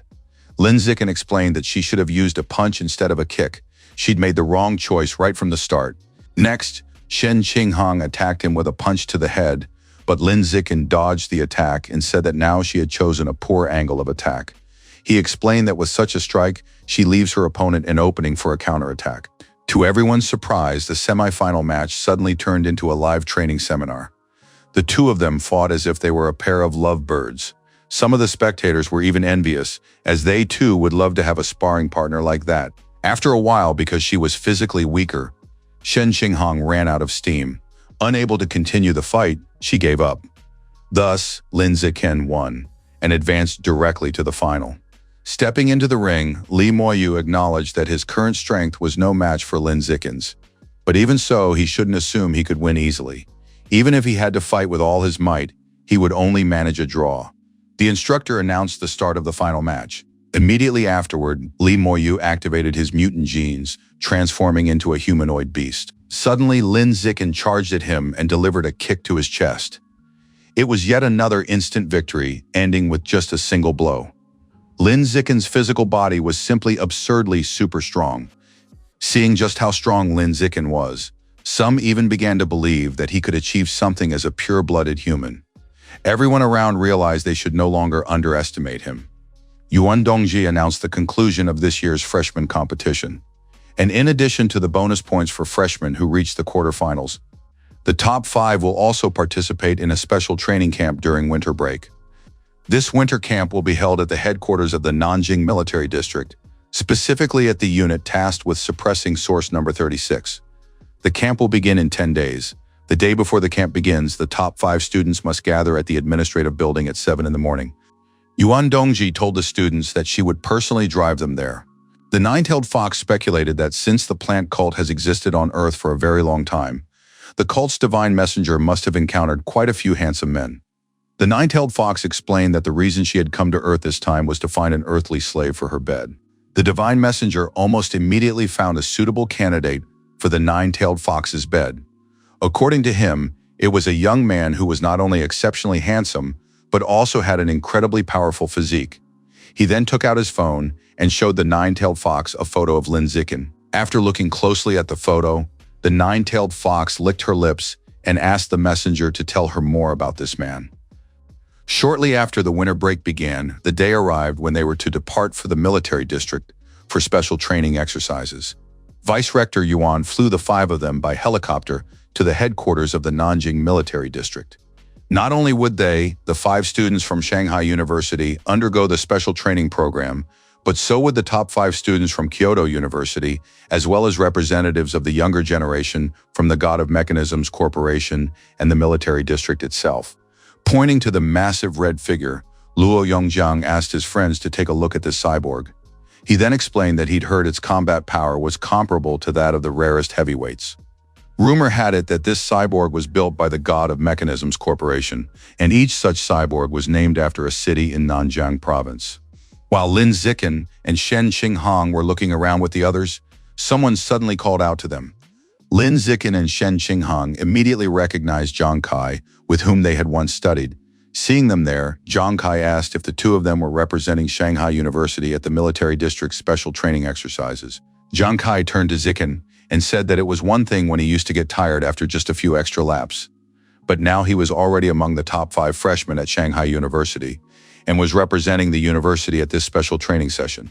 Lin Zikin explained that Han Han had exceptionally high compatibility with gene fusion, and she had ranked first on the entrance exams in Nanjing province. After the gene fusion, her strength increased incredibly. Zhang Kai was surprised that Shen Qinghong had truly become so formidable. Shen Qinghong noted that Zhang Kai must also be quite strong. After all, he is the one representing God of Mechanisms in competitions, which means his strength has also increased significantly. Jiang Kai explained that his compatibility with mechanical modifications was exceptionally high, and raising his arm to show his equipment, he said that various modification experiments conducted by the company had significantly increased his strength. Jiang Kai said he still had some business to attend to, which forced him to leave, and as he said goodbye, he added that they would see each other again tomorrow at the training camp. Luo Yongzhang approached the sweet couple and said it was already late, then asked what they thought about eating in the cafeteria first and then going for a walk. In the cafeteria. After trying the local food, Shen Jinghang told Chengni that the food here turned out to be even much tastier than it was in the university cafeteria, and, holding out her chopsticks with food on them, she offered him a taste. Lin Zikin tasted what Han Han had offered him from her chopsticks and admitted that it was indeed very delicious. The other three turned pale at the sight. They knew full well that such a public display of affection was meant to torment them, the loners. Li Moyu puckered his lips and asked Shiwei to feed him a piece of tofu too, after all. He also wanted to experience that wonderful feeling of being fed by a beautiful woman. Trying to ignore him, Ma Shiwei told Moyu to leave her alone. Suddenly, a stranger called out to Li Moyu, saying they hadn't seen each other in a long time. Stepping closer, the blond man called Li Moyu a Kyoto traitor. Li Moyu stood up and mockingly pointed out that these were the very same two losers who had always trailed behind him in high school, and asked, "Who exactly are you calling a traitor?" The guy with the cross asked Li Moyu, "Do you really think we're still back in those school days?" The blond guy then explained that ever since Li Moyu decided to enroll at Shanghai University, his strength was simply destined to be surpassed by Qin Chuan. After that, the guy with the cross asked Li Moyu if he wanted to go outside and fight. Li Moyu replied that he'd be happy to do so. Upon hearing about the impending fight, a commotion broke out in the cafeteria. The geniuses of Kyoto University were about to face off against the genius of Shanghai University. Everyone wanted to see it. Jumping into the ring, Li Moyu suggested they both attack him at once, since that would save him the trouble and would also be faster than fighting them one at a time. The guy with the quest assured Li Moyu that there was no need for that, since Gaomu alone was more than enough to crush him. Gaomu grinned as he jumped into the ring.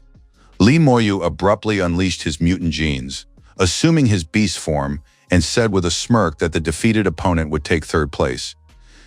Li Moyu's appearance had changed since the competition, as he had returned home last week, where he fused with the genes of a Shadow Knight cat, thereby making up for his previous lack of speed. So how on earth could this guy possibly defeat him?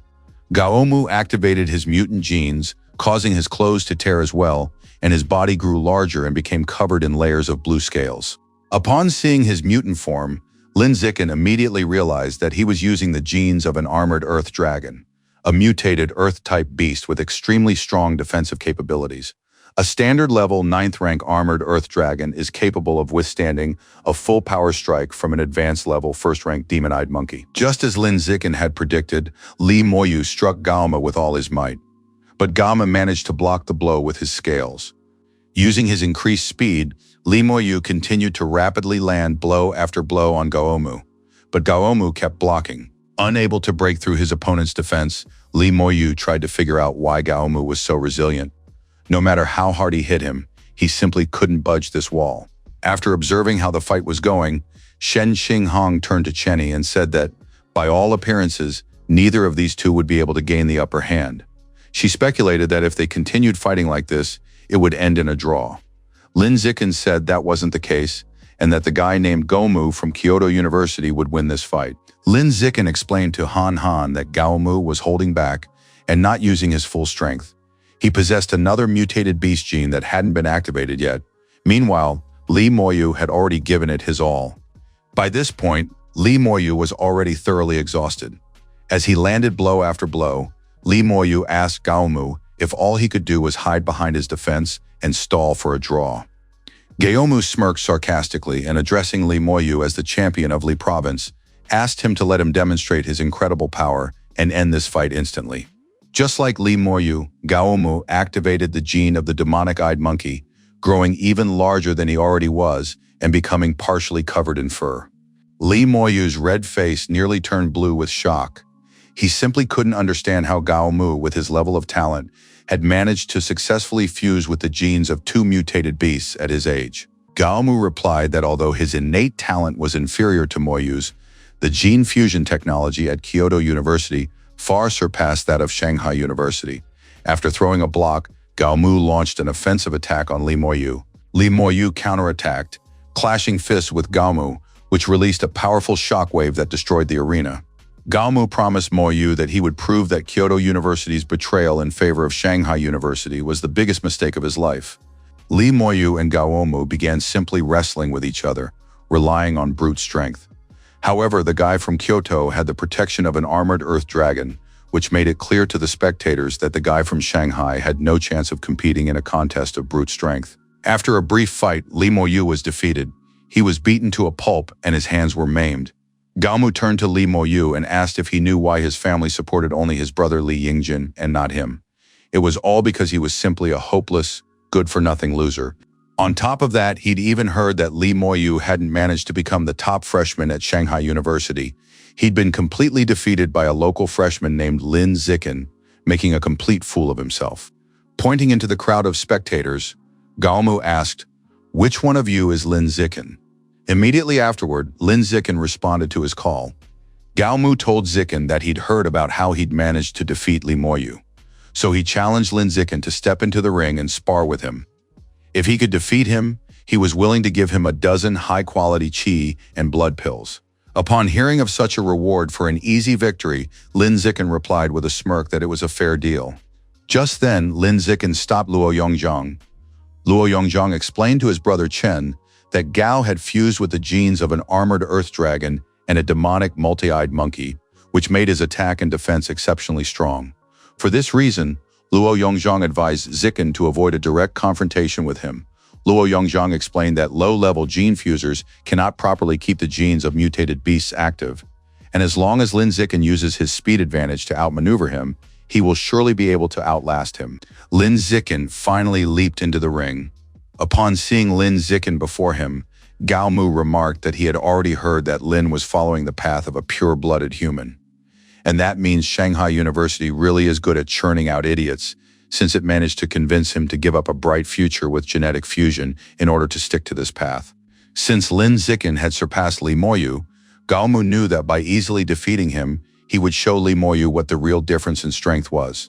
Lin Zikin asked them to stop the pointless chatter and finally start the fight. Hearing the call to begin the fight, Gao Mu charged at Zikin like a tank.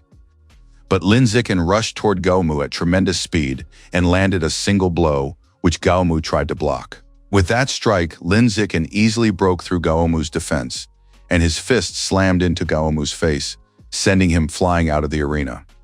Luo Yongzhang's jaw nearly dropped in shock. It was a defeat that happened in the blink of an eye. Lin Zikin turned out to be ridiculously strong. The guy with purple hair turned purple himself from fear. His strength was only slightly greater than Gao Mu's, but Gao Mu had been knocked out instantly with just a single punch. He realized that if he were in there right now, he probably wouldn't even last a single round. Suddenly, someone else jumped into the ring. The young man admitted that he had expected another showdown this year between their geniuses and those from God of Mechanisms, but he never imagined that Shanghai University would produce such a monster. The young man introduced himself as Zhao Yuanzhong and said he was 19 years old and was representing his military district at this year's special training camp. Zhao Yuanzhong asked Lin Zikin if he'd like to spar with him. Lin Zikin admitted that he'd be happy to spar with him, but if there was no reward, he saw no point in wasting his time and energy here. Zhao Yuanzhong said he had a spiritual fruit worth 1.5 million yuan. This fruit strengthens qi and blood, and Lin Zikin could take it for himself if he won. All Lin Zikin saw before him was a weak, ordinary 9th-rank fighter whom he could easily defeat with a single blow. So, this guy had essentially offered to give him this spiritual fruit for free. How could he possibly turn that down? Lin Zikin said he agreed. Just as they were about to start fighting, the senior suddenly called out to them. He shouted that sparring was allowed here, but no one was allowed to win, as that would violate the military district's rules. Since there was no reward, Lin Zikin simply jumped out of the ring, leaving Zhao Yuanzhong behind. After that, he walked over to Gao and asked when he would give him the 10 high-level qi and blood pills he had mentioned. Gao rubbed the bruise on his face and, trying to compose himself, replied that he would go to the dormitory right away to get the pills and give them to him. Military district, single occupancy dormitory. Lin Zikin told himself that even though he was here for special training, he couldn't let his progress in physical tempering fall behind. By this point, Lin Zikin had already completed the fourth cycle of skin tempering at 12%. Compared to the third cycle, the tempering process had slowed down somewhat. Shen Qinghang opened the door and asked Chengni if she could come in. Lin Zikin asked why her hair was wet. Shen Qinghang sat down next to Zikin and replied that she had forgotten to bring her hair dryer, then asked if he could help her dry her hair using his qi and blood control. Lin Zikin brought his hand close to Han Han's hair and quickly dried it. During the process, Lin Zikin said that she had arrived just in time as he had something for her. Lin Zikin handed her the vial and said that these were the 10 qi and blood pills he had won earlier. Since these pills didn't really help his progress, he was giving them all to her. Shen Qinghang said they were too valuable, but Lin Zikin asked her not to worry about it and told her she didn't owe him anything. They were family, and if she was doing well, then so was he. Since Lin Zikin was so insistent, Shen Qinghang agreed to take the pills. After that, Shen Qinghang, wrapped in just a towel, pounced on Lin Zikin and knocked him onto the bed. Running her hands over his chest, she asked him to let her thank him properly. The next morning, Zhao Yuanzhong greeted Lin Zikin after running into him by chance. Lin Zikin said he'd heard that the younger generation of their military district had undergone training in the land of their origins, to which Zhao replied that that was more or less the case. Lin Zikin asked what he meant by that, to which Zhao Yuanzhong replied that there was a fortified city in this military district that had been there from the beginning. Ordinary young soldiers are assigned to various posts within the city, but they are forbidden from going outside the city walls. To be more precise, they cannot experience the primordial struggle of the land of origins beyond the city walls. After all, to truly enter that realm, one must be at least at the advanced level. Earthlings in the land of origins are like mutants who have infiltrated the earth. Both are repelled by a boundary force. This is an invisible force that pushes out those who have not reached the advanced level. However, the mutants experience an even stronger repulsive effect, and many of their abilities are weakened by this force. Thanks to what he had heard, Lin Zikin understood why the Earth's gene combined. Suddenly, one of the seniors jumped down from the roof of the building, then shouted, "Is everyone here?" Zhao Yuanzhong snapped to attention and reported to the instructor that everyone was present. The instructor introduced himself as Lu Tianzhong and told the students that he would be their instructor for this special training session. If they wished, they could call him Instructor Lu. Lu Tianzhong promised that he would spare them unnecessary chatter. After all, everyone here had gathered for a single purpose, to undergo special training and become better. Lin Zikin sensed that the instructor's biological level had reached the 6th rank of the advanced level. Such power would allow him to become a dean at either of the 2 major universities. Instructor Lu Tianzhong said that he would now divide them into 4 temporary teams. Once the division was complete, they would immediately proceed to the camp's entrance exam. The special training itself would begin only after the test was passed. Fortunately, after the assignment, Lin Zikin and Han Han ended up on the same team. Zhao Yuanzhong, Zhang Kai, and the girl from Kyoto University, Shangguan Yueyin, were also assigned to their team. Shen Qinghang wrapped her arm around Zikin's and said she was glad they hadn't been separated. Instructor Lu explained that the building had 3 floors, each with checkpoints. They had 3 hours to pass through all the checkpoints on the roof to complete the challenge. On the first floor, there is a door in the middle of each of the 4 walls. Each team will enter through a different door to begin the challenge. That concluded the briefing. Instructor Lu Tianzhong jumped onto the roof and shouted that he hoped they would all succeed. As soon as Instructor Lu gave them the signal to start, everyone entered the building. Their team of 5 managed to break through the heavy fire and the insurmountable walls on the first floor. It wasn't particularly difficult. However, 3 teams had already reached the 3rd floor, while their team had only just entered the 2nd. They were far behind the others. On the 2nd floor, an intellectual challenge awaits. A game of rock, paper, scissors against artificial intelligence. A win opens the door to the next floor by 2 centimeters. A tie opens it by 1 centimeter, while a loss closes it by 3 centimeters and results in an electric shock. Realizing that the AI was cheating, Lin Zikin broke a window pane to use it as a mirror and kept forcing a tie until the door finally opened. But when they finally reached the rest area on the 3rd floor, they discovered that the other three teams had been destroyed. Given that the 3 teams had been destroyed, Lin Zikin surmised that something was wrong on the 3rd floor and decided to investigate using his sense of threat ability. There were only 4 rooms on the 3rd floor, each guarded by a security robot. And judging by the battle scars left behind by the other 3 teams, these robots possessed extremely powerful defense and attack capabilities. Lin Zikin suggested that the team members move on and led them further. On the next floor, the team members realized that their opponents were robots. Zhao Yuanzhong shouted at everyone to stay alert. Suddenly, the security robot began firing at them with the machine gun mounted on its arm. Lin Zikin grabbed Shen Qinghang and leaped aside, while the rest managed to react and jump out of the way. As it turned out, the security robot was armed with armor-piercing ammunition. Zhang Kai advised everyone to be as careful as possible so as not to get hit, otherwise their bones would be shattered. Zhang Kai suggested that everyone wait until the robot ran out of ammunition, and only then attack it. As it turned out, this plan didn't work, because the robot had an endless supply of ammunition. They had to attack first before their cover was destroyed.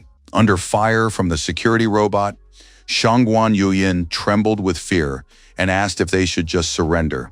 After all, if no one had made it through, then they surely wouldn't be able to either. Zhao Yuanzhong told her that even though their chances were slim, they couldn't give up. Otherwise, the instructor would tear them to pieces as soon as they got out of there. Zhao Yuanzhong asked the others, "How about we give it a try?" After all, they still had a chance to make it through. Shen Qinghang replied that they would definitely make it, since Chenny was with them. Since he and Lin Jiaqin were in top form, Zhao Yuanzhong suggested that the 2 of them attack the robot while the others provided cover. Zhao Yuanzhong gave the signal, and he and Lin Jiaqin rushed straight into the security robot's line of fire. To help the 2 of them, Zhang Kai fired a projectile. He shouted that he had launched thermal grenades to buy them some time. Zhang Kai shouted at them to hide in the purple smoke, since the robot's thermal sensors wouldn't be able to detect their location. Following Zhang Kai's lead, Shen Qinghang volunteered to help Zikin and Yuanjun by providing cover. Using her mental powers, Shen Qinghang controlled the robot's internal fluids, causing it to malfunction and slowing its movements and reactions. Finally, Shangguan Yuyin volunteered to draw the security robot's fire onto herself. This was their best chance.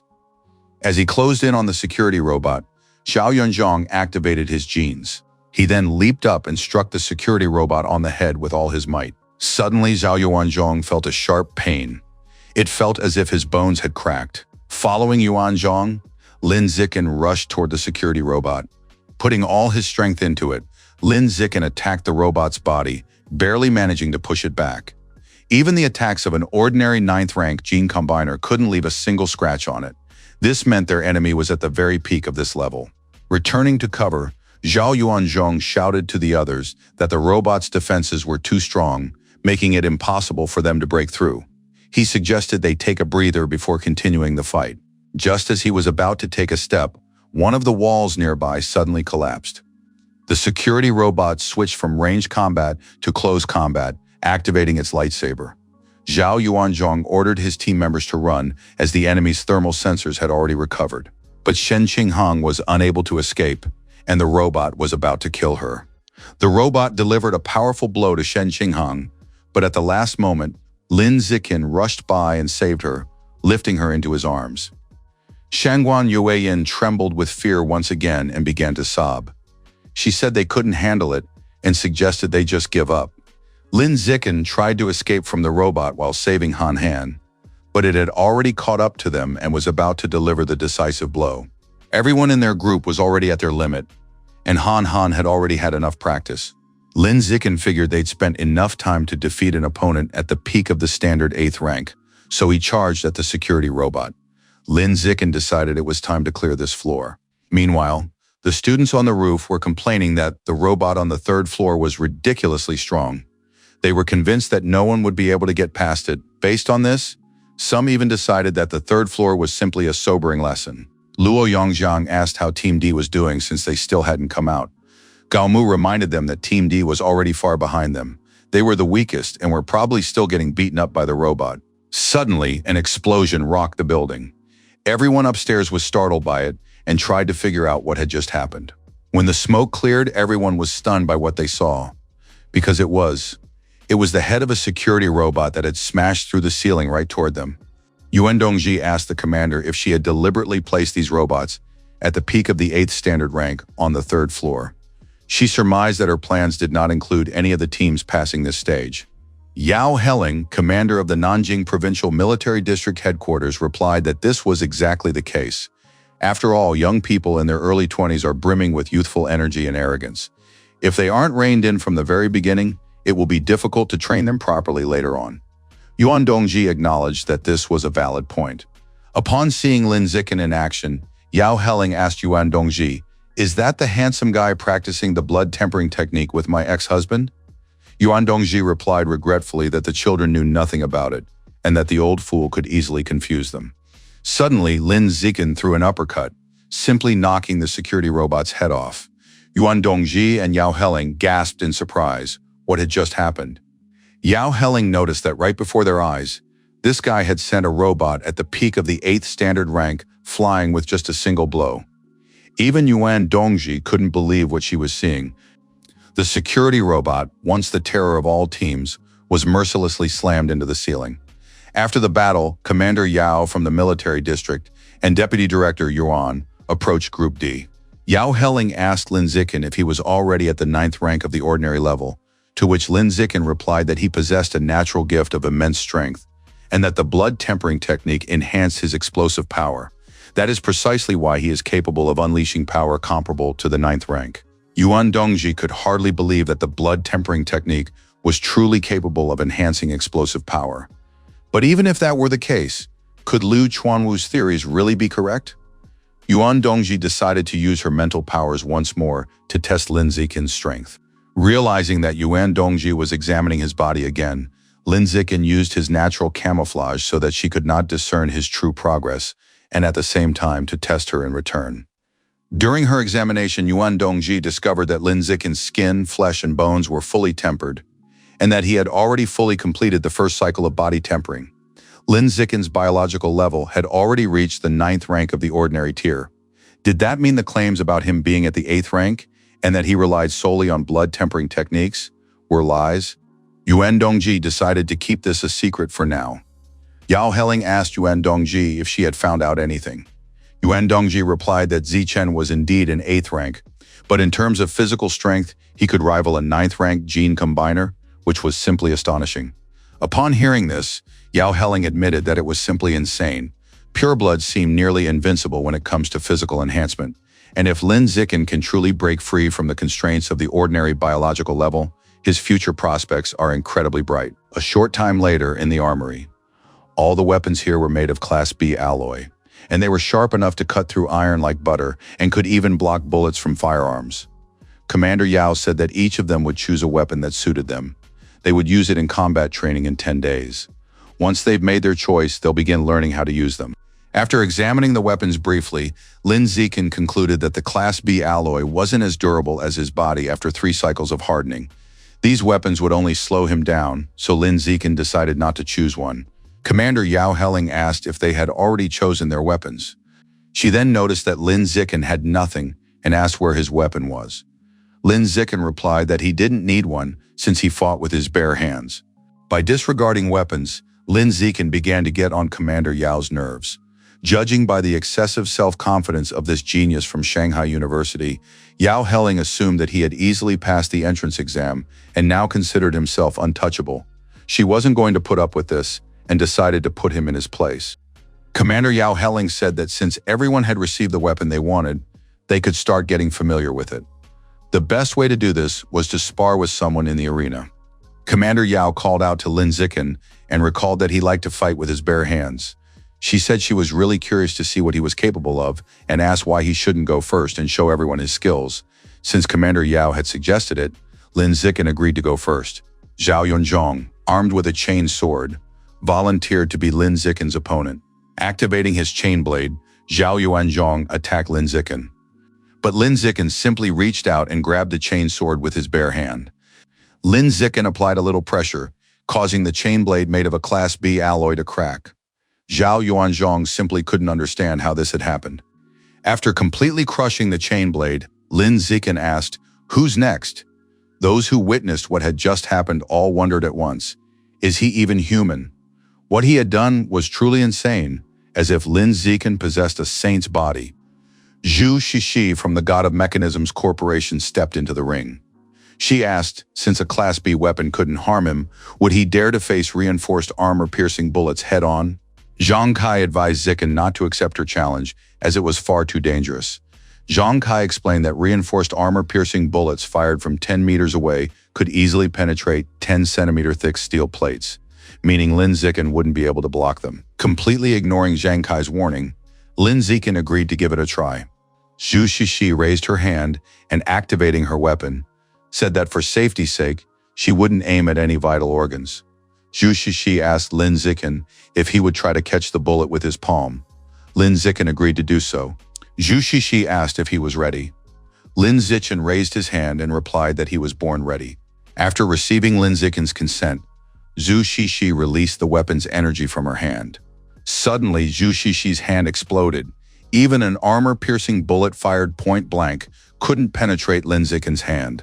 Meanwhile, Zhu Shishi's mechanical hand exploded. The bullet couldn't penetrate Lin Zicken's palm, causing it to get stuck and detonate inside the weapon. Lin Zicken was simply incredibly strong. Seeing what he was capable of, people began to wonder, could it be that pure-blooded humans really were the future of humanity? Having witnessed all this with her own eyes, Yao Helling smirked, for Lin Zicken was a genius of the highest order, far surpassing everyone else by a wide margin.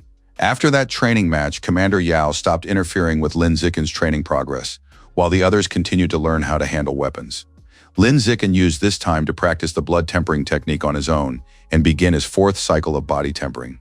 Subsequent training sessions focused on qi and blood, as well as mental training, and took place in a special training room. Training for qi, blood, and the mind is conducted separately using specialized capsules with adjustable access levels. The access level is calibrated according to each person's current strength. Han Han's qi and blood access level has reached the 6th level, while her mental access level is at the 7th level. Mental strength is significantly more difficult to train than qi and blood. Witnessing such high access levels completely changed everyone's expectations. Based on his current physical strength, Lin Zicken believed he could withstand the 11th level in the qi and blood capsule, which is equivalent to the 2nd rank of the advanced level. However, to avoid arousing suspicion, he set it to the 8th level, which roughly corresponded to the strength of the 8th rank of the ordinary level. When Lin Zicken stepped out of the capsule, he heard shocked exclamations directed at him. Everyone was amazed that he could actually withstand the intensity of 8th level mental training. His mental strength was on par with his physical level, which was truly astonishing. Could the mental strength of a pure-blooded human really be that high? Lin Zicken didn't dare reveal just how strong he actually was, so he held back. Tonight, he wanted to sneak back here with Han Han to test his true capabilities. He also wanted to roughly determine what biological level his strength corresponded to. Shanghai University, Pure Blood Research Institute. Song Yuyan was studying the materials alone. Lin Zicken wasn't there, nor was the dean. Yu Yan complained that everyone had left her here all alone. Suddenly, someone called out to Yu Yan, calling her a beauty. A 9-tailed fox suddenly appeared behind Yu Yan and asked if she knew where Lin Zicken was right now. The 9-tailed fox grabbed Song Yuyan by the face, turned her toward her, and demanded to know where Lin Zicken was. Under the spell of the 9-tailed fox, Song Yuyan replied that Lin Zicken was at the Nanjian Provincial Military District headquarters. Shen Qinghong asked Cheng Ni if they could enter here without permission. Pointing to the combination lock, she suggested they hurry back before anyone noticed them. Lin Zicken told Han Han that a regular combination lock wouldn't stop him, and besides, Lin Zicken opened the door and said he just wanted to use the qi, blood, and mind capsules to test his limits, and even if they got caught doing this, nothing serious would happen. Meanwhile, Shen Qinghong was frantically looking around, hoping no one had noticed them. Lin Zicken discovered that he could last half a minute at the 12th intensity level in the qi and blood capsule. This meant that his physical strength had reached the 2nd rank of the advanced tier and was already close to the 3rd rank. The system alerted Lin Zicken that he was under an intense mental attack, gradually accumulating mental damage. His measured mental strength limit turned out to be the 10th level, equivalent to the 1st rank of the advanced level. In fact, mental strength at this level is far more valuable than physical strength approaching the 3rd rank of the advanced level. After all, improving mental strength is much more difficult than improving physical strength. Soon, the day of the combat training exercise arrived. This time, their mission is to eliminate the branch of the divine plant cult established in Shanghai. Lin Zikin was chosen as the captain of this operation. According to current data, the branch leader is a second-generation gene fuser, thanks to the fusion with the genes of a shadow nightcat and a phantom shadow giant shark. His biological level is at the peak of the 9th rank of the ordinary level. He is just one step away from reaching the advanced level. When they landed near their destination, Shen Qinghong noticed that the trees here were too tall, even taller than those in tropical rainforests. Even Ma Shiwei noticed that something was clearly off about them. Li Moyu said that if they suddenly began to feel as though something was off, it confirmed that they had arrived at the right place. This was undoubtedly the main hideout of the Divine Plants Cult's branch. Zhu Shishi decided to conduct reconnaissance by sending a drone ahead. Lin Zikin ordered the rest to follow the drone. About 300 meters ahead, Zhu Shishi spotted a bamboo structure covering at least 1,000 square meters. Zhu Shishi said that, barring any unexpected developments, this bamboo structure was likely the cult's main headquarters. Lin Zikin called out to Zhao Yuanzhong and Gao Mu and said that since they had both fused with the genes of the armored earth dragon, they would lead the breakthrough alongside him. As for the 5 members of the God of Mechanisms Corporation, they would be responsible for long-range support. They must fire precise shots at any enemies. The rest must stay close to one another. After issuing his orders, Lin Zikin and his team rushed to storm the cult's headquarters. Instructor Lu said that no survivors should be left behind, and that their own safety was paramount. A cult member inside the bamboo building suddenly spotted the people rushing toward him and shouted that the enemy was attacking. Immediately afterward, Zhu Shishi shot him from a distance. Lin Zikin burst into the building by ramming the door open with his body. Immediately afterward, he took out another cultist with a kick. Lin Zikin mentally noted that this masked man was dressed exactly like the previous one, but had a different hairstyle. When Lin Zikin tried to absorb the life force from the cultist, the system notified him that he had absorbed a trace of the life essence of a wild giant eagle. The power of the all-seeing eye was increased by 1%. As it turned out, absorbing mutated beasts whose life force imprint he had created could enhance the corresponding biological attributes, which was good news for Zikin. The survival of the fittest attribute, which allowed him to absorb life essences for his own evolution, proved to be very useful indeed. After dealing with everything on the first floor, Lin Zikin leaped upward, breaking through the ceiling. He also caught 3 members of the Divine Plant Cult off guard on the second floor. Realizing that an intruder had made his way in, the cult members immediately rushed to attack him in order to kill him. Lin Zikin glanced at the trio and unleashed his biological pressure. Lin Zikin's biological pressure was so intense that he simply crushed these cultists into the ground. Having successfully dealt with them all, Lin Zikin approached to absorb their life essence. Since he was done here, Lin Zikin decided to check on how the others were faring. The system notified Lin Zikin of the progress in absorbing the life essence. 8% of the 8-horned iron bull's life essence, 42% of the shadow knight cat's life essence, as well as the absorption of the immortal slug's life essence, which also boosted his ultra-fast regeneration by 1%. Using his sense of danger, Lin Zikin checked on the others. Li Moyu, Ma Siwei, and Luo Yongzhang were facing an 8th-rank cultist of ordinary level.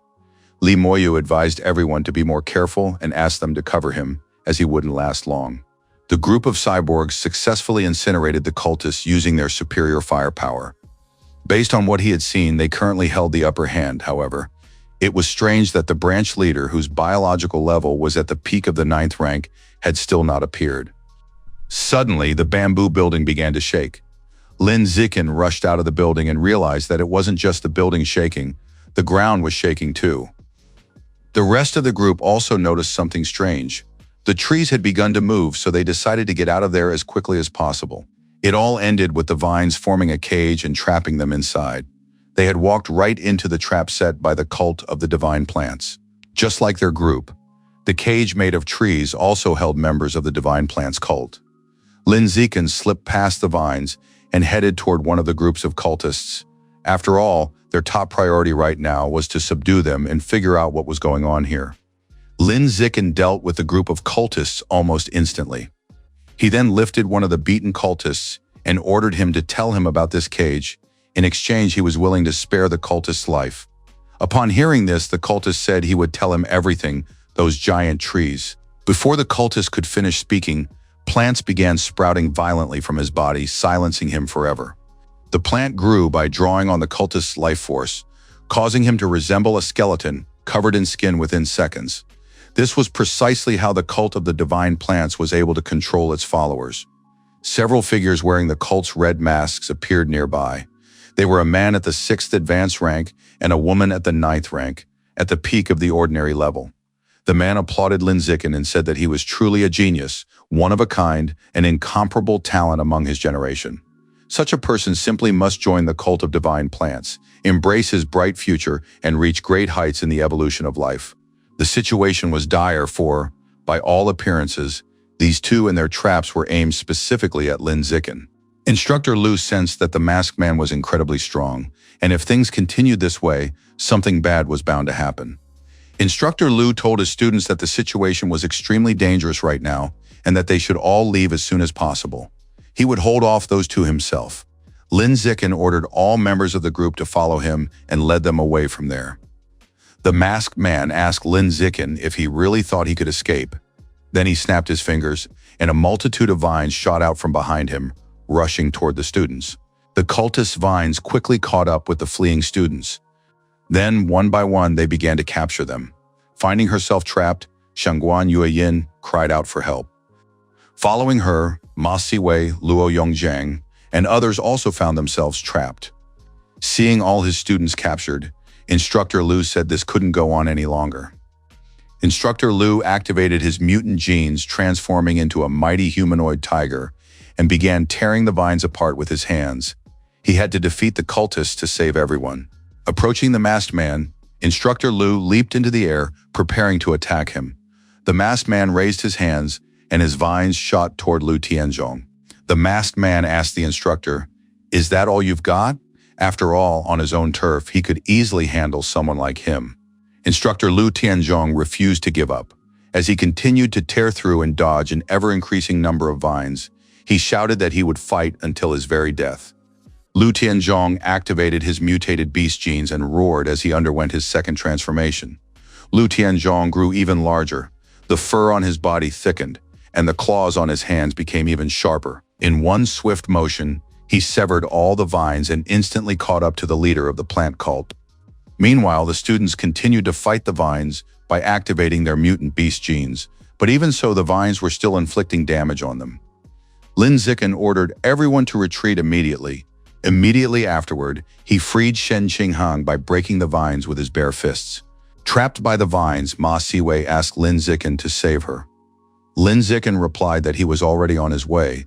Immediately afterward, Li Moyu said he would handle the situation himself, and using his bat with B-class alloy nails, struck the vines. To his surprise, no matter how much force he applied, the vines simply wouldn't break. A few seconds later, Lin Zikin arrived and tore apart the vines restraining Ma Siwei with his bare hands. Moving at incredible speed, Lin Zikin continued to tear at the vines, freeing his subordinates, and ordered them to leave immediately. Suddenly, Lin Zikin caught a whiff of a certain scent. Lin Zikin was taken aback for a second, but then he realized it might be the scent of flowers. The system alerted Lin Zikin that he was being exposed to a floral poison capable of causing living beings to lose consciousness. Thanks to Zikin's attribute, his resistance to this poison began to rise rapidly.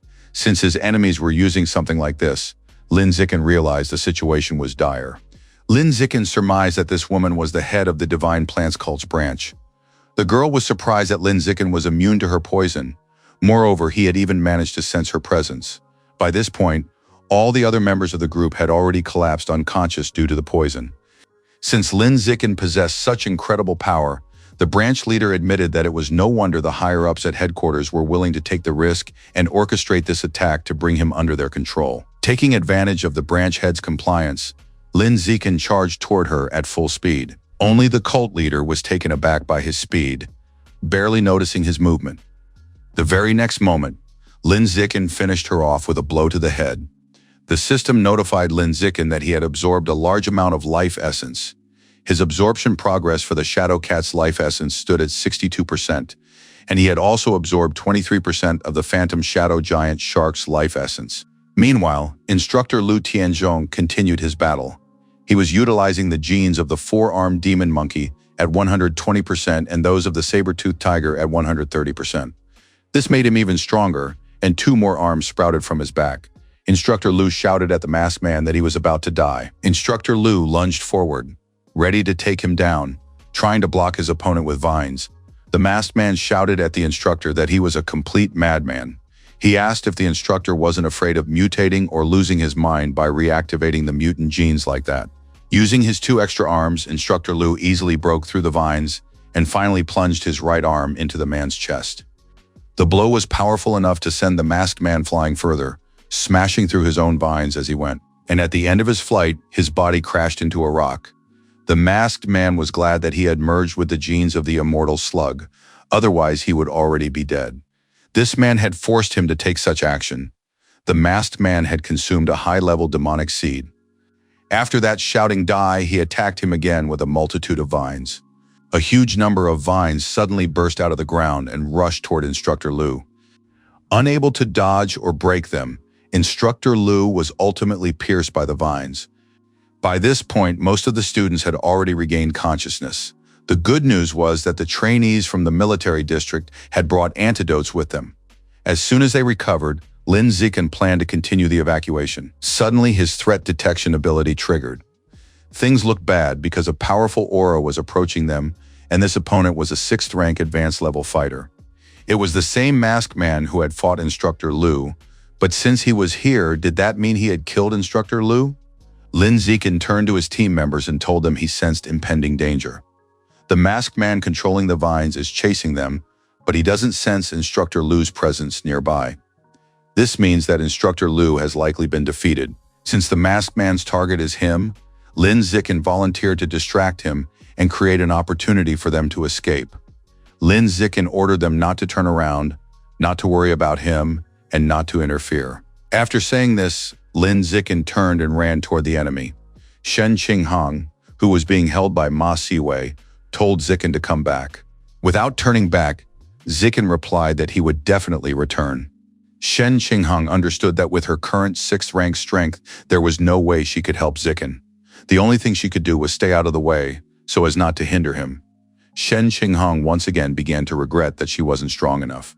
After catching the masked man on his tail, Lin Zikin began to keep his distance from him. Just as he'd suspected, the man was after him specifically, which meant Han Han should be safe now. But something was off about this man's speed. It clearly wasn't the speed of an advanced 6th-rank cultivator. The masked man was covered in wounds and was breathing heavily. Judging by his current condition, this man's strength was only 1 rank higher than Zikin's, and on top of that, he was seriously injured. Lin Zikin seriously considered taking advantage of this opportunity to try a counterattack. Using his natural camouflage, Lin Zikin gradually began to feign exhaustion. The masked man was delighted to see him slow down, as this meant Zikin was finally out of breath. Seizing this opportunity, the masked man swept his arm, attacking Lin Zikin with vines. Lin Zikin dodged these vines without much trouble. As it turned out, these vines didn't even possess much attacking power. Clearly, the man was holding back in order to capture him alive. And if that was the case, then he was willing to let his opponent do just that. Lin Zikin deliberately let one of the vines hit him. Then, acting on impulse, he plunged downward, crashing through a tree. The masked man was angry at how fast Lin Zikin was running since he had to chase after him. Just in case, Lin Zikin used his natural camouflage. The masked man told Lin Zikin that if he hadn't slowed down, the masked man would have had to work hard to catch up with him.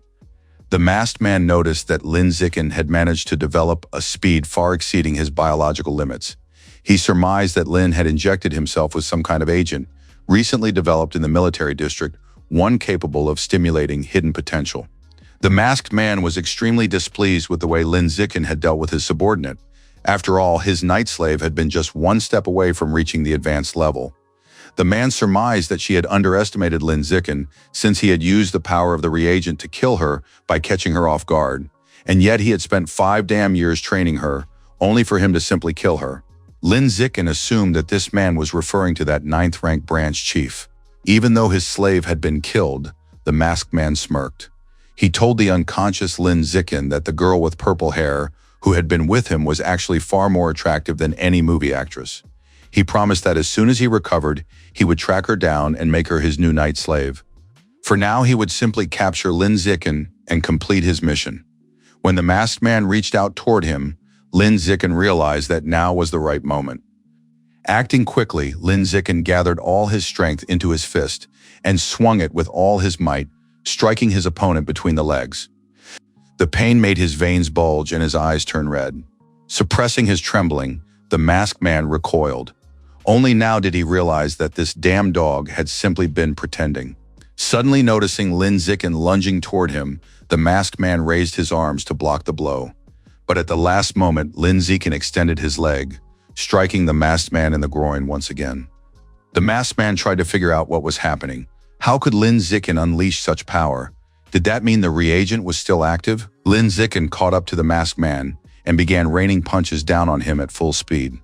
The masked man told himself he had to stay calm, because if he could withstand this attack, Lin Zicken would inevitably exhaust himself. But things were turning out completely differently. For some reason, Lin Zicken's chi and blood still showed no signs of depletion. What's more, Lin Zicken was gradually growing stronger. Enduring Lin Zicken's relentless attacks, the cultist shouted that he wasn't even 20 years old. He was just an ordinary ant. So how was he able to continuously unleash power at an advanced 4th rank level? Lin Zicken had no intention of answering his enemy's question. Instead, he landed another blow to the cultist's face.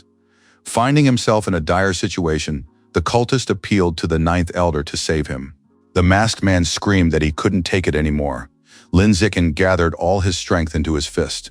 He delivered a crushing blow to the masked man, sending him flying into the air. The masked man crashed heavily to the ground, and his mask shattered. Beaten and maimed, the cultist lay on the ground, trembling silently. But Lin Zicken's rage did not subside. It only grew stronger.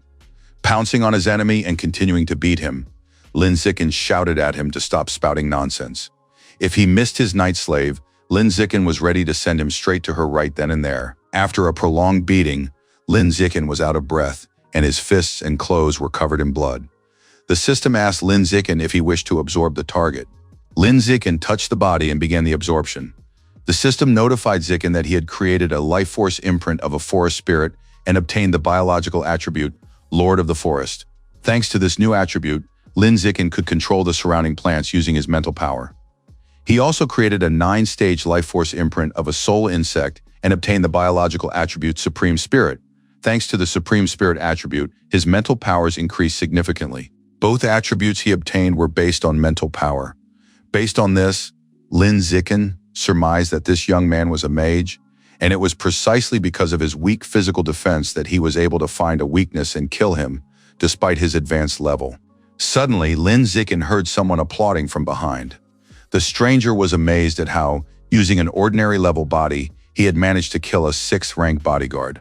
Are there really such geniuses on Earth? The man in the bird mask said that it seemed their plan had been worth it.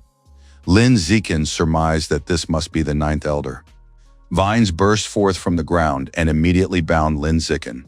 The 9th elder admitted that it was truly astonishing that the Earth had produced such a genius. It was all over. He couldn't break free from them. Trying to gauge the 9th elder's strength, Lin Zicken surmised that he was roughly at the rare level. Suddenly, a hail of icy projectiles flew in from the side, slicing through the vines, restraining Lin Zicken. The 9th elder was greatly surprised to see Yuan Dongji there. He asked how she had ended up there. As she prepared to attack, Yuan Dongji explained that ever since Lin Zicken had made a name for himself in the military district, she had known that their cult wouldn't be able to sit idly by. So she had been secretly keeping an eye on him, waiting for them to make their move. The 9th elder said she was simply using their own plan against them, which was quite amusing. But even he alone would be able to stand up to a girl like her. Yuan Dongji smirked and said he was too arrogant. Then after attacking the 9th elder with a barrage of ice projectiles, she asked if he really thought things would be the same as before. Now she was no weaker than he was. The 9th elder ordered the vines to rise up, and immediately afterward hundreds of vines burst from the ground, blocking Yuan Dongji's attacks. While Vice-Rector Yuan held off the 9th elder, Lin Zicken seized the opportunity to flee before he got caught in the crossfire of the battle between these powerful figures of a rare caliber. While fleeing the crossfire, Lin Zicken suddenly noticed someone nearby. Could it really be Instructor Lu? Upon seeing Zicken, Lu Tianzhong called out to Lin Zicken and asked him to help. This was the perfect opportunity to test his new biological attribute. Lin Zikin activated the Lord of the Forest attribute. After that, the vines loosened, and Instructor Lu managed to free himself. Instructor Lu Tianzhong was greatly surprised that the vines holding him had suddenly loosened. Lin Zikin explained that by the time they approached the masked man, he was already seriously injured. He had simply used a stealth attack to counterattack and kill him, and since that man was dead, his ability had naturally deactivated. Stretching his stiff muscles, Instructor Lu said that in that case, they couldn't waste any time. They had to find the others and evacuate from there. Soon Lin Zikin and Instructor Lu caught up with the rest of the group. Upon seeing Lin Zikin, Shen Qinghong immediately rushed toward him and sobbing said she had been very scared. She'd been afraid she'd never see him again. Shen Qinghong asked Zikin to promise that he would never leave her. Lin Zikin hugged Han Han and promised. Ma Siwei approached them and asked Lin Zikin if he was okay. She then handed him a vial of excellent restorative medicine. Lin Zikin thanked Ma Siwei but refused the medicine since he wasn't injured. Bowing her head, Ma Siwei tried to press the vial into his hands and asked Lin Zikin to just take the medicine and use it later, in case he suddenly needed it. Since they needed to evacuate from there immediately, Lin Zikin ordered everyone to get into the cars quickly, as it was too dangerous there. Lin Zikin explained that a powerful warrior of a rare level from the divine cult of plants was currently facing off against Vice Chancellor Yuan. Therefore, staying there meant getting caught in the middle of their battle. Everyone was surprised to hear about the rare-level enemy and that Vice Rector Yuan was also here. They also found it strange that the military district still hadn't sent anyone. Everyone quickly got into their cars and began evacuating. Suddenly, someone appeared in the car's path. The student called out to Instructor Lu to warn him. After all, their car was speeding straight toward this stranger. Instructor Lu Tianzhong said that anyone capable of sneaking into a place like this was undoubtedly dangerous. So he ordered everyone to brace themselves and slammed his foot on the gas pedal. It seemed as though they were about to crash into the stranger, but she suddenly vanished, and their car was enveloped in fog. Luo Yongzhang said that the girl with fox ears suddenly fell, after which Zhao Yuanzhong added that she disappeared in a split second. Ma Siwei asked, where did she suddenly disappear to? Not only Lin Zikin, but even Instructor Lu, a 6th-rank specialist, couldn't sense this stranger with fox ears. This meant that this fox girl's level was much higher than Instructor Lu's. The fox girl asked, are you looking for me? Only then did the team members notice that she had appeared in their car. Instructor Lu Tianzhong asked who she was, and instantly reverting to his beast form, he charged at her. The 9-tailed fox looked Instructor Lu in the eyes, after which his genes suddenly deactivated, and he began to transform back into a human. She then ordered him to get out of the car, and he simply headed for the exit. Next, the 9-tailed fox ordered everyone except Lin Zikin to get out of the car and move far away, since she wasn't interested in them. The group members didn't know what to do next, and wondered if this fox girl could be a member of the Divine Plants cult. Since even Instructor Lu was no match for her, they had no choice but to obey her order, but to leave Lin Zikin behind here. Lin Zikin said she had come here for him, which meant the rest of them had to leave. The group members reluctantly left the vehicle. As they were leaving, Zhao Yuanzhong asked Zikin to take care of himself, but Shen Qinghong refused to back down. She said she would no longer allow Lin Zikin to face danger alone again. Lin Zikin asked Han Han to get out, but she didn't want to abandon him. The 9-tailed fox told the girl that she was already driving her crazy and simply lifted her up with her power. She then threw Shen Qinghong out the car window. Reacting in time, Ma Siwei and Shangguan Yueyan managed to catch Shen Qinghong. After checking her over, Lin Zikin felt relieved, as only her clothes had been damaged. Han Han herself was unharmed. Suddenly, Lin Zikin felt the fox girl touch him. The 9-tailed fox told Zikin in a gentle voice that now it was time for them to talk about the two of them, her and her little bed slave. The 9-tailed fox admitted that his powerful body and handsome appearance perfectly matched her requirements, and the essence inside such a strong body must be sweet and delicious. He was truly worthy of becoming her bed slave and supplying her with this essence. Lin Zikin asked the fox girl, is she a gene fusion being, a mutated beast, or a non-human? The 9-tailed fox replied that she was neither one, nor the other, nor a third. Although she came from the land of origins, she was half human. Her mother was a being from the land of origins, and her father was from the mortal world. Although her mother was very remarkable, her worthless father had simply deceived her for money and sexual pleasure. She had never even met him. Spinning the collar in the air, the nine-tailed fox told Zichen that if he was interested, in her opinion, men were only good for being bed slaves with collars. And since she had chosen him, the nine-tailed fox stepped closer and asked if he would agree to put on the collar and become her slave. Lin Zichen asked what would happen if he refused. The nine-tailed fox was displeased to hear this. She said he had no reason to refuse, and of course, he didn't even have the right to do so. Lin Zichen asked her in that case to give him some time to think it over. He needed to stall for time until Vice Principal Yuan arrived. The nine-tailed fox lifted his face toward her and said he could think it over, while also advising him to take a good look at her beauty and graceful figure. After that, the nine-tailed fox asked if he had even the slightest idea how many males in the land of origins were craving her body. Lin Zichen promised to keep that in mind. The nine-tailed fox asked, "Could it be that you're hesitating because of that girl?" Then she suddenly appeared behind Shen Qinghang and said that in that case, she would simply kill her. Lin Zichen reacted instantly and rushed to save Shen Qinghang. Racing at full speed, he punched the fox girl right in the face, but his fist simply passed right through her. Could it have been a clone or something else? A purple mist spread through the air. Shen Qinghang, stunned by what had just happened, asked Chengni, "What's wrong with him?"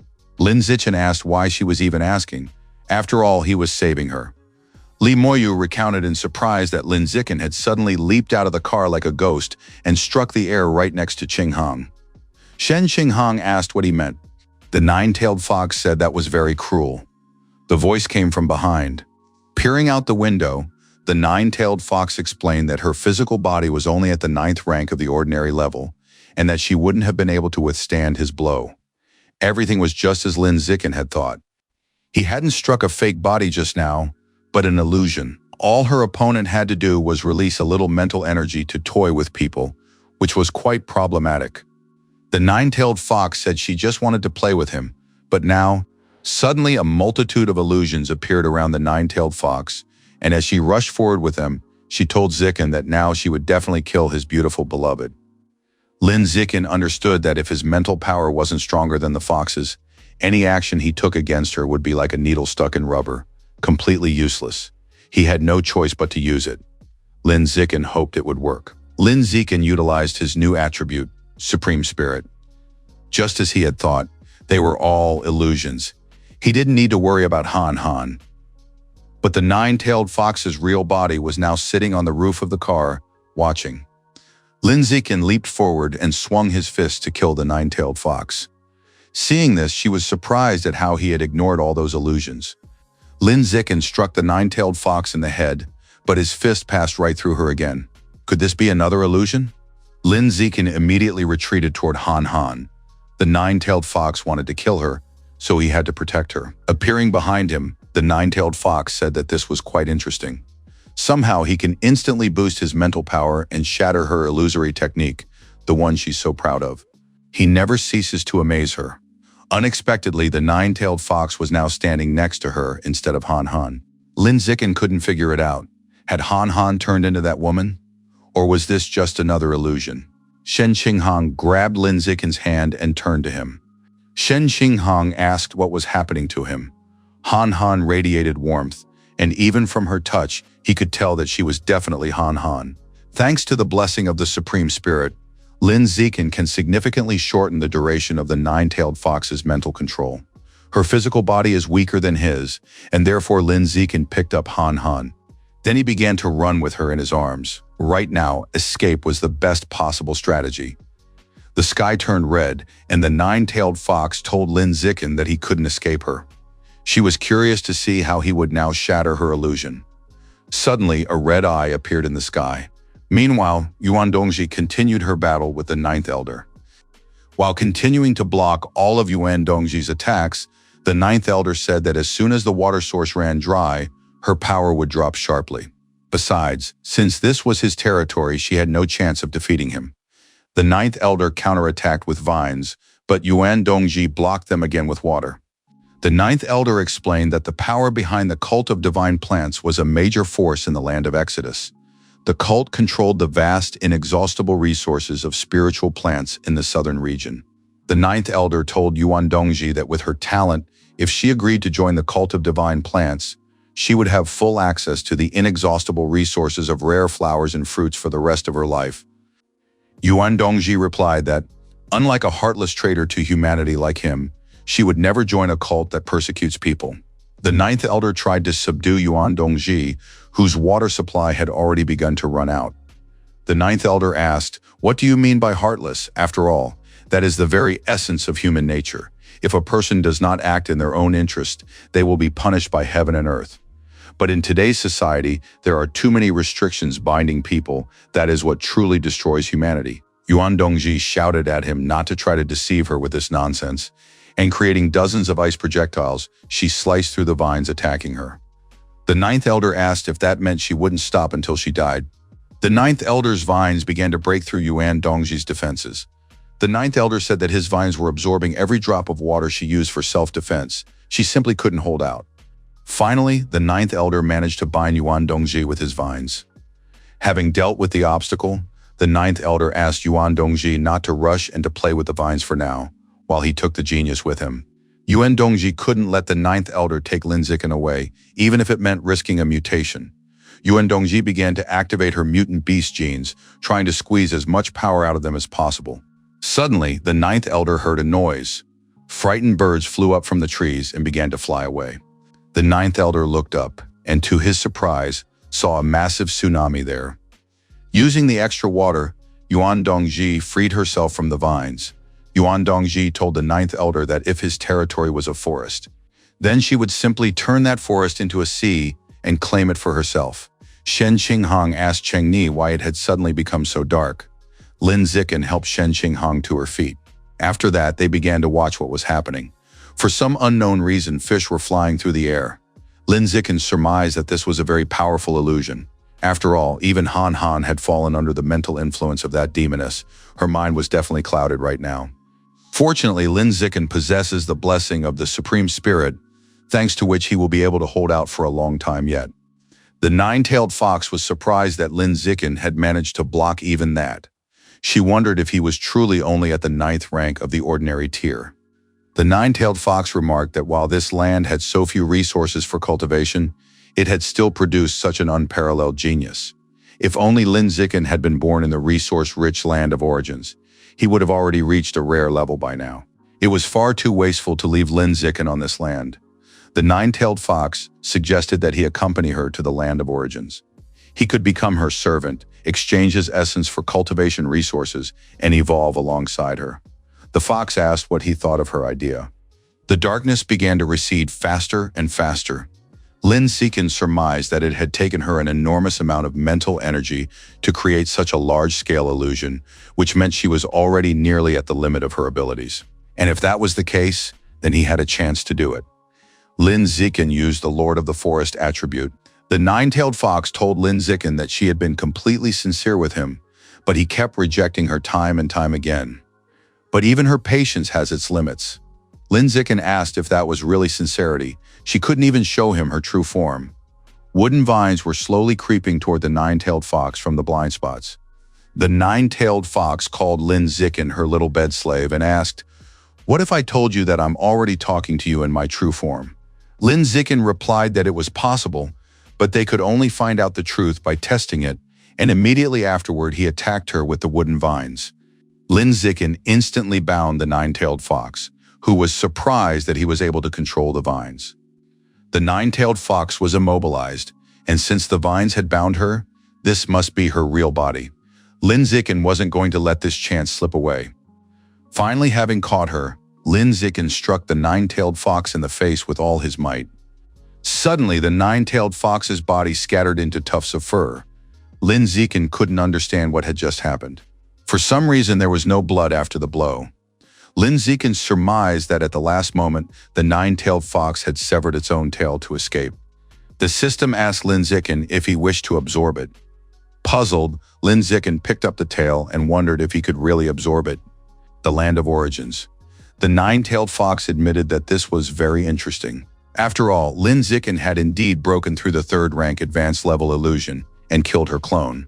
This man was perfect for training, and so the nine-tailed fox decided she had to get him at any cost. Maids entered the room. They told their mistress some astonishing news.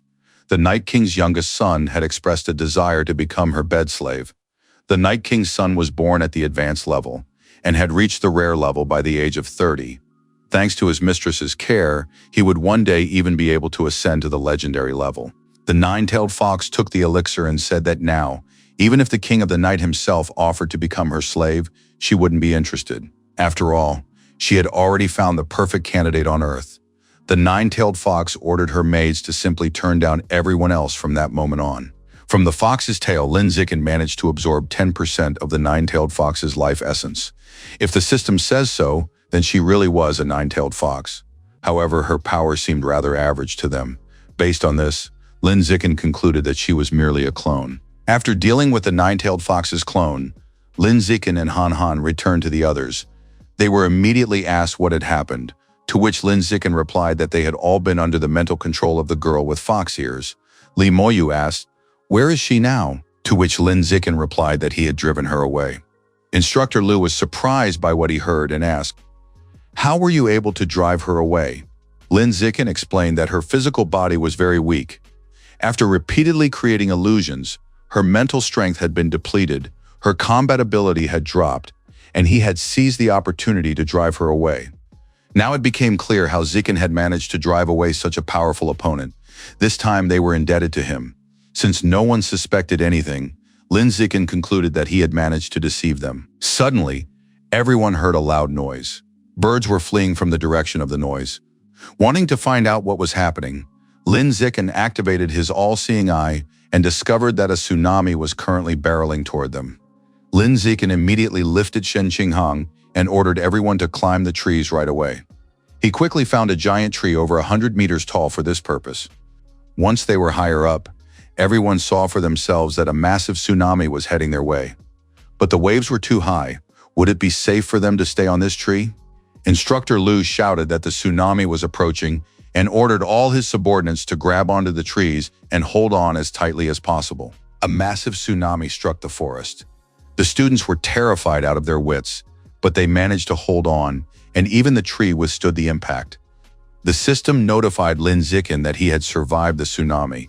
For this, he was credited with fulfilling one of the requirements for the achievement, surviving various extremely harsh conditions or disasters. As a reward, his survival of the fittest attribute will be improved. The total number of survivals has reached 2 out of 100. Lin Zikin was surprised to see this, since the last time this attribute appeared in the description was a year ago, and the activation requirement had been far too harsh. Ma Siwei asked why a tsunami had suddenly appeared out of nowhere. Lin Zikin speculated that it was the work of Vice-Chancellor Yuan. She was fighting on their behalf against the 9th elder of the divine plant cult. Lin Zikin even began to wonder how their battle was going right now. Li Moyu reminded him that Vice Principal Yuan possessed a rare level of power and carried the genes of a flood dragon. Having summoned such a massive tsunami, she simply couldn't lose to anyone. Immediately after Moyu's words, Lin Zikin's sense of danger kicked in. Right now, the 9th elder was heading toward them. Using his all-seeing eye, Lin Zikin saw the 9th elder rushing toward them. This was bad. Could it be that Vice-Chancellor Yuan had lost? 10 minutes ago, Yuan Dongji had attacked the 9th elder with a massive water dragon. Unable to block or dodge such an attack, the 9th elder took the full brunt of it. The 9th elder wondered, did she really sacrifice her own blood?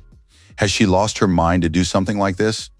A new dragon formed from the water and attacked the 9th elder. But he managed to grab the serpent-faced creature by the fangs. Since that was the case, he had no choice but to. Suddenly, enormous dark red vines burst forth from the depths of the sea.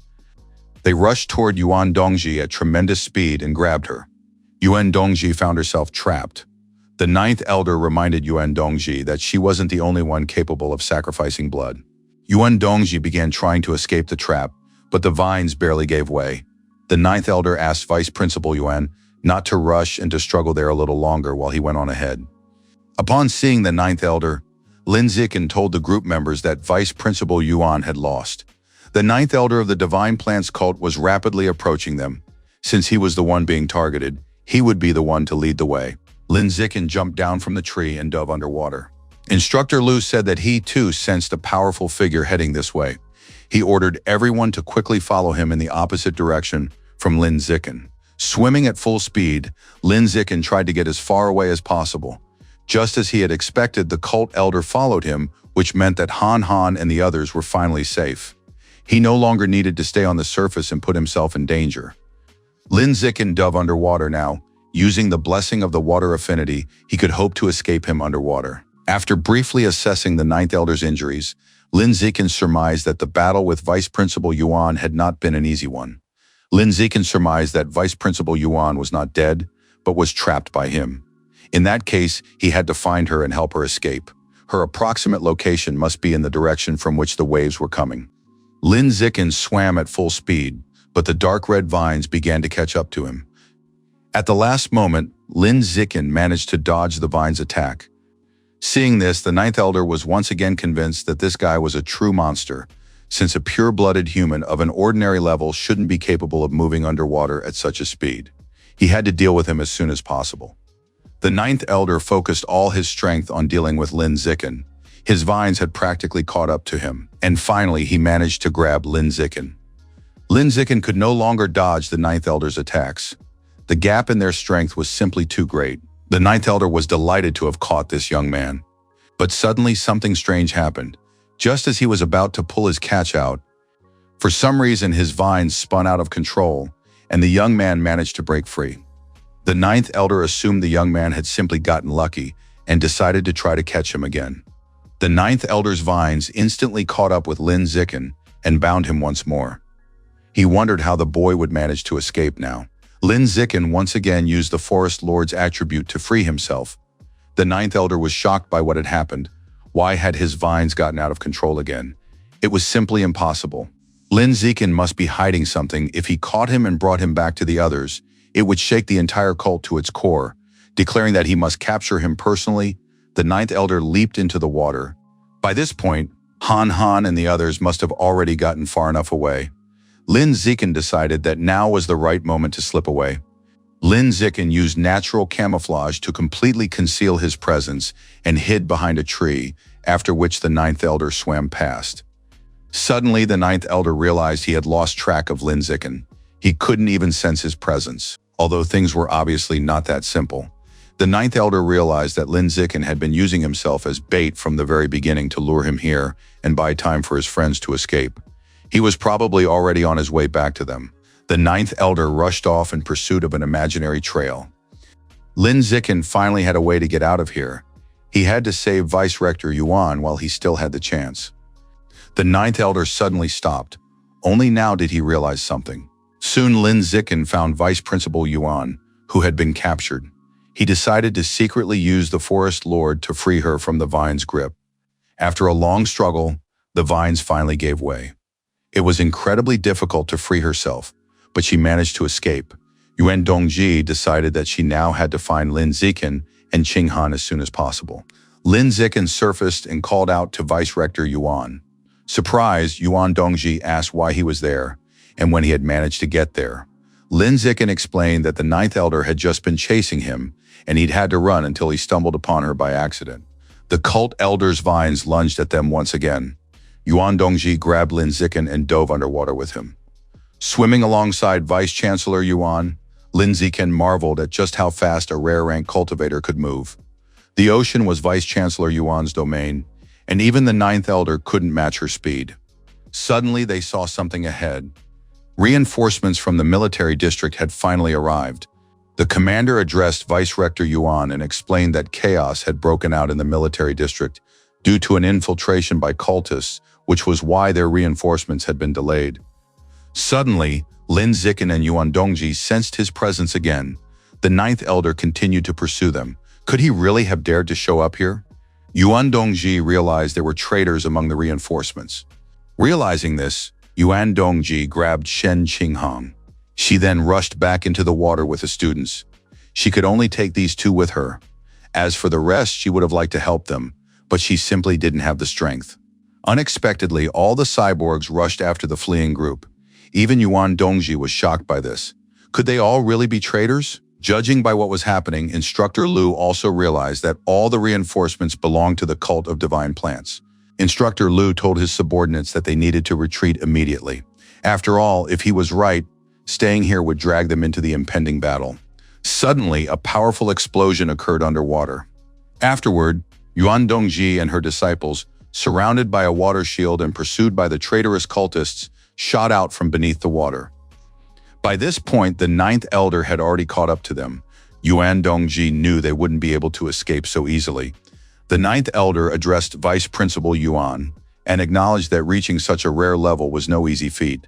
He said there was no need for them to fight to the death just yet. The ninth elder promised not to cause her any trouble if she handed Lin Zichen over to them. Yuan Dongji shouted that he could only dream of her handing Zichen over to them and began to reactivate her mutant beast genes, becoming more and more dragon-like. The horns on her head grew larger, her body became covered in scales, and a large dragon tail sprouted from her. Yuan Dongji summoned 4 enormous water dragons to attack. The ninth elder asked if she was once again sacrificing her essence blood to save 2 strangers, thereby destroying her own future and permanently blocking her potential. In the eyes of the cult elder, Yuan Dongji was completely insane. Using the water dragons, Yuan Dongji dealt with some of the enemies almost instantly. At the same time, Yuan Dongji pushed her disciples aside and ordered them to leave. Lin Zichen grabbed Shen Qinghang and urged him to hurry, since they couldn't let Vice Principal Yuan down. The ninth elder once again blocked Lin Zichen and Shen Qinghang's path. He had no intention of letting Zichen escape any longer. Suddenly, one of the water dragons flew toward him and sank its fangs into the ninth elder. With a wave of his hand, the ninth elder destroyed the water dragon and, though wounded, rushed toward his target.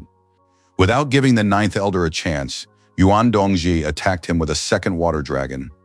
But at that very moment, a huge cyborg attacked her. It was a sneak attack. The cyborg's projectile struck the water dragon, severely slowing it down. The commander of the cultist rescue team shouted at Yuan Dongji to go to hell, and the massive cyborg fired a beam from its chest at her. The beam from the high-level cyborg struck Yuan Dongji directly and completely destroyed the water dragon. Yuan Dongji survived the traitor's attack. The attack was barely enough to leave a scratch on her. The ninth elder, who had been recaptured, ordered the commander to detonate his hidden backup energy core and detain Yuan Dongji. Otherwise, the commander's entire family would die a horrible death. The commander could not have defied the ninth elder had they not been holding his family hostage. The commander apologized to Yuan Dongji and activated the core's detonation. With tremendous force, the cyborg's energy core exploded near Yuan Dongji. Yuan Dongji's entire body was scorched, and her regeneration was proceeding far too slowly. The ninth elder had practically caught up to the disciples. Now it was too late. Lin Zichen sensed that the ninth elder of the divine plant cult was pursuing them again. Of course, he possessed the natural camouflage attribute, but he wouldn't be able to hide Han Han. The only option left was to deactivate natural camouflage and split up with Han Han, moving in opposite directions to draw the ninth elder's attacks onto himself, and then escape. Lin Zichen suggested to Han Han that they split up so he could distract the ninth elder. The ninth elder asked Lin Zichen if he was really going to use the same trick again, trying to let his girlfriend escape. He wasn't going to be fooled again. The ninth elder used vines to capture both of them at once. The vines, strengthened by blood, quickly caught up with Shen Qinghang. They then bound her and pulled her out of the water. Shen Qinghang shouted at Qingni to run. The ninth elder covered her mouth with a vine and, raising his fist toward Qinghang's head, warned Lin Zichen to step out, or else he would strike her. Lin Zichen immediately leaped out of the water and ordered the ninth elder to let her go. Lin Zichen agreed to go with him if the ninth elder released Han Han. The ninth elder once again sent out vines to grab Lin Zichen, and this time he did not resist. The ninth elder told the boy that as soon as he arrived at the headquarters of the cult of divine plants and met the incomparable god of the primordial earth, he would only thank him for being captured today. The ninth elder seized Lin Zichen and flew away. Meanwhile, the vines enveloping Shen Qinghang loosened their grip. With tears in her eyes, Shen Qinghang floated after Qingni, calling out to him when suddenly a mysterious voice from the water uttered, "Sacrilege, punishment, divine punishment." The ninth elder suddenly stopped, sensing something strange. He and Lin Zichen saw something rising from below. A massive wave of water, surpassing Yuan Dongji's tsunami, surged toward him and began to crash down on them. Before him was something enormous, but for some reason his sense of danger didn't react at all. The massive wave engulfed Lin Zichen and the ninth elder, sweeping them into a whirlpool. Seizing the opportunity, Lin Zikin freed himself from the vines. Suddenly, he felt as if someone were lifting him up. He relaxed completely, and his body rose out of the water on its own. After saving Chengni, Han Han pulled him up and ran toward him through the water. Then she hugged him, and sobbing, thanked God that he was unharmed.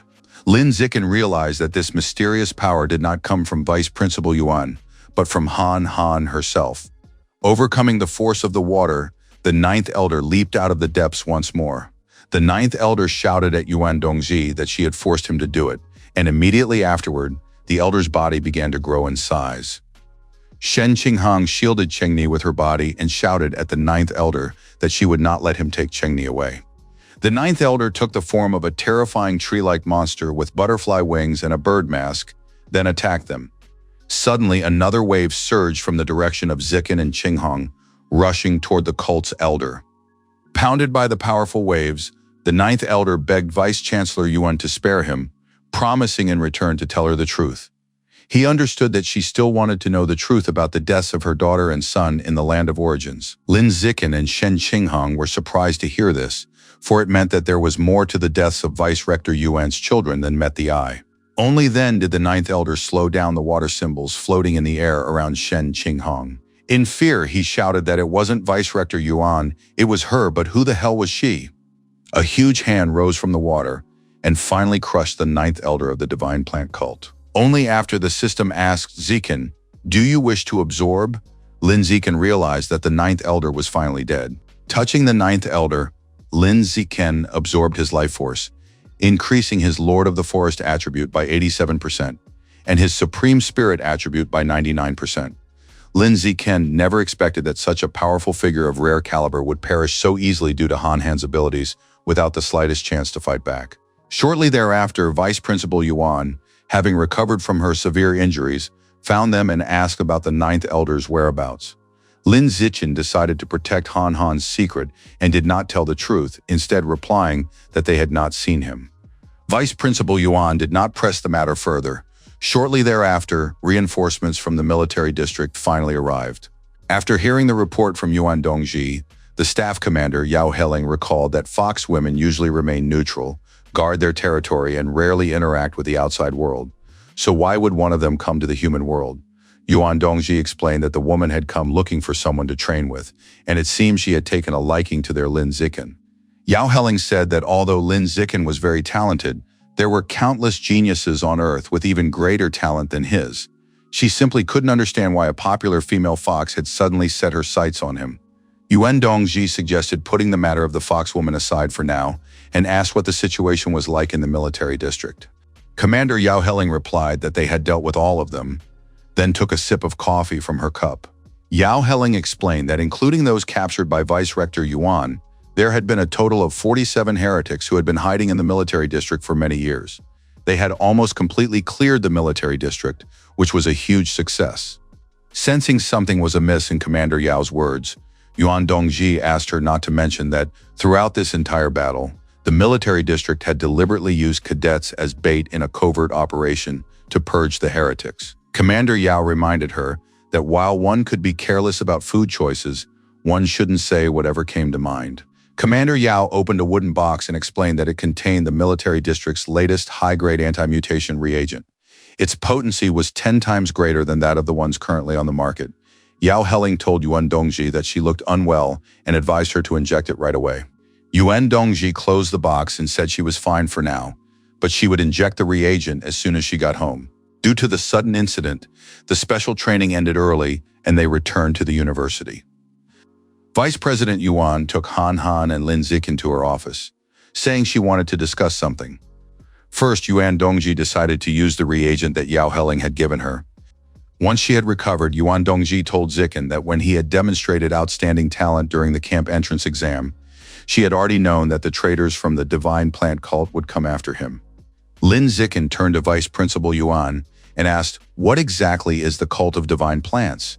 And what was the biological level of that ninth elder?" Yuan Dongji explained that the cult of divine plants was the oldest of all known heretical cults.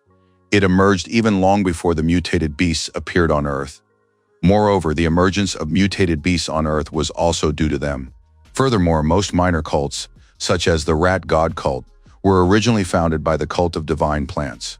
That is all she currently knows about the cult. As for the ninth elder's biological level, he is a formidable figure. This is a closely guarded secret, and it can only be revealed in direct combat. Her current biological level is the rare third rank. Yuan Dongji suggested estimating her approximate level based on the information they had been given. Lin Zikin considered himself lucky that the cult had chosen to capture him rather than kill him. Otherwise, he would already be dead. Yuan Dongji suggested moving on to the main topic.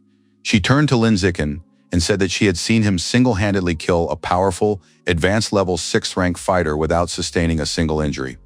Lin Zikin explained that although the cult fighter was 6th rank, he had been severely wounded, causing his strength to drop to 4th rank.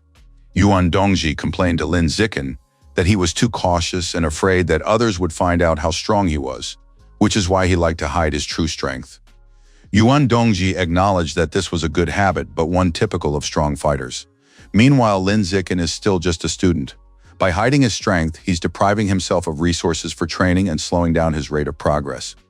Of course, she can understand why he acts this way, but the fact is that he doesn't feel safe and is afraid of becoming a target for people with malicious intentions. However, given his performance at the special training camp and how desperately the cult of divine plants wants to recruit him, it won't be long before he catches the attention of the country's top leadership, and they love to bet on promising talent. Soon someone will approach him on their own. Yuan Dongji advised Lin Zikin to heed her. He must present his talent in the right light and find a powerful patron. That is the wisest choice he can make. Lin Zikin replied that he understood everything. He simply needs to demonstrate the power of his qi, blood, and intellect. For now, that should be enough. As for his attributes, they were too powerful, and it was best to keep them a secret. Upon returning home, Lin Zikin told his father and mother that he was back. Lin Yangsheng was surprised by his early return, since Chengni had told them he would be gone for a month, but only half that time had passed. Lin Zikin explained that he had returned because his special training had ended early, since he was back. Zhang Wangxing promised to cook his favorite dishes right away. Once they were seated at the table, Zhang Wangxing said with a smile that she had some good news for him. Lin Zikin asked, "What is it?" Then his father touched his mother's belly, and together they told him that he would soon become a big brother. Lin Zikin was shocked by what he heard, because that meant he would have a little brother or sister. Lin Zikin asked his mother, "Are you really pregnant?" She replied that they had found out a couple of days ago and that she was hoping for a daughter this time. Lin Yangsheng said that ever since Chenny and Han Han left for college, the house had started to feel too empty. He and his mom just couldn't get used to it. Zhang Wangxing said that they didn't know how long they'd have to wait for grandchildren, so they decided together to have another child to keep them company. Lin Zikin admitted that this was simply wonderful. The main thing was that the two of them were happy, and no matter how many children they wanted to have, their family would definitely be able to raise them. Lin Zikin understood that physical strength alone wasn't enough. He also needed to improve his mental strength. Otherwise, he would be extremely vulnerable against opponents who use mental attacks. Lin Zikin decided to continue enhancing his supreme spirit attribute, so he bought another 12 kilograms of spiritual insect meat. Lin Zikin suddenly noticed the meat of a giant pest, half a kilogram of which cost 100 points, which was very expensive. In appearance and behavior, this mutant closely resembles a squirrel. It likes to store food in both cheeks. An adult giant pest can store food in a volume more than 100 times its own body size. This monster was very interesting, because perhaps with its help, he would finally be able to unlock a storage space. Lin Zikin still remembered how that girl with fox ears had pulled a collar out of thin air. She probably had a similar storage item. Lin Zikin decided to start by buying half a kilo of meat to replenish his progress bar. Han Han walked into the room and called out to Cheng Ni. She told him that Aunt Xing turned out to be pregnant. Lin Zikin explained that they had wanted to play with a baby so badly that they couldn't wait for one to come along on its own, so they just took matters into their own hands. However, right now there was something more important than that. Because of how abruptly Lin Zikin had changed the subject from the baby, Han Han thought about the very thing that had made her blush. Han Han asked, "What exactly?" Lin Zikin took out a pencil and a notebook and said they needed to investigate that mysterious power Han Han had suddenly displayed earlier. As he began to draw, Lin Zikin recalled that the water droplets floating around them resembled some kind of ancient symbols. Lin Zikin showed Han Han the symbols he had recreated from memory and said they needed to figure out what they meant. To start, he decided to search the internet, since they might find some useful information there. Since those two from the Pureblood Human Studies University devoted all their time to studying ancient texts, Lin Zikin speculated that they might know about these symbols. Shen Qinghang said that her teacher was very powerful and intelligent, and perhaps she might also know about them, so she began taking photos of the symbols on the paper. Soon, Mentor Yuan replied to Han Han, and as it turned out, even she knew nothing about it. The same thing happened with Lin Zikin. Sun Yuyan and Liu Chuanwu replied with memes featuring clueless characters. After that, Liu Chuanwu sent Zikin a voice message. Liu Chuanwu asked Lin Zikin where he had seen these symbols. These symbols seemed somewhat familiar to him, but he couldn't remember exactly where he'd seen them. Surrounded by women, Liu Chuanwu said he vaguely recalled seeing something similar on some antique items at a research institute. Liu Chuanwu promised that he would go to the institute tomorrow morning to check. If he found anything, he would let Zikin know. One of the wealthy ladies had grown tired of waiting. She asked Mr. Liu to keep drinking and promised that he wouldn't leave until he was drunk. Liu Chuanwu said that 1 bottle costs $1 million and 10 bottles would cost $20 million. Hearing women's voices, Lin Zikin hurried out of the room. This man should get his own affairs in order before writing messages. After the recent battle, all the major powers on Earth had turned their attention to Lin Zikin. The Li family of Kyoto, the Yuan family of Nanjiang, the God of Mechanisms Corporation, and the Juzhou Military District Headquarters. All of them had issued orders for their people to keep a close watch on Lin Zikin. They must not let him out of their sight. Of course, this also applied to the villains. The chief elder of the divine plants cult acknowledged that Lin Zikin was an interesting young man. The next morning, Lin Zikin was awakened by a loud noise. As it turned out, it was a call on his phone. Since Han Han was lying on the other side, it didn't disturb her sleep. Lin Zikin was greeted and told that the items he had ordered from the academy store had arrived at the pickup point. Therefore, Lin Zikin was asked to pick them up. Lin Zikin signed for the spiritual insect meat and the giant pest he had ordered yesterday and immediately began devouring it. The system notified him that the process of creating a life force trace from the giant pest had begun, and there was still no news about those mysterious symbols. Lin Zikin told Han Han that he was going to the research institute to look for information about the ancient artifact that Dean Liu had mentioned. Shen Qinghang volunteered to go with him. Lin Zikin decided to call Dean Liu to ask about her. Lin Zikin told the dean that he was thinking of stopping by the institute and asked if Han Han could come with him. Dean Liu replied that since Qinghang was his fiancée, she was welcome to visit anytime. Lin Zikin said he understood, then asked if the dean had found out anything about that artifact. Liu Chuanwu was exhausted after the previous night. He replied to Zikin that he still hadn't figured out where it was and speculated that it might be in the storage room. Since Yu Yan was currently at the institute, he suggested they look for it together. It should be a bracelet made of pearls and seashells. Hearing their master Liu speak, the lady standing next to him woke up and asked him to repeat everything again. Liu Chuanwu hurriedly told Zichen that he still had things to do and said goodbye. Lin Zichen and Shen Qinghang felt awkward because it turned out that Dean Liu was still busy. Upon arriving at the institute, Shen Qinghang remarked that it had been a long time since she'd been there. Lin Zikin advised her not to pin too many hopes on him. Once inside, Shen Qinghang admitted that he really was unique, completely unlike anyone else. Lin Zikin agreed with her, since this institute looked more like ancient ruins. Shen Qinghang suggested coming here to clean up in her free time, but Lin Zikin turned her down, saying it would ruin the atmosphere here. Upon entering, they found Song Yuyan warming up. Seeing them, Yuyan greeted them.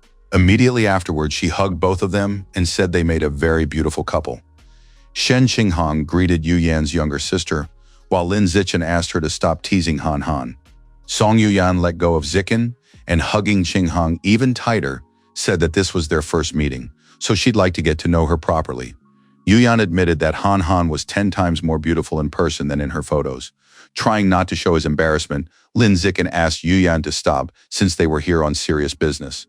Once they arrived, Shen Qinghang realized that her sister Yuyan was a bit too energetic. A few minutes later, Lin Zikin asked sister Yuyan if she remembered where the pearl and seashell bracelet the dean had mentioned was. Song Yuyan replied that she'd been at the institute for 10 years, but in all that time she'd never seen such a bracelet. Since that was the case, Shen Qinghong said they'd have to look for it. Sun Yuyan rolled up her sleeves, winked, and told the younger ones not to worry. She knew the storage room like the back of her hand. They'd definitely be able to find it quickly. 3 hours later, they still hadn't found anything. Song Yuyan asked if the bracelet actually existed, or maybe the dean had already succumbed to senile dementia and gotten everything mixed up. Lin Zikin suggested that they just have to wait until the dean returned and ask him. Suddenly, Shen Qinghong tugged at Zikin's sleeve and called out to him. Shen Qinghong pointed at the fish tank and asked if the bracelet might be there, buried under a layer of dirt. Lin Zikin asked why she thought that, to which Qinghong replied that she wasn't entirely sure. She just suddenly noticed it and felt an inexplicable certainty. Yu Yan found a shovel nearby and asked them to stop their pointless chatter, since they could just dig up the fish tank and see for themselves. After digging up a little dirt, the trio was surprised by what they saw. As it turned out, that bracelet really was buried there. Han Han's intuition had been right. Lin Zikin began examining the patterns on the bracelet. At first it seemed to him that these patterns really did resemble the ones that had appeared that day, but then he realized that this was exactly the same type of pattern. Just then, a weary Dean Lu walked in, and he immediately noticed that they had already found the bracelet. Lin Zikin asked the dean where he had gotten the bracelet. After a brief pause, Dean Lu began his story. It all started with an underwater expedition 20 years ago. About 20 years ago, he stumbled upon the entrance to a cave at the bottom of Double Sun Bay in Shanghai. Inside that cave was only a huge mural depicting a blue-haired maiden whom all sea creatures worshipped, and he found this bracelet on a rock next to the mural. The video suddenly cut off. Sun Yuyan asked, "Is that all? What about the rest?" Lin Zikin asked the dean, "Why didn't you keep recording?" By this point, Dean Lu had already regained his composure. The dean explained that it wasn't that he didn't want to. For some reason, the recording device had malfunctioned. As a result, over an hour's worth of footage wasn't recorded, and he only noticed it when he got home. The next day, he went back underwater to record everything again, but he couldn't find the entrance. Even the coral reef had disappeared. Everything that had happened seemed unreal, as if he were a fisherman who had accidentally found himself in a world with a magical spring and blooming peach trees. Looking at the bracelet from that cave, Lin Zikin wondered, was it really that strange? Lin Zikin held out the bracelet to Han Han and offered it to her if she wanted to take a look.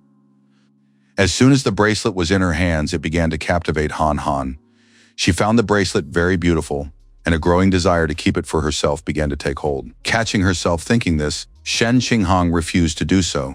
She tried to understand why she had suddenly thought of this, and why this bracelet had suddenly begun to stir such strong feelings in her. Seeing how Han Han was looking at the bracelet, Dean Lu suggested she keep it for herself.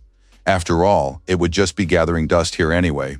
Shen Qinghong asked if he was sure about that, to which the dean replied that of course he was sure after all. They were friends.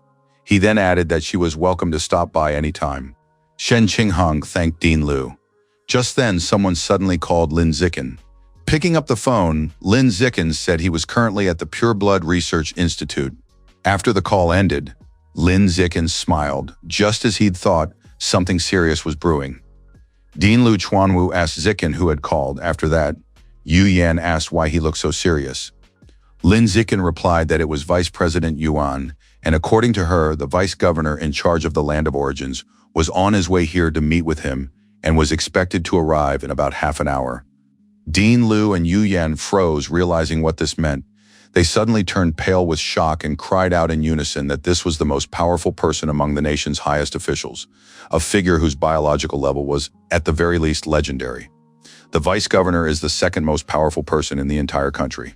Lin Zikin turned to the dean and said that the vice president had asked him to compile all the research findings on the path of purebloods accumulated by the institute and briefly summarize them for a report to the vice governor. Liu Chuanwu was taken aback upon hearing this. Suddenly, he and Yu Yan began to weep with joy. Song Yu Yan turned to Dean Lu and said that this was simply wonderful. After all, thanks to such an outstanding genius as Zikin, an important figure had finally agreed to pay attention to their pure blood path. Liu Chuanwu agreed with her. After so many hardships, better days had finally arrived for them as well. Dean Lu told Yu Yan to follow him, as they needed to organize the research findings from all these years. About half an hour later, Lin Zikin and the others finally saw him arrive. An air transport arrived, and the following people disembarked. China's Vice Governor Ye Yongsheng, Secretary Zhang, and Vice President Yuan. Vice Governor Yi said he was very interested in the path of the pure-blooded people that they had been researching. He suggested they go inside to discuss it. Once inside, Dean Liu handed Vice Governor Ye the materials that had just been organized and explained that these were the results of the Institute's research on the path of pure-blooded people over the years. Glancing through the materials, Vice Governor Yi remarked that when the path of pure-blooded people first emerged, he had paid attention to it for a while. But all the geniuses, without exception, who had followed it eventually got stuck at the ordinary level. So he considered it a dead-end path with no future. However, he never expected that even after so many years, there would still be people insisting on researching this path of evolution. And especially since they would actually achieve results. Vice Governor Yi suggested setting aside Lin Zikin's astonishing achievements in the military district and the divine plants cult's interest in him. Because even though he's clearly only at the 9th rank of the ordinary level, he senses that Zikin's chi, blood, and mental power are already at the 2nd rank of the advanced level, which is even more astonishing. Unfortunately for him, Lin Zikin had to learn the hard way that his natural camouflage doesn't work against someone so powerful. Even Dean Liu and Yu Yan were astonished by this. Lin Zikin had clearly overestimated the effectiveness of his natural camouflage and severely underestimated the perceptual abilities of a legendary level fighter. Vice Governor Ye Yongsheng stated that starting today, he hoped Lin Zikin would demonstrate his full strength without restraint and present himself as a pure-blooded human. Lin Zikin, a genius of the pure-blood path who constantly challenges gene fusionists and cyborgs, wanted Zikin to show him the true limits of the pure-blood path. Lin Zikin turned to the vice governor and explained that the reason he had been holding back his power was his fear of attracting too much attention, because then cultists might start attacking his family, putting them in danger. Vice Governor Ye said that since he had told Zikin to demonstrate his power, he would naturally guarantee the safety of both him and his family. This was exactly what Lin Zikin had hoped to hear from him. Lin Zikin promised the vice governor that he would demonstrate his full strength and let him see the limits of what pure-blooded people are capable of. Vice Governor Ye turned to Secretary Zhang and asked him to add this student's contact information and send him the list. Lin Zikin received a file labeled List of Geniuses. The vice governor explained that this was a list of the nation's young geniuses, onto which only those under 30 could be included. Each of them is a once-in-a-century genius with the potential to reach legendary status. They also form the main fighting force that the land relies on to resist the land of origins. Among the names on the list, Lin Zikin spotted the name of Han's older sister, Luo Qiangshui. She is 19 and has already made a name for herself by crossing the Valley of Deadly Snow alone, single-handedly killing a 5th-rank advanced-level disciple of the Snow Cult and severely wounding a 1st-rank rare-level ice crystal tiger. The vice governor explained that nearly all of the geniuses had been sent to the land of origins for intensive training long before reaching school age. These young people are on a completely different level than people like Zikin, who follow the standard education system. Lin Zikin turned to the vice governor and asked, compared to the geniuses on the list, how big the gap was between them and the genius from Kyoto University or the cyborg girl from the God of Mechanisms Corporation. Vice Governor Yi replied with a smirk that those two weren't even in the same league as them and weren't even on the same level. As for the so-called geniuses he knew, they were little better than large insects on the land of the origins. Vice Governor Yi said that he had sent him this list to show that there are always people better than him and that above the heavens there are even higher heavens. The vice governor advised Zichen not to limit his vision to just the earth. Vice Governor Yi acknowledged that Lin Zichen's talent is quite good right now. He has already reached the level of an extraordinary being, but that is only for now. How far he will go in the future depends solely on his future achievements. Vice Governor Yi stood up and told Zikin that if he made it onto this list of outstanding beings, he would receive cultivation resources powerful enough to elevate even an ordinary being to the rare level. Lin Zikin promised the vice governor that he would not disappoint him. Vice Governor Yi said he would look forward to his success. He then added that his curiosity had been piqued by someone else present here, Shen Qingheng. He could see the genes of mutated beasts in her body, but she hadn't fused with them. Instead, she had subjugated them, and she had even mastered the technique of blood tempering, following the path of a pure-blooded human. Vice Governor Yi said that with such outstanding talent, she would easily take first place on the list, so he asked why she was so timid. Lin Zikin explained that as a child, Han Han had been bullied by her classmates, which left her with psychological trauma. That's why she's quite withdrawn and timid. Vice Governor Yi said that, unfortunately, Ching Han's biological level was still low even after completing the first round of physical conditioning. She was only at the 6th rank of the ordinary level. Her talent had not yet fully manifested. Vice Governor Yi told Han Han to perform well in the future and work hard so that they could both make it onto this list. Meanwhile, Dean Liu and Yu Yan couldn't get over the shocking news. It turned out that Lin Zikin's fiancée also followed the path of the purebloods and had even completed the first round of physical tempering. With that, Vice Governor Yi concluded his remarks and headed for the exit. Vice Principal Yuan offered to see him out. After seeing off the Vice Governor, Lin Zikin and Han Han revealed to the others the part of their power they had been hiding. Lu Chuanwu awkwardly turned to Qinghan and asked, since she was already following the path of the purebloods, how about joining their Heavenly Man Pavilion? Upon hearing this, Yuan Dongji's expression darkened. She called out to Liu and asked, "What do you mean by that?" Liu Chuanwu said that Qinghan was following the path of a pureblood, so it made sense for her to join the pavilion. Yuan Dongji asked if he didn't know that Qinghan was already her disciple. Liu Chuanwu then asked if she couldn't remain her disciple even if she joined the pavilion. Yuan Dongji explained that in that case, he should have asked her opinion first. Since she had brought it up, Liu Chuanwu asked if she agreed to Qinghan joining the pavilion. Yuan Dongji suggested that Liu Chuanwu step aside for a moment, then grabbed him and dragged him into another room. Liu Chuanwu asked her not to be so harsh, since he couldn't bring himself to hit women.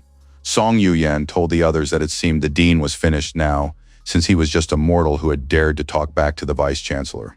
After discussing the matter with Yuan Dongji, Liu Chuanwu welcomed Qinghan into their pavilion. Song Yuyan was stunned by what was happening. Not only had the dean emerged from there alive, but he had also received Vice-Rector Yuan's approval. She asked how he had managed it, to which Liu Chuanwu replied that it was none of her business. In fact, Yuan Dongji had agreed to let Qinghan join the pavilion, but only on the condition that he come to the Yuan family for a meal. Liu Chuanwu didn't dare refuse her, but thinking about it now, Dean Liu realized it was an obvious trap. Lin Zikin recalled that the dean had promised to help him find an influential sponsor. Zikin asked, "What is this person standing, and how does he compare to the vice governor?" Taken aback by such questions, Liu Chuanwu replied that he couldn't say anything yet. Lin Zikin asked, "Is this some kind of joke?" He was already about to beat up the dean, but the dean asked Zikin to stop and listen to him. Liu Chuanwu explained that she had been sealed inside an ancient coffin the whole time. In fact, even he had never seen her before, so he himself didn't know the exact details. But she is the head of the Heavenly Man Pavilion, so she's clearly no pushover. Upon hearing about the head of the pavilion, Lin Zikin asked the dean if he himself wasn't the head. Liu Chuanwu explained that he was merely an archaeologist who had unearthed the pavilion's master from the ruins. Lin Zikin asked, "What kind of story is this?" Liu Chuanwu explained that the pavilion master was a great figure from a very distant era, and moreover a great benefactress whose name has been preserved in history. Her name is Qi Qingmo, and her title is the Great Immortal Master of Compassion. The blood tempering technique was discovered in ancient ruins. It originated from a very distant era on Earth and was also one of the paths of evolution during that time. Ever since the technique of blood tempering came into existence, groups of people have emerged who use it to improve themselves. They call these groups martial arts schools. The Heavenly Man Pavilion was one such school. In that age of the gods, the pavilion's head, Qi Qingmo, stood out from other immortal masters, who treated mortals as nobodies. She, however, treated mortals as equals, sending food to those suffering from hunger, opening water channels in areas affected by natural disasters, and even intervening when mortals were persecuted by other immortals or gods, to enable physically weak mortals to embark on the path to immortality and attain the power of the gods. She painstakingly researched and developed a blood tempering technique that granted ordinary beings the ability to evolve into gods. Unfortunately, by the time he unearthed the ruins, the pavilion head's body was already very weak. She had fallen unconscious. She only had time to teach him the most basic cultivation technique, the blood tempering technique. The pavilion head told him that when a pureblood evolves to the advanced level, he will be able to remove the seal from her by transferring his qi and blood to her. Liu Chuanwu turned to Lin Zikin and said that, at present, he was the one with the best chance of reaching the advanced level and awakening the pavilion head. Lin Zikin asked, what does it mean to absorb his qi and blood? What if the pavilion head plays dirty and drains him dry? Liu Chuanwu reminded Zikin that the pavilion head was a great benefactor and would certainly not do such a thing. If he was still worried, he was willing to call in a few experts to accompany them when the time came. Liu Chuanwu told Zikin that he had nothing to hesitate about. He took out his phone and promised to send him all the information about the ancient bronze coffin and the ruins of the Heavenly Man Pavilion so that he could better understand the situation. As the winter break drew to a close, thanks to the steady supply of celestial materials and earthly treasures from Vice Principal Yuan and Dean Liu, Lin Zikin and Han Han had made tremendous progress in their physical tempering. After completing the 4th cycle of physical tempering, although Zikin's level had not exceeded the 9th rank, the strength of his qi and blood had become roughly comparable to that of a powerful master at the 3rd rank of the advanced level. Shen Qingheng said this was simply amazing since she had already completed her 2nd round of physical tempering and reached the 8th rank. Together with Han Han, they successfully overcame these challenges right before the start of the new semester. After that, Lin Zikin accompanied Han Han to the gene injection site. After Han Han undressed and lay down, Vice Principal Yuan explained that this time she would inject her with the water butterfly gene. This gene is incredibly valuable, so she advised Han Han to try her best to subdue it. The water butterfly is an aquatic mutant whose mental power is far stronger than that of other mutated monsters of the same level, and it can use illusory attacks. After finishing injecting the gene into her heart, Yuan Dongji asked Han Han to let her know if she suddenly felt any discomfort. Yuan Dongji used her mental abilities to observe the gene subjugation process and confirmed that everything had gone very successfully. Vice Principal Yuan told Han Han that as soon as she got used to controlling the water butterfly's genes, she could try using attacks based on illusions. While Shen Qingheng was getting dressed, Lin Zichen asked Vice Principal Yuan if she could tell him about her senior student who was in the land of origins. He was very interested in her. Yuan Dongji asked if he was curious because he had seen her combat achievements on the list of exceptional geniuses, to which Zikin replied that was indeed the case. Yuan Dongji explained that she had found her 11 years ago on a snow-covered mountain in the land of origins. She was only 8 years old at the time. She was sitting curled up in a ball, alone under a tree, barely breathing and on the verge of death. Yuan Dongji took pity on the girl and saved her on a whim. Later, she took her on as a disciple and raised her. Later, when it was time to return to Earth, she brought her to the base in the land of origins. Since then, the girl had lived there, and she would visit her from time to time. Yuan Dongji said that she knew nothing about the girl's past, and the girl herself didn't remember anything. It seemed she had lost her memory. Lin Zikin asked, "Is she an unusual being?" To which Yuan Dongji replied that she was indeed an unusual being, and that she couldn't be the one he knew as a child. After all, the military district would never have allowed an unusual being to come to Earth. Lin Zikin calculated that Bai Shui had transferred and disappeared around that time, and their ages matched perfectly. Is it possible that there is a way to travel from the land of origins to Earth? After getting ready, Shen Qingheng told Chengyi that she was ready. After that, they said goodbye to Vice Principal Yuan and left.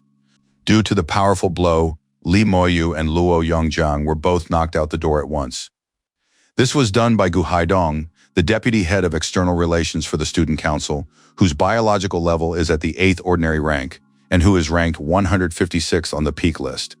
Gu Haidong said that anyone who dares to cross the threshold of this training room and refuses to follow the student council's rules will face the same fate as those two. After being beaten up, Li Moyu and Luo Yongjiang went to Brother Chen. They wanted him to avenge the freshmen, a group to which they also belonged. Luo Yongjiang explained that a group of upperclassmen, led by the student council's vice president for external affairs, had taken over the training room on the 2nd floor of the gym and wouldn't even let freshmen set foot in there. They were just beating people up. Li Moyu asked Zikin to beat up Gu Haidong until he started coughing up blood. He's willing to pay Zikin 10 million for this. Since the opportunity had come to him on a silver platter, Lin Zikin had no intention of turning it down. He guaranteed that Li Moyu would be satisfied with the result, and while he was at it, Lin Zikin gave him his bank account number. Backed by a formidable force, Li Moyu and Luo Yongjiang kicked the gym door open. Li Moyu ordered that scumbag Gu Haidong to get the hell out of there, because Daddy was back to kick his ass. Luo Yongjiang asked Gu Haidong if he'd heard what Brother Moyu said. He'd better get out of there immediately. Gu Haidong stretched his muscles and said he'd thought they'd brought someone powerful, not some freshman king. By sensing the threat, Lin Zikin immediately assessed Gu Haidong's level. By this point, Gu Haidong had already fused with the genes of two mutated beasts, the chi-blooded demonic-eyed gibbon and the mental shadow bat. Lin Zikin turned to Han Han and said he was leaving this guy to her for practice. He also asked her not to forget to make sure he coughed up blood after the fight. He reminded her of this for the sake of the 10 million from Moyu. Surprised that they'd sent some girl to fight him, Gu Haidong asked, "Is this some kind of joke? Or is the king of the freshmen underestimating me?" Gu Haidong ordered one of his subordinates to deal with the brat, after which she asked him to leave it to her. The girl turned to Shen and promised to teach her how to treat her seniors properly. A few seconds later, the girl with purple hair was knocked out with a single kick. The upperclassmen were stunned that Shen Qinghang was so strong she could defeat their classmate with a single blow. Shen Qinghang told Gu Haidong that now it was his turn. Gu Haidong activated his mutant genes, transforming into a giant humanoid rat. He admitted that he had greatly underestimated Shen Qinghang. He then said that if she tried that kick on him, she wouldn't even leave a scratch on him.